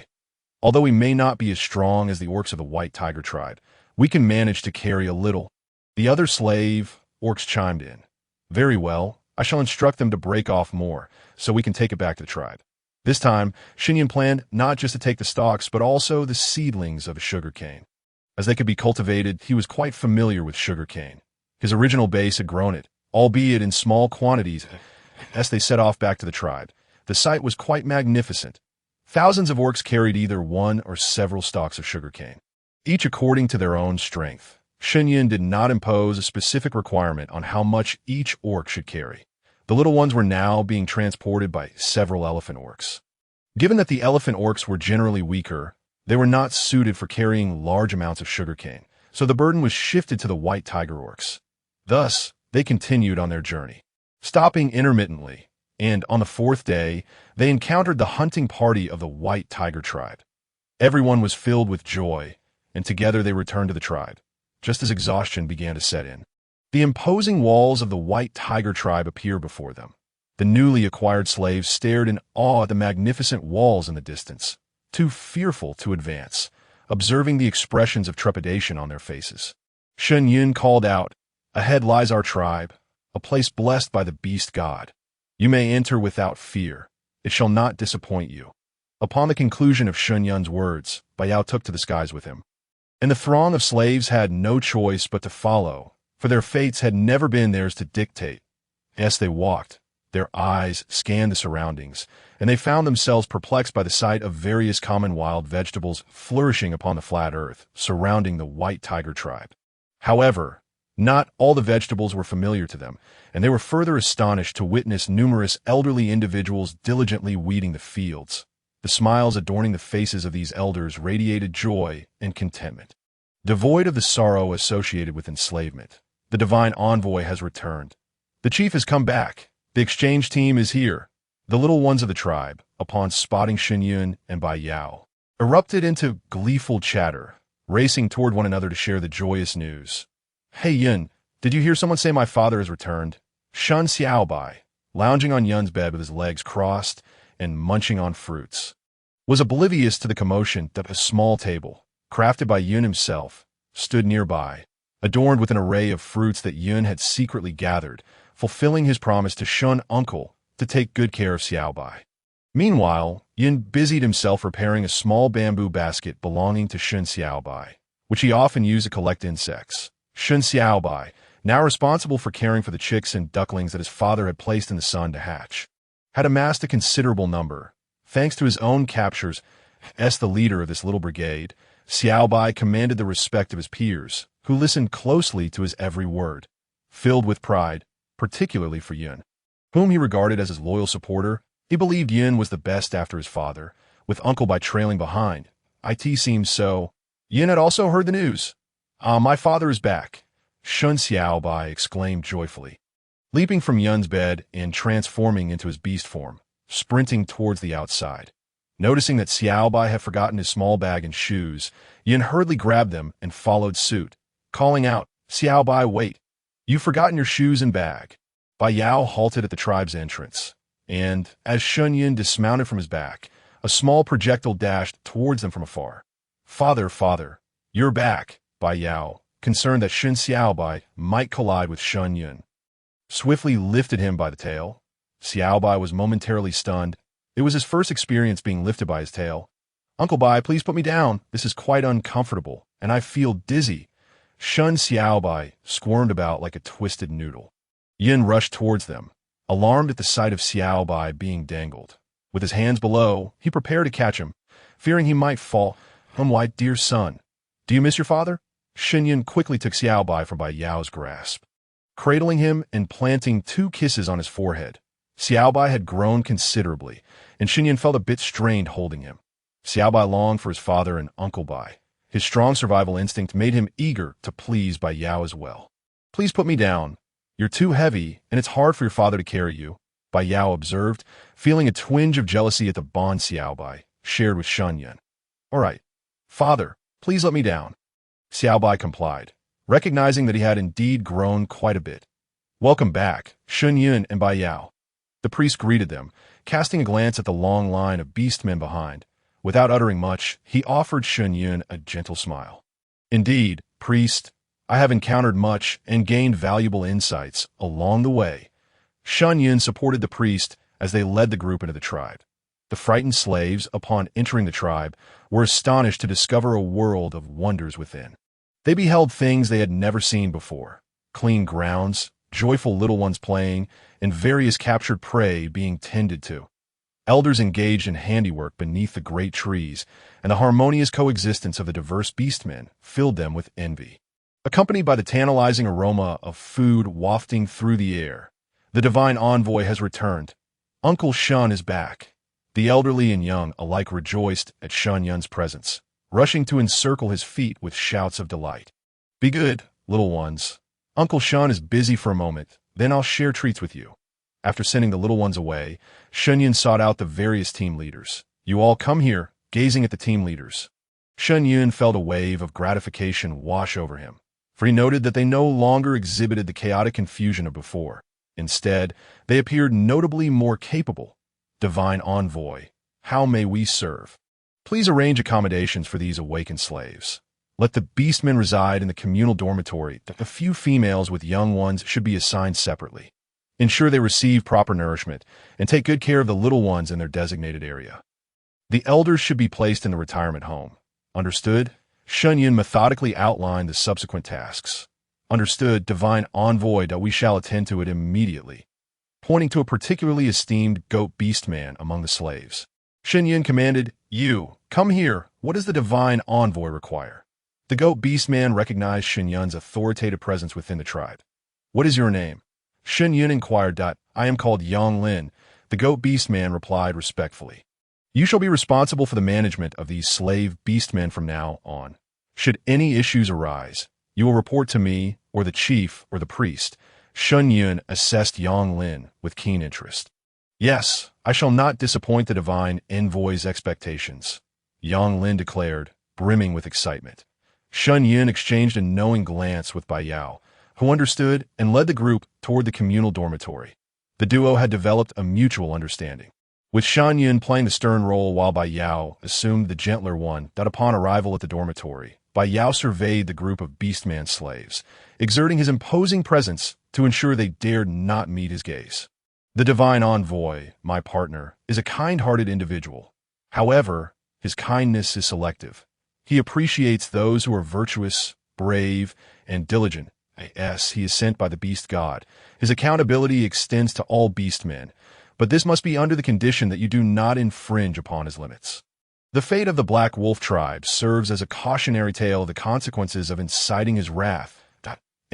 Why partners' mercy and compassion are reserved solely for the good and courageous among you. Should anyone here commit acts that harm the tribe or the Divine Envoy, my claws will shred your body, and my fangs will sever your throat. I will be the first to send you to meet the beast god. We have purchased your freedom. You are to abide by the rules. Otherwise, you shall regret stepping into this world.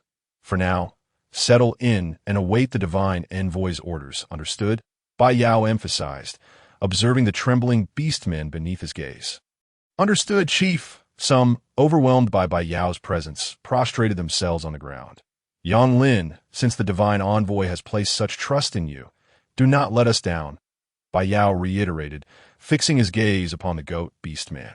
Rest assured, chief, I will perform admirably and meet the divine envoys and your expectations. Yang Lin understood well the gravity of the situation, recognizing his own position in a world where strength reigned supreme. The overwhelming pressure exuding from the apex predators invoked genuine fear within him, especially from this man, a true paragon among the strong, that if he truly wished to obliterate everyone present, it would merely take a moment. Bai Yao regarded the group with a dismissive air. He knew that should he desire it, these individuals would not withstand even a fleeting moment beneath his claws.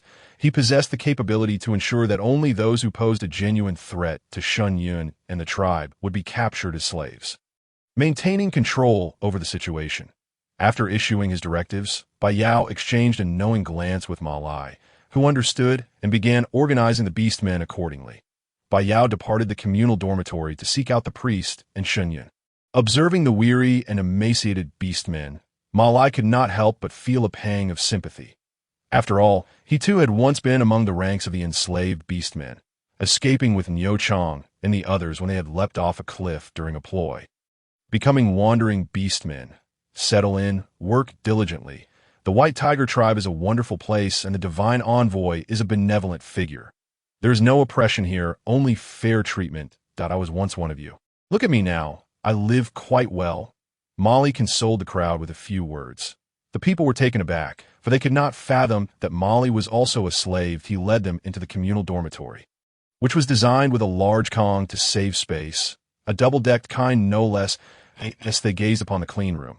They were somewhat at a loss. From now on, you shall reside here. But it is imperative that you maintain hygiene. Before retiring for the night, you must wash your feet, and for your bodily needs, you must use the public restroom. The interior must be kept clean. Molly enumerated the rules. The crowd, upon hearing this, could hardly believe their ears. Such a beautiful and pleasant place was to be their home. They had anticipated living in a cage, never expecting such comforts. They had never encountered such a splendid environment before, and the older orcs could not help but weep. Molly, upon witnessing this, felt a deep resonance. Had his own father and mother been alive, they would likely have reacted just like these orcs in similar circumstances.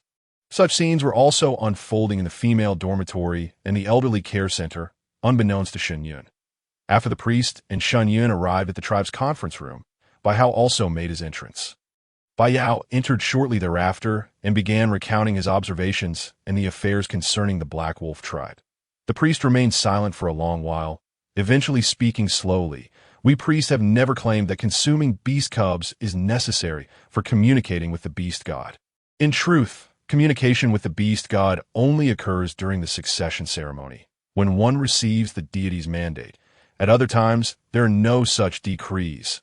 The priest of the Black Wolf tribe possesses a truly malevolent heart. The beast cubs are utterly innocent. Consuming beast cubs is frowned upon in Orc continent.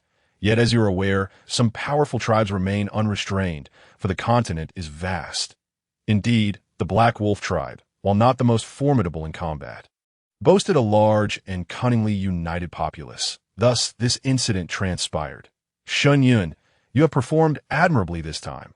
Bai Yao had previously interacted with the Black Wolf tribe, but many years had passed since that. I hope they can learn restraint from this experience. The priest added, Shen Yun, Bai Yao, with so many individuals brought back, how do you plan to arrange them? The priest had not anticipated such a large number, especially with many cubs. Fear not, priest, for I have already devised a strategy. Tomorrow in the square, I will make an announcement, but allow me to share my plan with you now. Shen Yun then articulated his method, leaving Bai Yao, the priest, and Bai Yao speechless for a considerable time. Truly, Shen Yun was deserving of the title of divine envoy. Such an ingenious plan could only have originated from him. After the discussion, Shen Yun and Bai Yao returned home, where no one had resided for quite some time. Yet not a speck of dust could be found. Father, my brother Yun and I clean the house every day. We take turns every 3 days to wipe the furniture with fur dipped in water. Just like you do, Shen Xiaobai said, tilting his wolf head in a manner that seemed to plead for praise, bringing a smile to Shen Yun's face. Very good, Xiaobai and Yun. You are quite diligent. As Shen Yun gazed at the now adult-sized Xiaobai, he felt a sense of pride akin to that of a parent witnessing their child grow. Yun, fearing the heat in his beast form and wanting to avoid startling Shen Yun, had always conversed in his human form. Now, Yun appeared to be around 7 or 8 years old. One could not help but marvel at the peculiarities of the beast world. Son, what would you like to eat? I will prepare something delicious for you. Shen Yun looked at the large dog. No, large wolf. No, that felt strange. He was gazing at his son and inquired. Father, I want to eat the dumplings you make. I've only had them once, and Yun hasn't had any yet. Shen Xiaobai immediately transformed into his human form, hugging Shen Yun's waist and acting adorably. All right, I'll go start the dough.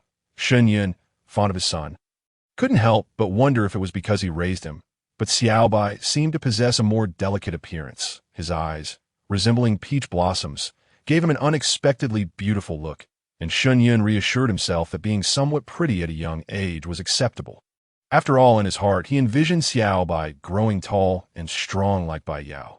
However, the eventual outcome proved that Xiaobai indeed became tall and formidable, a king among wolves. Yet this was only true in his beast form.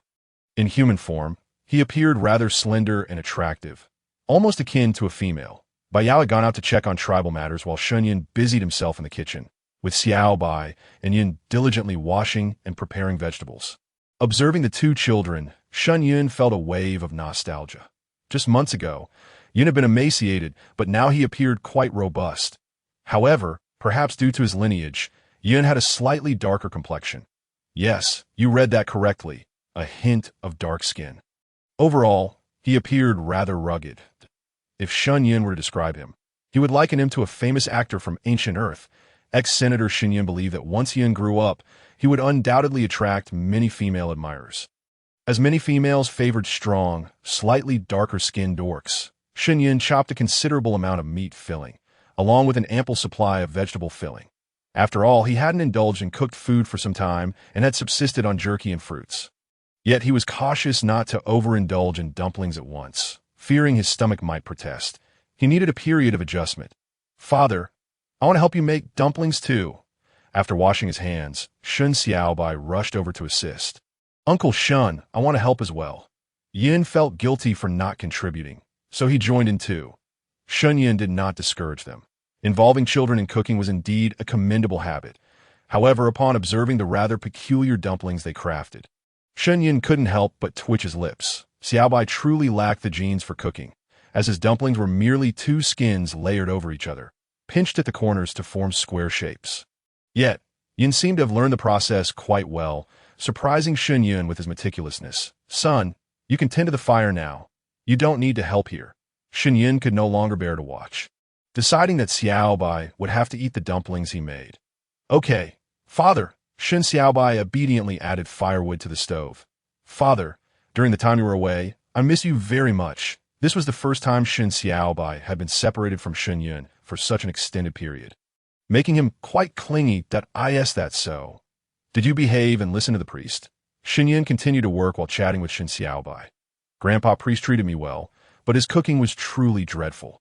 I couldn't bear it any longer, so I went to eat with Yun. Uncle Molly's roasted meat was far better than the priest's cooking.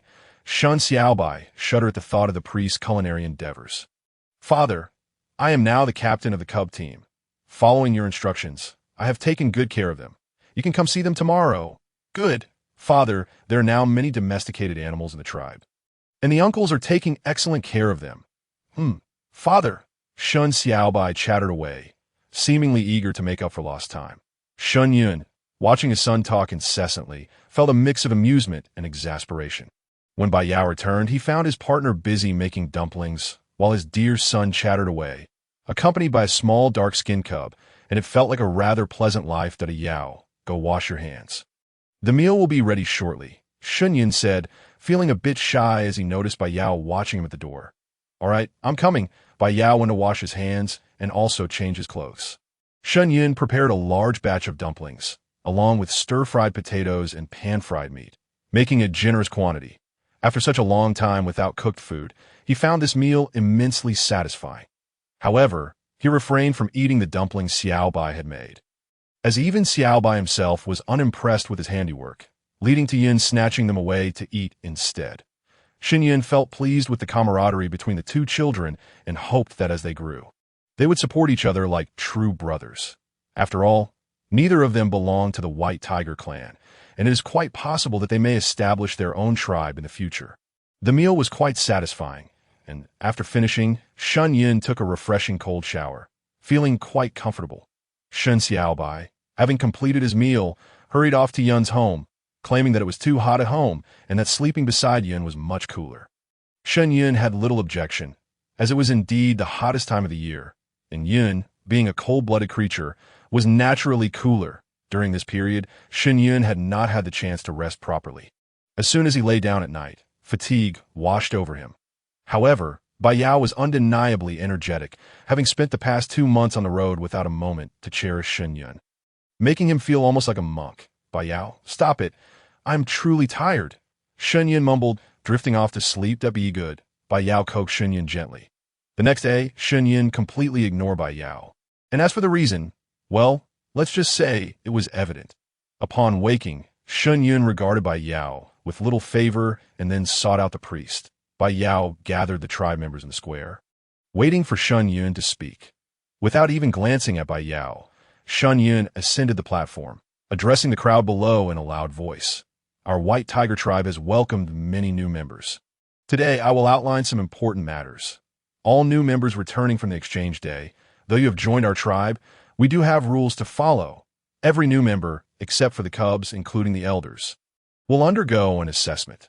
The assessment will consist of, first, obedience to orders, completing the tasks assigned by your team leaders. Second, diligence and industriousness, earning your sustenance through your efforts. Third, loyalty, bravery, and camaraderie, all for the betterment of the tribe. Those who pass this assessment will receive individual housing in the next batch and be recognized as official members of the White Tiger tribe.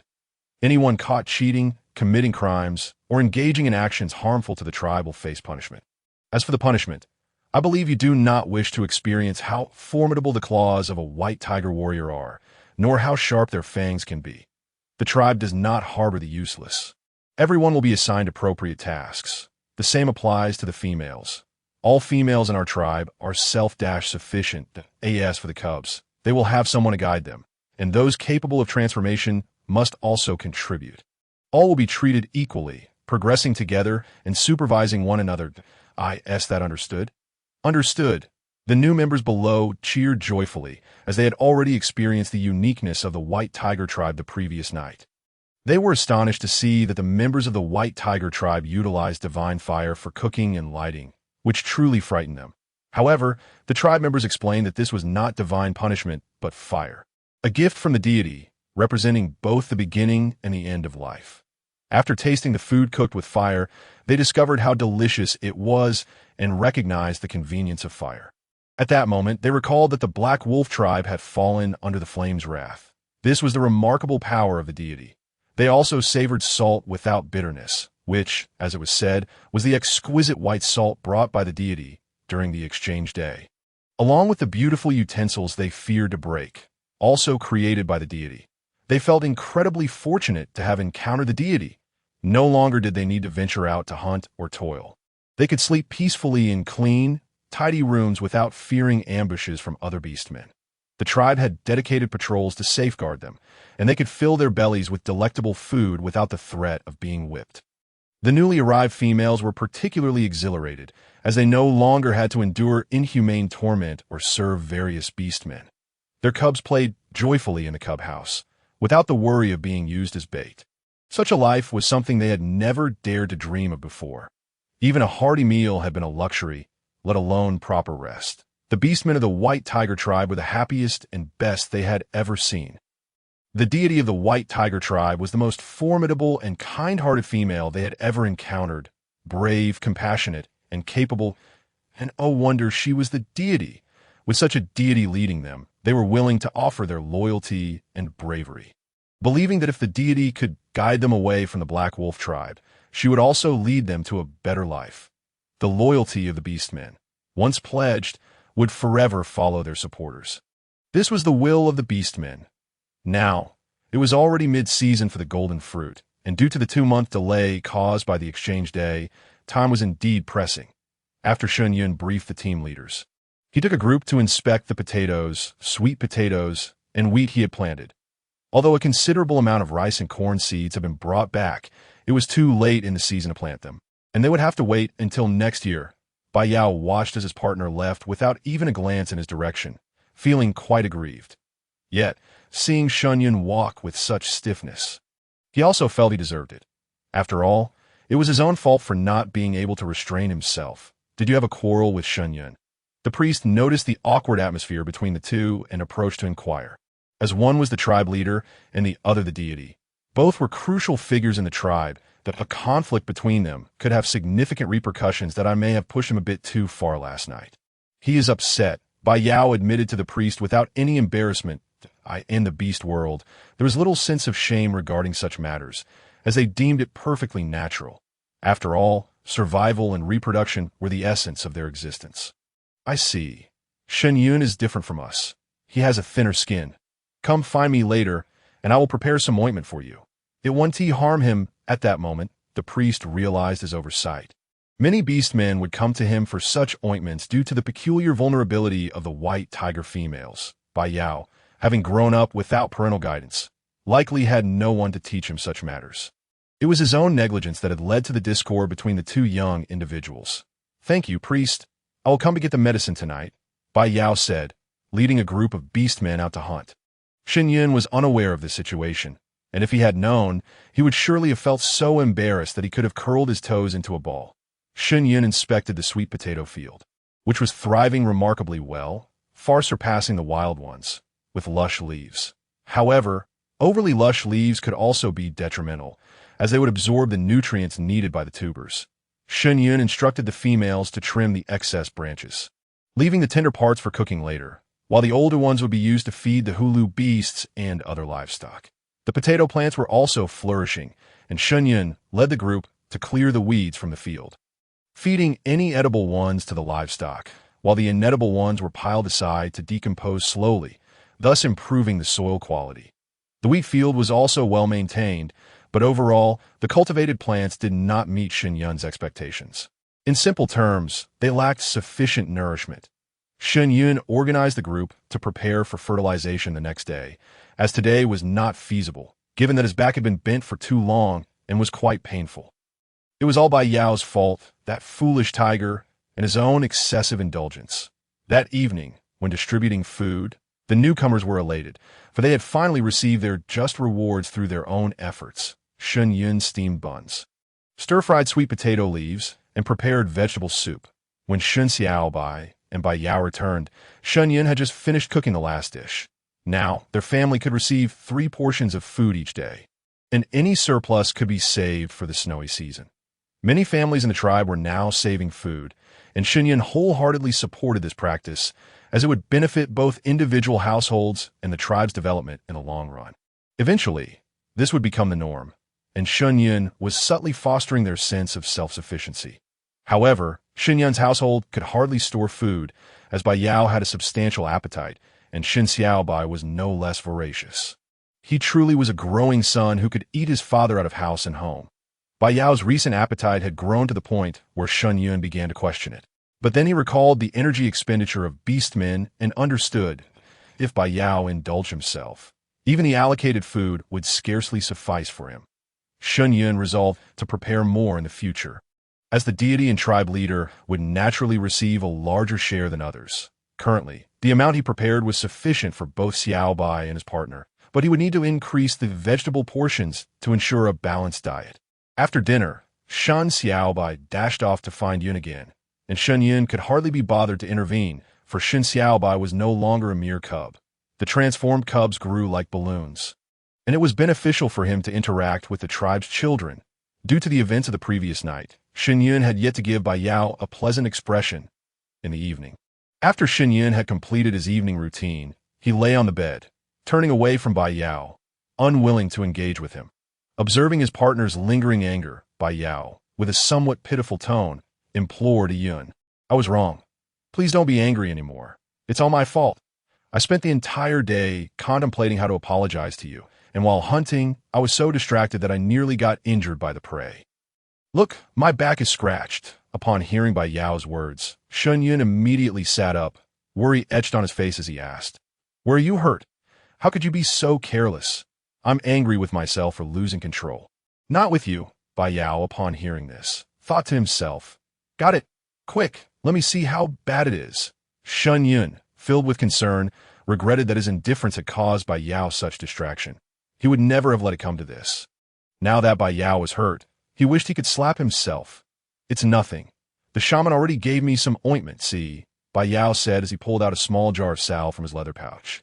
Upon seeing the shaman's remedy, Shen Yun's worry intensified. After all, if it were not serious, the shaman would never have provided medicine. Let me examine your wound, Shen Yun insisted, still unconvinced, but promised not to be angry after you see it. Okay, Bai Yao's cautious demeanor softened Shen Yun's heart, resembling a pitiful cat with its head hung low. All right, I am no longer angry. Shen Yun genuinely meant it now. Then go ahead and look. Bai Yao turned his back to let Shen Yun inspect. Shen Yun, this barely visible white mark on his back with no skin broken, is what he calls a wound. Does he think he is 3 years old? Bai Yao, you have become quite adept at this. Haven't you? After saying this, Shen Yun pinched Bai Yao's ear. Now, what is this ointment for? Shen Yun was no longer inclined to trust Bai Yao's explanations. It's for applying there. The shaman said that females will become even more appealing after using it. All the females love it, Bai Yao boldly stated. Bai Yao, you should sleep outside tonight. Shen Yun's face flushed with embarrassment. That Yun, you promised you wouldn't be angry. You've changed. You are growing to dislike me more. Aren't you? You never used to scold me. You used to indulge me in whatever position I wanted. Have you grown weary of me so soon? Bai Yao continued his pitiful lament that I do not dislike you. Do not overthink it. I've always loved you. Shen Yun, seeing Bai Yao in this state, softened his tone once more. Then if you don't dislike me, let us try this ointment and see if it works as the shaman claimed. After saying this, Bai Yao immediately lunged forward. Shen Yun felt terribly wronged by the shaman. That old trickster was truly a rascal. The next day, Shen Yun awoke grumbling and continued to curse while washing up. When Shen Xiaobai returned, he found his father supporting his waist, grumbling while directing Uncle Bai in various tasks. Shen Xiaobai was quite curious. Father, what happened? Is your back hurting? Knowing that many of the tribe's men suffered from back pain. He was genuinely concerned. It's nothing. I just twisted it. Shen Yun's face flushed crimson as he shot a glare at Bai Yao. Bai Yao, feeling somewhat awkward in front of Shen Xiaobai, scratched his nose. However, he could not yield to Shen Yun. After all, this was the happiness Bai Yao had fought for, his final act of defiance. After breakfast, Shen Yun finally felt better. To be honest, the shaman's ointment was indeed quite effective. Perhaps it could be useful occasionally. After Shen Xiaobai finished his meal, he set out on his task, as the eldest among the young ones. Though this title was self-appointed and still up for debate, his task today was to catch bugs and dig up earthworms for the chicks. Thus, he gathered all the young ones who could understand speech and took them to the fields where sweet potatoes, and wheat were planted. Each young one carried a small bamboo basket for collecting bugs. Among the newcomers, some could shape-shift, but most could not. However, for the flying beast cubs, such as those from the owl and bird clans, this task was quite easy. Many little cubs were seen catching grasshoppers in the wheat fields, while others soared above to catch insects, depositing them into the bamboo baskets prepared by Shen Xiaobai. Due to the proximity of the fields to the tribe, the little ones were quite safe. Watching the cubs frolicking joyfully in the fields, Shen Yun felt a sense of relief. It must be said that Xiaobai was quite capable. These young ones indeed listened well to him, and the little white tiger cubs regarded Xiaobai as their big brother, displaying a servile demeanor that impressed Shen Yun. Shen Yun joined the females in fertilizing the crops with manure from the livestock, also using waste from the communal latrine to nourish the sweet potato and potato seedlings. The tribe's members wore expressions of disbelief and surprise at the sight. Shen Yun did not provide excessive explanations. After all, the results would soon speak for themselves. observing the divine messenger disregarding his status to perform such tasks. The females had no reason to complain, and they hastily joined in. The shaman, witnessing this scene, nodded in approval. Shen Yun possessed a charm that compelled others to willingly submit, though the shaman did not fully understand the rationale behind Shen Yun's actions. He recognized their significance and chose not to inquire further, waiting to see the results and hoping to be impressed by Shen Yun to be, by the end of the day, all the fertilizer had been applied. It wasn't that the fields were finished, but rather that the fertilizer was limited. There were still many areas that had not been treated, but there was little to be done about it, as resources were finite. In the evening, after Bai Yao returned, he took Shen Yun to the back mountain for a bath, as Shen Yun felt he was quite odorous, despite having washed several times. Bai Yao was eager, as this was his first time bathing outdoors in the river, and the anticipation stirred within him. Shen Yun regretted his decision to wash, but enduring the stench was not an option. He felt so embarrassed he wished he could disappear. As the rainy season approached, the Beastmen of the White Tiger tribe had already begun their preparations. The raimi they brought back had already been woven into considerable amounts of fabric, and the cotton had been dried and fluffed. They awaited Shen Yun's distribution, as this year's raimi supply was abundant. Thus, everyone would likely receive clothing and bedding. However, there were still not enough weavers, so Shen Yun instructed the older beastmen and females who had returned to step up. The watermelons and cantaloupes exchanged last time were all given as extra rations for the tribe's young ones, as these fruits were not typically found in the White Tiger tribe. However, Shen Yun did not distribute the sugarcane, as he planned to extract sugar from it. Shen Yun aimed to manage these tasks before the rainy season arrived, as Bai Yao led the tribe's warriors on hunts, and with the increasing population of the White Tiger tribe, the consumption of food had escalated. The strong beastmen went hunting, while those who were less suited for hunting were all dispatched by Shen Yun to gather wild fruits and vegetables, dig for roots, and cut grass for pigs. The young ones, in addition to feeding the chickens and ducks, also ventured into the reed marshes to collect various eggs, storing them for the snowy season. Any chicks they encountered that could be caught were brought back. As for the wild chickens and ducks caught by the young ones, Shen Yun instructed the tribe's females to roast them, treating them as extra rations, not counting against the tribe's supplies. Thus, the young ones were quite industrious. All newcomers, except for those unable to shape-shift, were included in this team, keeping themselves busy every day. In 01, the tribe was idle, each person assigned to their respective tasks, diligently fulfilling their responsibilities. The few young females were now well cared for, receiving meticulous nourishment, and their complexions finally appeared a bit healthier, though they still looked quite thin. However, the shaman assured that these young females were healthy and would thrive with proper care. The purchased females had also begun to adapt to tribal life. They were hard-working, perhaps due to their past servitude, even more industrious than the original females of the White Tiger tribe. As for the tribe's more vital industries, such as ceramics and salt, Shen Yun kept them strictly under the control of the beastmen of the White Tiger tribe. Regarding textiles like raimi, Shen Yun did not mind allowing them access, as not everyone could construct a weaving loom. Early that day, Shen Yun, accompanied by the tribe's females and some beastmen unfit for hunting, began processing the brought-back sugarcane. As these sugarcanes were quite massive, the task proved to be rather strenuous for Shen Yun. Several stone mills in the tribe were commandeered to serve as juicers, as the outer skin of the sugarcane was quite thick. Thus, Shen Yun commanded the orcs to meticulously peel the skin with their beastly claws, followed by a thorough cleansing with fresh water. Only after this did he allow the females to chop it into smaller pieces using bone knives for future use. Bai Chao, ensure that these wooden barrels are cleaned, and then kindle the fire, as we will need it shortly for boiling the sugar, Shen Yun directed Bai Chao, while he himself scrubbed the stone mill. Understood, divine messenger, Bai Chao replied.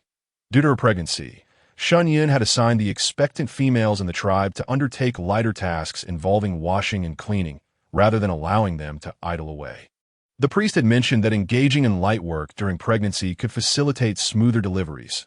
Niu Chong, accompanied by the orc members of the Niu clan, transformed into their beast forms, ready to assist in pulling the millstone. This time, with ample manpower available, the big cats were spared from acting as beasts of burden.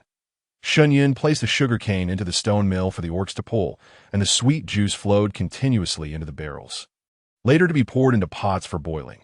When the syrup thickened, Shen Yun used some charcoal as a substitute for activated carbon, as it would render the sugar a pristine white as the boiling process progressed. Layers of pure white granules began to form along the edges of the stone pot, astonishing everyone present. Shen Yun collected these granules and, once dried, stored them all in ceramic jars. He refrained from letting the orcs sample the sugar, as the yield was modest. The white sugar would be reserved for when it was needed. For now, the various fruits available could sufficiently supplement their sweetness. Shen Yun relocated all the sugarcane shoots to a cool cave, awaiting the planting season next year. In fact, based on Earth's temperatures, this season would be suitable for planting sugarcane, allowing for a harvest by the next spring festival. However, in this beastly world, considering the heavy snowfall from the previous winter, such a plan was unfeasible. Although sugarcane is notoriously resilient, the frigid temperatures of the snow season would undoubtedly be fatal. Shen Yun dared not take that risk. After all, in his time in this world, he had encountered only a single grove of sugarcane, and it was far from their tribe. The priest, and by how gazed in awe at the white sugar that Shen Yun had produced, rendered speechless that it was their first encounter with something so sweet and pure. As the rainy season approached, Shen Yun led the tribe's females to harvest rubber. Last year, he had personally undertaken the task at this time, but this year he intended for everyone in the tribe to don shoes. The tribe's members were quite fond of shoes, having discovered that they no longer had to fear injuries to their feet. However, for the warriors, who typically transformed into their beast forms while out in the wilderness, the necessity of shoes was negligible. Still, it was more comfortable to wear them within the tribe, especially during the snow season when warmth was essential. The paths in the tribe were now smooth and clean, with the little ones running and playing joyfully, filling the air with laughter. Shen Yun, carrying a bucket, joined the females in collecting the rubber, which was a milky white. As he observed the abundant rubber, countless applications sprang to mind. Divine Messenger, this year's wild vegetables and fruits are even scarcer than last year's, Byron remarked while busy with her tasks. Is that so? I hadn't noticed.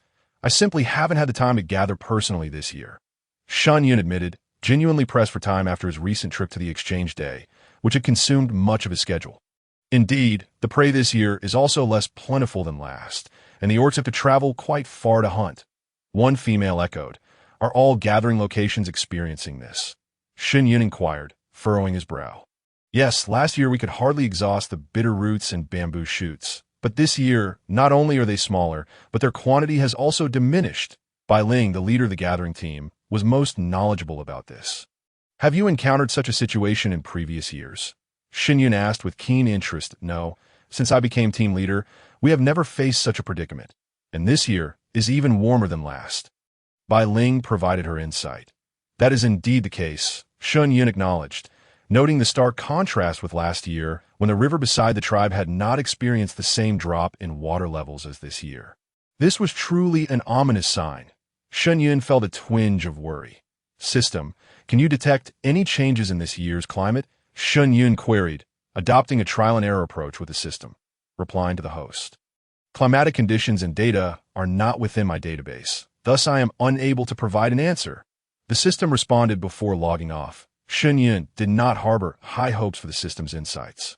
However, as of now, there had been no signs of drought, leaving Shen Yun perplexed. During the tribe's expansion, he had already established an effective drainage system, so he was not overly concerned about flooding, even in the event of a torrential downpour. Later that evening, after Bai Yao returned, Shen Yun confided his concerns to him. I too sensed something unusual this year. In previous years, the prey we hunted during this time was not only abundant, but also quite plump. Yet this year, we must travel great distances to find any. Bai Yao shared his observations regarding the hunting conditions. Will there be enough food stored for the snow season this year? Shen Yun asked, genuinely anxious, especially considering the tribe's population had surged by thousands. It should suffice, though it will require the orcs to exert themselves a bit more, Bai Yao reassured him, embracing Shen Yun. Bai Yao, there are many young prey in the tribe now. As you have seen, raising them this way not only results in larger and more docile offspring, but also provides an opportunity to expand our breeding efforts in the future. Shen Yun expressed his thoughts to Bai Yao. That is indeed a possibility, but, Yun, the orcs must continue to hunt. It is in their nature. Should the day come when they cease hunting, their claws will atrophy, and they will become the prey themselves. Shen Yun understood the essence of Bai Yao's words. Indeed, the orcs had their own survival rules, distinct from humans. All right, enough pondering. Let us rest. In the dead of night, the sky erupted with thunder and lightning, heralding the onset of a torrential downpour. The rainy season had finally arrived. Many in the tribe marveled at how splendid their homes were, drier than caves, well-ventilated, and refreshingly cool. The little ones in the cubby houses were frolicking wildly. Shen Yun's design provided ample space, coupled with a variety of wooden toys that captivated their attention. Clad in a raincoat and a hat made from bamboo leaves, Shen Yun brought a gaggle of little ones to the tribe's sanctuary to seek the priest's assistance. These little ones were bought as slaves, having suffered abuse, and their bodies bore wounds and fractures that had not healed properly. Shen Yun had intended to correct their injuries sooner, as their healing abilities were robust. An early intervention offered hope for restoration. However, upon their arrival, the little ones were malnourished and had not rested adequately, so Shen Yun dared not act hastily, fearing they might not endure the process. "Uncle, where are you taking us?" the little ones asked, unaware of the ordeal that awaited them. "I am taking you to see Grandpa Priest, so he can treat your legs and arms," Shen Yun replied gently, gazing at the little ones. "All right then, I also want to go out and catch insects with the other little ones." One child's innocent words warmed Shen Yun's heart.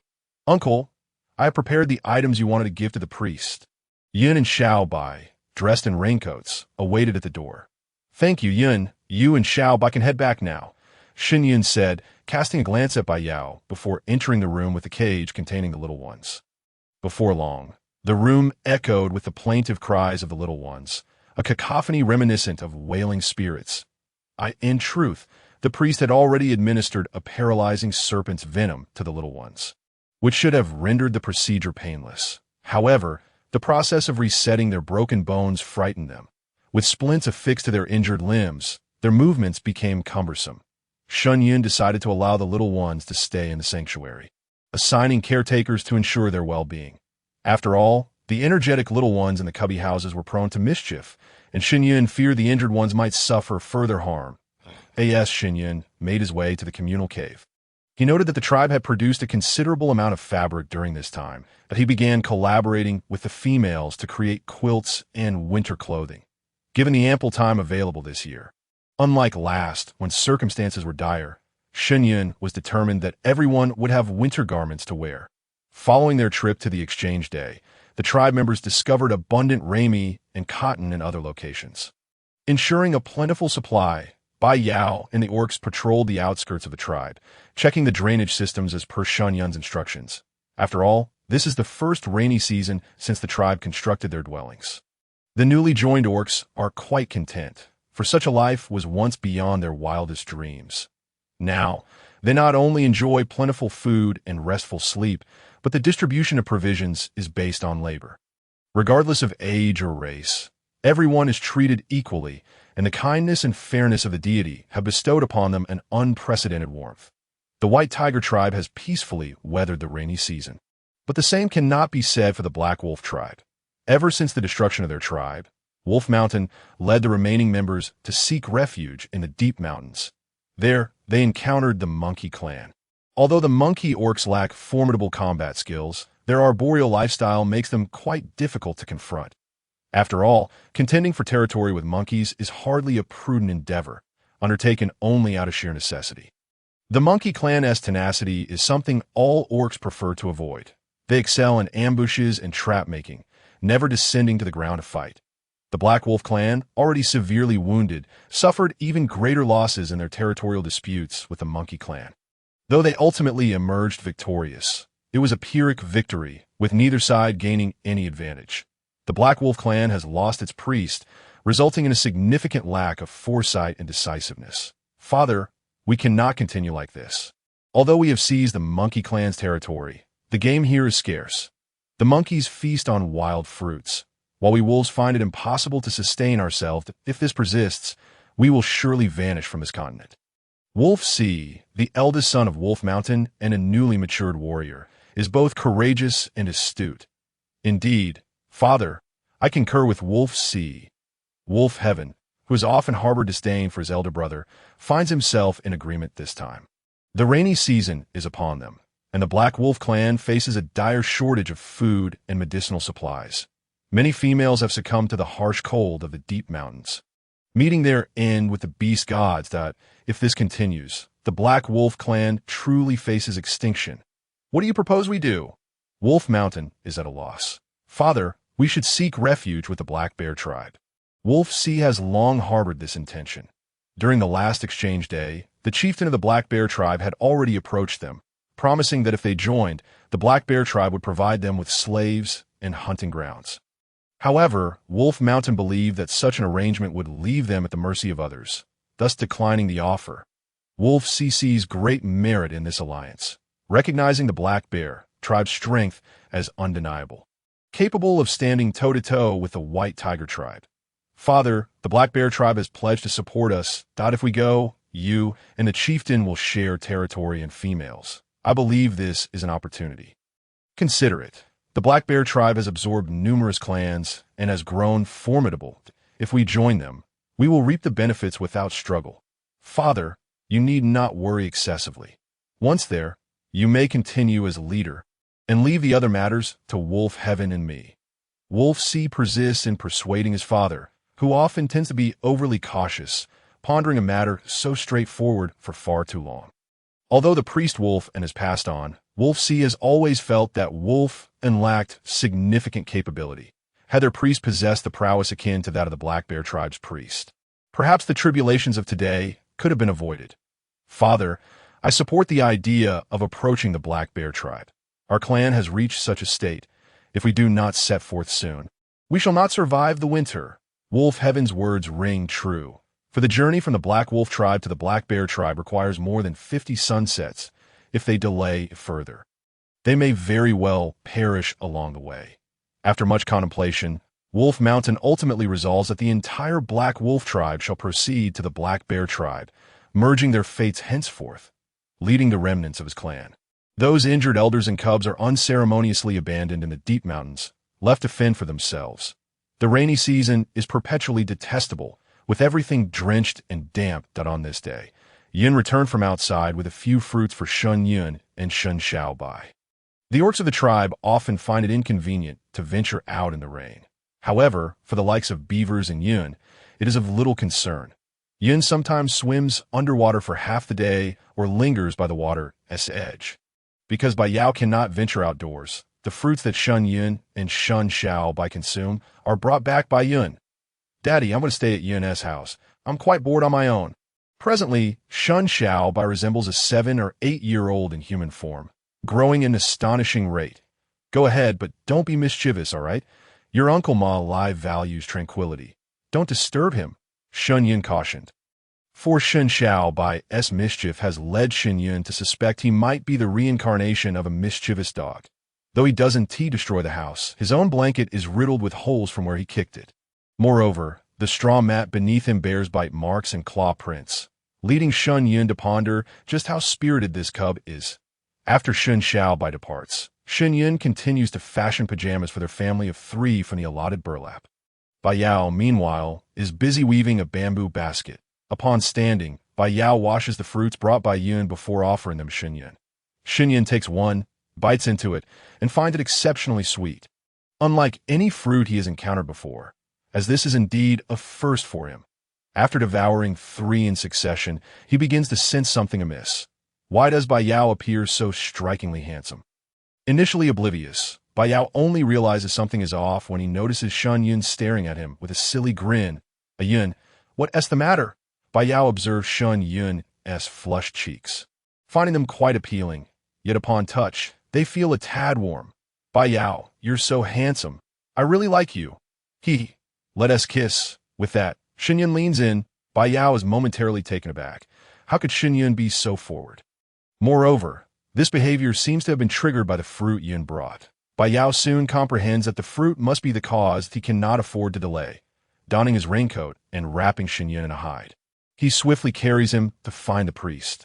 The priest is at home, sewing garments, when he is startled to see Bai Yao rush in with Shen Yun. "Priest, please take a look." After Shen Yun ate the fruit brought by Yun, he started acting strangely. Bai Yao gently lays Shen Yun down on the stone bed. The priest quickly examines Shen Yun and, upon catching a whiff of the scent emanating from his mouth, realizes, no worries, he merely consumed a drunken fruit.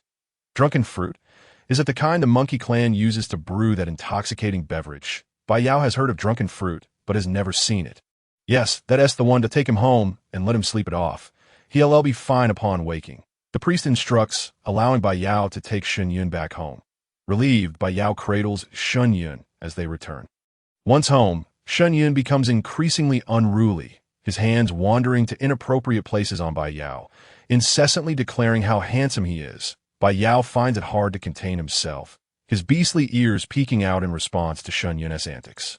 And Shen Yun continues to stoke the fire, prompting Bai Yao to finally lose all restraint and teach Shen Yun a lesson about the consequences of his flirtation.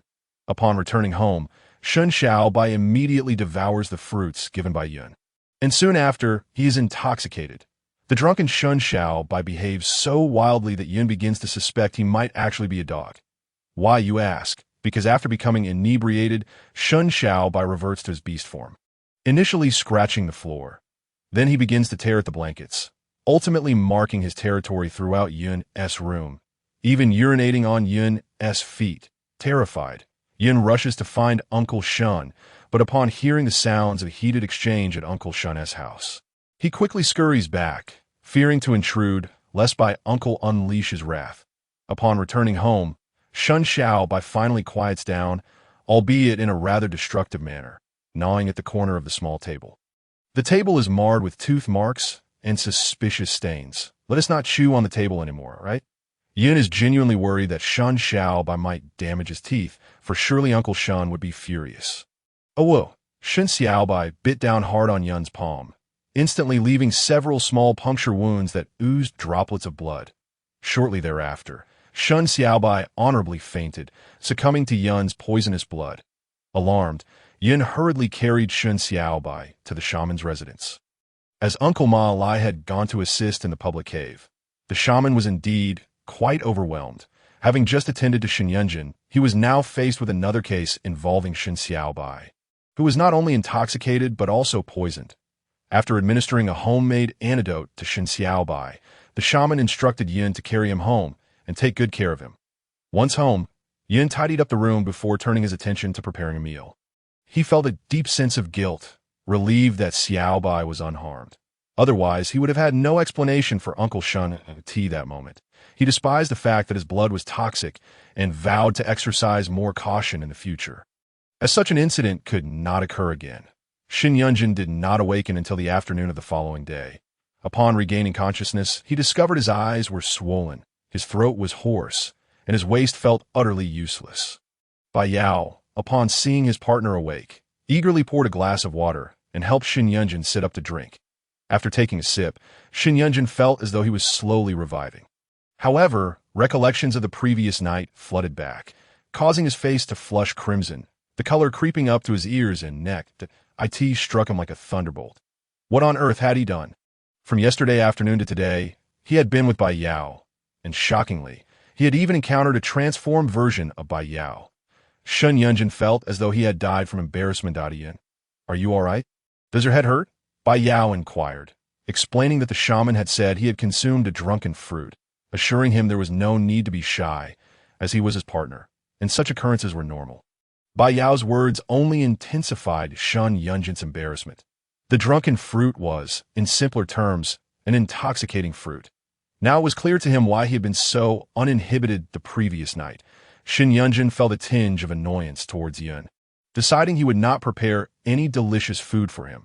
Bai Yao, however, found Shen Yunjin's drunken antics endearing and resolved to inquire with the serpent about where he had procured such marvelous fruits.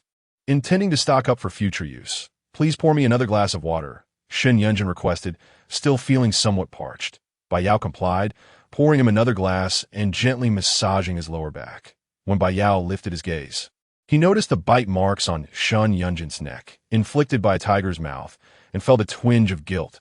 Fortunately, the marks were on the back of his neck, hidden from Shen Yunjin's view. Otherwise, he would surely be furious. Shen Yunjin did not hold Bai Yao accountable, understanding that his own gluttony and poor choices had led to his wild behavior. Moreover, from what he could recall, he did not seem particularly innocent. In fact, he appeared rather reckless.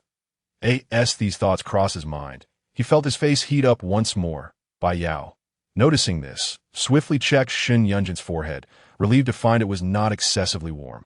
For an overindulgence in the drunken fruit could be harmful to one's health. That moment, Shen Yunjin realized a grave concern.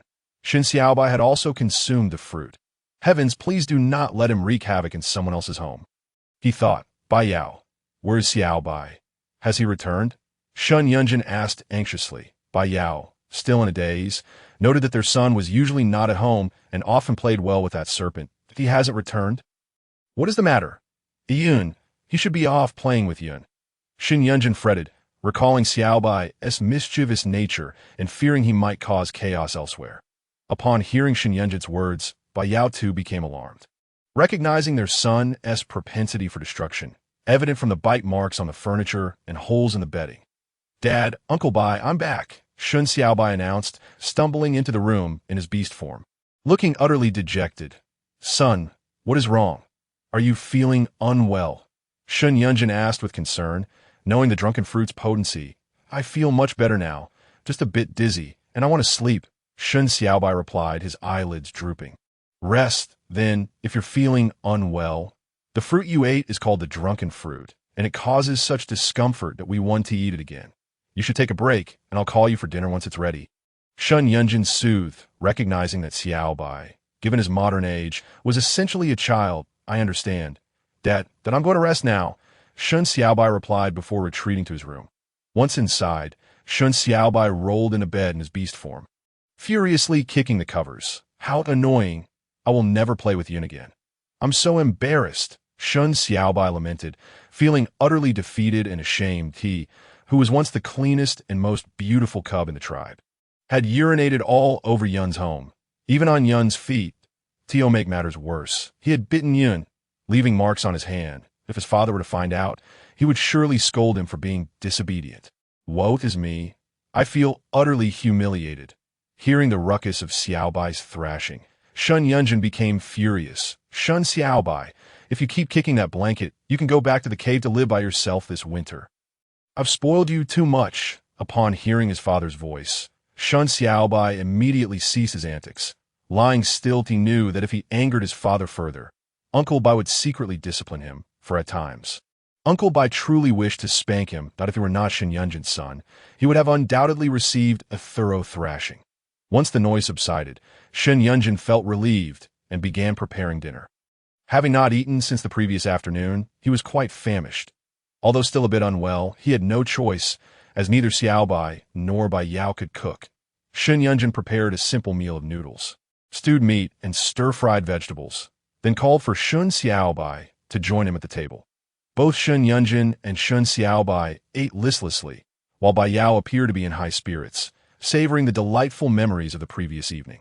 That Yun is truly adorable, even more so than our little rascal, he mused. The rain this season was not as torrential as last year's. In fact, it barely reached half the previous year's rainfall. With thunder rumbling and rain lightly falling, Shen Yunjin took the opportunity to check on the crops he had planted, pleased to see they were thriving. Carrying rubber to the public cave, he instructed Bai to create various models based on the paw prints of the orc selected by the tribe. This endeavor was facilitated by the assistance of the system.